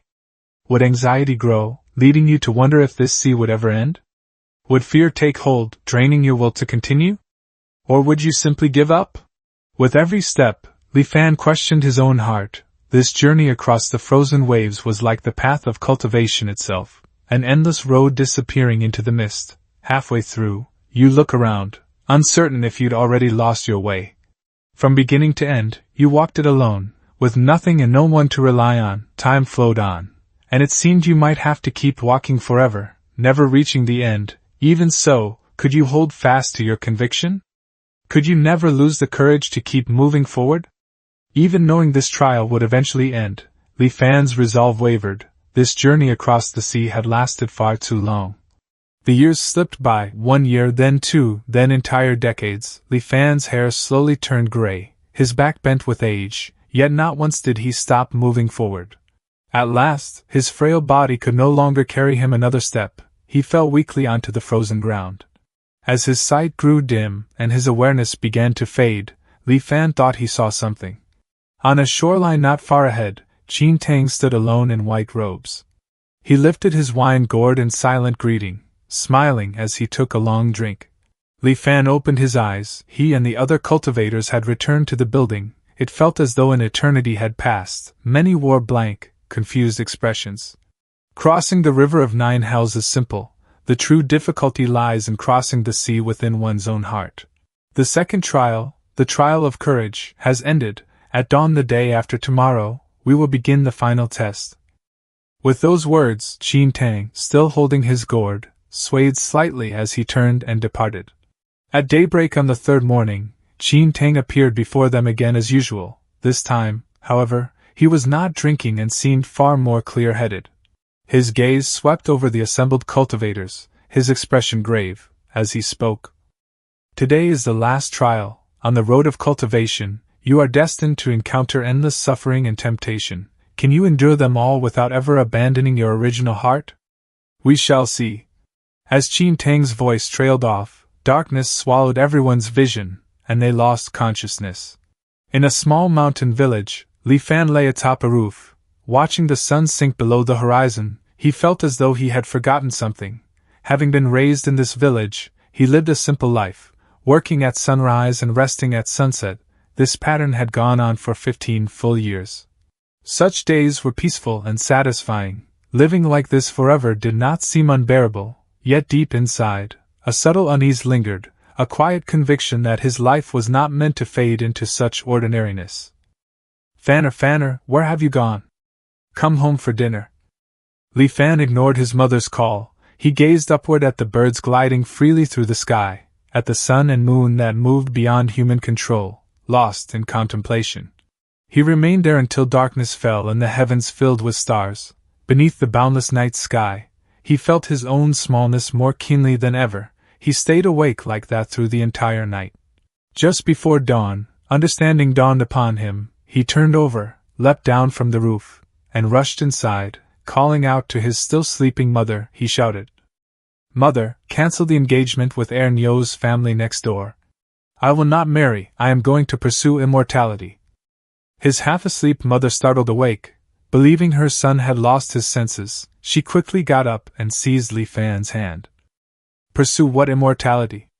There is no such thing, child, come to your senses." Li Fan gently withdrew his hand, determination shone across his youthful face. "I do not know where the immortals dwell, but I will seek them out." With that, he packed a few necessities and stepped out the door, leaving his mother weeping behind him. 6 months later, while venturing deep into the mountains, Li Fan perished in a tiger's jaws.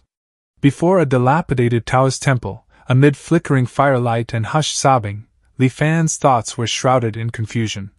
A hesitant voice sounded beside him. "Great senior brother, master has passed away. What will become of our cloud-soaring temple now?" Just as Li Fan was about to respond, angry shouts erupted from all sides. "What else is there to do? Of course we split the temple's assets, and go back down the mountain. We endured all that hardship to come here and pay respects because we believed a true immortal lived on this mountain. Who would have thought that old Taoist was nothing but a fraud?" Exactly, would a genuine immortal simply fall ill and die like that? Their voices grew louder and more heated. Li Fan could only stand by helplessly as they looted the cloud-soaring temple, taking every valuable item. Before long, he was the only one left upon the mountain.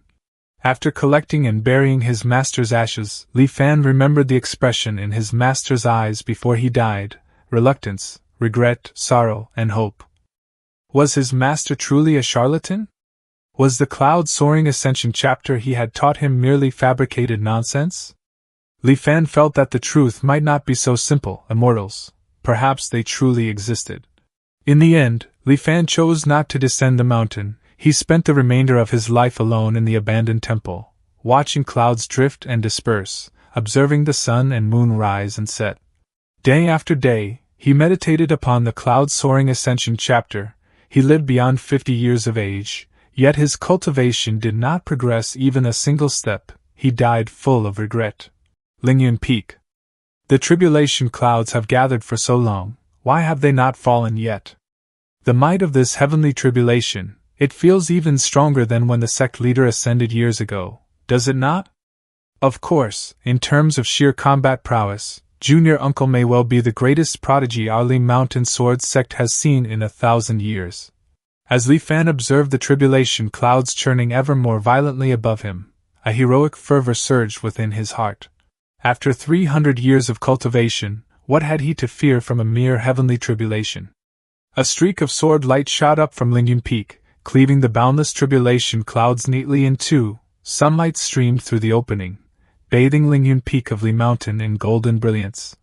Divine blossoms descended from the heavens, and the gates to the immortal realm opened wide. Without the slightest hesitation, Li Fan soared through the immortal gates. Upon entering the immortal realm, Li Fan was enraged to discover that every senior from Li Mountain who had ascended before him had been mysteriously slain by an unknown foe. He cultivated while searching for the culprit behind the killings. 100 years passed in his pursuit, yet he uncovered nothing. While exploring an ancient secret realm, he was ambushed by a sworn brother who had journeyed with him. He died, overwhelmed by shock and deep resentment. The Northern Immortal Domain. Since Heavenly Imperator Fan unified the Azure Heaven Immortal Domain 2 millennia earlier, he had waged unceasing campaigns of conquest. Over time, he had taken the lives of 5 immortal imperators and 16 immortal kings, earning a fearsome reputation. In the end, the entire immortal realm was brought to heel, leaving only the Northern Immortal Domain struggling in its final resistance. Amid the vast army, Qin Tang looked toward Heavenly Imperator Fan. He wished to speak, yet hesitated. Li Fan regarded this loyal general who had stood beside him throughout countless battles and gave a rare smile. "Qin Tang, it seems you have something to ask? I will conceal nothing from you, your majesty. There is indeed one matter I cannot comprehend." "Speak openly." From your humble mortal origins, you endured untold hardship before attaining the throne of Heavenly Imperator. Your strength is unrivaled, and all immortals tremble at your name, yet why have you never shown any sign of stopping? What is it that you are so relentlessly pursuing? After slaying Heavenly Imperator Zhuan and fully unifying the immortal realm, what will your majesty do next? Li Fan let out a soft laugh. He answered simply, "What I desire is nothing more than eternal life." Qin Tang froze, scarcely believing what he had heard. Shock and confusion filled his face as he asked, "Eternal life?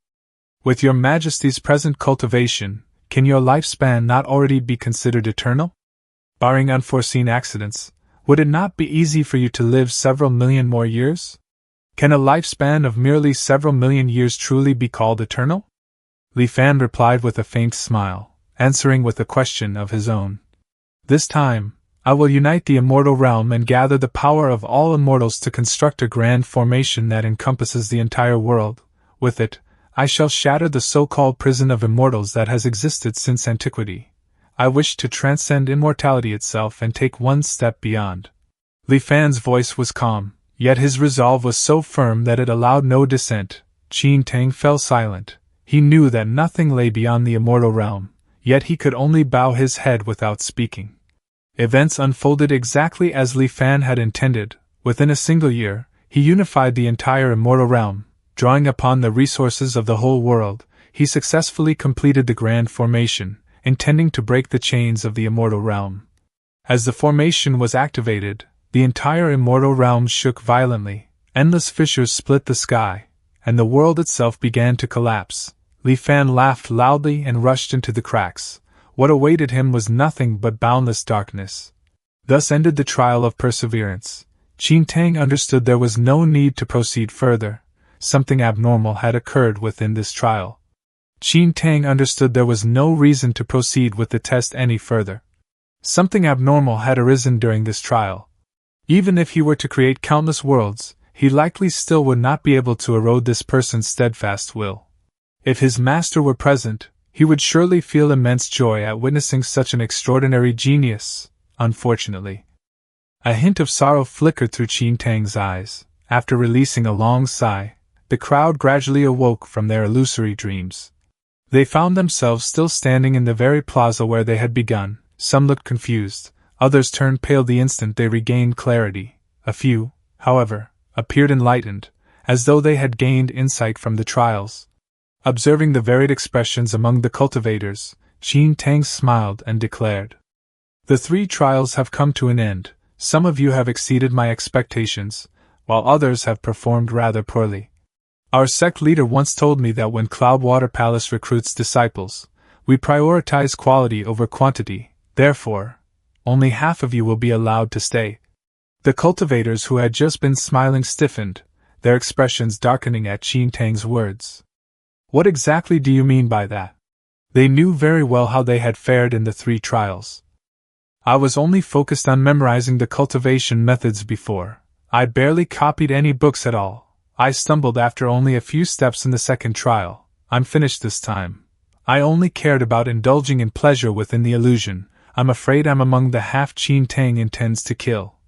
Upon realizing that Qin Tang meant to eliminate half of those present, shock and fury overtook them. Pushed into a corner, they launched an attack against him. Qin Tang showed no anger, he simply maintained a faint smile. "I, Qin Tang, Chief of the Technique Transmission Pavilion of Cloudwater Palace, respectfully seek your instruction." As he spoke, translucent blue figures suddenly appeared beside half of the cultivators in the plaza. They were exact replicas, identical in appearance, aura, and even strength. The instant they formed, they unleashed relentless, killing strikes. Watching the cultivators fight desperately, Qin Tang spoke unhurriedly.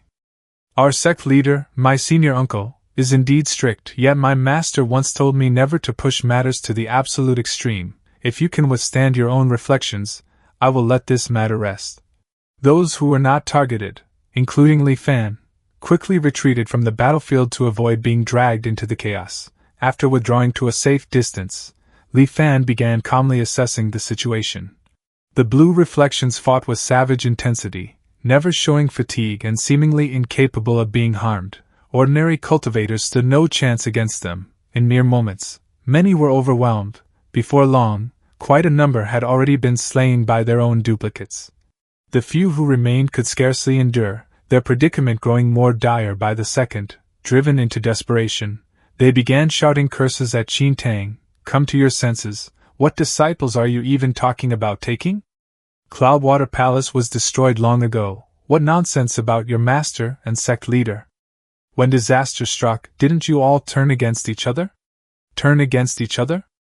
Qin Tang repeatedly shook his head at those words. "Cloudwater Palace stands united as one, we honor and protect one another, we would willingly give our lives for our fellow disciples, how could we ever betray each other?" As Qin Tang continued speaking, his voice slowly faded. His brows knitted tightly, as though recalling something. "Calamity, calamity." He murmured the words again and again under his breath, and the sky above the plaza dimmed ominously. The blue phantoms assailing the cultivators began to change, thick darkness seeped from within them, dyeing their forms pitch black in an instant. These ink-dark reflections were far more brutal and lethal than the blue ones before them. In the blink of an eye, most of the remaining cultivators were cut down. Only a small handful struggled on, barely alive. Yet Qin Tang still had not regained clarity. He continued muttering to himself. "Calamity, calamity." The ground of the plaza trembled violently. Dark clouds bore down from above. Lightning flashed as thunder roared. Even those cultivators who had not been attacked and had merely stood watching began to feel the looming threat. However, facing Qin Tang in his unsettled state, none dared to act rashly. For a time, everyone was at a loss for what to do. At that moment, Li Fan slowly approached Qin Tang. Holding a wine gourd in hand, he patted Qin Tang lightly on the shoulder and extended it toward him. With a composed smile, Li Fan said softly, "Senior brother Qin, have a drink. Don't think about it anymore, there is no calamity." Qin Tang turned toward him. After sniffing lightly, he instinctively took the gourd and drank deeply. Then he looked at Li Fan with a slightly vacant expression. "No calamity?" Li Fan nodded firmly and repeated, "That's right, there is no calamity whatsoever." Gradually, clarity returned to Qin Tang's eyes as he murmured again and again, "No calamity, no calamity, no calamity. Ha ha ha, you are correct, there is no calamity at all." After some time, Qin Tang burst into hearty laughter and finally regained his composure. The abnormal phenomena surrounding them faded away, and peace and tranquility returned to the area once more. Witnessing this, everyone present let out a collective breath of relief, their gazes toward Li Fan filled with gratitude. At that very moment, Li Fan's heart stirred. He sensed two faint strands of killing intent quietly locking onto him. Though the killing intent was extremely subtle, Li Fan's perception was exceptionally keen. There was no way he could be mistaken. The source of those two strands of killing intent was none other than Sikong Yi and Bai Lichen. Li Fan acted as though he had noticed nothing, yet secretly locked onto them with formless killing mechanism in return. He simply refrained from activating it. The brief episode soon passed, and the clash between the cultivators and the blue reflections came to an end. Ultimately, only two lucky survivors remained. Qin Tang regarded them gently. "The trials are over, you may leave." The stunned cultivators opened their mouths as if to speak, only to see one another's figures slowly grow faint before gradually vanishing from the plaza.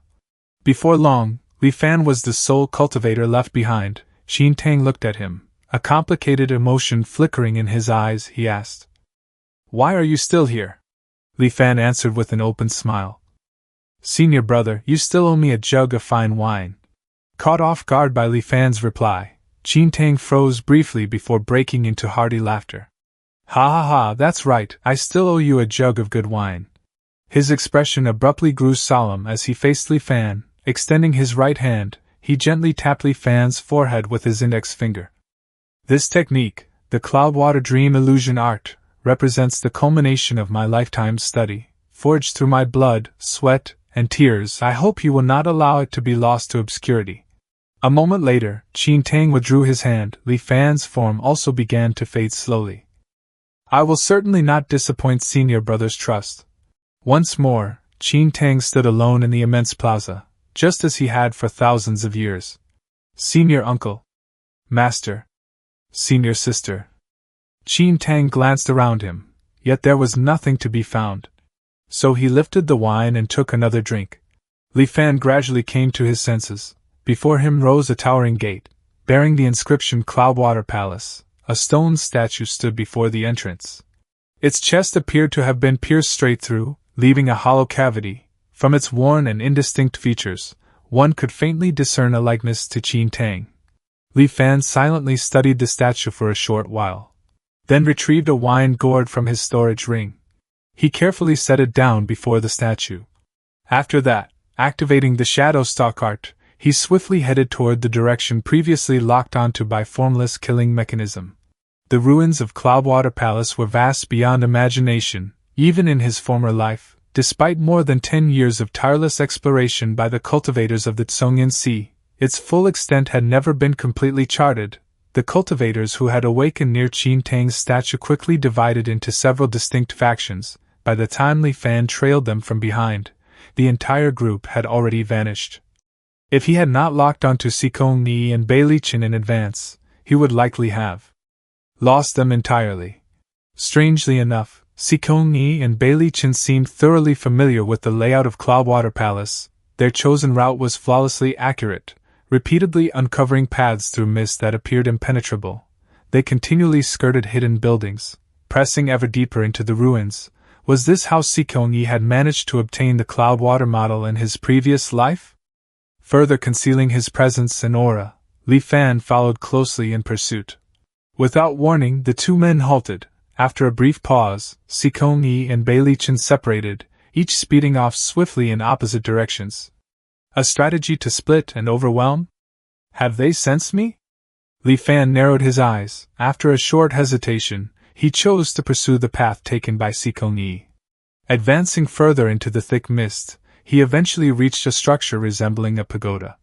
Sikong Yi came to an abrupt stop at its base, turned to glance in Li Fan's direction, and displayed a provocative grin. Then he rushed straight inside. Interesting. Does he intend to use one of Cloudwater Palace's lethal traps against me?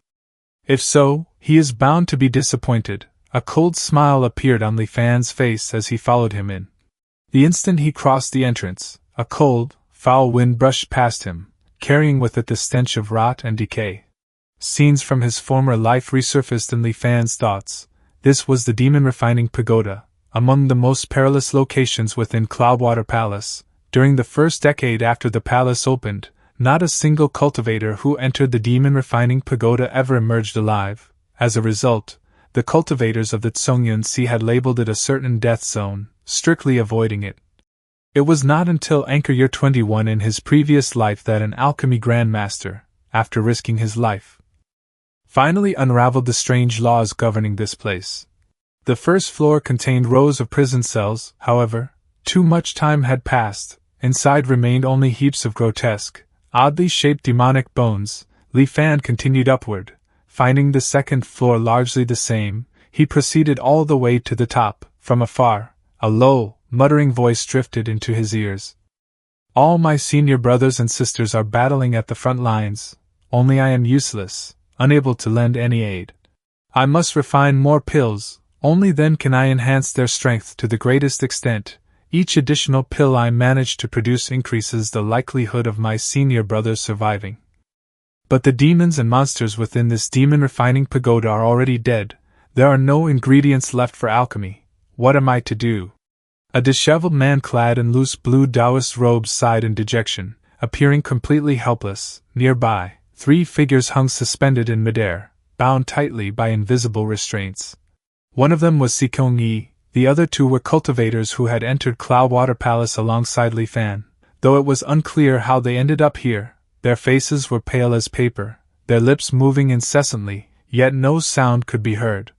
Before Li Fan could respond, his own hands and feet abruptly tightened, as though shackled by unseen ropes. Leaving him unable to move, he was lifted into the air and secured in place, just like the other 3.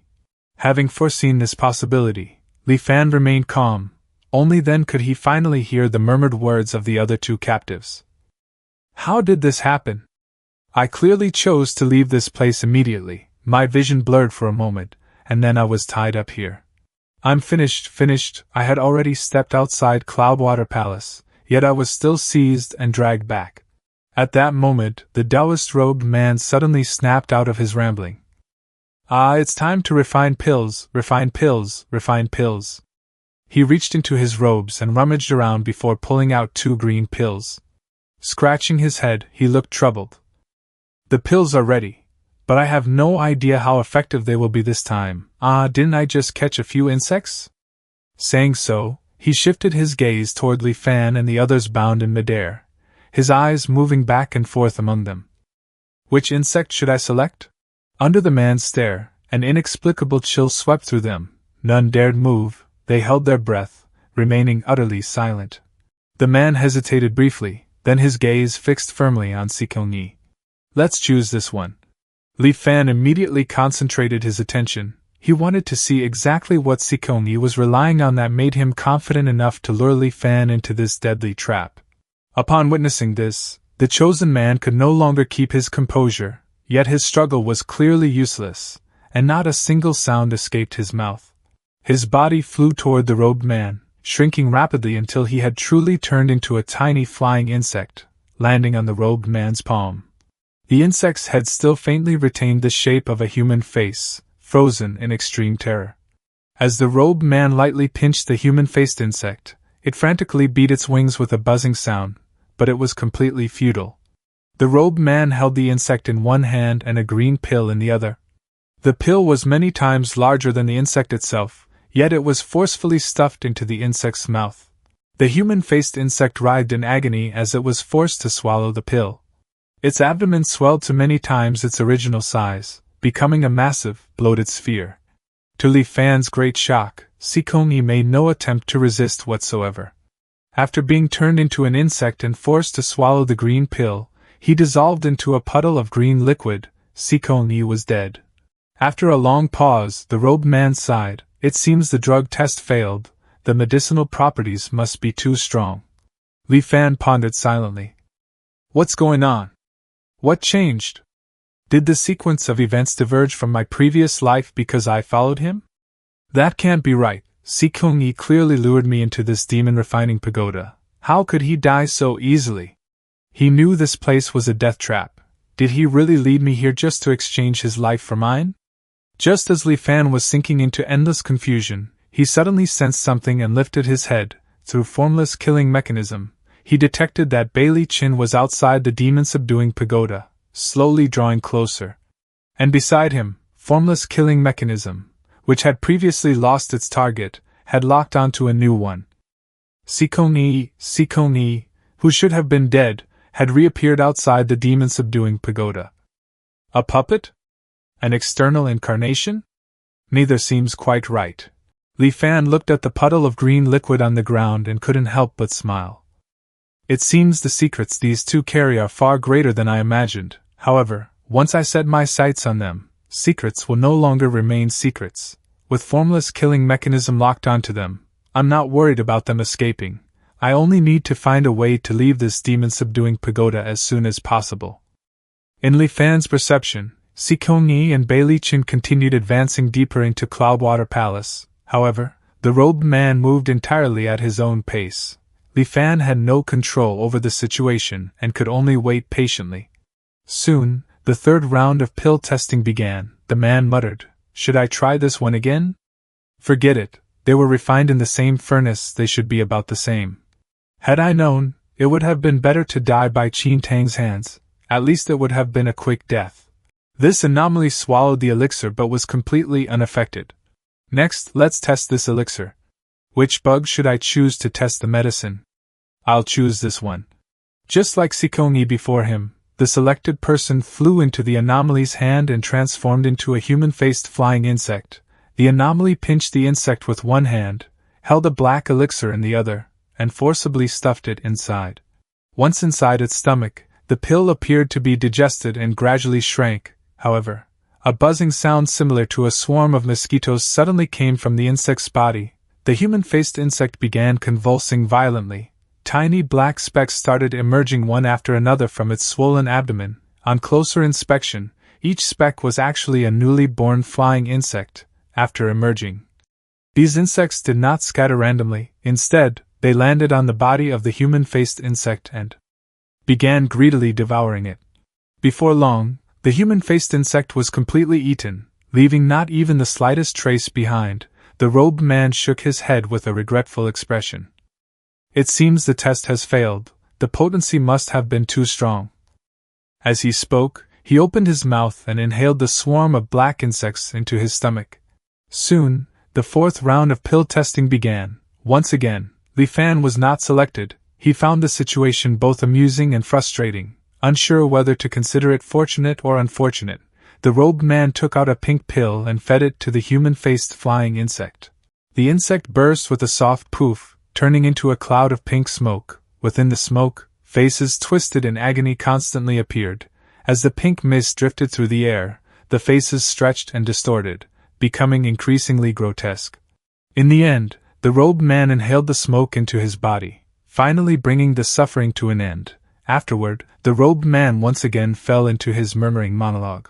The 5th round of pill testing finally arrived. By this time, Li Fan was the only one left inside the demon-subduing pagoda. Just as the robed man was about to use Li Fan for the test, Li Fan suddenly spoke.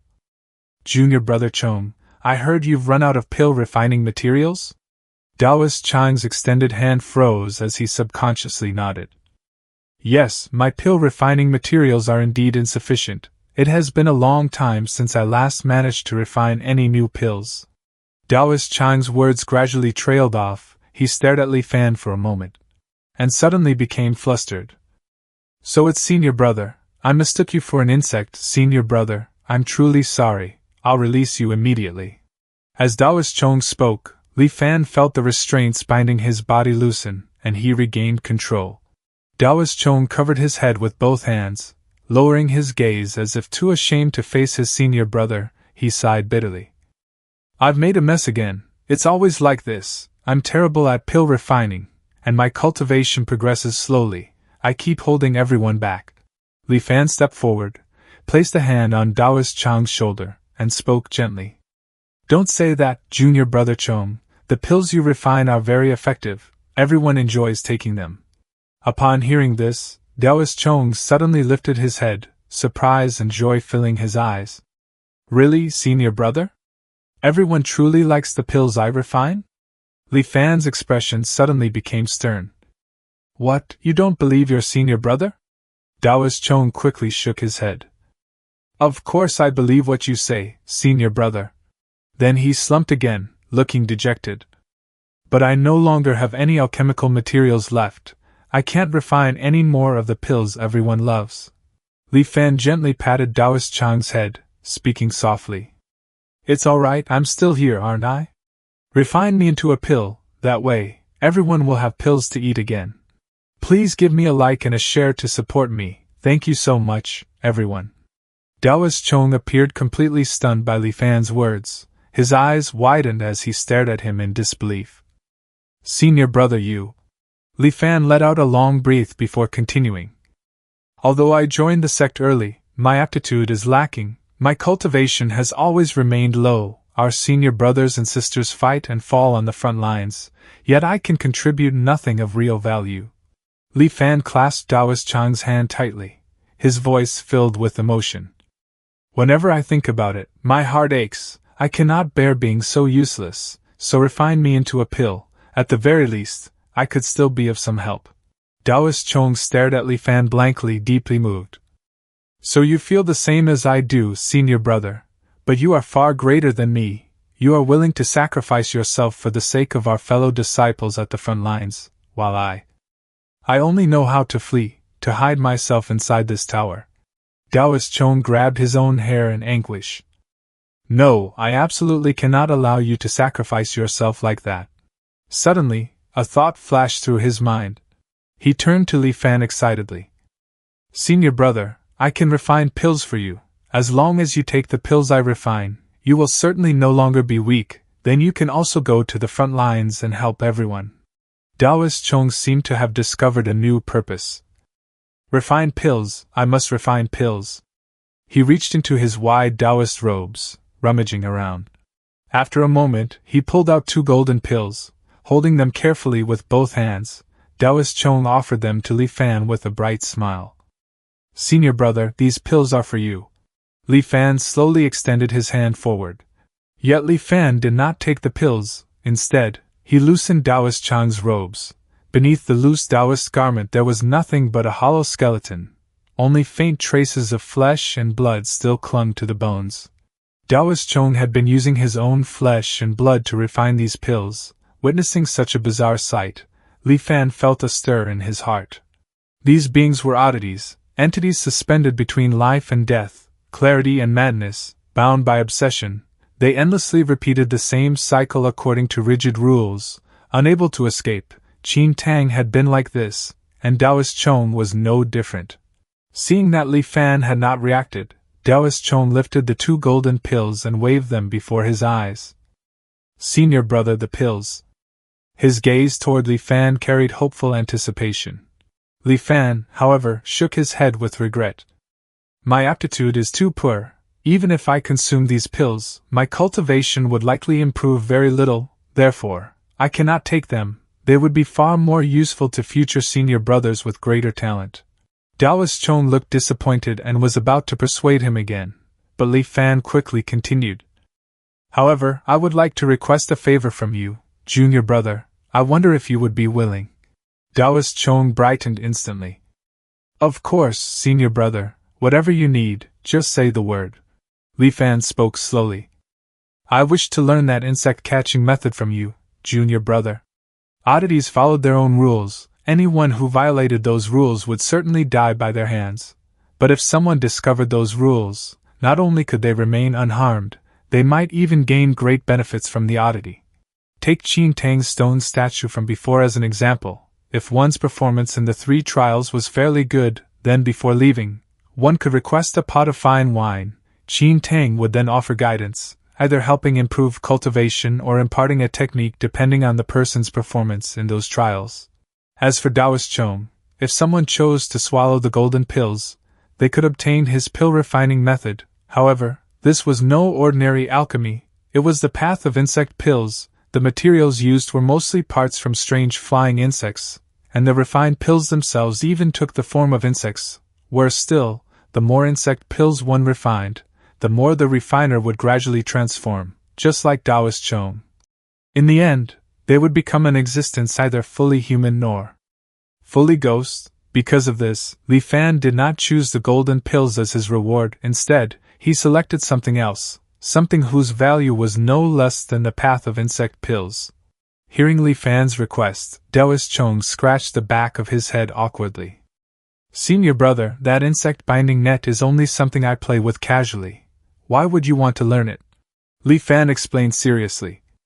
"It is inevitable that troublesome insects may harass our senior brothers fighting on the front lines. I am weak and cannot fight the enemy directly, but if I master your insect binding technique, I can support them from the side by clearing away those irritating pests." Taoist Chong suddenly understood. "I never thought the insect binding net could be used like that, senior brother, you truly are clever." Li Fan replied sincerely. "Then I must trouble you to teach it to me, junior brother." As he spoke, a buzzing sound emerged from behind Taoist Chong as 4 pairs of transparent wings appeared from his back. He reached behind and tore one of them off. Li Fan felt slightly startled by what he saw. The wings still carried faint traces of blood as Taoist Chong handed it to Li Fan. "Senior brother here."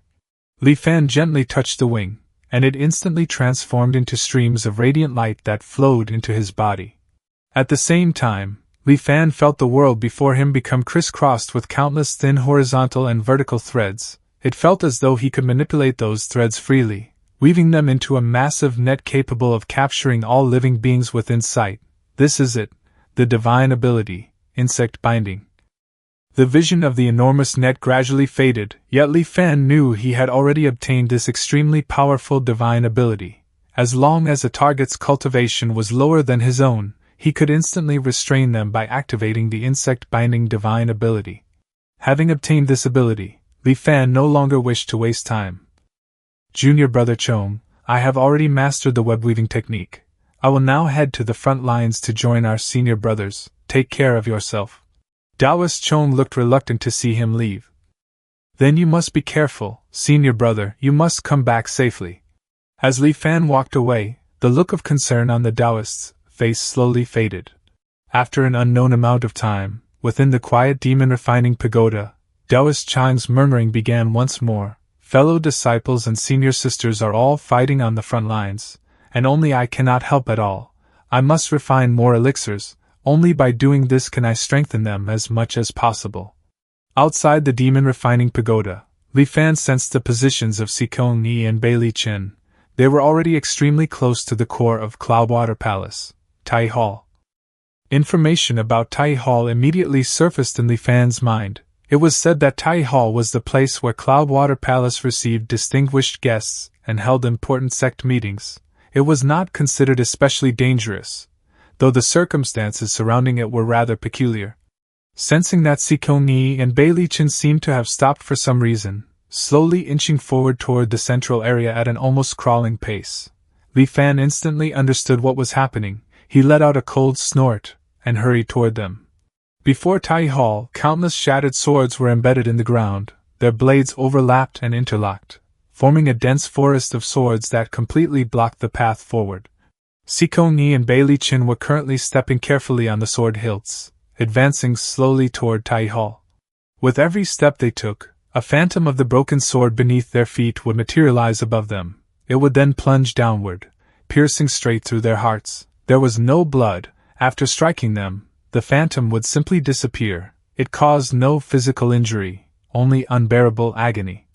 The searing agony made their bodies shake violently, sweat cascading from their foreheads like a downpour. Only after enduring the indescribable torment for a long while would they manage to steady their breathing, draw in a deep breath, and step onto the next sword hilt. Instantly, another phantom blade would thrust through them. That was why their progress crawled forward so painfully slowly. Yet despite the unbearable suffering, their eyes remained unwavering, without the slightest thought of retreat. Everything they had struggled and bled for lay just ahead, almost within reach. How could they possibly turn back now? Clenching their teeth, they hardened their resolve and forced themselves onward. At that moment, they felt the presence of someone approaching from behind. When they turned their heads, the shock that flooded them was impossible to contain, and cries burst from their mouths. Two voices rang out at the same time, echoing across the plaza before the majestic Tai Hall. You! How is this possible? Before the endless forest of swords, Li Fan stood with his arms folded, quietly observing the pale-faced Sikong Yi and Bei Li Chen. The only response he offered was a cold, mocking smile. The two spoke in unison, their expressions filled with disbelief. Impossible! How could you have survived that cursed place? Then Li Fan lifted a foot and stepped onto a sword hilt, as though preparing to pursue them. At once, a sword phantom pierced through his body, unleashing a fierce pain that felt as though it drilled straight into his heart. Li Fan nearly lost control of himself and almost toppled from the sword hilt. Falling from the hilts wouldn't kill him, it would only send him back to the outer edge of the sword forest, forcing him to begin the trial again. Of course, if someone were foolish enough to attempt flying across the forest to bypass it, they would soon understand what it truly meant to be pierced by 10,000 swords. This was the trial of the sword forest that all had to endure before reaching Tai Hall. Unlike the other areas within Cloudwater Palace, this place posed no true mortal threat unless someone deliberately sought death. At worst, one would simply endure the feeling of a blade piercing the heart again and again. As Li Fan contemplated this, the blue flame phantom spirit ignited within his sea of consciousness. His body temperature gradually cooled, and his mind became utterly calm and clear. No outside influence could shake his mental state any longer. He stepped forward again, placing his foot upon another sword hilt. Though the pain still lingered, Li Fan felt no fear. He advanced several steps in succession before halting, pretending to rest so he wouldn't alarm Sikong Yi and Bei Li Chen too much. The fact that Li Fan had survived at all had already shocked Sikong Yi and Bei Li Chen to the core. Now, as they saw him steadily drawing closer, their shock slowly transformed into urgency. Gritting their teeth, they forced themselves to press forward several more steps. When 4 sword phantoms stabbed them at the same time, the pain didn't simply add together, it multiplied violently. The sudden surge of agony nearly made them lose their balance. Fortunately, at the moment they were about to collapse, they supported each other and barely managed to steady themselves. Seeing this, Li Fan advanced 3 steps as well, once again putting on the appearance of someone struggling to remain standing. The pursuit continued in this fashion. Li Fan deliberately kept a certain distance from them to lower their guard, while still seeming determined to catch up, constantly pressing them forward. Like prey driven onward by hunting hounds, Si Kong Yi and Bei Li Chen moved step by step, gradually nearing Tai Hall. At last, they arrived at the end of the sword forest. Jumping down from the sword hilts, the two collapsed to the ground in utter exhaustion, yet with Li Fan relentlessly closing in behind them, they had no chance to rest. In haste, Bei Li Chen pulled a blue token from his robes and shouted toward Tai Hall. I am Bei Li Chen of the 165th generation of Cloudwater Palace's direct disciples. I seek an audience with Patriarch Tai. Li Fan suddenly stopped advancing, his eyes fixed sharply ahead. The magnificent Tai Hall seemed to awaken, trembling violently as it slowly lifted into the air. The ground beneath them began to quake. 4 pillar-like legs extended from beneath Tai Hall and slammed heavily into the earth. A monstrous head appeared like a phantom manifestation, emerging before Li Fan's eyes. All the broken swords throughout the forest trembled continuously. With a thunderous, otherworldly roar, an enormous turtle revealed itself, bearing Tai Hall upon its back. As the giant turtle continued to bellow, 2 immense blue serpents slithered out from the hall, one extended forward and coiled around the turtle's head, while the other stretched backward with its jaws wide open, forming the creature's tail. As if the sheer visual shock of this turtle-snake monstrosity weren't enough, what Li Fan saw upon its body made his scalp tingle. Every inch of the creature's massive form was pierced by shattered swords. They were embedded so densely that it was impossible to count how many blades had been driven into its flesh. Cloudwater Palace. Patriarch Tai? After all these years, could he still be alive? Or had he already become an oddity like Qin Tang or Taoist Chong? Even Li Fan couldn't tell. In his previous life, there had never been the slightest rumor about this Patriarch Tai. For now, Li Fan didn't dare act rashly. He remained at a distance, quietly observing. When the Patriarch's true form appeared, Bei Li Chen was overwhelmed with emotion. Dropping to his knees, he repeatedly kowtowed. An ancient and weathered voice echoed out. You are Bei Li Chen? A direct disciple of my Cloudwater Palace? The turtle snake monster lowered its head slightly, as if attempting to examine Bei Li Chen more closely. Bei Li Chen answered with a trembling voice. Reporting to Patriarch Tai, I belong to the Fuyun lineage. The ancient voice seemed to sink into memory. Fuyun.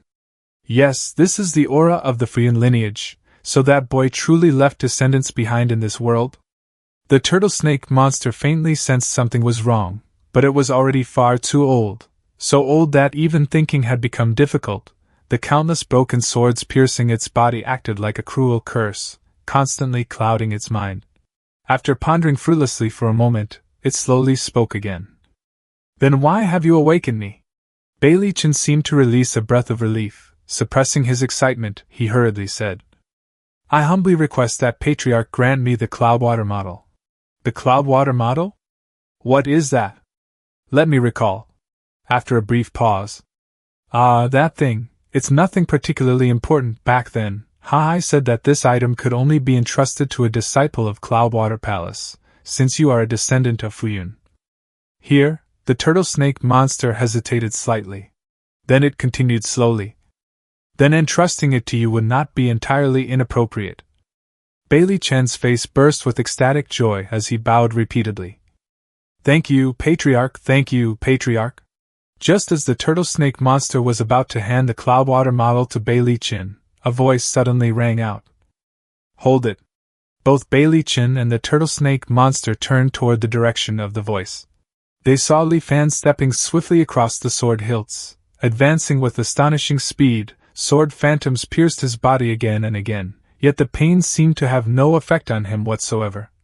In 3 long strides, Li Fan crossed the entire sword forest and landed gracefully. Taking a steady breath, he cupped his hands respectfully toward the turtle snake monster. I, disciple Li Fan, am also a direct disciple of Cloudwater Palace. I too request that Patriarch bestow the Cloudwater model upon me.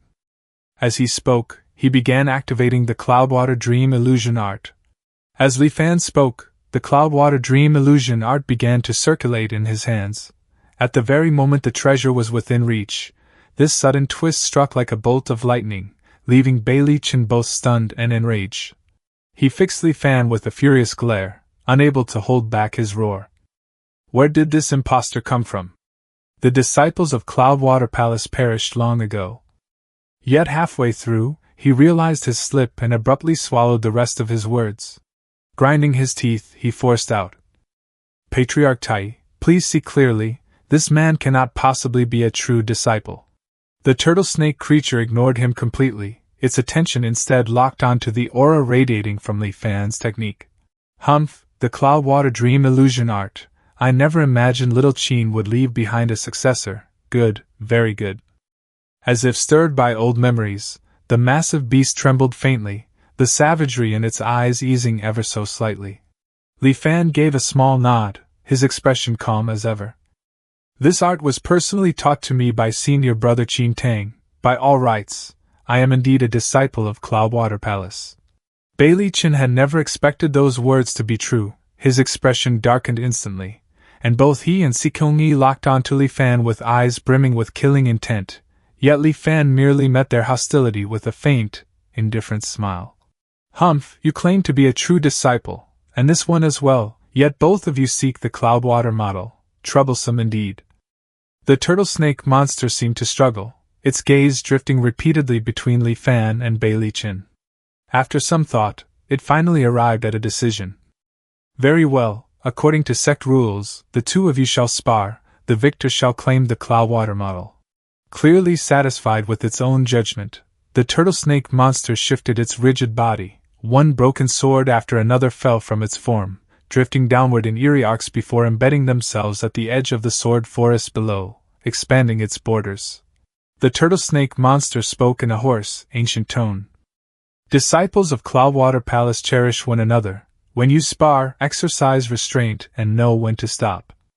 Then countless shattered blades shot forth, planting themselves around Li Fan and Bailey Chen, leaving an open space at the center, a natural arena. The turtle snake monster let out a low grunt. "Well, you may begin." Li Fan let out a soft chuckle. "Rest assured, Patriarch, I will show mercy to junior brother Bailey." Bailey Chen said nothing, but the killing intent in his gaze surged to its peak. Above him, 21 azure water swords abruptly manifested, spinning into formation before slicing through the air toward Li Fan with piercing whistles. Li Fan simply raised his right hand and made a light grasping motion toward Bailey Chen. In that instant, the outcome was sealed. No matter how many techniques he still held, Bailey Chen could no longer use them. His body froze midair, bound as though caught within an invisible net. The 21 water swords dissolved before reaching their target. Tai, who had slumbered for millennia, began offering commentary with keen interest, yet his rusted mind lagged behind events. By the time his words caught up, Bailey Chen had already been subdued. "Humph, not bad, the sea calming sword art, 21 manifested swords, he's nearing major mastery." "Eh? That binding technique? Little Chang's art? I didn't expect he would pass it to an outsider." As the turtle snake monster spoke, terror spread across the faces of Bailey Chen and Sikong-yi. They recognized that technique all too well. It was identical to the power wielded by the Taoist oddity within the demon refining pagoda.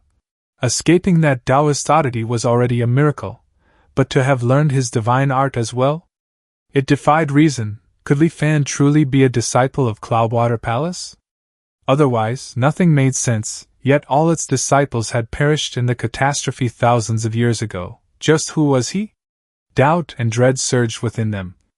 This man was far too unfathomable, if they fell into his hands. As they looked at Li Fan's calm, almost gentle face, a chill ran down their spines. They had to escape.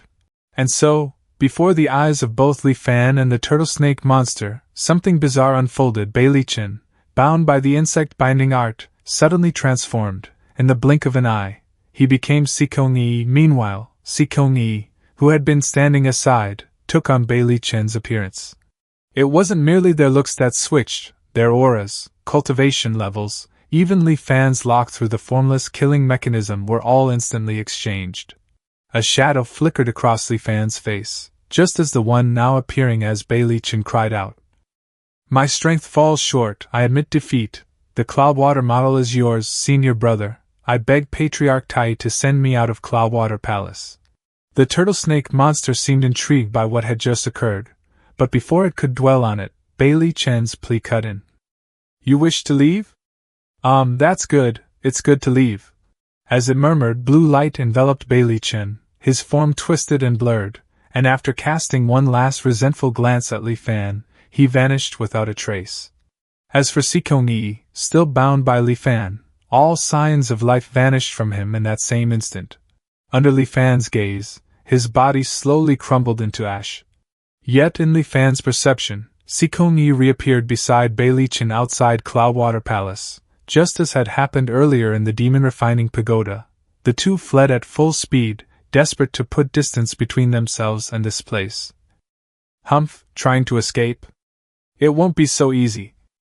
Once marked by the formless killing mechanism, escape was impossible unless they could widen the gap to an extreme extent. Unhurried, Li Fan instead turned back to the turtle snake monster. Patriarch Tai, may I ask, what technique was Bei Li Chen using? Exchanging living bodies. It seems quite extraordinary. It does seem familiar. I feel like I've heard of it before. After a pause, it spoke with regret. I'm old, my memory fails me, I cannot recall. The black snake coiled atop Tai's head opened its mouth. While I still remember, I will grant you the Cloudwater model. A miniature Cloudwater palace, shimmering with multicolored radiance, drifted gently toward Li Fan before settling into his palm. As the information flooded into his mind, Li Fan couldn't help but feel a trace of disbelief. This is it? This alone is worth 100,000 contribution points.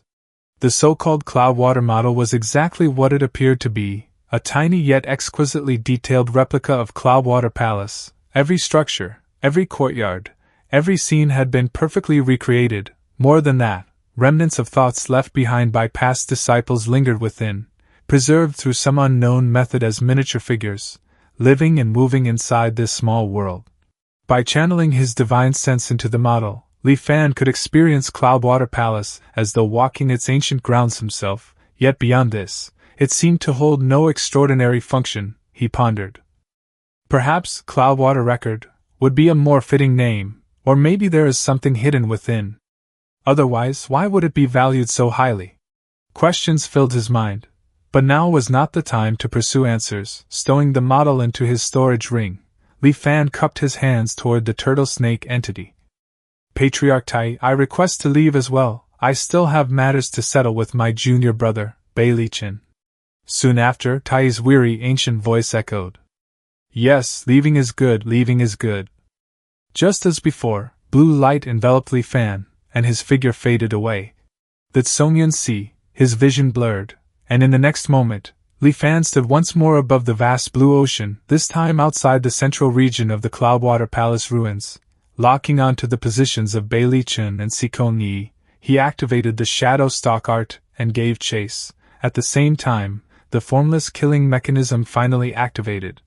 Instantly, resistance bore down on the fleeing pair, their speed dropping sharply. Li Fan, however, only accelerated further.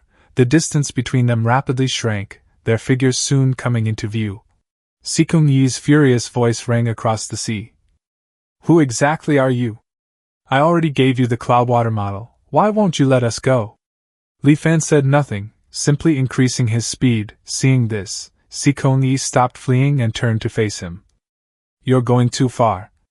Meanwhile, Bei Li Chen used a secret technique to suddenly accelerate, racing toward a distant island. A cold glint flashed in Li Fan's eyes as he observed them. Trying to escape like a cicada shedding its shell again?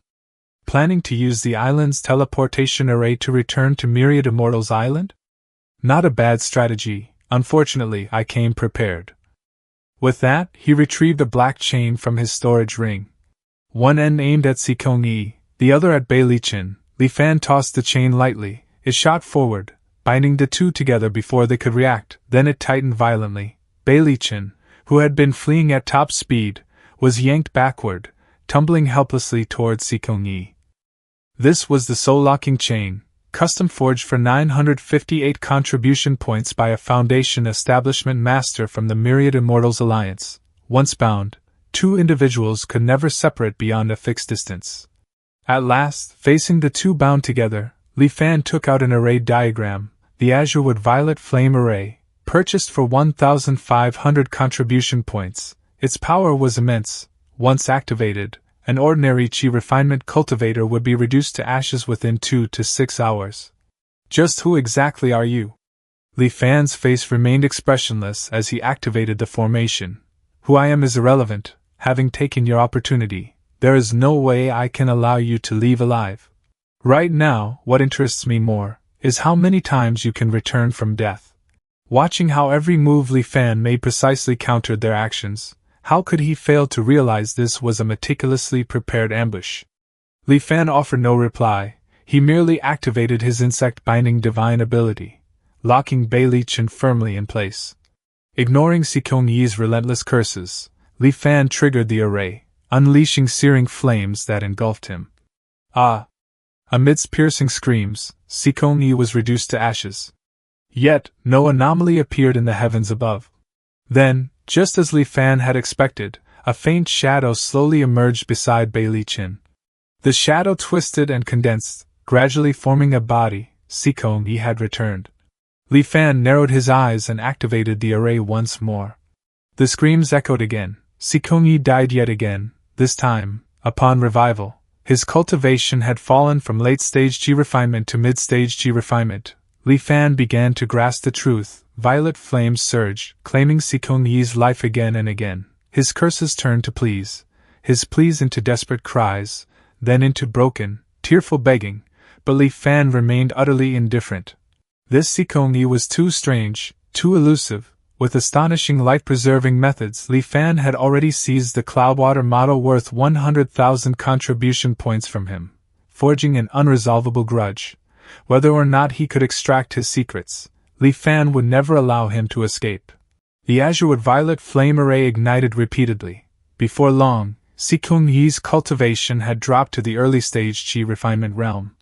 Despair overtook him. He collapsed, begging for mercy, and in order to survive, he chose to reveal all his secrets. Li Fan listened in silence, his expression shifting subtly.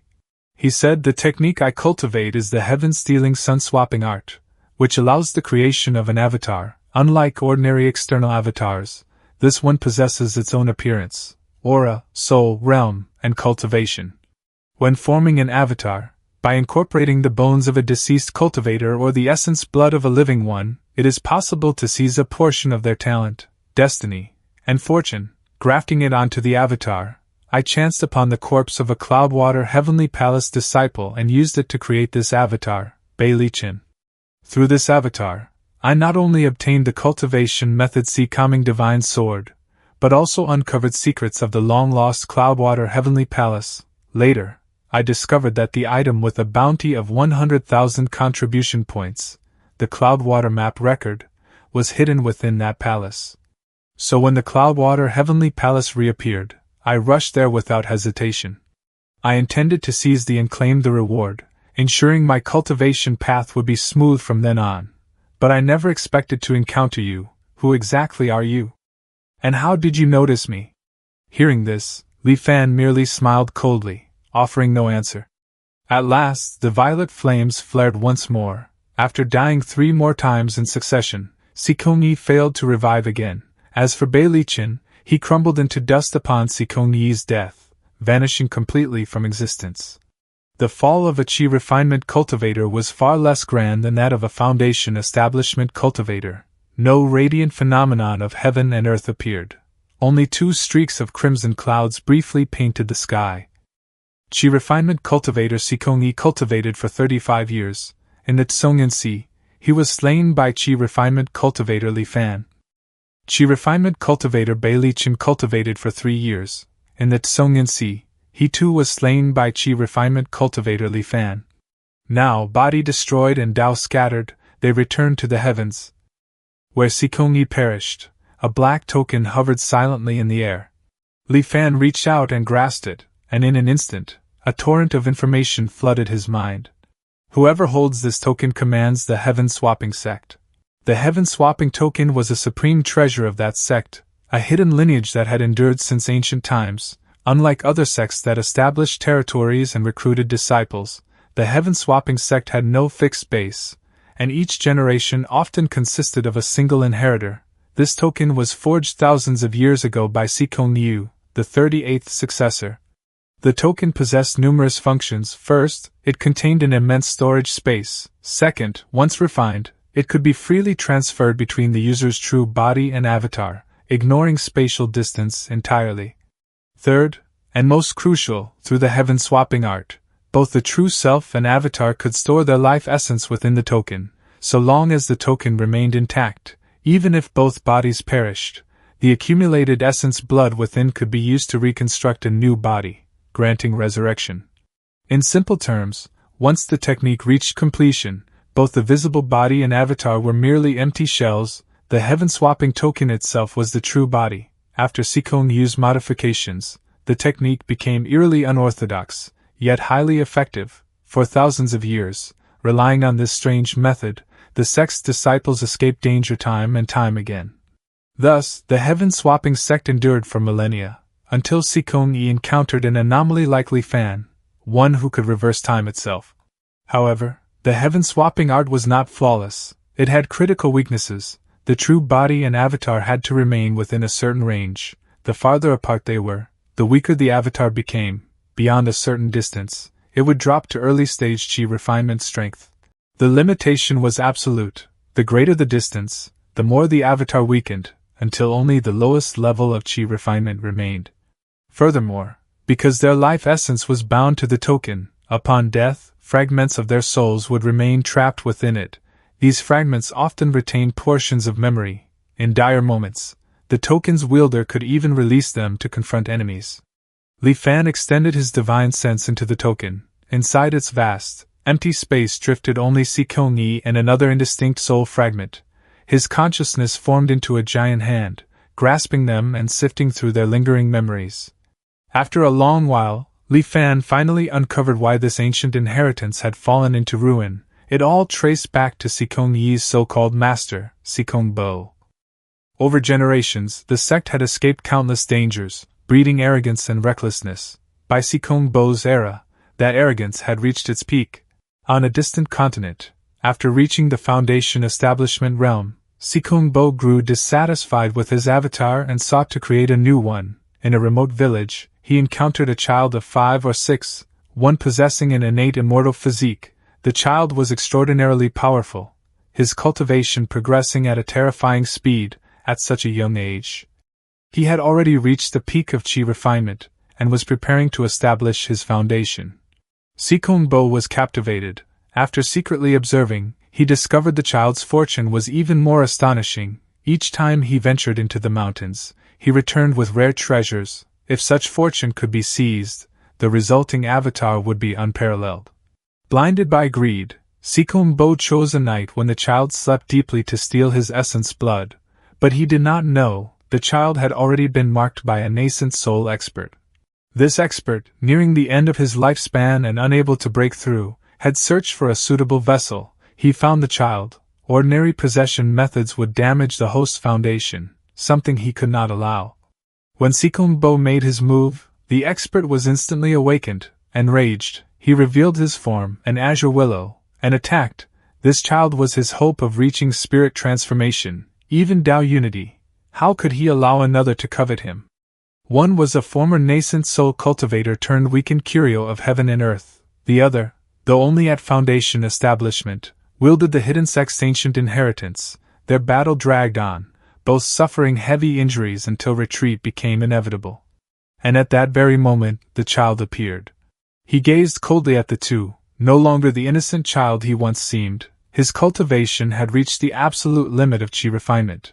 Only a curio of heaven and earth was needed to step into Foundation establishment. The azure willow sensed danger and tried to flee, but it was already too late. While it had slumbered, the child had secretly placed numerous restraining spells upon it. Now, as they activated all at once, the azure willow was dragged into the child's body, and refined completely in an instant. The moment Sikong Bo witnessed it, fear seized his heart. Without hesitation, he turned and fled. The child, however, had no intention of letting him get away. Though the child had only just stepped into the Foundation establishment realm, every motion he made bore the calm authority of a seasoned grandmaster. Each strike was precise, aimed directly at Sikong Bo's vital points.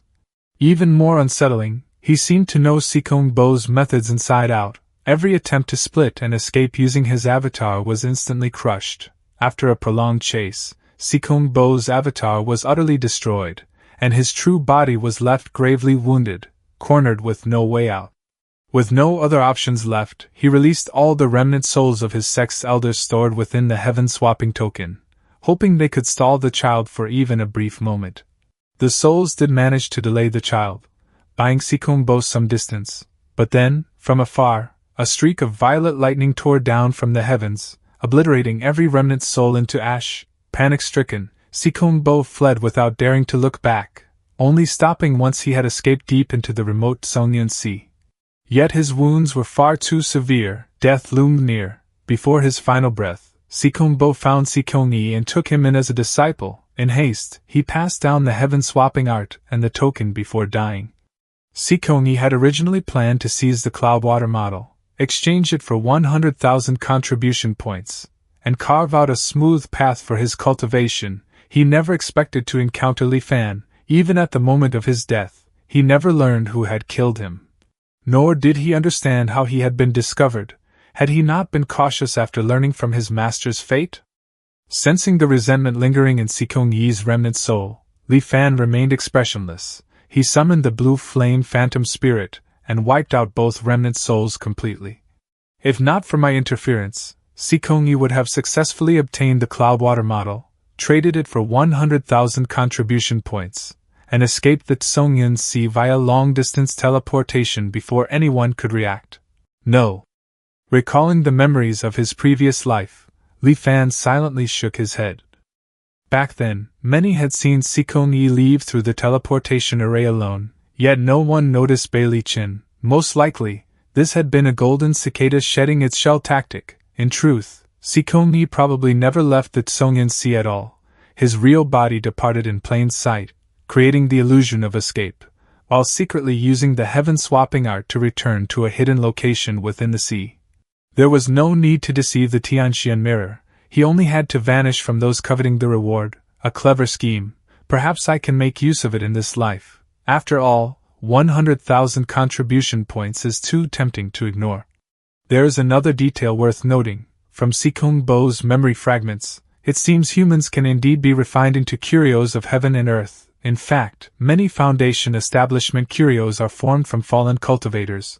The saying that a cultivator's Tao disperses and returns to heaven after death is no empty phrase. A cultivator's Tao, shaped over countless years by the world itself, gradually condenses into unique curios based on their nature and techniques, eventually reappearing in the world. In life, techniques cannot be shared. In death, one is still fully utilized. Such is the world's attitude toward cultivators. Li Fan stored the heaven-swapping token in his storage ring and flew toward a nearby island. He needed to return to Myriad Immortals Island first. The harvest from this Cloudwater Palace expedition was overwhelming. He needed time to sort through it all.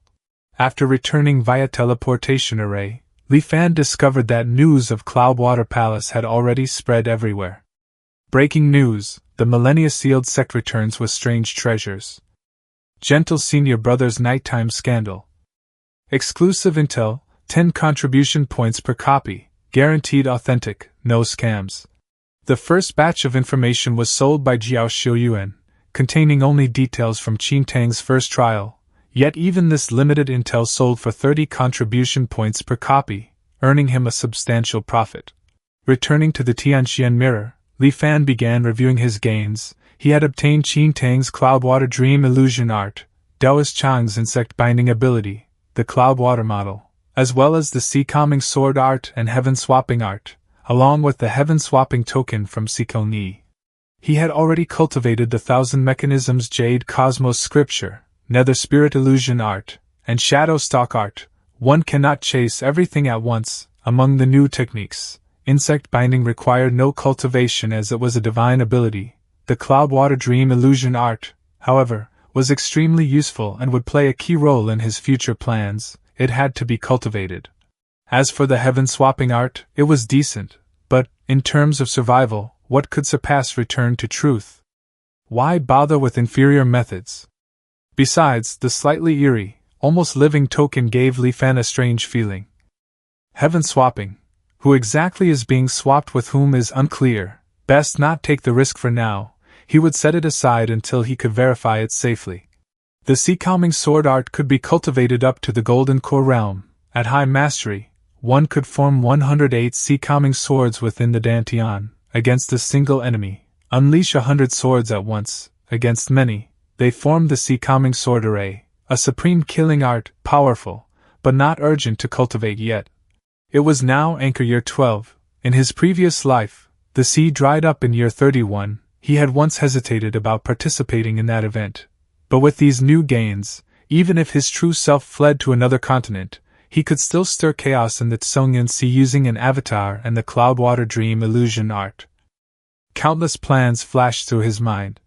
Only after a long time did he set those thoughts aside. Taking out the small multicolored model, he examined it carefully. If I hadn't personally obtained this from Tai, I'd never believe this was the legendary Cloudwater model. After studying it for a while, he still couldn't uncover its secrets. Perhaps it truly held mysteries, but if he couldn't understand them, it was no better than scrap. Exchanging it for 100,000 contribution points was the best choice, however. Doing so with his true identity would attract too much attention. He needed an avatar first. Fortunately, most materials required weren't expensive.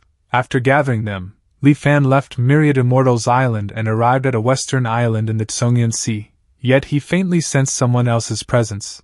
His heart tightened as he concealed himself and moved closer. A familiar voice echoed from afar. Strange, it should be here. Focusing his gaze, Li Fan recognized the sneaking figure. It was Jiao Xiuyuan. His voice suddenly rang out. What are you searching for? Jiao Xiuyuan startled, turning toward the figure hidden by a form-concealing talisman. Fellow Taoist Sikong? Li Fan's tone turned cold. You sent people to follow us before. Was it just to sneak into my cave dwelling while I was gone? Jiao Xiuyuan laughed awkwardly. A misunderstanding, truly a misunderstanding. His eyes flickered as he quickly asked. May I ask where fellow Taoist Bailey is? Li Fan gave no reply. Instead, he activated the Azurewood Violet Flame Array, trapping Jiao Xiuyuan within it. Violet fire erupted, and amid miserable screams, Jiao Xiuyuan was burned to ash. The scent of charred wood lingered faintly, just a puppet. As expected, Li Fan showed no surprise. Looking down at the deserted island, he sensed a hidden cave dwelling deep within the jungle. He flew toward it, stopping before an ordinary coconut tree. With a light touch and aura verification, a pulling force drew him in. He did not resist, allowing himself to be pulled inside. The cave dwelling was crude, barely enough for two people. Li Fan took out the materials, steadied himself, and began crafting the avatar. This time, he had no intention of seizing another's destiny. The avatar would only serve as a decoy, to secure the reward and divert attention. It would also remain behind to witness crimson flame evaporating the sea. Since it was destined to perish, there was no need for perfection. Bones, organs, skin, and hair gradually formed. Li Fan adjusted its appearance. Not handsome, not ugly, a plain, forgettable face. Soon, a dull, expressionless visage emerged. He stared at it for a long moment before nodding in satisfaction. Then came the final step. Gathering his focus, Li Fan pointed at its crown. Sever. The connection between its fate and its origins was cut. The avatar became an independent existence. It felt like gaining another body, another perspective. Strange at first, he controlled it to move, sit, lie down, stand. Gradually, he grew accustomed to it. The avatar bowed. Greetings, fellow Taoist. Li Fan smiled. From now on, your name is Lin Fan. Nice. Lin Fan stood at mid-stage Qi refinement, one level below the original. He had no techniques, just an empty vessel with cultivation. Next, he joined the Myriad Immortals Alliance. After meeting the Lingyun Island Guardian and completing the procedures, He arrived at Myriad Immortals Island and activated his Tianxian mirror space. Meanwhile, Li Fan returned separately. They did not meet. Lin Fan took out the Cloudwater model and chose to complete the mission for 100,000 contribution points. At the same time, Li Fan focused, observing through him. This time, the Tianxian mirror remained silent far longer than usual. Just as Li Fan began to suspect something was wrong, the mirror spoke again. Unable to verify the authenticity of the Cloudwater model, please wait. After a long pause. The task issuer requests to visit your space. Do you accept? Lin Fan hesitated briefly, then agreed. Soon after, an elderly man with graying hair and a gentle expression appeared before him. No trace of cultivation could be sensed. He seemed like nothing more than an ordinary mortal. Not the slightest trace of a cultivator's aura could be detected from the old man. He appeared no different from an ordinary mortal. He lowered his head respectfully. Greetings, elder. The white-haired elder let out a gentle laugh. There is no need for such courtesy. I am merely an old man who should have perished long ago, yet somehow continues to linger. The elder's face seemed faintly familiar, yet Lin Fan could not recall where he had seen him before. His presence was warm and approachable, like a kindly old grandfather next door, naturally putting others at ease. Of course, Lin Fan understood all too well that this man was anything but ordinary. The depth of his cultivation was unfathomable, far beyond what Lin Fan could perceive at present. This realization only made Lin Fan grow more guarded. The white-haired elder spoke gently. Have you come to submit the Cloudwater model? Lin Fan nodded, presenting the multicolored miniature construct. The elder received the tiny Cloudwater palace and examined it closely, a trace of nostalgia clouding his gaze. Yes, this is indeed it, Hai Tai Fuyun. It has been far too long. His eyes turned distant, as though sinking into memories long buried by time. Hearing these words, Lin Fan's heart skipped a beat. He remained standing silently to the side, not daring to act rashly. From the elder's tone, it sounded as though he belonged to the same era as that turtle snake Tai. The destruction of Cloudwater Palace had taken place countless years ago. How could this man have endured until now? Ever since the Great Reformation, cultivators had been plagued by the world's malignant will, losing the longevity once enjoyed in ancient times. To live for 1,000 years was already an extreme feat. What level of cultivation would allow one to survive this long? Spirit transformation? Tao unity? Lin Fan suppressed his spiraling thoughts, yet his vigilance only deepened. Sensing Lin Fan's unease, the white-haired elder smiled faintly. He asked, "What is the current condition of Cloudwater Palace?" Lin Fan then recounted everything he had witnessed in detail. Qin Tang reduced to a statue, Taoist Chong refining his own body into pills, and Tai pierced through by countless shattered swords. After a long silence, the elder sighed heavily. If not for certain circumstances preventing me from entering Cloudwater Palace, I would never have allowed them to suffer such a fate. He cast an approving glance toward Lin Fan. To emerge alive from Cloudwater Palace proves that you possess both keen wit and caution. Lin Fan replied humbly. I was merely fortunate. The white-haired elder suddenly spoke again. I have another matter I wish to entrust to you. Would you accept it? Please, elder, go ahead. When you have the time, make another journey to Cloudwater Palace on my behalf. Simply leave this item there.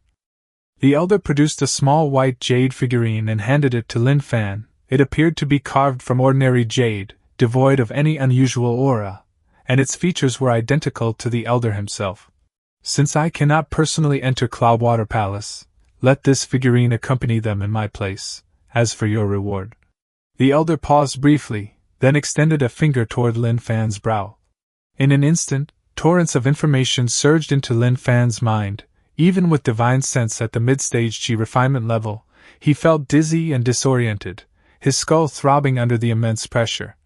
By the time he regained clarity, the white-haired elder had long since disappeared from the Tianxian mirror.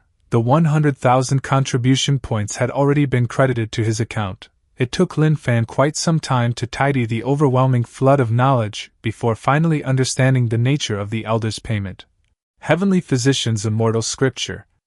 It was not a cultivation method, but rather a comprehensive medical canon. It covered not only human anatomy, pathology, diagnosis, treatment, and pharmacology, but also extended to countless species of animals and plants across the world. It was vast and all-encompassing, leaving no detail untouched. The sheer volume of knowledge was so immense that Lin Fan estimated it would take him over a decade just to fully read through it once, yet such a priceless treasury had been transmitted to him effortlessly in a single instant by the elder. Truly remarkable, genuinely remarkable. What a pity it is so exhausting to study, for now, I can only set it aside. Lin Fan did not dare neglect the elder's request. After all, the man was a being of unfathomable power, and he had already given the reward in advance.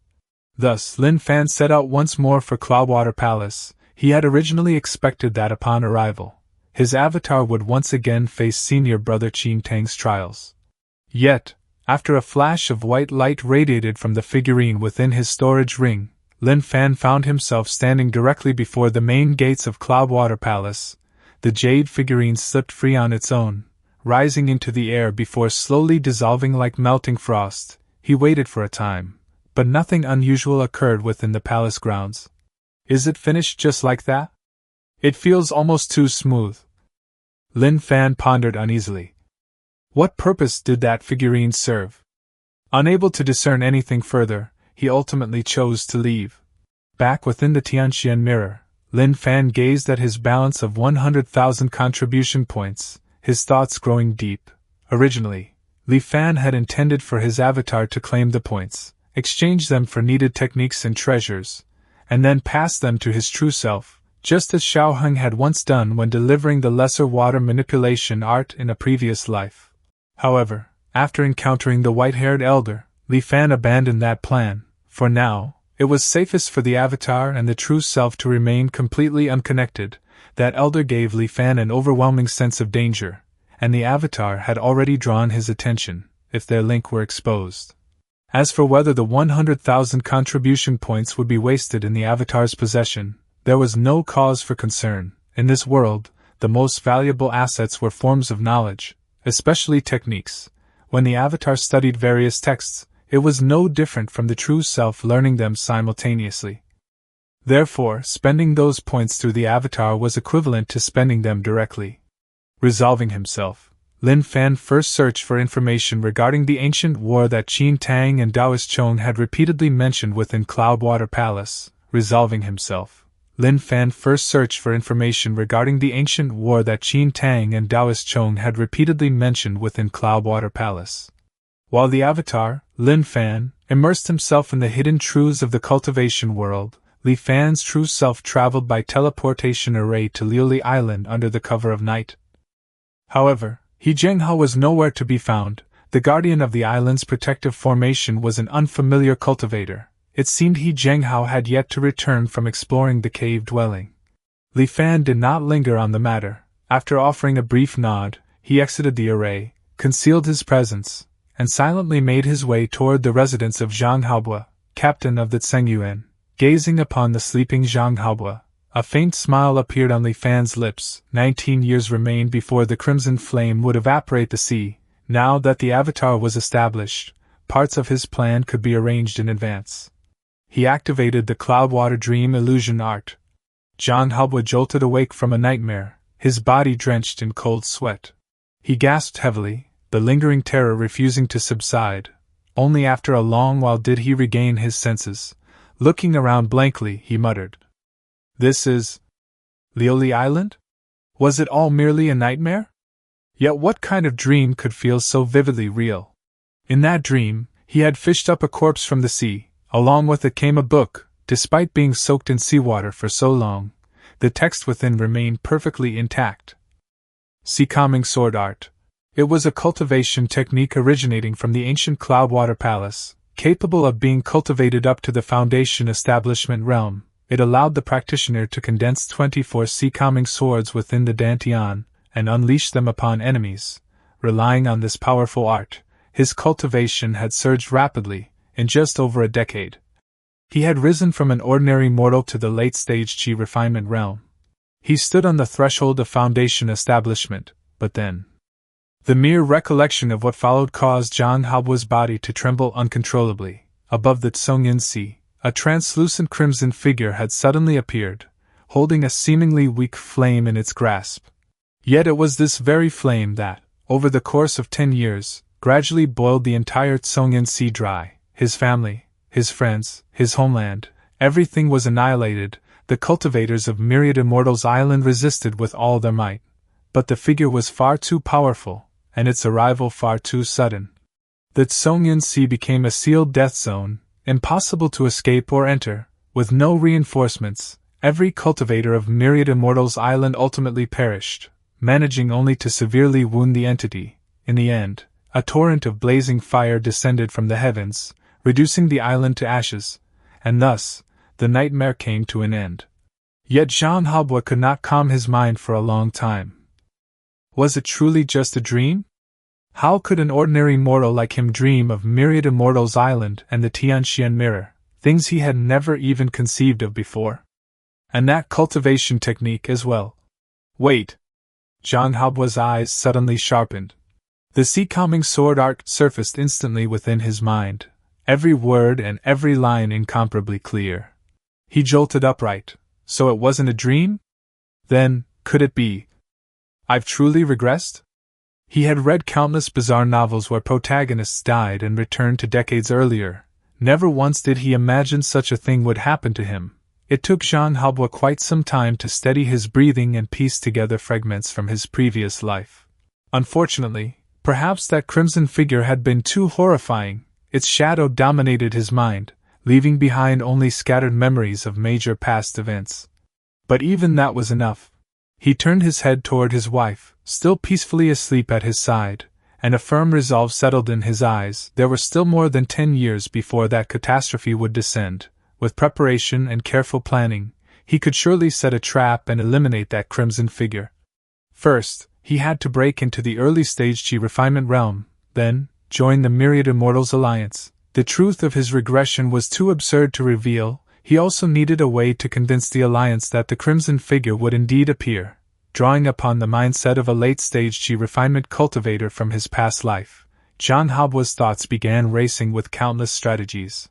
Watching Jean Halbois' rapidly shifting expressions, and seeing no sign that he intended to flee immediately, Li Fan nodded slightly. What Jean Halbois believed to be regression was, in truth, nothing more than the effect of Li Fan's Cloudwater dream illusion art. Constructing a dream illusion based on glimpses of a true future was more than sufficient to deceive a mere mortal. However, Li Fan's mastery of the technique was still incomplete. Even having witnessed fragments of the future, he could not grasp every detail. As a result, the illusion inevitably contained flaws. To strengthen its authenticity, Li Fan had paid a significant cost. Even using a diluted foundation establishment-level version of the sea-calming sword art, his purpose was to manipulate Jean Halbois into becoming a proxy, pushing the Myriad Immortals Alliance into conflict with Crimson Flame.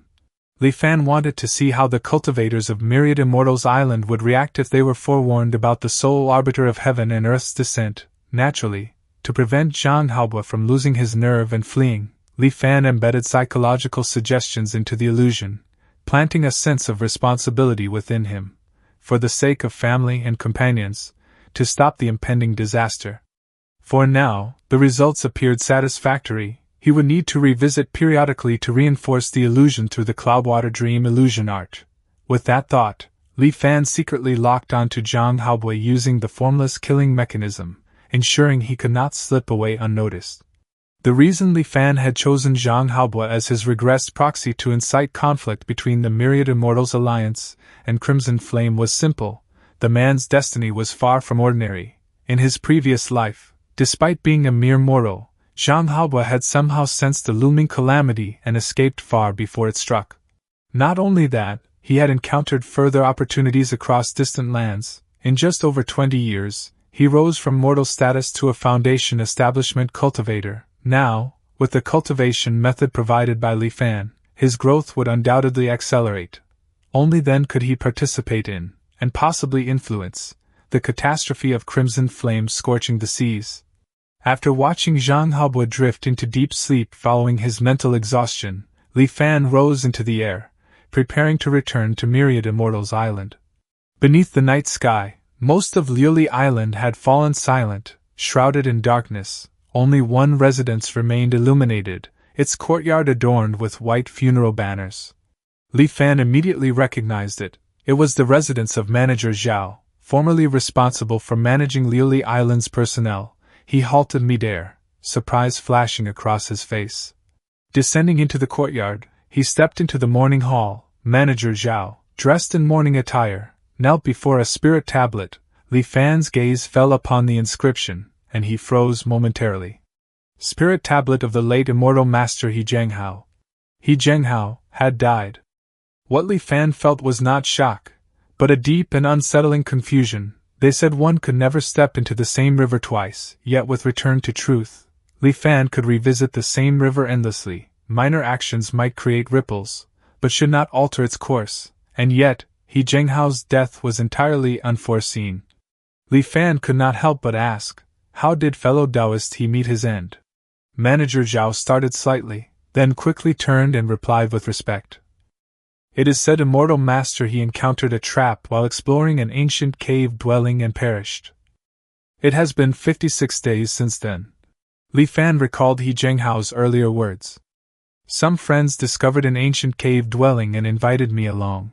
It had been sealed long before the Great Reformation. It should contain numerous treasures, perhaps even rare techniques.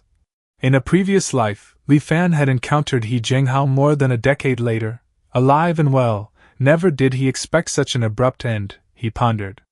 So in that life, he never joined that expedition. The reason for this divergence was clear. He Zhenghao had lost all the contribution points he had accumulated over a lifetime.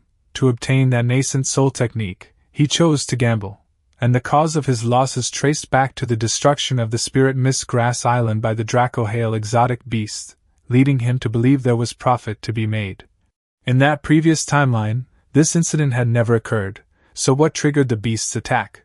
A sudden image flashed across Li Fan's mind. Inside the Dracohale's stomach, he had once found numerous undigested Liuli pearls, the key material for refining Liuli pills. Consuming such pills could induce an effect akin to sudden enlightenment. By devouring vast quantities of Liuli pearls, the Dracohale had gradually developed intelligence. Then, by chance, it encountered an island cultivating spirit mist grass. The spirit mist grass must have provided some benefit, prompting the beast to launch a violent assault, devouring most of the island's supply. And the reason it had so many Liuli pearls to consume was because, in a lifetime where he merged with the ocean's consciousness, Li Fan had once seen the colossal skeleton of a Liuli fish. Within it, a massive Liuli pearl gleamed beneath the sunlight. In this life, he had casually slain the leader of that Liuli fish school while passing by. Without their leader, they were like a kingdom without a ruler, helpless against predators such as the Dracohale. Connecting all the pieces, Li Fan stood stunned. An unintentional action of his had led to He Zhenghao's death? And beyond that, how many others, driven by speculation on spirit mist grass prices, had lost everything and taken fatal risks? All of it traced back to that single act, killing the Liuli fish leader. Without it, the school fell, the Dracohale consumed vast Liuli pearls, and its intelligence awakened. That intelligent beast, through chance, destroyed an entire island of spirit mist grass. News of the destruction was manipulated and spread, leading countless individuals into ruin. In the end, several Foundation establishment cultivators perished prematurely. Each event formed a link in an unbreakable chain. The first links were loose, but each successive one tightened further, until the final chain left no escape. So even Foundation establishment cultivators can be killed so easily. I understand now. This is the true application of heaven and earth's killing mechanisms. Compared to this, formless killing mechanism feels crude. Li Fan's thoughts churned as realization dawned.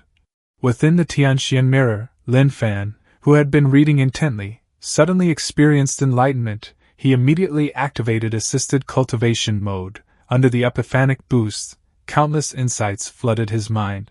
One does not need to strike personally to kill. With the foresight granted by return to truth, I can weave schemes across time and space, just like what happened with He Zhenghao. From 10,000 li away, years in the past, a life can be taken. Had it not been for He Zhenghao's death, Li Fan might have taken far longer to comprehend this method. the interlocking chains of life and death. Fellow Taoist he, your death was not in vain. With genuine sincerity, Li Fan lit a stick of incense before the spirit tablet. He whispered softly, "Rest in peace, in your next life, I will treat you well." He remained there for a moment, watching the incense burn nearly to ash before turning to leave. Just then, Manager Zhao called out anxiously, "Immortal Master, please wait. You seem to have had a close relationship with Immortal Master He?" Li Fan was about to reply when a thought crossed his mind. After a brief pause, he said, "Fellow Taoist He and I have known each other for over 40 years. He treated me with great kindness. I was away on business and had no idea of his passing. Seeing his memorial today came as a shock. I could only offer a stick of incense." He shook his head and sighed. Manager Zhao also sighed. "It has been 26 days since I learned of his death and set up this memorial. You are the first, and only, person to come pay respects. Many immortal masters have visited, but they came either to claim his belongings or compete for the position of Guardian Immortal Master. Now that a new Guardian has taken office, I fear I will lose my position as well. I have also failed to fulfill the final task he entrusted to me, and it weighs heavily on my heart. Fortunately, you have come." Manager Zhao's expression eased, as if a great burden had lifted. "Fortunately, you have come." Li Fan was taken aback. What task did fellow Taoist he leave behind? Manager Zhao answered honestly. "Before his death, Immortal Master he entrusted me with an item. He said if anything happened to him, it should be given to the first cultivator who came to pay respects." "Why would he entrust it to a mortal like you?" Li Fan asked, surprised. Manager Zhao replied with a mixture of pride and sorrow. "To be honest, Immortal Master, in my youth I once saved his life. He wanted to take me as a disciple, but I feared the hardships of cultivation and chose to remain as a servant instead. Over the years, I served him loyally. That is why he trusted me." He quickly turned and retrieved a small square box hidden beneath the spirit tablet, handing it over with slight nervousness. "This belonged to Immortal Master He. As for its purpose, I do not know." Li Fan opened the box and found a spirit talisman engraved with the word myriad. It seemed familiar, wasn't this? It was the passage talisman required for non-members entering or leaving Myriad Immortals Island for the first time, but what use could it possibly have? Li Fan was puzzled yet stored the box away. Looking at the uneasy Manager Zhao, Li Fan thought for a moment before saying, "I will speak to the new guardian for you, but I cannot guarantee you will keep your position." Manager Zhao was overjoyed and immediately knelt, kowtowing repeatedly. Li Fan waved his hand dismissively before flying away. Manager Zhao remained kneeling, not daring to rise. After a long while, he slowly stood up. Gazing at the spirit tablet, he murmured, "I've finally handed off that burden." Seeing all those immortal masters flying overhead these past days, I couldn't even sleep. That man spoke truthfully. He was the first to come pay respects. Giving him your belongings fulfills your final wish, and eases my heart. After another long silence, Manager Zhao spoke again. "Cultivation. And yet you died before me. No one even came to collect your remains. What is the point of it all?" Li Fan stepped through the island's defensive array, crossing the invisible boundary as he once again encountered that unfamiliar cultivator. The newly instated guardian of Liuli Island was named Yuan Xing, a man who had secured his position through subtle political maneuvering. Li Fan chose not to bring up Manager Zhao's ties with He Zhenghao. Instead, he merely remarked that Zhao was an old acquaintance and inquired whether he might continue serving as Liuli Island's personnel manager. After a brief moment of contemplation, Yuan Xing gave a small nod of consent. After all, it was nothing more than a mortal post. After exchanging communication talismans, Li Fan wasted no time and hurried back to the Tianxian mirror. Following a period of careful searching and probing, he finally uncovered the true function of that passage talisman. Beyond acting as a key to enter Myriad Immortals Island, the talisman also functioned as a retrieval token. The stored items were not kept within the Tianxian mirror itself, but rather in a separate location known as the Myriad Vault. This vault, however, was not situated on Myriad Immortals Island. It lay instead upon Yulan Island, far in the northern reaches of the Tsongyan Sea. Once he understood the talisman's purpose, Li Fan did not hesitate. he traveled to Yulon Island and ultimately retrieved He Zhenghao's belongings. What he obtained was a jade slip. At first glance, Li Fan assumed it might contain some cultivation technique, yet after reading its contents, realization dawned upon him. The jade slip held an unfinished manuscript authored by He Zhenghao. Detailed explanations of the 100 veins array diagram. The text meticulously documented He Zhenghao's unique insights into array formations accumulated over many years, along with numerous original ideas. Accompanying the manuscript was a final message left behind by He Zhenghao. He confessed that throughout his entire life, the only path he had ever truly cherished was the Tao of arrays. For decades, he had devoted himself entirely to it, advancing step by step, enduring countless failures, until he managed to complete just over half of detailed explanations of the 100 veins array diagram. This journey to explore the cave dwelling had not seemed especially perilous. Yet one could never be too cautious.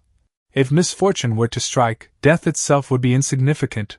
What truly terrified him was the possibility that his life's work, detailed explanations of the 100 veins array diagram, would be lost to time, buried and forgotten. Thus, he had made preparations, hoping that whoever obtained the talisman might deliver the manuscript to any array master on Myriad Immortals Island, so that it might one day be completed. In the end, He Zhenghao could not help but express a trace of bitterness. He spoke of the many advantages of the mountain-sitting art he cultivated, lamenting only its extreme difficulty. Had it not been so arduous, he would never have needed to risk his life exploring that ancient cave dwelling merely to replace his cultivation method. The mountain-sitting art? Fellow Taoist you've truly left me with quite the dilemma. As Li Fan stored the jade slip away, an inscrutable glimmer flickered deep within his eyes. Sitting upon a mountain and harvesting its gains, to think such a cultivation method truly exists in this world. What a pity he only mentioned it briefly without leaving the technique behind. I wonder, could fellow Taoist remains still be recovered? The mountain-sitting art was, without question, perfectly suited to Li Fan. It would allow him to fully exploit the foresight granted by return to truth. Not knowing of it before was one thing, but now that he understood its potential, he was determined to obtain and cultivate it. Nothing would stand in his way. He Zhenghao was already dead and seemed not to have passed the technique on, but that posed no real obstacle. Li Fan possessed the heaven-swapping art, a method that could steal fragments of memory by creating an avatar. Through this, he might reconstruct the mountain-sitting art, and if fate proved unkind and he failed, then he would simply attempt again in his next life. With this in mind, Li Fan found his curiosity drawn toward the ancient cave dwelling where He Zhenghao had perished. A group of 5 Foundation establishment cultivators had entered, and all had died, while only a single golden core cultivator escaped by sheer luck. The cave dwelling lay hidden within an underwater volcano. While the volcano had remained dormant, the cave went undiscovered, but a recent eruption had exposed its entrance, allowing a passing cultivator to stumble upon it.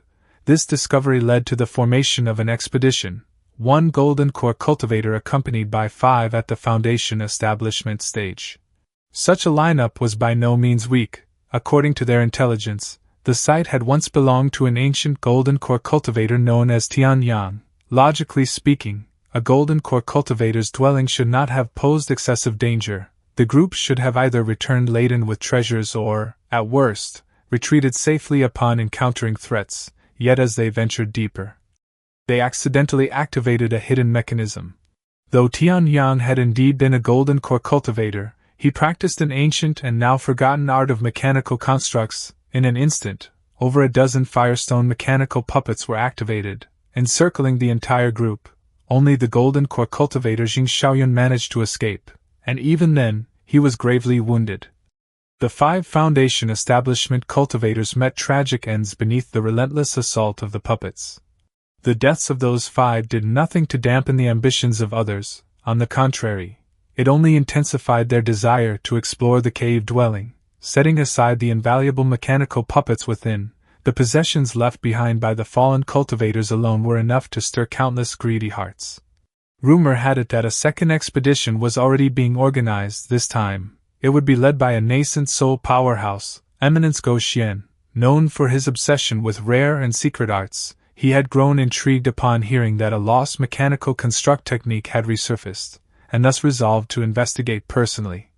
I wonder whether this expedition will succeed. Still, with nascent soul and golden core cultivators involved, it's best I stay out of the chaos. With so many treasures inside, surely no one would bother competing with me over fellow Taoist remains, right? Perhaps I should post a bounty mission? 1,000 contribution points? That seems excessive, 500 should suffice. Li Fan felt no concern about the mountain-sitting art being exposed. Unlike the standardized techniques exchanged within the Myriad Immortals Alliance, this was a cultivation method from before the Great Reformation, one that had vanished from the world for various reasons, known only to its sole practitioner. If that cultivator died without leaving a record, the technique was effectively lost forever. Yet with my heaven-swapping art, I may be able to recover such lost arts from a cultivator's remains. Perhaps this is the true purpose of the heaven-swapping art? Am I about to return to my old path once more?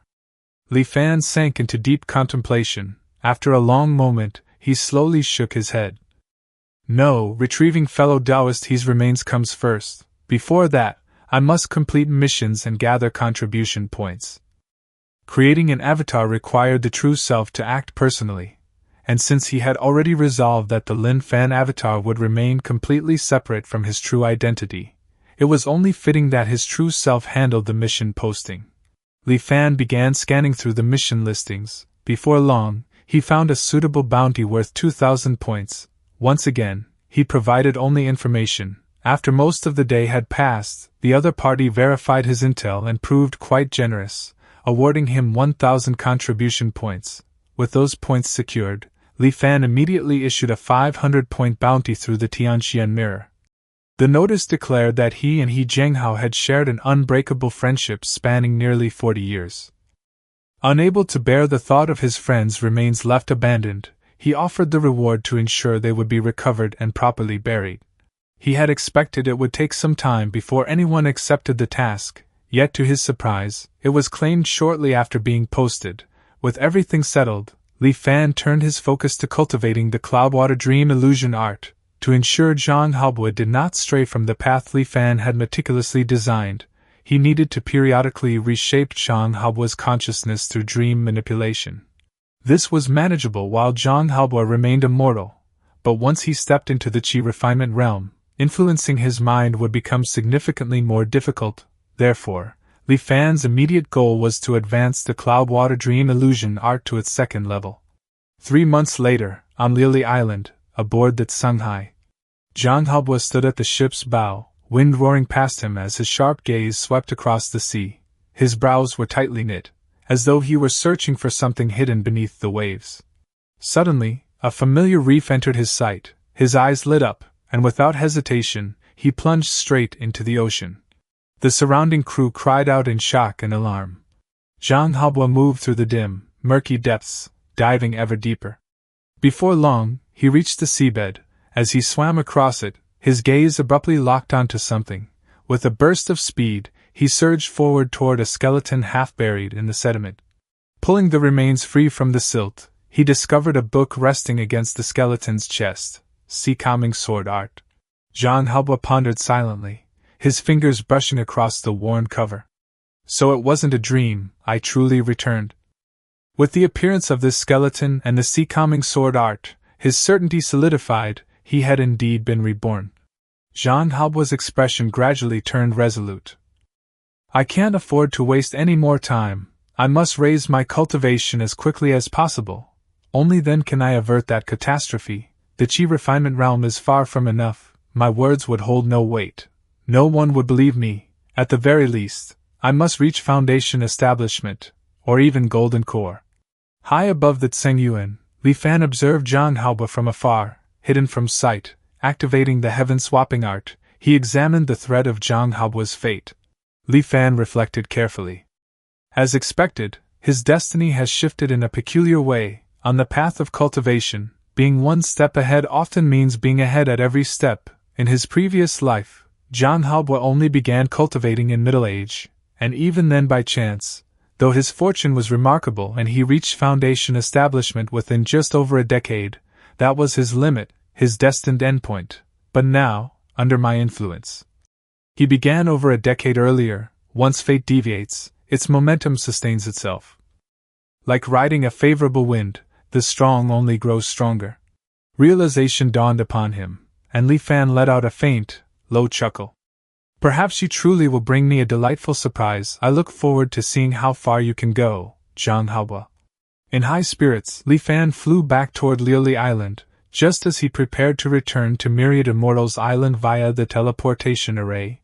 He noticed Yuan Xing standing nearby, his expression heavy and clouded with concern. Li Fan spoke politely. Fellow Taoist Yuan, has something occurred?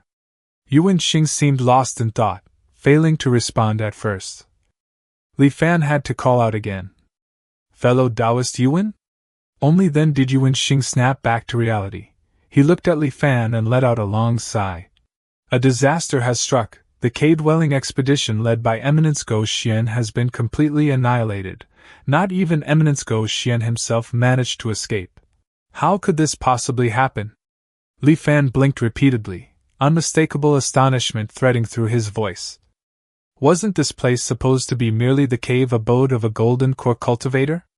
Then how could it be that even a nascent soul expert had met their demise here?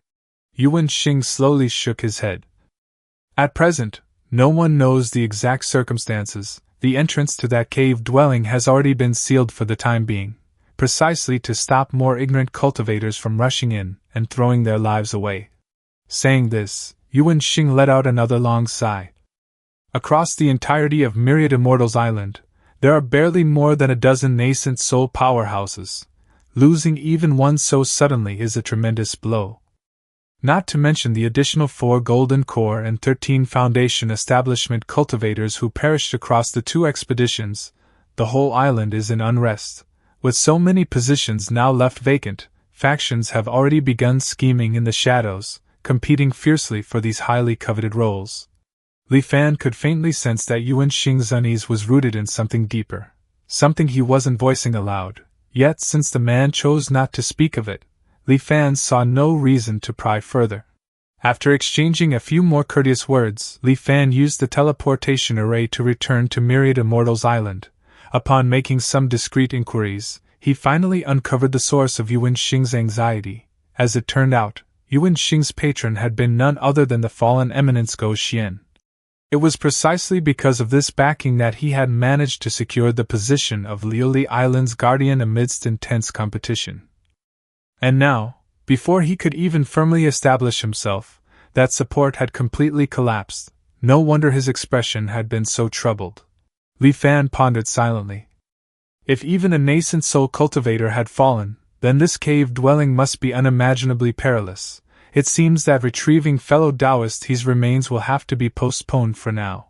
That was his initial conclusion, yet only a few days later, the situation took an unexpected turn. The Myriad Immortals Alliance publicly released the results of their investigation. The Golden Core cultivator Jing Xiaoyun was declared innocent. The reason why he, merely at Golden Core, survived the first expedition, while a nascent soul powerhouse died in the second, was attributed to a peculiar trait of the mechanical puppets within Tian Yang's cave dwelling. They became weaker when facing weaker opponents, and stronger when facing stronger ones. Naturally, this so-called ability of growing stronger against the strong must have some upper threshold. However, just where that limit lay remained entirely uncertain. Once the official announcement from the Myriad Immortals Alliance spread, the oppressive atmosphere hanging over Myriad Immortals Island quickly dissipated. Most cultivators found the explanation credible. As a result, the Qi refinement cultivators, who made up the majority in the Tsongyan Sea, became visibly excited. A dozen or so puppets with nascent soul-level strength were indeed terrifying, but a dozen puppets limited to the Qi refinement realm, those were far less intimidating. If one could somehow bring even a single puppet back, countless Qi refinement cultivators began indulging in such fantasies. Their ambitions stirred. Before long, many began organizing themselves, eager to launch a third expedition into Tian Yang's cave dwelling. Upon hearing this news, even Li Fan felt a stir of temptation. Within the Qi refinement realm, wasn't he essentially unrivaled? Against weaker opponents, his insect-binding divine ability could suppress them effortlessly. Against those at the same late stage, He possessed techniques such as formless killing mechanism, cloud-water illusion, and the blue flame phantom spirit. Li Fan simply did not believe that anyone in the Tsongyun Sea could surpass him. Should he venture into the cave dwelling? The temptation lingered briefly, but Li Fan soon sensed something was off. If those puppets truly weakened against the weak and strengthened against the strong, then the Myriad Immortals Alliance could have secretly assembled a group of late-stage chi refinement cultivators to seize the cave dwelling and claim all the puppets. Obtaining more than a dozen puppets with at least nascent soul-level combat power would be an irresistible gain. Why? Then, would they publicly disclose such information? The only plausible explanation was that the puppets possessed other strange properties that even the Alliance could not fully comprehend. Thus, they chose to let the masses of chi refinement cultivators risk their lives to probe the unknown. Li Fan was not the only one who found the Alliance's actions suspicious. After the initial wave of excitement subsided, most people quickly regained their composure. Yet there would always be those who believed themselves favored by fate. Around 30 such individuals gathered together and embarked on a third expedition into Tian Yang's cave dwelling. 10 days later, they returned in a miserable state. More than half of the group managed to escape back alive. Through their tearful and trembling accounts, the onlookers learned what had transpired inside the cave dwelling. Those 17 puppets were simply too formidable. Their bodies, forged from some unknown material, were unbelievably resilient. No arcane technique had any effect on them whatsoever. Not even the faintest mark could be left behind, though their combat strength was restricted to the chi refinement realm. Their physical durability was enough to withstand attacks from a nascent soul cultivator. Li Fan fell into deep thought. I wonder how this cave-dwelling situation was resolved in my previous life?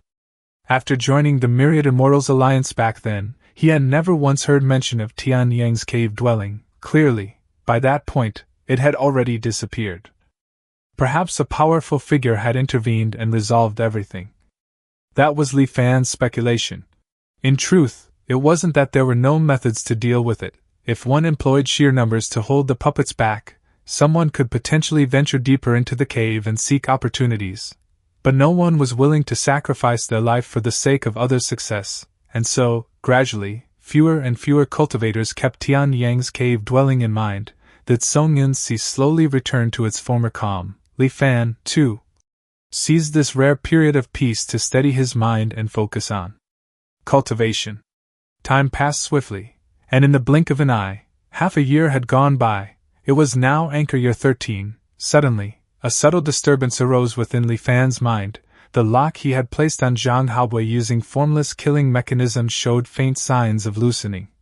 In less than a year, Zhang Haobui had gone from an ordinary mortal to a chi refinement cultivator. After the shift in his destiny, his cultivation speed had become even more astonishing than in Li Fan's previous life.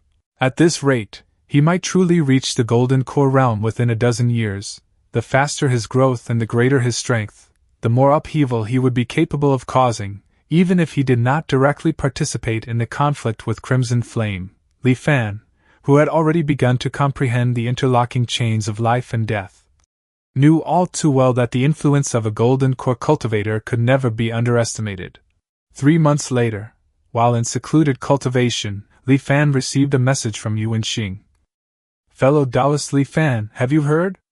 Recently, our Liuli Island has produced an extraordinary individual. A glint flashed in Li Fan's eyes. Oh?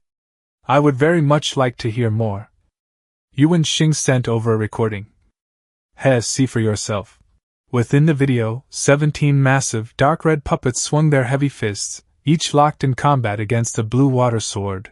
At the very center, surrounded on all sides by these puppets, stood a single figure, Zhang Haobui. 7 additional blue swords floated around him, revolving continuously to form a protective barrier. He was simultaneously controlling 24 water swords, engaging all 17 puppets at once. Such a battle clearly demanded immense mental exertion. Before long, 3 puppets broke through the defensive line of water swords and closed in on Zhang Haobui. Instantly, 3 of the 7 guarding swords shot forward to intercept them. In the very next moment, Zhang Haobui retreated with astonishing speed, withdrawing from the cave dwelling amid the furious roars of the puppets. Shortly after, Yuan Xing's voice rang out again. filled with unmistakable pride.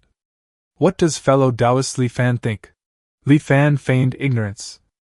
Those 17 puppets, are they from Tian Yang's cave dwelling?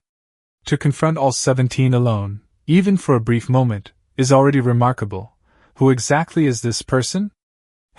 His name is Zhang Haobo. Just over a year ago, he was still an ordinary mortal.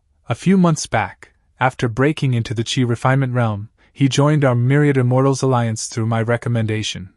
After hearing about Tian Yang's cave dwelling, he went there alone. At first, I had no idea what he intended.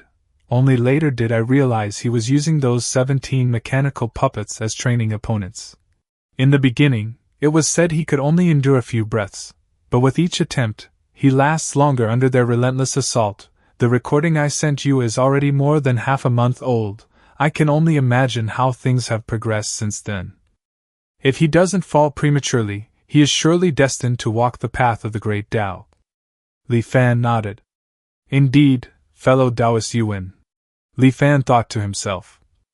Normally, condensing 24 calming swords is something only achievable at the Foundation establishment realm, yet Zhang Haobo managed it shortly after entering Qi refinement. Is he uniquely suited to this technique? Or is there another hidden factor? How intriguing! His curiosity ignited, Li Fan immediately set out toward Tian Yang's cave dwelling to witness it firsthand. Around the crater, quite a number of cultivators had gathered. They paid no attention to the boiling seawater, nor to the strange eruptions from the underwater volcano. Their focus was entirely fixed on Zhang Haobo, who sat cross-legged not far away, eyes closed in meditation. As Li Fan approached, he overheard fragments of their hushed conversations. That was his first attempt after reaching mid-stage Qi refinement. It doesn't seem like he lasted much longer than before. What are you talking about? Can't you tell his strikes carry about the same force as when he was still at early stage Qi refinement? He's clearly still adjusting to his newly gained strength. Exactly, I'd wager this time he'll last twice as long as it takes for a cup of tea to cool. Amid the murmurs, Zhang Haobo's eyes suddenly opened, his gaze as calm and unreadable as still water. He rose abruptly and dashed straight into the mouth of the volcano. The surrounding cultivators did not follow. Instead, a watery screen shimmered into existence at the center, revealing the scene inside the cave dwelling. The 17 mechanical puppets were clearly not mindless constructs. After being provoked repeatedly by Zhang Haobo, they had anticipated his return and lay in ambush right at the entrance. The instant he stepped inside, they launched their attack. Zhang Haobo remained completely composed. 24 shimmering blue water swords formed around him, deflecting each incoming strike. At the same time, he moved with incredible agility, weaving through the gaps between the puppets. In the blink of an eye, he broke through their encirclement and emerged on the opposite side, then rose into the air, hovering steadily. What is he trying to do? He's not just defending? Is he actually going on the offensive? Amid the crowd's shocked exclamations, Zhang Haobo fixed a sharp gaze on the puppets below and swiftly formed a hand seal. In that instant, the 24 water swords surged in speed, moving several times faster than before. They descended upon the puppets like a sudden, torrential storm. The swords moved like living spirits, leaving behind countless afterimages as they wove an intricate web of blue light. It created the illusion that hundreds, perhaps even thousands, of water swords were striking simultaneously. Amid the astonished cries echoing through the crowd, Zhang Haobo's gaze turned razor-sharp as it locked onto the puppets below. His fingers moved in a flash, forming a precise hand seal. In that instant, the 24 water swords surged in speed, accelerating far beyond their previous limit. Like a violent tempest descending from the heavens, they rained down upon the mechanical puppets. The blades whirled like living spirits, weaving endless afterimages that intertwined into a dense lattice of blue light. To any observer, it seemed as though hundreds, no, thousands, of swords were striking at once. Outside the cave dwelling, every cultivator stood frozen in shock, their hearts pounding uncontrollably. Is Zhang Haobo truly only at mid-stage Qi refinement? What cultivation method is this? His strength is beyond belief. They say he only began cultivating a year ago. This is a once-in-a-generation genius. Suddenly, a voice rang out from the crowd. Fellow Taoists, now is the time. The puppets are completely suppressed. This is our chance to seize the opportunities within the cave dwelling. Instantly, excitement surged, and the crowd grew restless with greed and anticipation. At that moment, a burly cultivator shook his head slowly. I disagree. Brother Shang's technique is indeed terrifying, but it must consume an immense amount of vital energy. It cannot be sustained for long. I fear he won't even last as long as he did before. The crowd fell silent at his words, thinking it over before nodding one after another. Li Fan, however, kept his gaze fixed on Zhang Haobu's image reflected in the watery screen, his brows slightly furrowed. He recognized the move just unleashed. It was a killing technique from the sea calming sword art, Water Dragon's Roar, an extraordinarily formidable technique. Yet such a technique required a tremendous expenditure of spiritual power to maintain, something normally achievable only by cultivators at the Foundation establishment realm. Bailey Chen, who had also reached mid-stage chi refinement and mastered the full sea calming sword art, had been completely unable to perform this move. What troubled Li Fan was this: although Zhang Haobu's talent far surpassed Bailey Chen's, he was still only at mid-stage chi refinement. This technique, Water Dragon's Roar, simply should not be sustainable for long, and yet, Zhang Haobu's expression was calm and unwavering, as if he held absolute confidence that his spiritual power would not run dry. Why? Just as Li Fan was immersed in thought, he suddenly sensed something unusual. His expression shifted slightly as his gaze swept across the surroundings. Deep within the ocean, countless tiny blue lights gathered from every direction, converging toward Tian Yang's cave dwelling. Li Fan reached out and caught one of the glowing specks in his palm. Pure water attributed spiritual qi. In that moment, realization struck him. Without hesitation, he made his decision, activating the shadow stalk art. His figure blurred into a phantom as he shot directly into the volcanic vent. Meanwhile, the others were still marveling at the growing number of blue lights. At last, someone understood and cried out in astonishment. Water spirit body. Zhang Haobu actually possesses a water spirit body. Now I understand. Those with such a physique have an innate affinity with spiritual qi. As long as he stands above this vast sea, he will never need to worry about depletion, no matter how quickly he consumes it.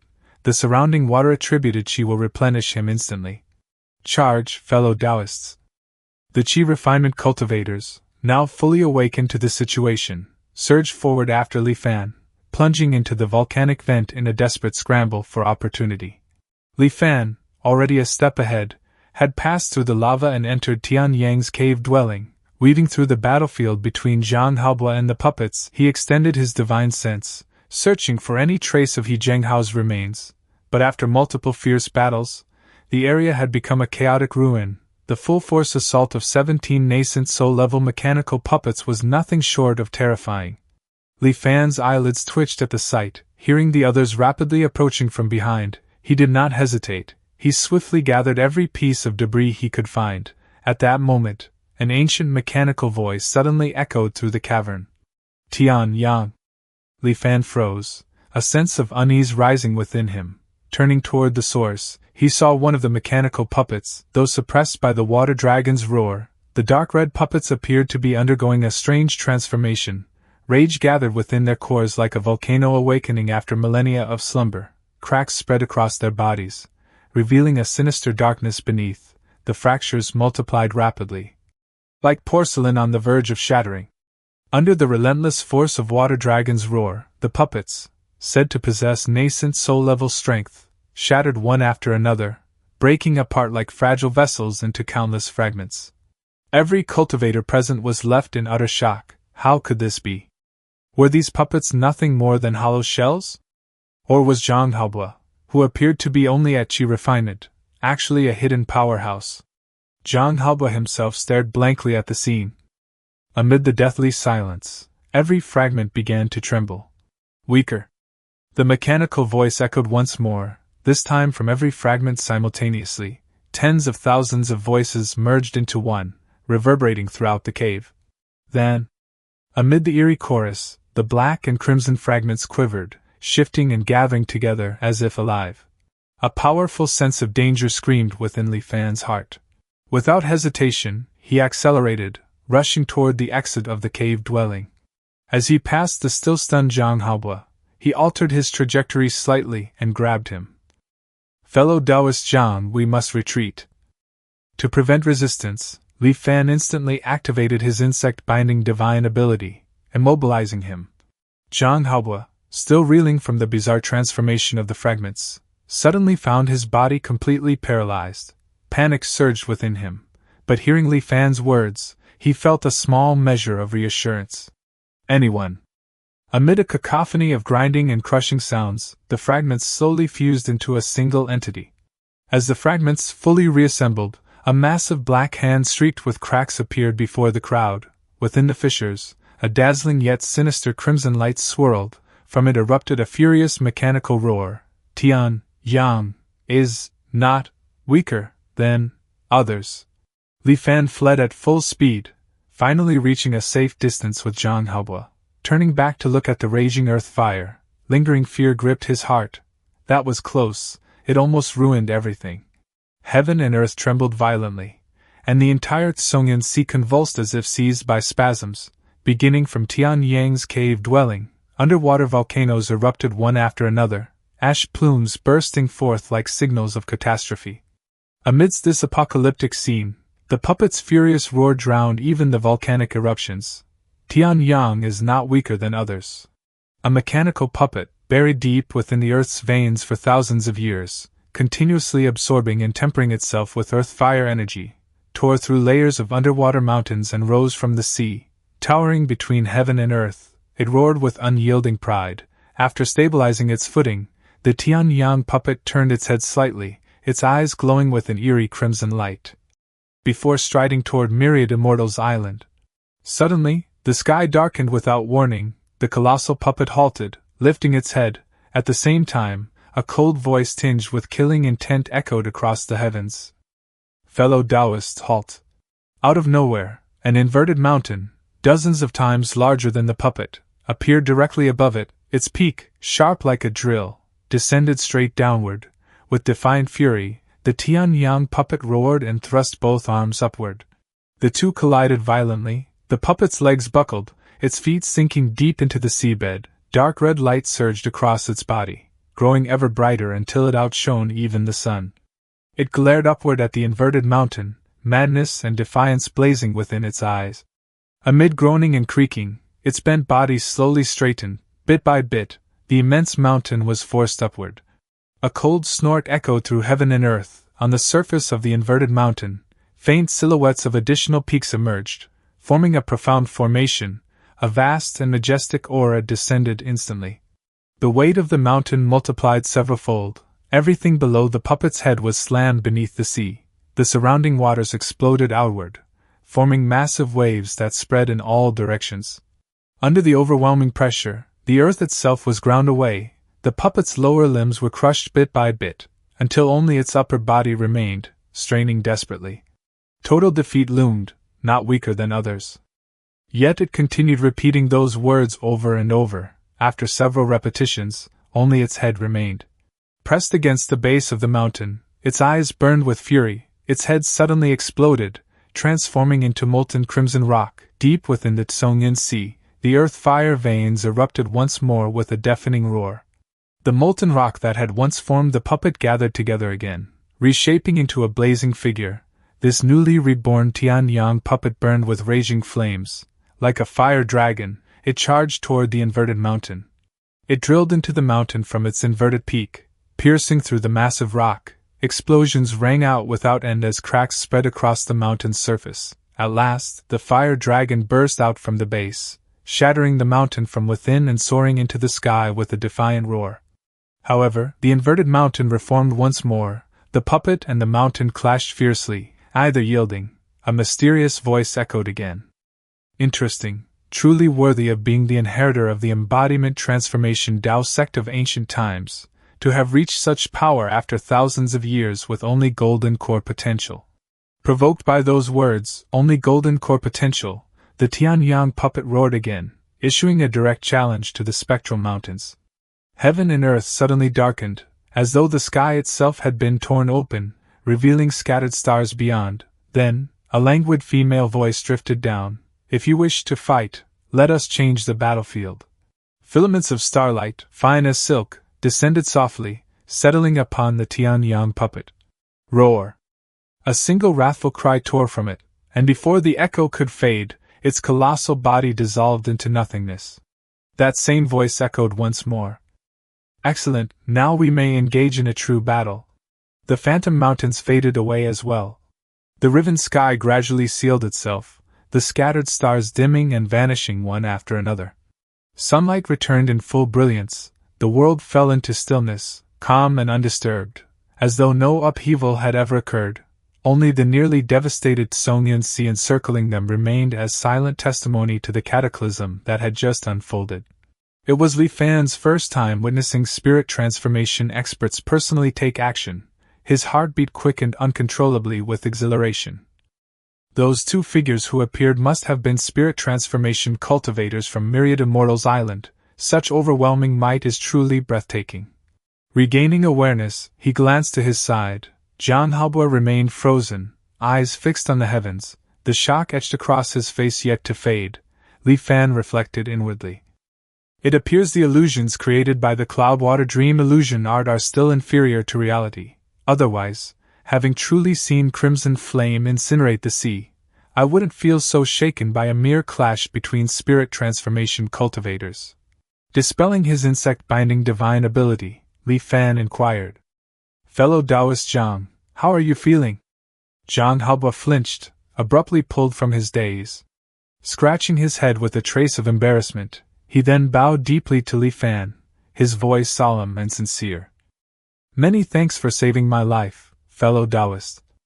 Then he lifted his gaze skyward, a distant look forming in his eyes. I once felt proud of myself for reaching mid-stage Qi refinement from a mortal within a single year. But today, after witnessing true supreme powerhouses, I finally understand, in their eyes, a Qi refinement cultivator is no more than an ant. Li Fan offered reassurance.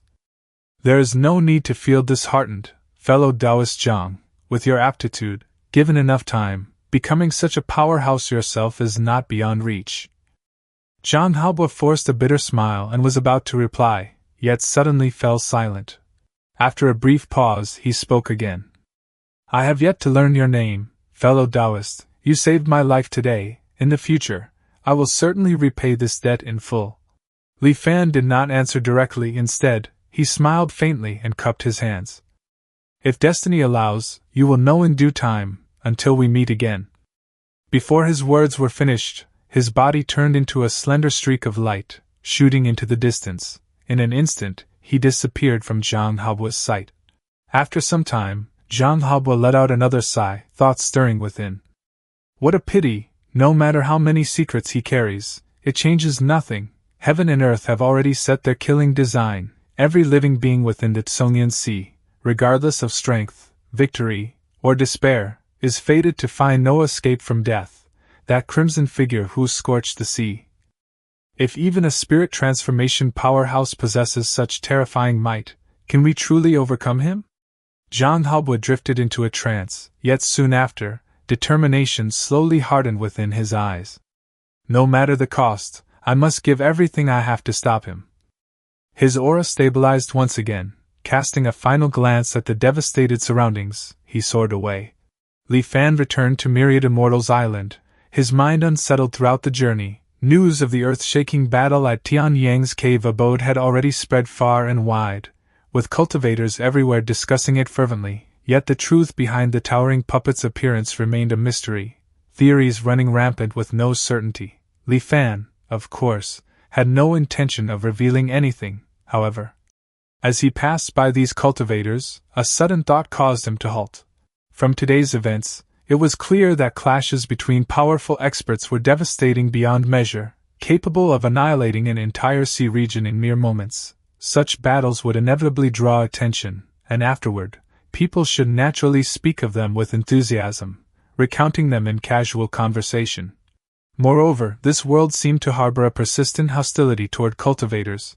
Before Crimson Flame scorched the sea, countless disasters must have taken place, yet in both his previous life and this one, cultivators rarely, if ever, spoke of such occurrences. Were they deliberately avoiding the topic, or had those events been erased from memory? During his cultivation in his past life, Li Fan had interacted with numerous Qi refinement cultivators, yet none had ever mentioned any major calamity that had occurred in the Tsongyan Sea. This inconsistency planted a subtle flaw in his understanding. Without delay, Li Fan returned to the Tianxian mirror and searched for records of catastrophic events where cultivators suffered massive losses. The results sent a chill down his spine. None. No matter how long he searched, the Tianxian mirror yielded no answers. After some time, Li Fan steadied himself and took out his spirit talisman to contact Yuan Xing. The outcome made his heart sink. Yuan Xing initially denied everything outright. Then, under Li Fan's persistent questioning, confusion surfaced, and he admitted something might have happened, though it seemed insignificant and impossible to recall clearly. Li Fan then approached several older cultivators. Though surprised by his inquiries, their answers mirrored Yuan Xing's. Such events might have occurred, but their memories were vague and uncertain. Li Fan fell into silence. Couldn't remember? Since when did Foundation establishment cultivators suffer from such poor memory? He recalled his first encounter with a storm flood on Lili Island, where mortals vividly recounted a greater disaster from over a decade prior. Were cultivators truly inferior to mortals? Remembering calamities should serve as warning, increasing one's chances of survival. It was simple logic, yet now, that logic had been completely overturned. Li Fan murmured under his breath. To defy the laws of heaven and earth, and attain eternal life. Since stepping into the cultivation world, Li Fan had witnessed spirit transformation cultivators uproot mountains and seen crimson flame at the Tao unity level incinerate entire seas, yet none of these compared to the terror of glimpsing even a fragment of an eternal heavenly venerable's power through these anomalies, this invisible, intangible force that shaped and altered every cultivator was far more dreadful than mere destruction. A realization dawned upon him. I remain unaffected only because the memory of crimson flame scorching the seas belongs to a disaster that has yet to occur. That is why I can perceive the influence imposed by this eternal heavenly venerable through the contrast between past and present. It took considerable effort for Li Fan to dispel the fear brought on by the sudden realization that he had always lived beneath the shadow of an immense, unfathomable existence. Within the cultivation world, golden core cultivators were typically addressed as reverends, nascent soul cultivators as eminences, spirit transformation cultivators as immortal eminences, and Tao unity cultivators as immortal venerables. Above all stood the supreme beings known as eternal heavenly venerables. Most eternal heavenly venerables were like elusive dragons, glimpsed only in fragments, never fully seen. Even their numbers and identities remained unknown to ordinary cultivators. Yet all cultivators existed under the reach of their authority. Eternal life had always been Li Fan's ultimate pursuit across countless lifetimes. However, that goal still lay far beyond his reach, for now, advancing steadily, step by step, was his only course. After this moment of contemplation, Li Fan entered closed-door cultivation.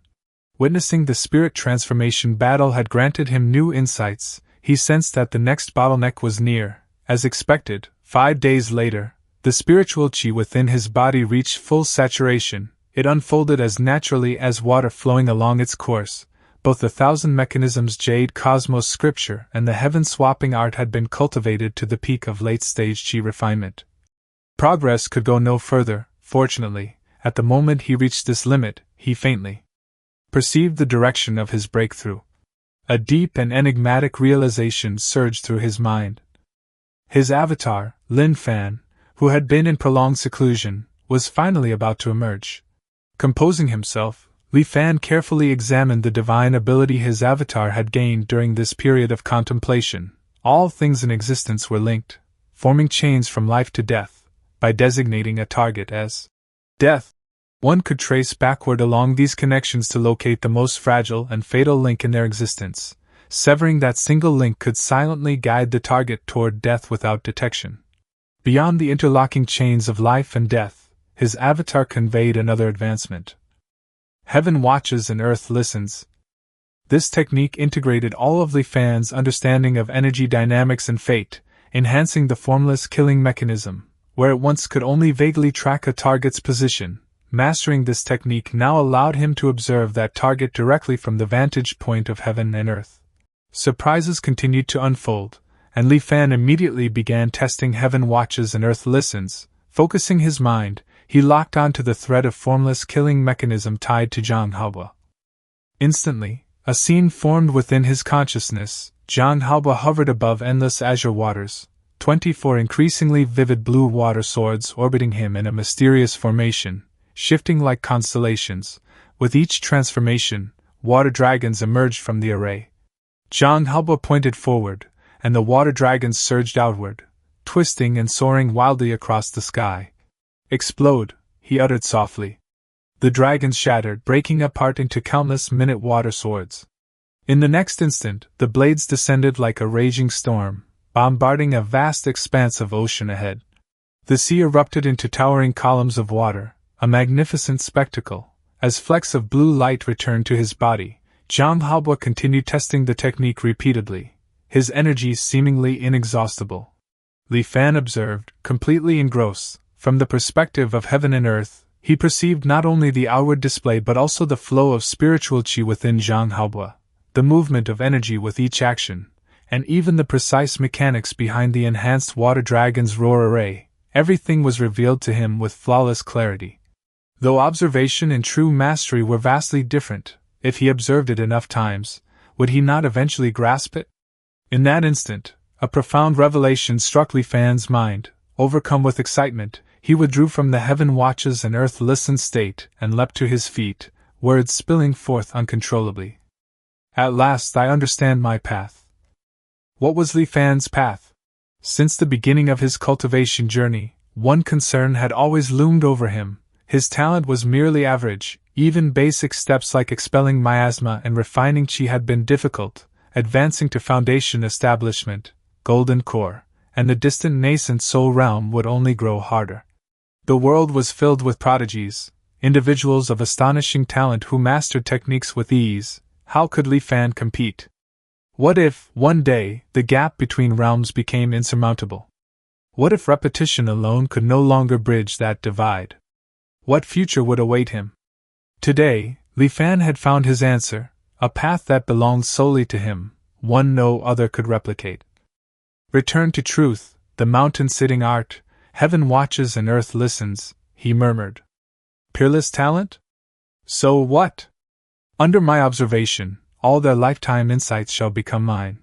Though heroes rise endlessly like fish in a river, generation after generation, they will all become stepping stones along my path." He slowly lowered himself back into his seat, murmuring under his breath. "Though heroes rise throughout the world like fish in a mighty river, surging forth endlessly year after year, in the end, they shall all become stepping stones beneath my path." Li Fan's chosen road was to use the brightest of cultivators as his footholds, gathering the truly exceptional as his eyes, ears, and instruments, then refining their strengths into his own. He would absorb the essence of 10,000 schools, forge all their brilliance into himself, and from it carve out a singular great Tao unlike any before. The road has been chosen, now, only the careful laying of plans remains. As Li Fan solidified his path, his avatar Lin Fan was equally stirred, another ripple of thought surging through the bond they shared, yet this time, it was not a divine ability, but rather a fragment of insight he had uncovered. Before the era of the Great Reformation, the cultivation world had treasured Tao comprehension above all else. Ancient cultivation focused upon perceiving the heavenly Tao itself. Legends spoke of mortals who attained enlightenment at dawn, refined qi by morning, forged their Tao foundation by evening, formed a golden core within 3 days, and condensed a nascent soul in merely 5. Some would sit in meditation for a century, only to experience sudden enlightenment and leap directly from mortality into spirit transformation in a single bound. Unfortunately, throughout the vast history of cultivation, fewer than 10 had ever achieved such miraculous ascension. Most epiphanies merely allowed one to advance a realm or awaken a divine ability, but in the present age, true Tao comprehension had become vanishingly rare. Gaze into the laws of heaven and earth, seize the essence of heaven and earth, strip away the marrow of heaven and earth. Li Fan's thoughts hardened. If heaven refuses to bestow it, then I shall claim it by force. why should I rely upon comprehending the Tao? After mastering these two divine abilities, Li Fan spent another half-month within the Tianxian mirror, carefully stabilizing his newfound insights. Only then did he decide it was time to seek the opportunity needed to shatter his bottleneck. Comparing the location imprinted within his mind against the map of the Tsongyan Sea, he found his destination, Inin Island. The island had earned its peculiar name because no mortals dwelled there, only a lone cultivator known as Inin Shangren. Is Inin Shangren here? Li Fan's voice rang across the island. But after waiting for a long while, no response came. Li Fan silently confirmed his intuition. This was indeed the correct place. Maintaining full vigilance, he cautiously entered the square structure before him. Inside was absolute darkness, a void so profound it devoured not only light, but even divine sense itself. Nothing could be perceived within. Only intermittent sobbing and eerie cries drifted faintly from the depths. Just as he was about to proceed further, a sudden rustling noise drew his attention. A small creature resembling a dog suddenly darted from the darkness, nearly colliding with him. Assuming it might be some strange beast launching an attack, Li Fan nearly struck it down at once, yet when his divine sense swept over it, he realized it was merely an ordinary creature. Since he was a guest here, slaughtering the host's pet without cause would be inappropriate. Thus, Li Fan simply reached out, seized it by the scruff, and lifted it into the air. Bringing the creature closer for inspection, Li Fan immediately felt a surge of disgust. Though dog-like in form, each of its limbs ended in disturbingly human hands. Across its stomach writhed 5 or 6 grotesque eye-like organs, blinking intermittently as they stared directly at him. What in heaven's name is this abomination? Suppressing the instinct to hurl it away, Li Fan held it behind him and stepped deeper into the darkness. After some time, his vision gradually adjusted, allowing the interior to reveal itself. Contrary to his grim expectations, the structure was not horrifying or blood-soaked, but surprisingly neat and orderly, with not even the slightest trace of blood to be seen. Transparent cages lined the interior, each containing bizarre and grotesque creatures of various forms. These strange beings lay weakly within their enclosures, showing little sign of aggression. Even as Li Fan passed by, they showed no reaction, as though the cages functioned as one-way barriers, transparent from the outside but opaque from within. Even in his darkest nightmares, Li Fan had never encountered such profoundly revolting horrors. Forcing down the nausea churning in his stomach, he spared them only a brief glance before quickening his pace. It was then that Li Fan noticed a low murmur echoing from the depths of the structure, repeating endlessly, "I must find you, I must find you." Following the voice deeper inside, Li Fan eventually arrived before a massive rectangular transparent cage. Standing directly before it was a solitary man, his gaze obsessively fixed upon the enclosure while muttering the same phrase like an unending mantra. "I must find you, I must find you. Fellow Taoist Inin Shangren?" Li Fan called from a safe distance, deliberately keeping space between them. Yet the man showed no sign of hearing him whatsoever. At that moment, the dog-like creature in Li Fan's grasp suddenly began barking frantically, struggling as though pleading for its master's rescue. Startled by the barking, Inin Shangren abruptly spun around. Upon seeing Li Fan, realization dawned across his face. "Aya, a guest has arrived! Aya, a guest has arrived!" Two voices emerged in strange succession, one after the other, as though an echo had sounded from within him before reaching the outside world. Li Fan's eyelids twitched faintly. Releasing the bizarre dog, he offered a slight bow. "I pay my respects, fellow Taoist." The moment its strange human-like hands touched the floor, the creature whimpered pitifully and scampered toward Yin Shangren's feet, rubbing against him obsequiously. Yin Shangren hastily smoothed his disheveled hair, appearing slightly embarrassed.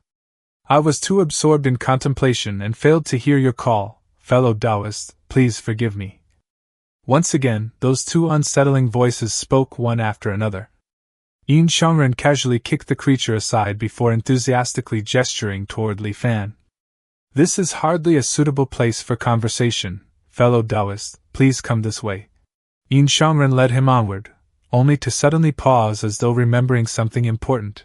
Turning back, he addressed Li Fan. "Ah, that's right, I am not called Yin Shangren, my true name is Yin Shangren, Yin Shangren.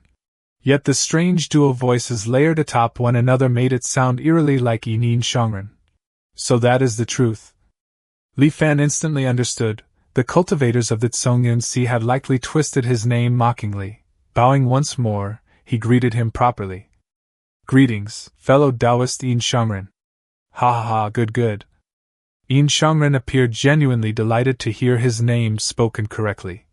Beyond the narrow doorway lay an enormous collection of strange artifacts. Yin Shangren enthusiastically introduced each item one by one. The staggering diversity of specimens left even Li Fan astonished. Continuing onward, Yin Shangren suddenly froze before an empty display pedestal, pointing toward the vacant stand. His face turned deathly pale, his trembling finger quivering violently. His lips moved, yet no words emerged for a long while. Unable to ignore it, Li Fan finally asked, "Fellow Taoist Yin, what's wrong?" Yin Shangren looked utterly horrified. My treasure, where is it?" The dog-like creature behind him whimpered guiltily, ears drooping low. It cast a furtive glance upward before huddling at Yin Shangren's feet, trembling. Witnessing this, Li Fan suddenly had a thought. Hesitantly, he asked, "Fellow Taoist Yin, this treasure of yours, it wouldn't happen to be a bone, would it?" Yin Shangren's face instantly lit up with joy, nodding vigorously. "Yes, have you seen it?" Li Fan's expression turned strange.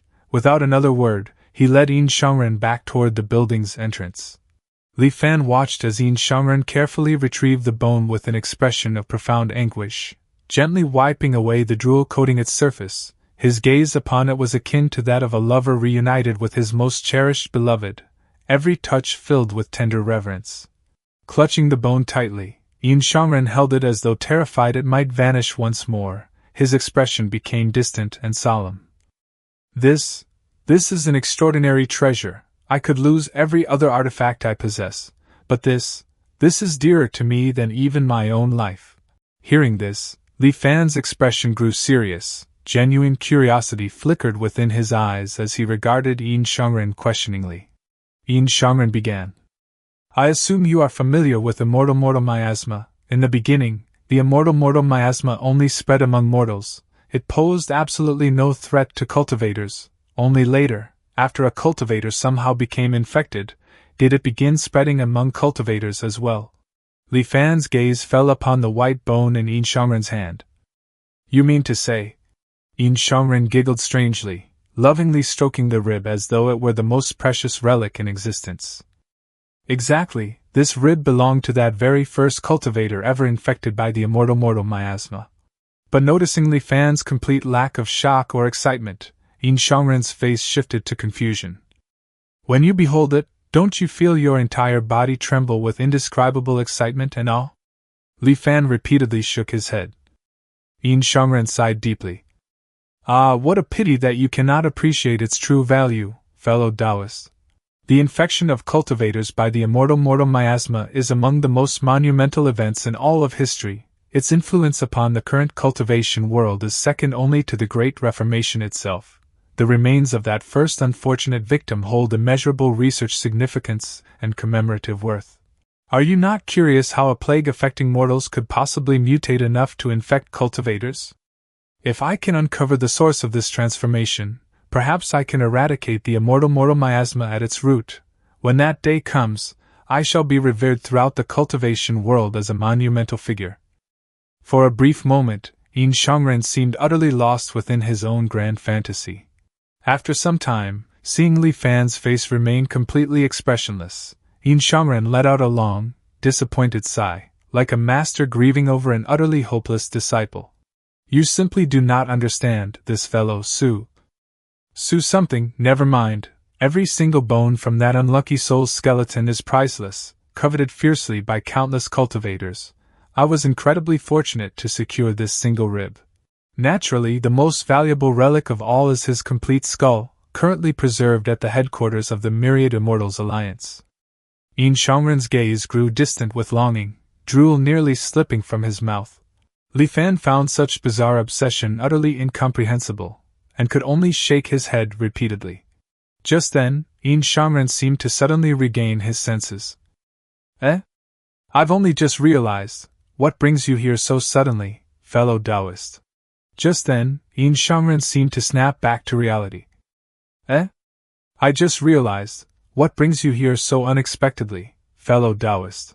Together, Li Fan and Yin Shangren returned inside and sat within a designated resting area. There, Li Fan finally explained the true purpose of his visit. Yin Shangren immediately became animated, practically spraying saliva as he spoke excitedly. Oh? You wish to ask about breaking through into the Foundation establishment realm? Then you have come to exactly the right person, fellow Taoist. I dare say no one alive understands Foundation establishment better than I do. Li Fan responded with a pleasant smile. I am eager to hear your insights. So-called Foundation establishment is the act of constructing the very foundation of one's cultivation. But tell me, do you truly understand what this Tao Foundation is? Li Fan reflected briefly before replying. The Tao Foundation is the cornerstone of a cultivator's path. Once one reaches final stage Qi refinement, a personal Tao Foundation must be established to continue onward. Otherwise, even if cultivation were to increase, it would resemble building a towering 100-jiang structure atop loose sand. The slightest tremor would cause total collapse. When discussing scholarly matters, Yin Shangren became strikingly serious. He nodded. Correct, and herein lies the true question. In the modern era, establishing a foundation absolutely requires a curio of heaven and earth. But what, exactly, are these curios? You have surely read the treatise on curios. You know that after cultivators perish, heaven and earth transform them into curios of heaven and earth. Does this not suggest that living cultivators themselves could be viewed as incomplete curios, not yet fully refined? Heaven and earth itself is akin to a grand crucible. The final products of its refinement are complete curios of heaven and earth. Therefore, everything within heaven and earth can be regarded as an unfinished curio. Curios are collections of laws. Are humans not the same? The human body is crafted with extraordinary intricacy, containing endless mysteries. Why should it not also be considered a curio? Fellow Taoist, did you also know that some cultivators capture mortals with unique talents, refine them into curios of heaven and earth, and use them as Tao foundations, thereby seizing those mortals' extraordinary gifts for themselves? I too am human, so could I myself also be a curio? Seeing Yin Shangren becoming increasingly lost in his own fervor, Li Fan finally could not help but interrupt. Is all of this merely your conjecture, or? Yin Shangren grinned broadly. Once, it was only speculation, but now, I have already proven it. As his words fell, his body suddenly split apart down the middle, peeling open left and right. From within his organs and flesh, another identical face of Yin Shangren emerged. Both the inner and outer faces spoke together in eerie unison. 10 years ago, I used myself as a curio to forge my Tao foundation. At last, Li Fan understood why Yin Shangren's speech always echoed strangely. With one voice slightly ahead and the other trailing behind, there had literally been another self hidden inside his body. The grotesque spectacle sent an icy chill racing down Li Fan's spine. Fortunately, Yin Shangren seemed aware of how horrifying his true appearance was. After exposing it for only an instant, his body fused back together. Restoring his ordinary exterior, he continued calmly. I used myself as the experimental subject to verify my hypothesis. Everything that exists beneath heaven and earth may be regarded as an unfinished curio, the process of refinement within heaven and earth's crucible. I call curio forging. Yin Shangren let out a dark, unsettling chuckle and said, However, if one wishes to employ an unfinished curio to establish a Tao foundation, then one must personally complete the curio forging process. The difficulty is unimaginably great. Failure means instant death at best, and even if one survives by some miracle, the body will suffer grotesque transformations, much like the miserable state I now endure. Unable to suppress his curiosity, Li Fan asked, Didn't you claim that you succeeded in establishing your foundation? Yin Shangren's expression darkened with unmistakable regret. I succeeded, but only partially. My understanding of myself was still insufficient. At the final moment, when perfection was within my grasp, I failed. If only I could attempt it a few more times. No, even just once more, if I were granted another opportunity, I would undoubtedly forge a flawless self-foundation. Self-foundation? The phrase immediately captured Li Fan's full attention. If one were truly successful in using oneself as the foundation, what exactly would result? Yin Shangren's eyes gleamed with fanatical yearning. It would be equivalent to borrowing the power of heaven and earth's crucible itself to completely reconstruct your body. Such a body would become the most perfect constitution imaginable. There is an old saying, that which suits you best is what is truly supreme. In modern foundation establishment, cultivators seek curios of heaven and earth that resonate with their nature in order to maximize compatibility. Yet no matter how extraordinary a curio of heaven and earth may be, even a fabled curio of heaven itself, none could ever rival a true self-foundation. Consider it carefully. What could possibly suit you better than your own being? Your Tao foundation would merge with you absolutely. Every divine ability, every cultivation method, would become as innate as breathing itself. From then onward, I imagine you would master any technique instantly, achieving profound mastery the moment you learned it. Having already obtained the knowledge he sought, Li Fan had no wish to remain any longer. Although Yin Shangren likely harbored no malicious intent, the atmosphere here was simply too unsettling. Thus, Li Fan decisively chose to depart. Thank you for resolving my doubts. Now that my questions have been answered, I shall not trouble you further. Yin Shangren attempted repeatedly to persuade him to stay, but Li Fan politely refused every effort. Fellow Taoist, remember to test my self-foundation method. Yin Shangren urged earnestly before their parting.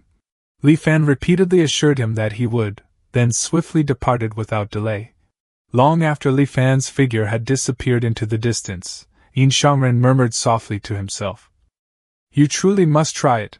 I genuinely have not deceived you. After a prolonged silence, he once more fell quiet.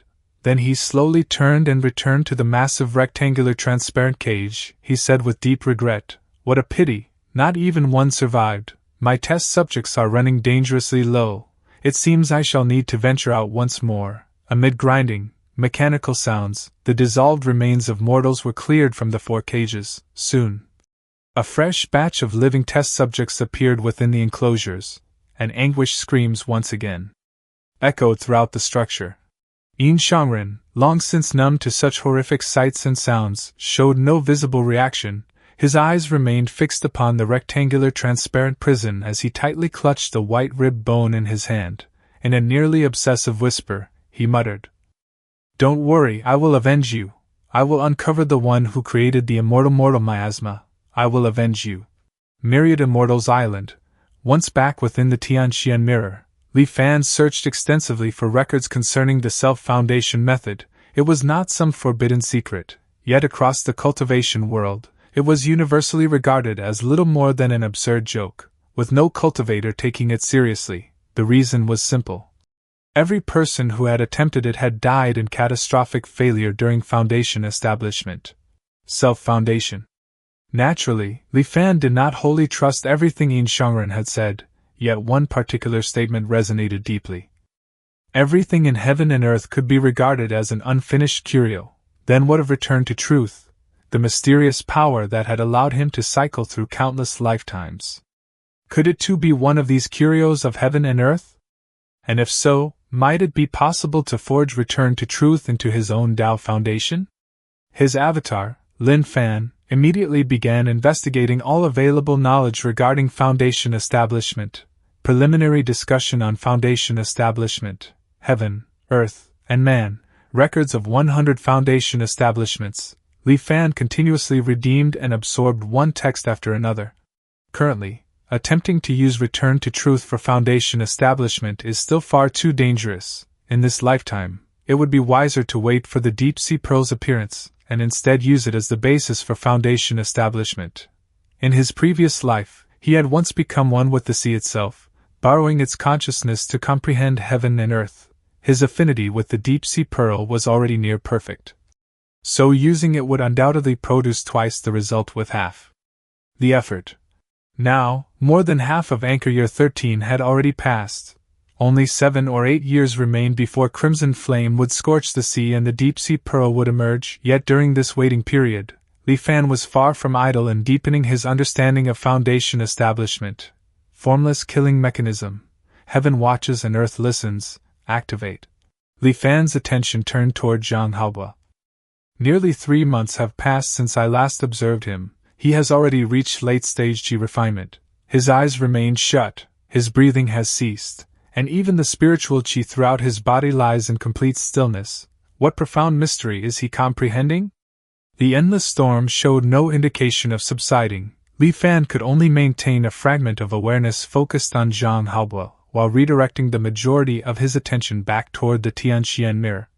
Betting everything upon a single person is unwise. I need a broader web. I have yet to test how many individuals' formless killing mechanism can simultaneously lock onto.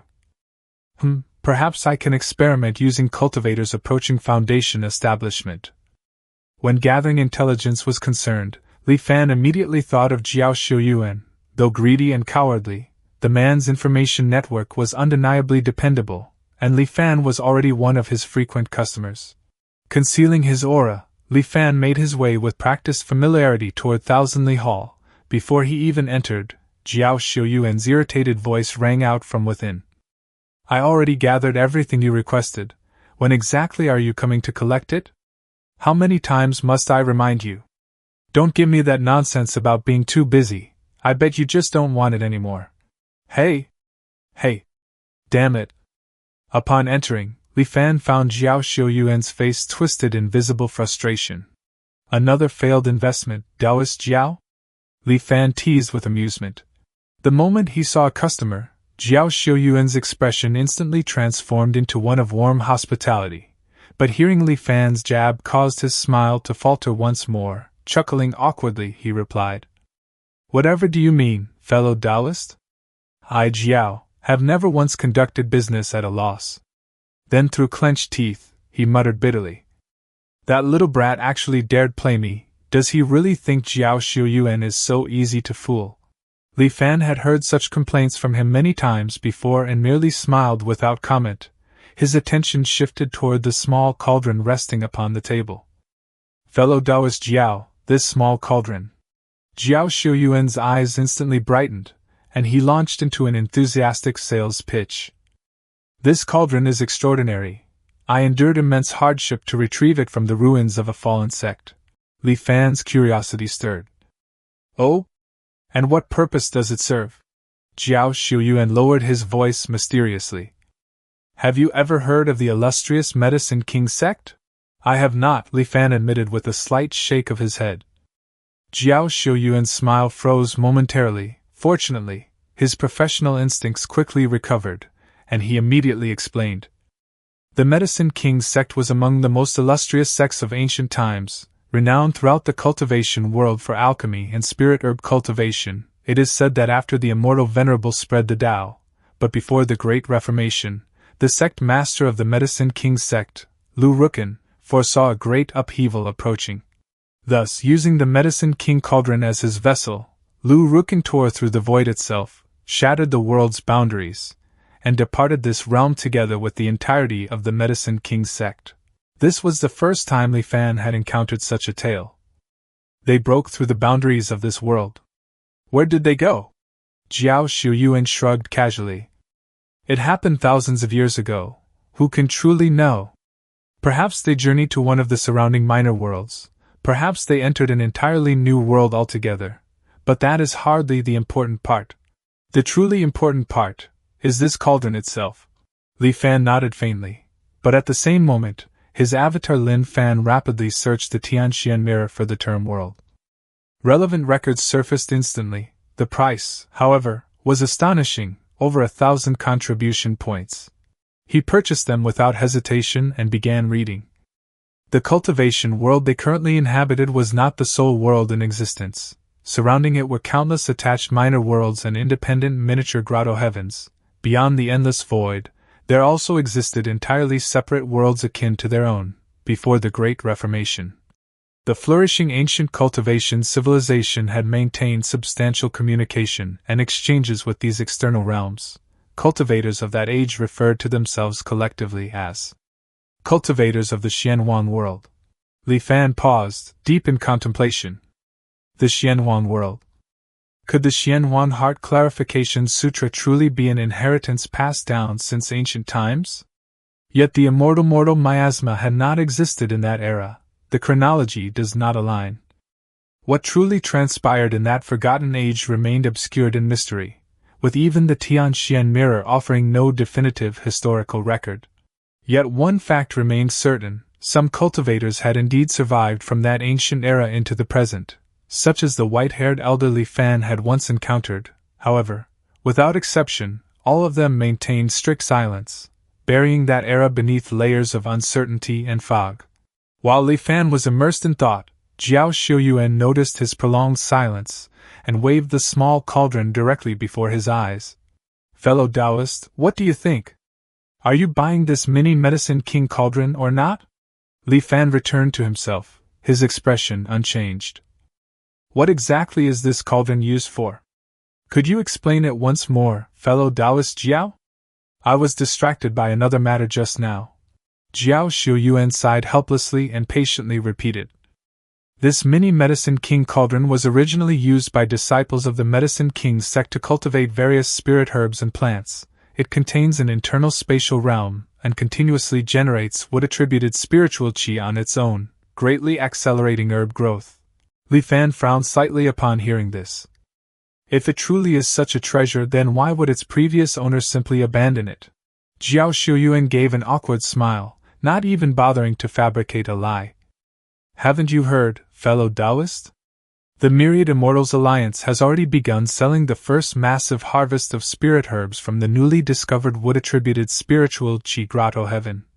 The supply is simply overwhelming, causing market prices to collapse entirely." Jiao Xiuyuan spread his hands helplessly. As overwhelming waves of bulk shipments continue pouring into the market, the value of these spirit herbs and medicinal plants keeps sinking lower and lower. There are even whispers that 2 more grotto heavens of comparable size have been uncovered near that wood-attributed spiritual Qi Grotto Heaven. Jiao Xiuyuan sighed deeply, shaking his head with a click of his tongue. "Just think about it. You painstakingly devote over half a year to cultivating these precious herbs and spirit plants. At long last, they ripen, and you harvest them full of anticipation, expecting to earn a fortune, yet once you bring them to market, you discover their prices have collapsed so badly they're worth less than common vegetables. Forget profit, you can't even recover your original expenses. Who could endure such a devastating blow? Under circumstances like these, who would still bother growing spirit herbs themselves? It's far easier to simply purchase them directly from the market." Li Fan gave a slight nod. "I see now. In that case, this mini Medicine King cauldron is of no real use to me either. I won't be buying it." Jiao Xiuyuan immediately panicked and hurried to persuade him. "Fellow Taoist, please think again. Sure, spirit herb prices may be low now, but what about later? Who's to say they won't skyrocket again someday? Treasures like the mini Medicine King cauldron are rare opportunities bestowed by fate itself. Miss this chance, and you may never encounter another. Even if you don't use it for herbs, keeping it around to nurture flowers or plants would still be worthwhile." This? Li Fan appeared faintly swayed. Seeing this, Jiao Xiuyuan quickly pressed his advantage while the opportunity was hot. "Fellow Taoist, as one of Thousand Li Hall's valued regulars, I'll make a painful sacrifice today. Buy one, get one free." As he spoke, he mysteriously produced another tiny cauldron seemingly from nowhere. Li Fan examined the pair of nearly identical small cauldrons, then cast Jiao Xiuyuan a deeply skeptical glance. "Fellow Taoist, you aren't trying to swindle me, are you? Did these so-called mini Medicine King cauldrons truly come from the ruins of the Medicine King sect?" Jiao Xiuyuan instantly became flustered. "They are absolutely authentic. Thousand Li Hall conducts business across the entire cultivation world. Why would we ruin our own reputation? Look, the dirt from excavation hasn't even been cleaned away yet." He patted the 2 little cauldrons, sending dust and dirt scattering everywhere. 500 contribution points, and you get both, fellow Taoist. This is an incredible bargain." Despite Jiao Xiuyuan's fervent chest-thumping assurances, Li Fan pondered briefly before ultimately shaking his head. "Forget it, my contribution points are limited as it is. I came here today for another purpose, and I really don't have spare resources for this mini Medicine King cauldron." Watching Li Fan waver yet again, Jiao Xiuyuan grew visibly anxious. Come now, don't be like that. Whatever you need, just say it. Let me help advise you. After all, you're one of my loyal customers. Li Fan secretly rejoiced inwardly. That's precisely what I was waiting for you to offer. Only then did Li Fan reveal his true intention. Upon hearing it, Jiao Xiuyuan responded with grand confidence. Ah, so you're simply searching for a place where many cultivators advance from qi refinement into foundation establishment? Easy enough. Purchase these 2 mini medicine king cauldrons, and I'll include that information free of charge. Li Fan readily complied. Without hesitation, he retrieved 5 high-grade spirit stones from his storage ring and handed them over. Fine, since you insist. Excellent. Jiao Xiuyuan snatched the stones so quickly it was as if he feared Li Fan might change his mind again. He then took out a blank jade slip, infused it briefly with information, and finally passed both the jade slip and the pair of cauldrons into Li Fan's hands. Li Fan stored away the mini medicine king cauldrons before examining the jade slip's contents. A foundation establishment master? Interesting. Now that his goal was accomplished, Li Fan wasted no time and prepared to head directly toward the indicated location. As for those 2 mini medicine king cauldrons, they had only cost 500 contribution points. Since he already had them, there was no harm in keeping them. Jiao Xiuyuan's words weren't without merit. They might prove useful one day. Yet after only a few steps toward the entrance, Li Fan abruptly recalled something. He turned back, fixing his gaze thoughtfully upon Jiao Xiuyuan for a long moment. Could it be that this Jiao Xiuyuan is also merely a substitute body? Then where exactly is his true body hidden?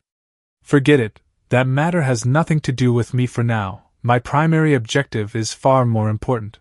Jiao Xiuyuan paid Li Fan's peculiar behavior no attention, merely muttering to himself under his breath.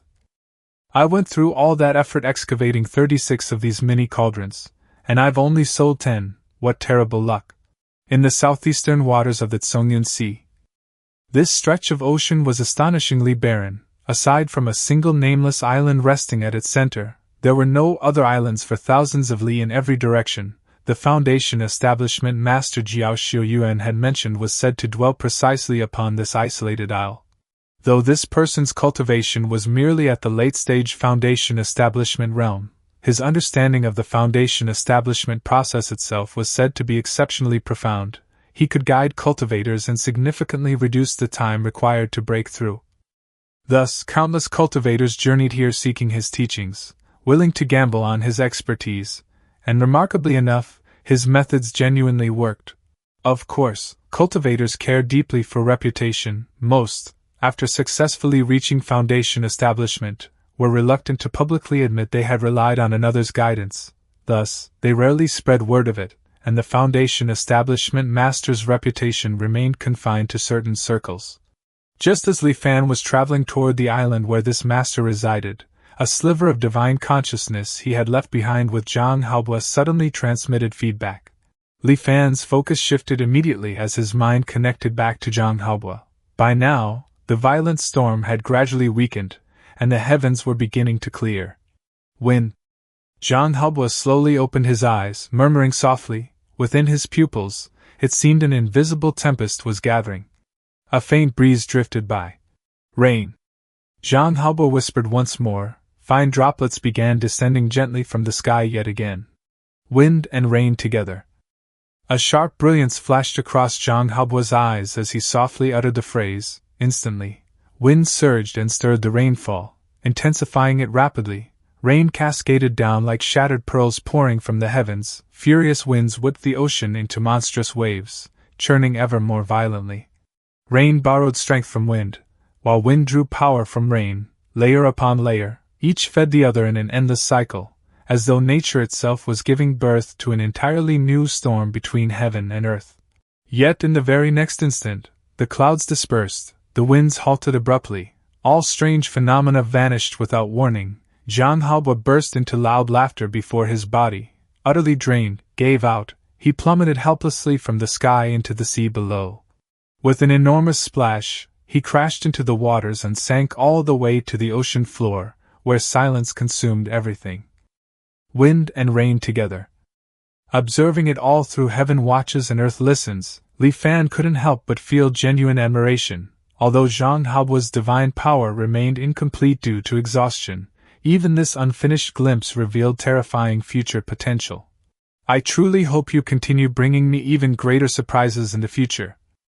With that thought, his consciousness withdrew and returned fully to his true body, which continued onward toward its destination. 3 days later, the isolated island housing the Foundation Establishment Master finally appeared before him. The island itself seemed to contain only a single compound-like residence. Slowing his flight, Li Fan gently descended before the compound's gate. The entrance stood wide open, where a lazy-looking youth leaned carelessly against the doorway. He glanced at Li Fan and drawled, "With our master's guidance, your Foundation establishment is assured, honest business, fair for all." Li Fan cupped his hands respectfully. "I am Li Fan, may I ask how I should address you, fellow Taoist?" The young man's eyes brightened immediately. "What a coincidence, we even share the same surname. I'm Li Chifeng." Li Chifeng lowered his voice conspiratorially. "By the way, when you go in, try haggling a bit, you can probably get a slot for only 1,800 contribution points." Li Fan explained. "Many thanks, brotherly, however, I've yet to secure a suitable heaven and earth curio. My purpose today is mainly to observe the Foundation Establishment Master's methods before deciding." "Oh, that's perfectly fine too. Plenty of people come here every year just to watch. Master doesn't mind observers, provided they remain quiet and cause no trouble," Li Chifeng said casually, though his tone sharpened slightly in warning. "Just remember, stay silent, do not disturb him." Li Fan nodded and proceeded into the courtyard. Before long, he heard a solemn voice. "Empty your thoughts and focus your spirit. Enter deep meditation. Do you know why I chose this desolate place? Because for thousands of li around us, there is nothing but water. The great Tao's laws are far purer here. Were you attempting Foundation establishment on Myriad Immortals Island instead, countless distractions would interfere and greatly hinder your breakthrough." As Li Fan drew nearer, he saw 5 chi refinement cultivators seated cross-legged in the open courtyard. Each one radiated a deep and mysterious aura, as though standing right on the threshold of Foundation establishment. Li Fan's thoughts stirred, and formless killing mechanism immediately began locking onto them one by one, 1, 2, 3. By the time he reached the 4th, the strain was already immense. Including Zhang Hao, my current maximum is 5 individuals. Li Fan calculated silently. Under my guidance, 265 cultivators have successfully established their foundations. The vast majority completed the process far faster than expected. You, too, shall. The solemn Foundation Establishment Master, who had been earnestly lecturing, suddenly paused, his brows furrowed as he looked suspiciously toward the sky, scanning it carefully for a prolonged moment before ultimately finding nothing. Muttering softly to himself, he resumed. "You, too, shall establish your foundations far more swiftly. This Foundation Establishment Master is no ordinary individual. He could actually faintly sense formless killing mechanism?" A chill immediately crept down Li Fan's spine. Had his cultivation been even slightly higher, he might truly have traced the source back to me, Li Fan thought grimly, realizing he could never afford to underestimate the hidden geniuses scattered throughout this world. In the future, whenever I use the formless killing mechanism, I'll need to proceed with far greater caution. Even as that realization sobered Li Fan inwardly, one of the cultivators within the courtyard suddenly seemed to attain enlightenment after hearing the master's words. His aura erupted violently, surging in an instant from the chi refinement realm straight into the Foundation Establishment realm. Once the turbulence of spiritual energy finally settled, the man slowly opened his eyes, his face overflowing with ecstasy. He immediately bowed deeply toward the Foundation Establishment Master. "Thank you for your guidance, Master. I shall never forget this kindness for as long as I live." The Foundation Establishment Master smiled faintly and urged the others onward. The first successful Foundation establishment has finally appeared, and a full 10 days ahead of schedule at that. Who among you will be the next? Watching from the sidelines, Li Fan felt overwhelming absurdity wash over him. That cultivator surnamed Shao was coincidentally one of the 4 individuals currently marked by the formless killing mechanism. To ordinary eyes, He undoubtedly appeared to have successfully broken through into Foundation establishment, yet through the perception granted by heaven watches and earth listens, Li Fan saw the truth with absolute clarity.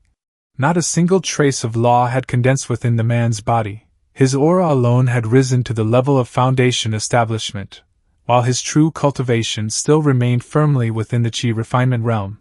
It was nothing more than an illusion, strikingly similar to the effects created by an aura exaltation talisman. The man respectfully cupped his fists once more and spoke softly. "Master, thank you."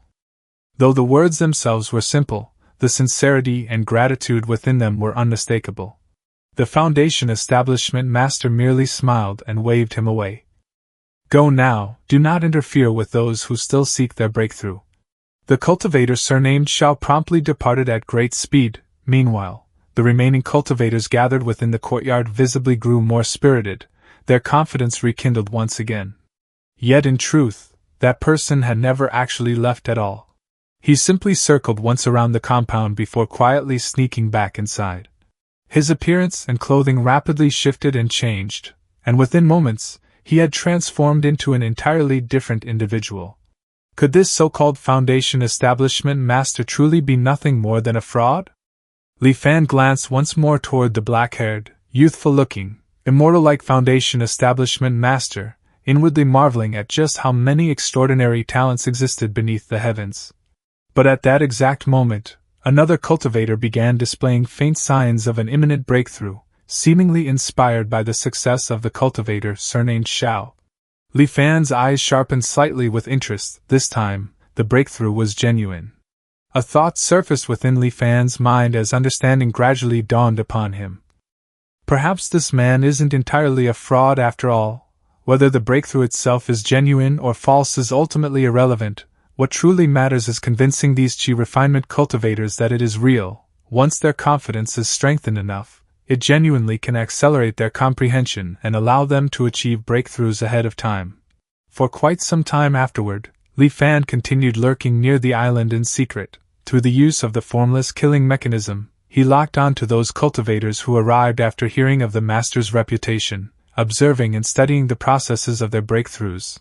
In less than 3 months, Li Fan had already witnessed over 40 Qi refinement cultivators establish their Dao foundations, causing his own understanding of Foundation establishment to deepen steadily with each observation.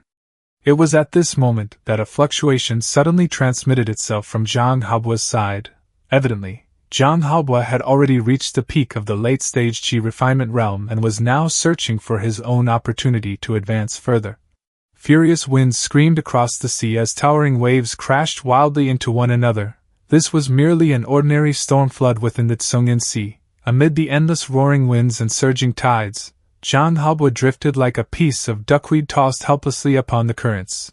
No spiritual aura radiated from his body whatsoever, yet through the perception of heaven and earth, Li Fan faintly sensed a unique spiritual resonance gradually taking shape within him. It carried a subtle similarity to the endless winds that eternally permeated the world itself.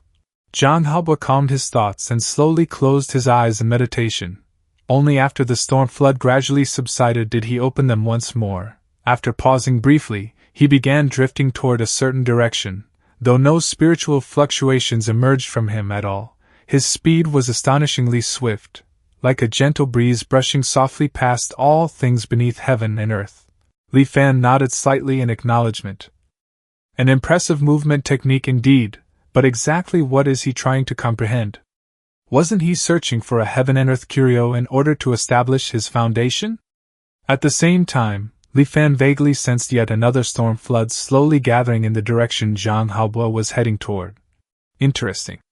It appeared he had no immediate intention of establishing his foundation anytime soon. Thus, Li Fan shifted the majority of his focus back toward the Foundation establishment master once again.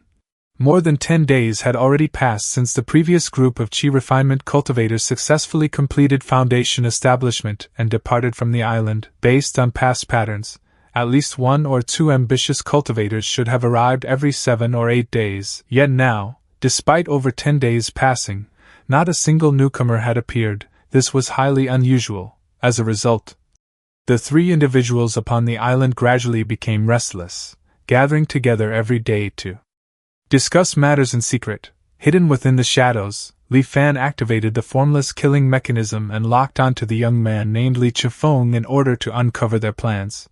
On this particular day, the 3 once again gathered indoors to conspire in secret. Through heaven watches and earth listens, Li Fan observed every detail within the room with complete clarity. The Foundation establishment master appeared visibly uneasy and anxious. He repeatedly glanced upward, his expression becoming increasingly alarmed. "It's back, that sensation has returned once again." Though confusion flickered within his eyes, Li Chifeng still wore an unusually grave expression. "Really, old man? Are you truly this frightened?" The Foundation establishment master slowly shook his head. "You don't understand. Although my cultivation has remained stalled at the late-stage Foundation establishment realm for years, I have personally witnessed hundreds upon hundreds of successful Foundation establishment breakthroughs. Because of that, I am extraordinarily sensitive to the fluctuations of the laws of heaven and earth. This feeling of being observed, there can be no mistake about it. There must be some powerful experts secretly watching us. If it had only happened once or twice, perhaps it could have been dismissed as nothing more than a passing glance, but it has occurred repeatedly over and over again. Is it a warning? Or perhaps—" Li Chifeng interrupted calmly, attempting to soothe the atmosphere. "Enough already. Stop frightening yourselves unnecessarily. If our actions had truly been exposed, someone would have already come to wipe us out long ago. Besides, this secret chamber is protected by a light death array capable of isolating all spiritual thoughts. How could anyone possibly discover us so easily?" Li Chifeng's expression gradually turned serious as his tone shifted. "However, old man, your concerns aren't entirely unreasonable either. Our principle from the very beginning has always been simple. Never remain in one place for too long, seize what we can, then leave immediately. It's only because the Tsungyan Sea is vast beyond measure, and the number of cultivators establishing foundations every year is astonishingly large that we've stayed here for this long." Li Chifeng continued his analysis calmly. "Our original intention was to continue operating here for another 7 or 8 years before withdrawing, but now, it seems our success has attracted attention we shouldn't have drawn. Since that's the case, we should retreat ahead of schedule. We'll pack everything tonight and depart at dawn. We'll head north toward Yongliang province. That territory belongs to the 5 Elders' Council. Once we arrive there, even if the Myriad Immortals Alliance wishes to make trouble for us, it won't be easy for them." The cultivator surnamed Shao nodded in agreement. "Exactly. Once we arrive there, we can simply change our identities again and repeat the same method." Li Chifeng suddenly lowered his voice and quietly asked, "Old man, how much longer until we can redeem the ocean-devouring eternal life art?" The Foundation establishment master narrowed his eyes slightly. "We're already very close. If we remain careful, another 50 years or so should be enough." The cultivator surnamed Shao spoke solemnly as a reminder. "The closer we get to success, the more cautious we must become. A century of planning and the sacrifices of countless people absolutely cannot be destroyed in our hands. As long as we can bring back the ocean-devouring eternal life art, then every sacrifice made along the way will have been worthwhile." Li Chifeng let out a long sigh. "Who even knows how many realm-splitting whales have been cultivated throughout all these years? Back then, the Imperatrix calculated that a pod of 100,000 realm-splitting whales would be required to resist the cultivation world's pull upon our homeland. When I departed 30 years ago, the pod had only reached 70,000. 30 years for merely 30,000 more. It certainly won't be easy." Li Chifeng slowly shook his head. The Foundation establishment master reassured him calmly. "If the number of realm-splitting whales still proves insufficient, then we can simply continue cultivating more in the future. As long as we successfully bring the Tao Unity technique back with us, it will help the Imperatrix suppress those rebellious factions. Then, once the Empire unites its full strength, we will inevitably break free from this cultivation world within 10 years. And with the inheritance established through the ocean-devouring eternal life art, the shackles imposed by the exclusivity of immortal techniques will finally disappear. More and more cultivators will rise within the Empire, and the Empire's future will become unimaginably radiant. The Foundation Establishment Master's words filled Li Chifeng and the cultivator surnamed Xiao with visions of an incomparably glorious future. After a prolonged silence, the three men clasped each other's hands tightly, fanatical light burning fiercely within their eyes as they declared in unison, "For the Empire, for the Imperatrix." From afar, Li Fan silently watched the scene unfolding within the hidden chamber, his gaze carrying a complicated emotion. An empire, thieves who steal cultivation techniques, ambitions of escaping the cultivation world itself, and even the ability to cultivate and command a pod of 100,000 realm-splitting whales. This so-called empire was far from weak.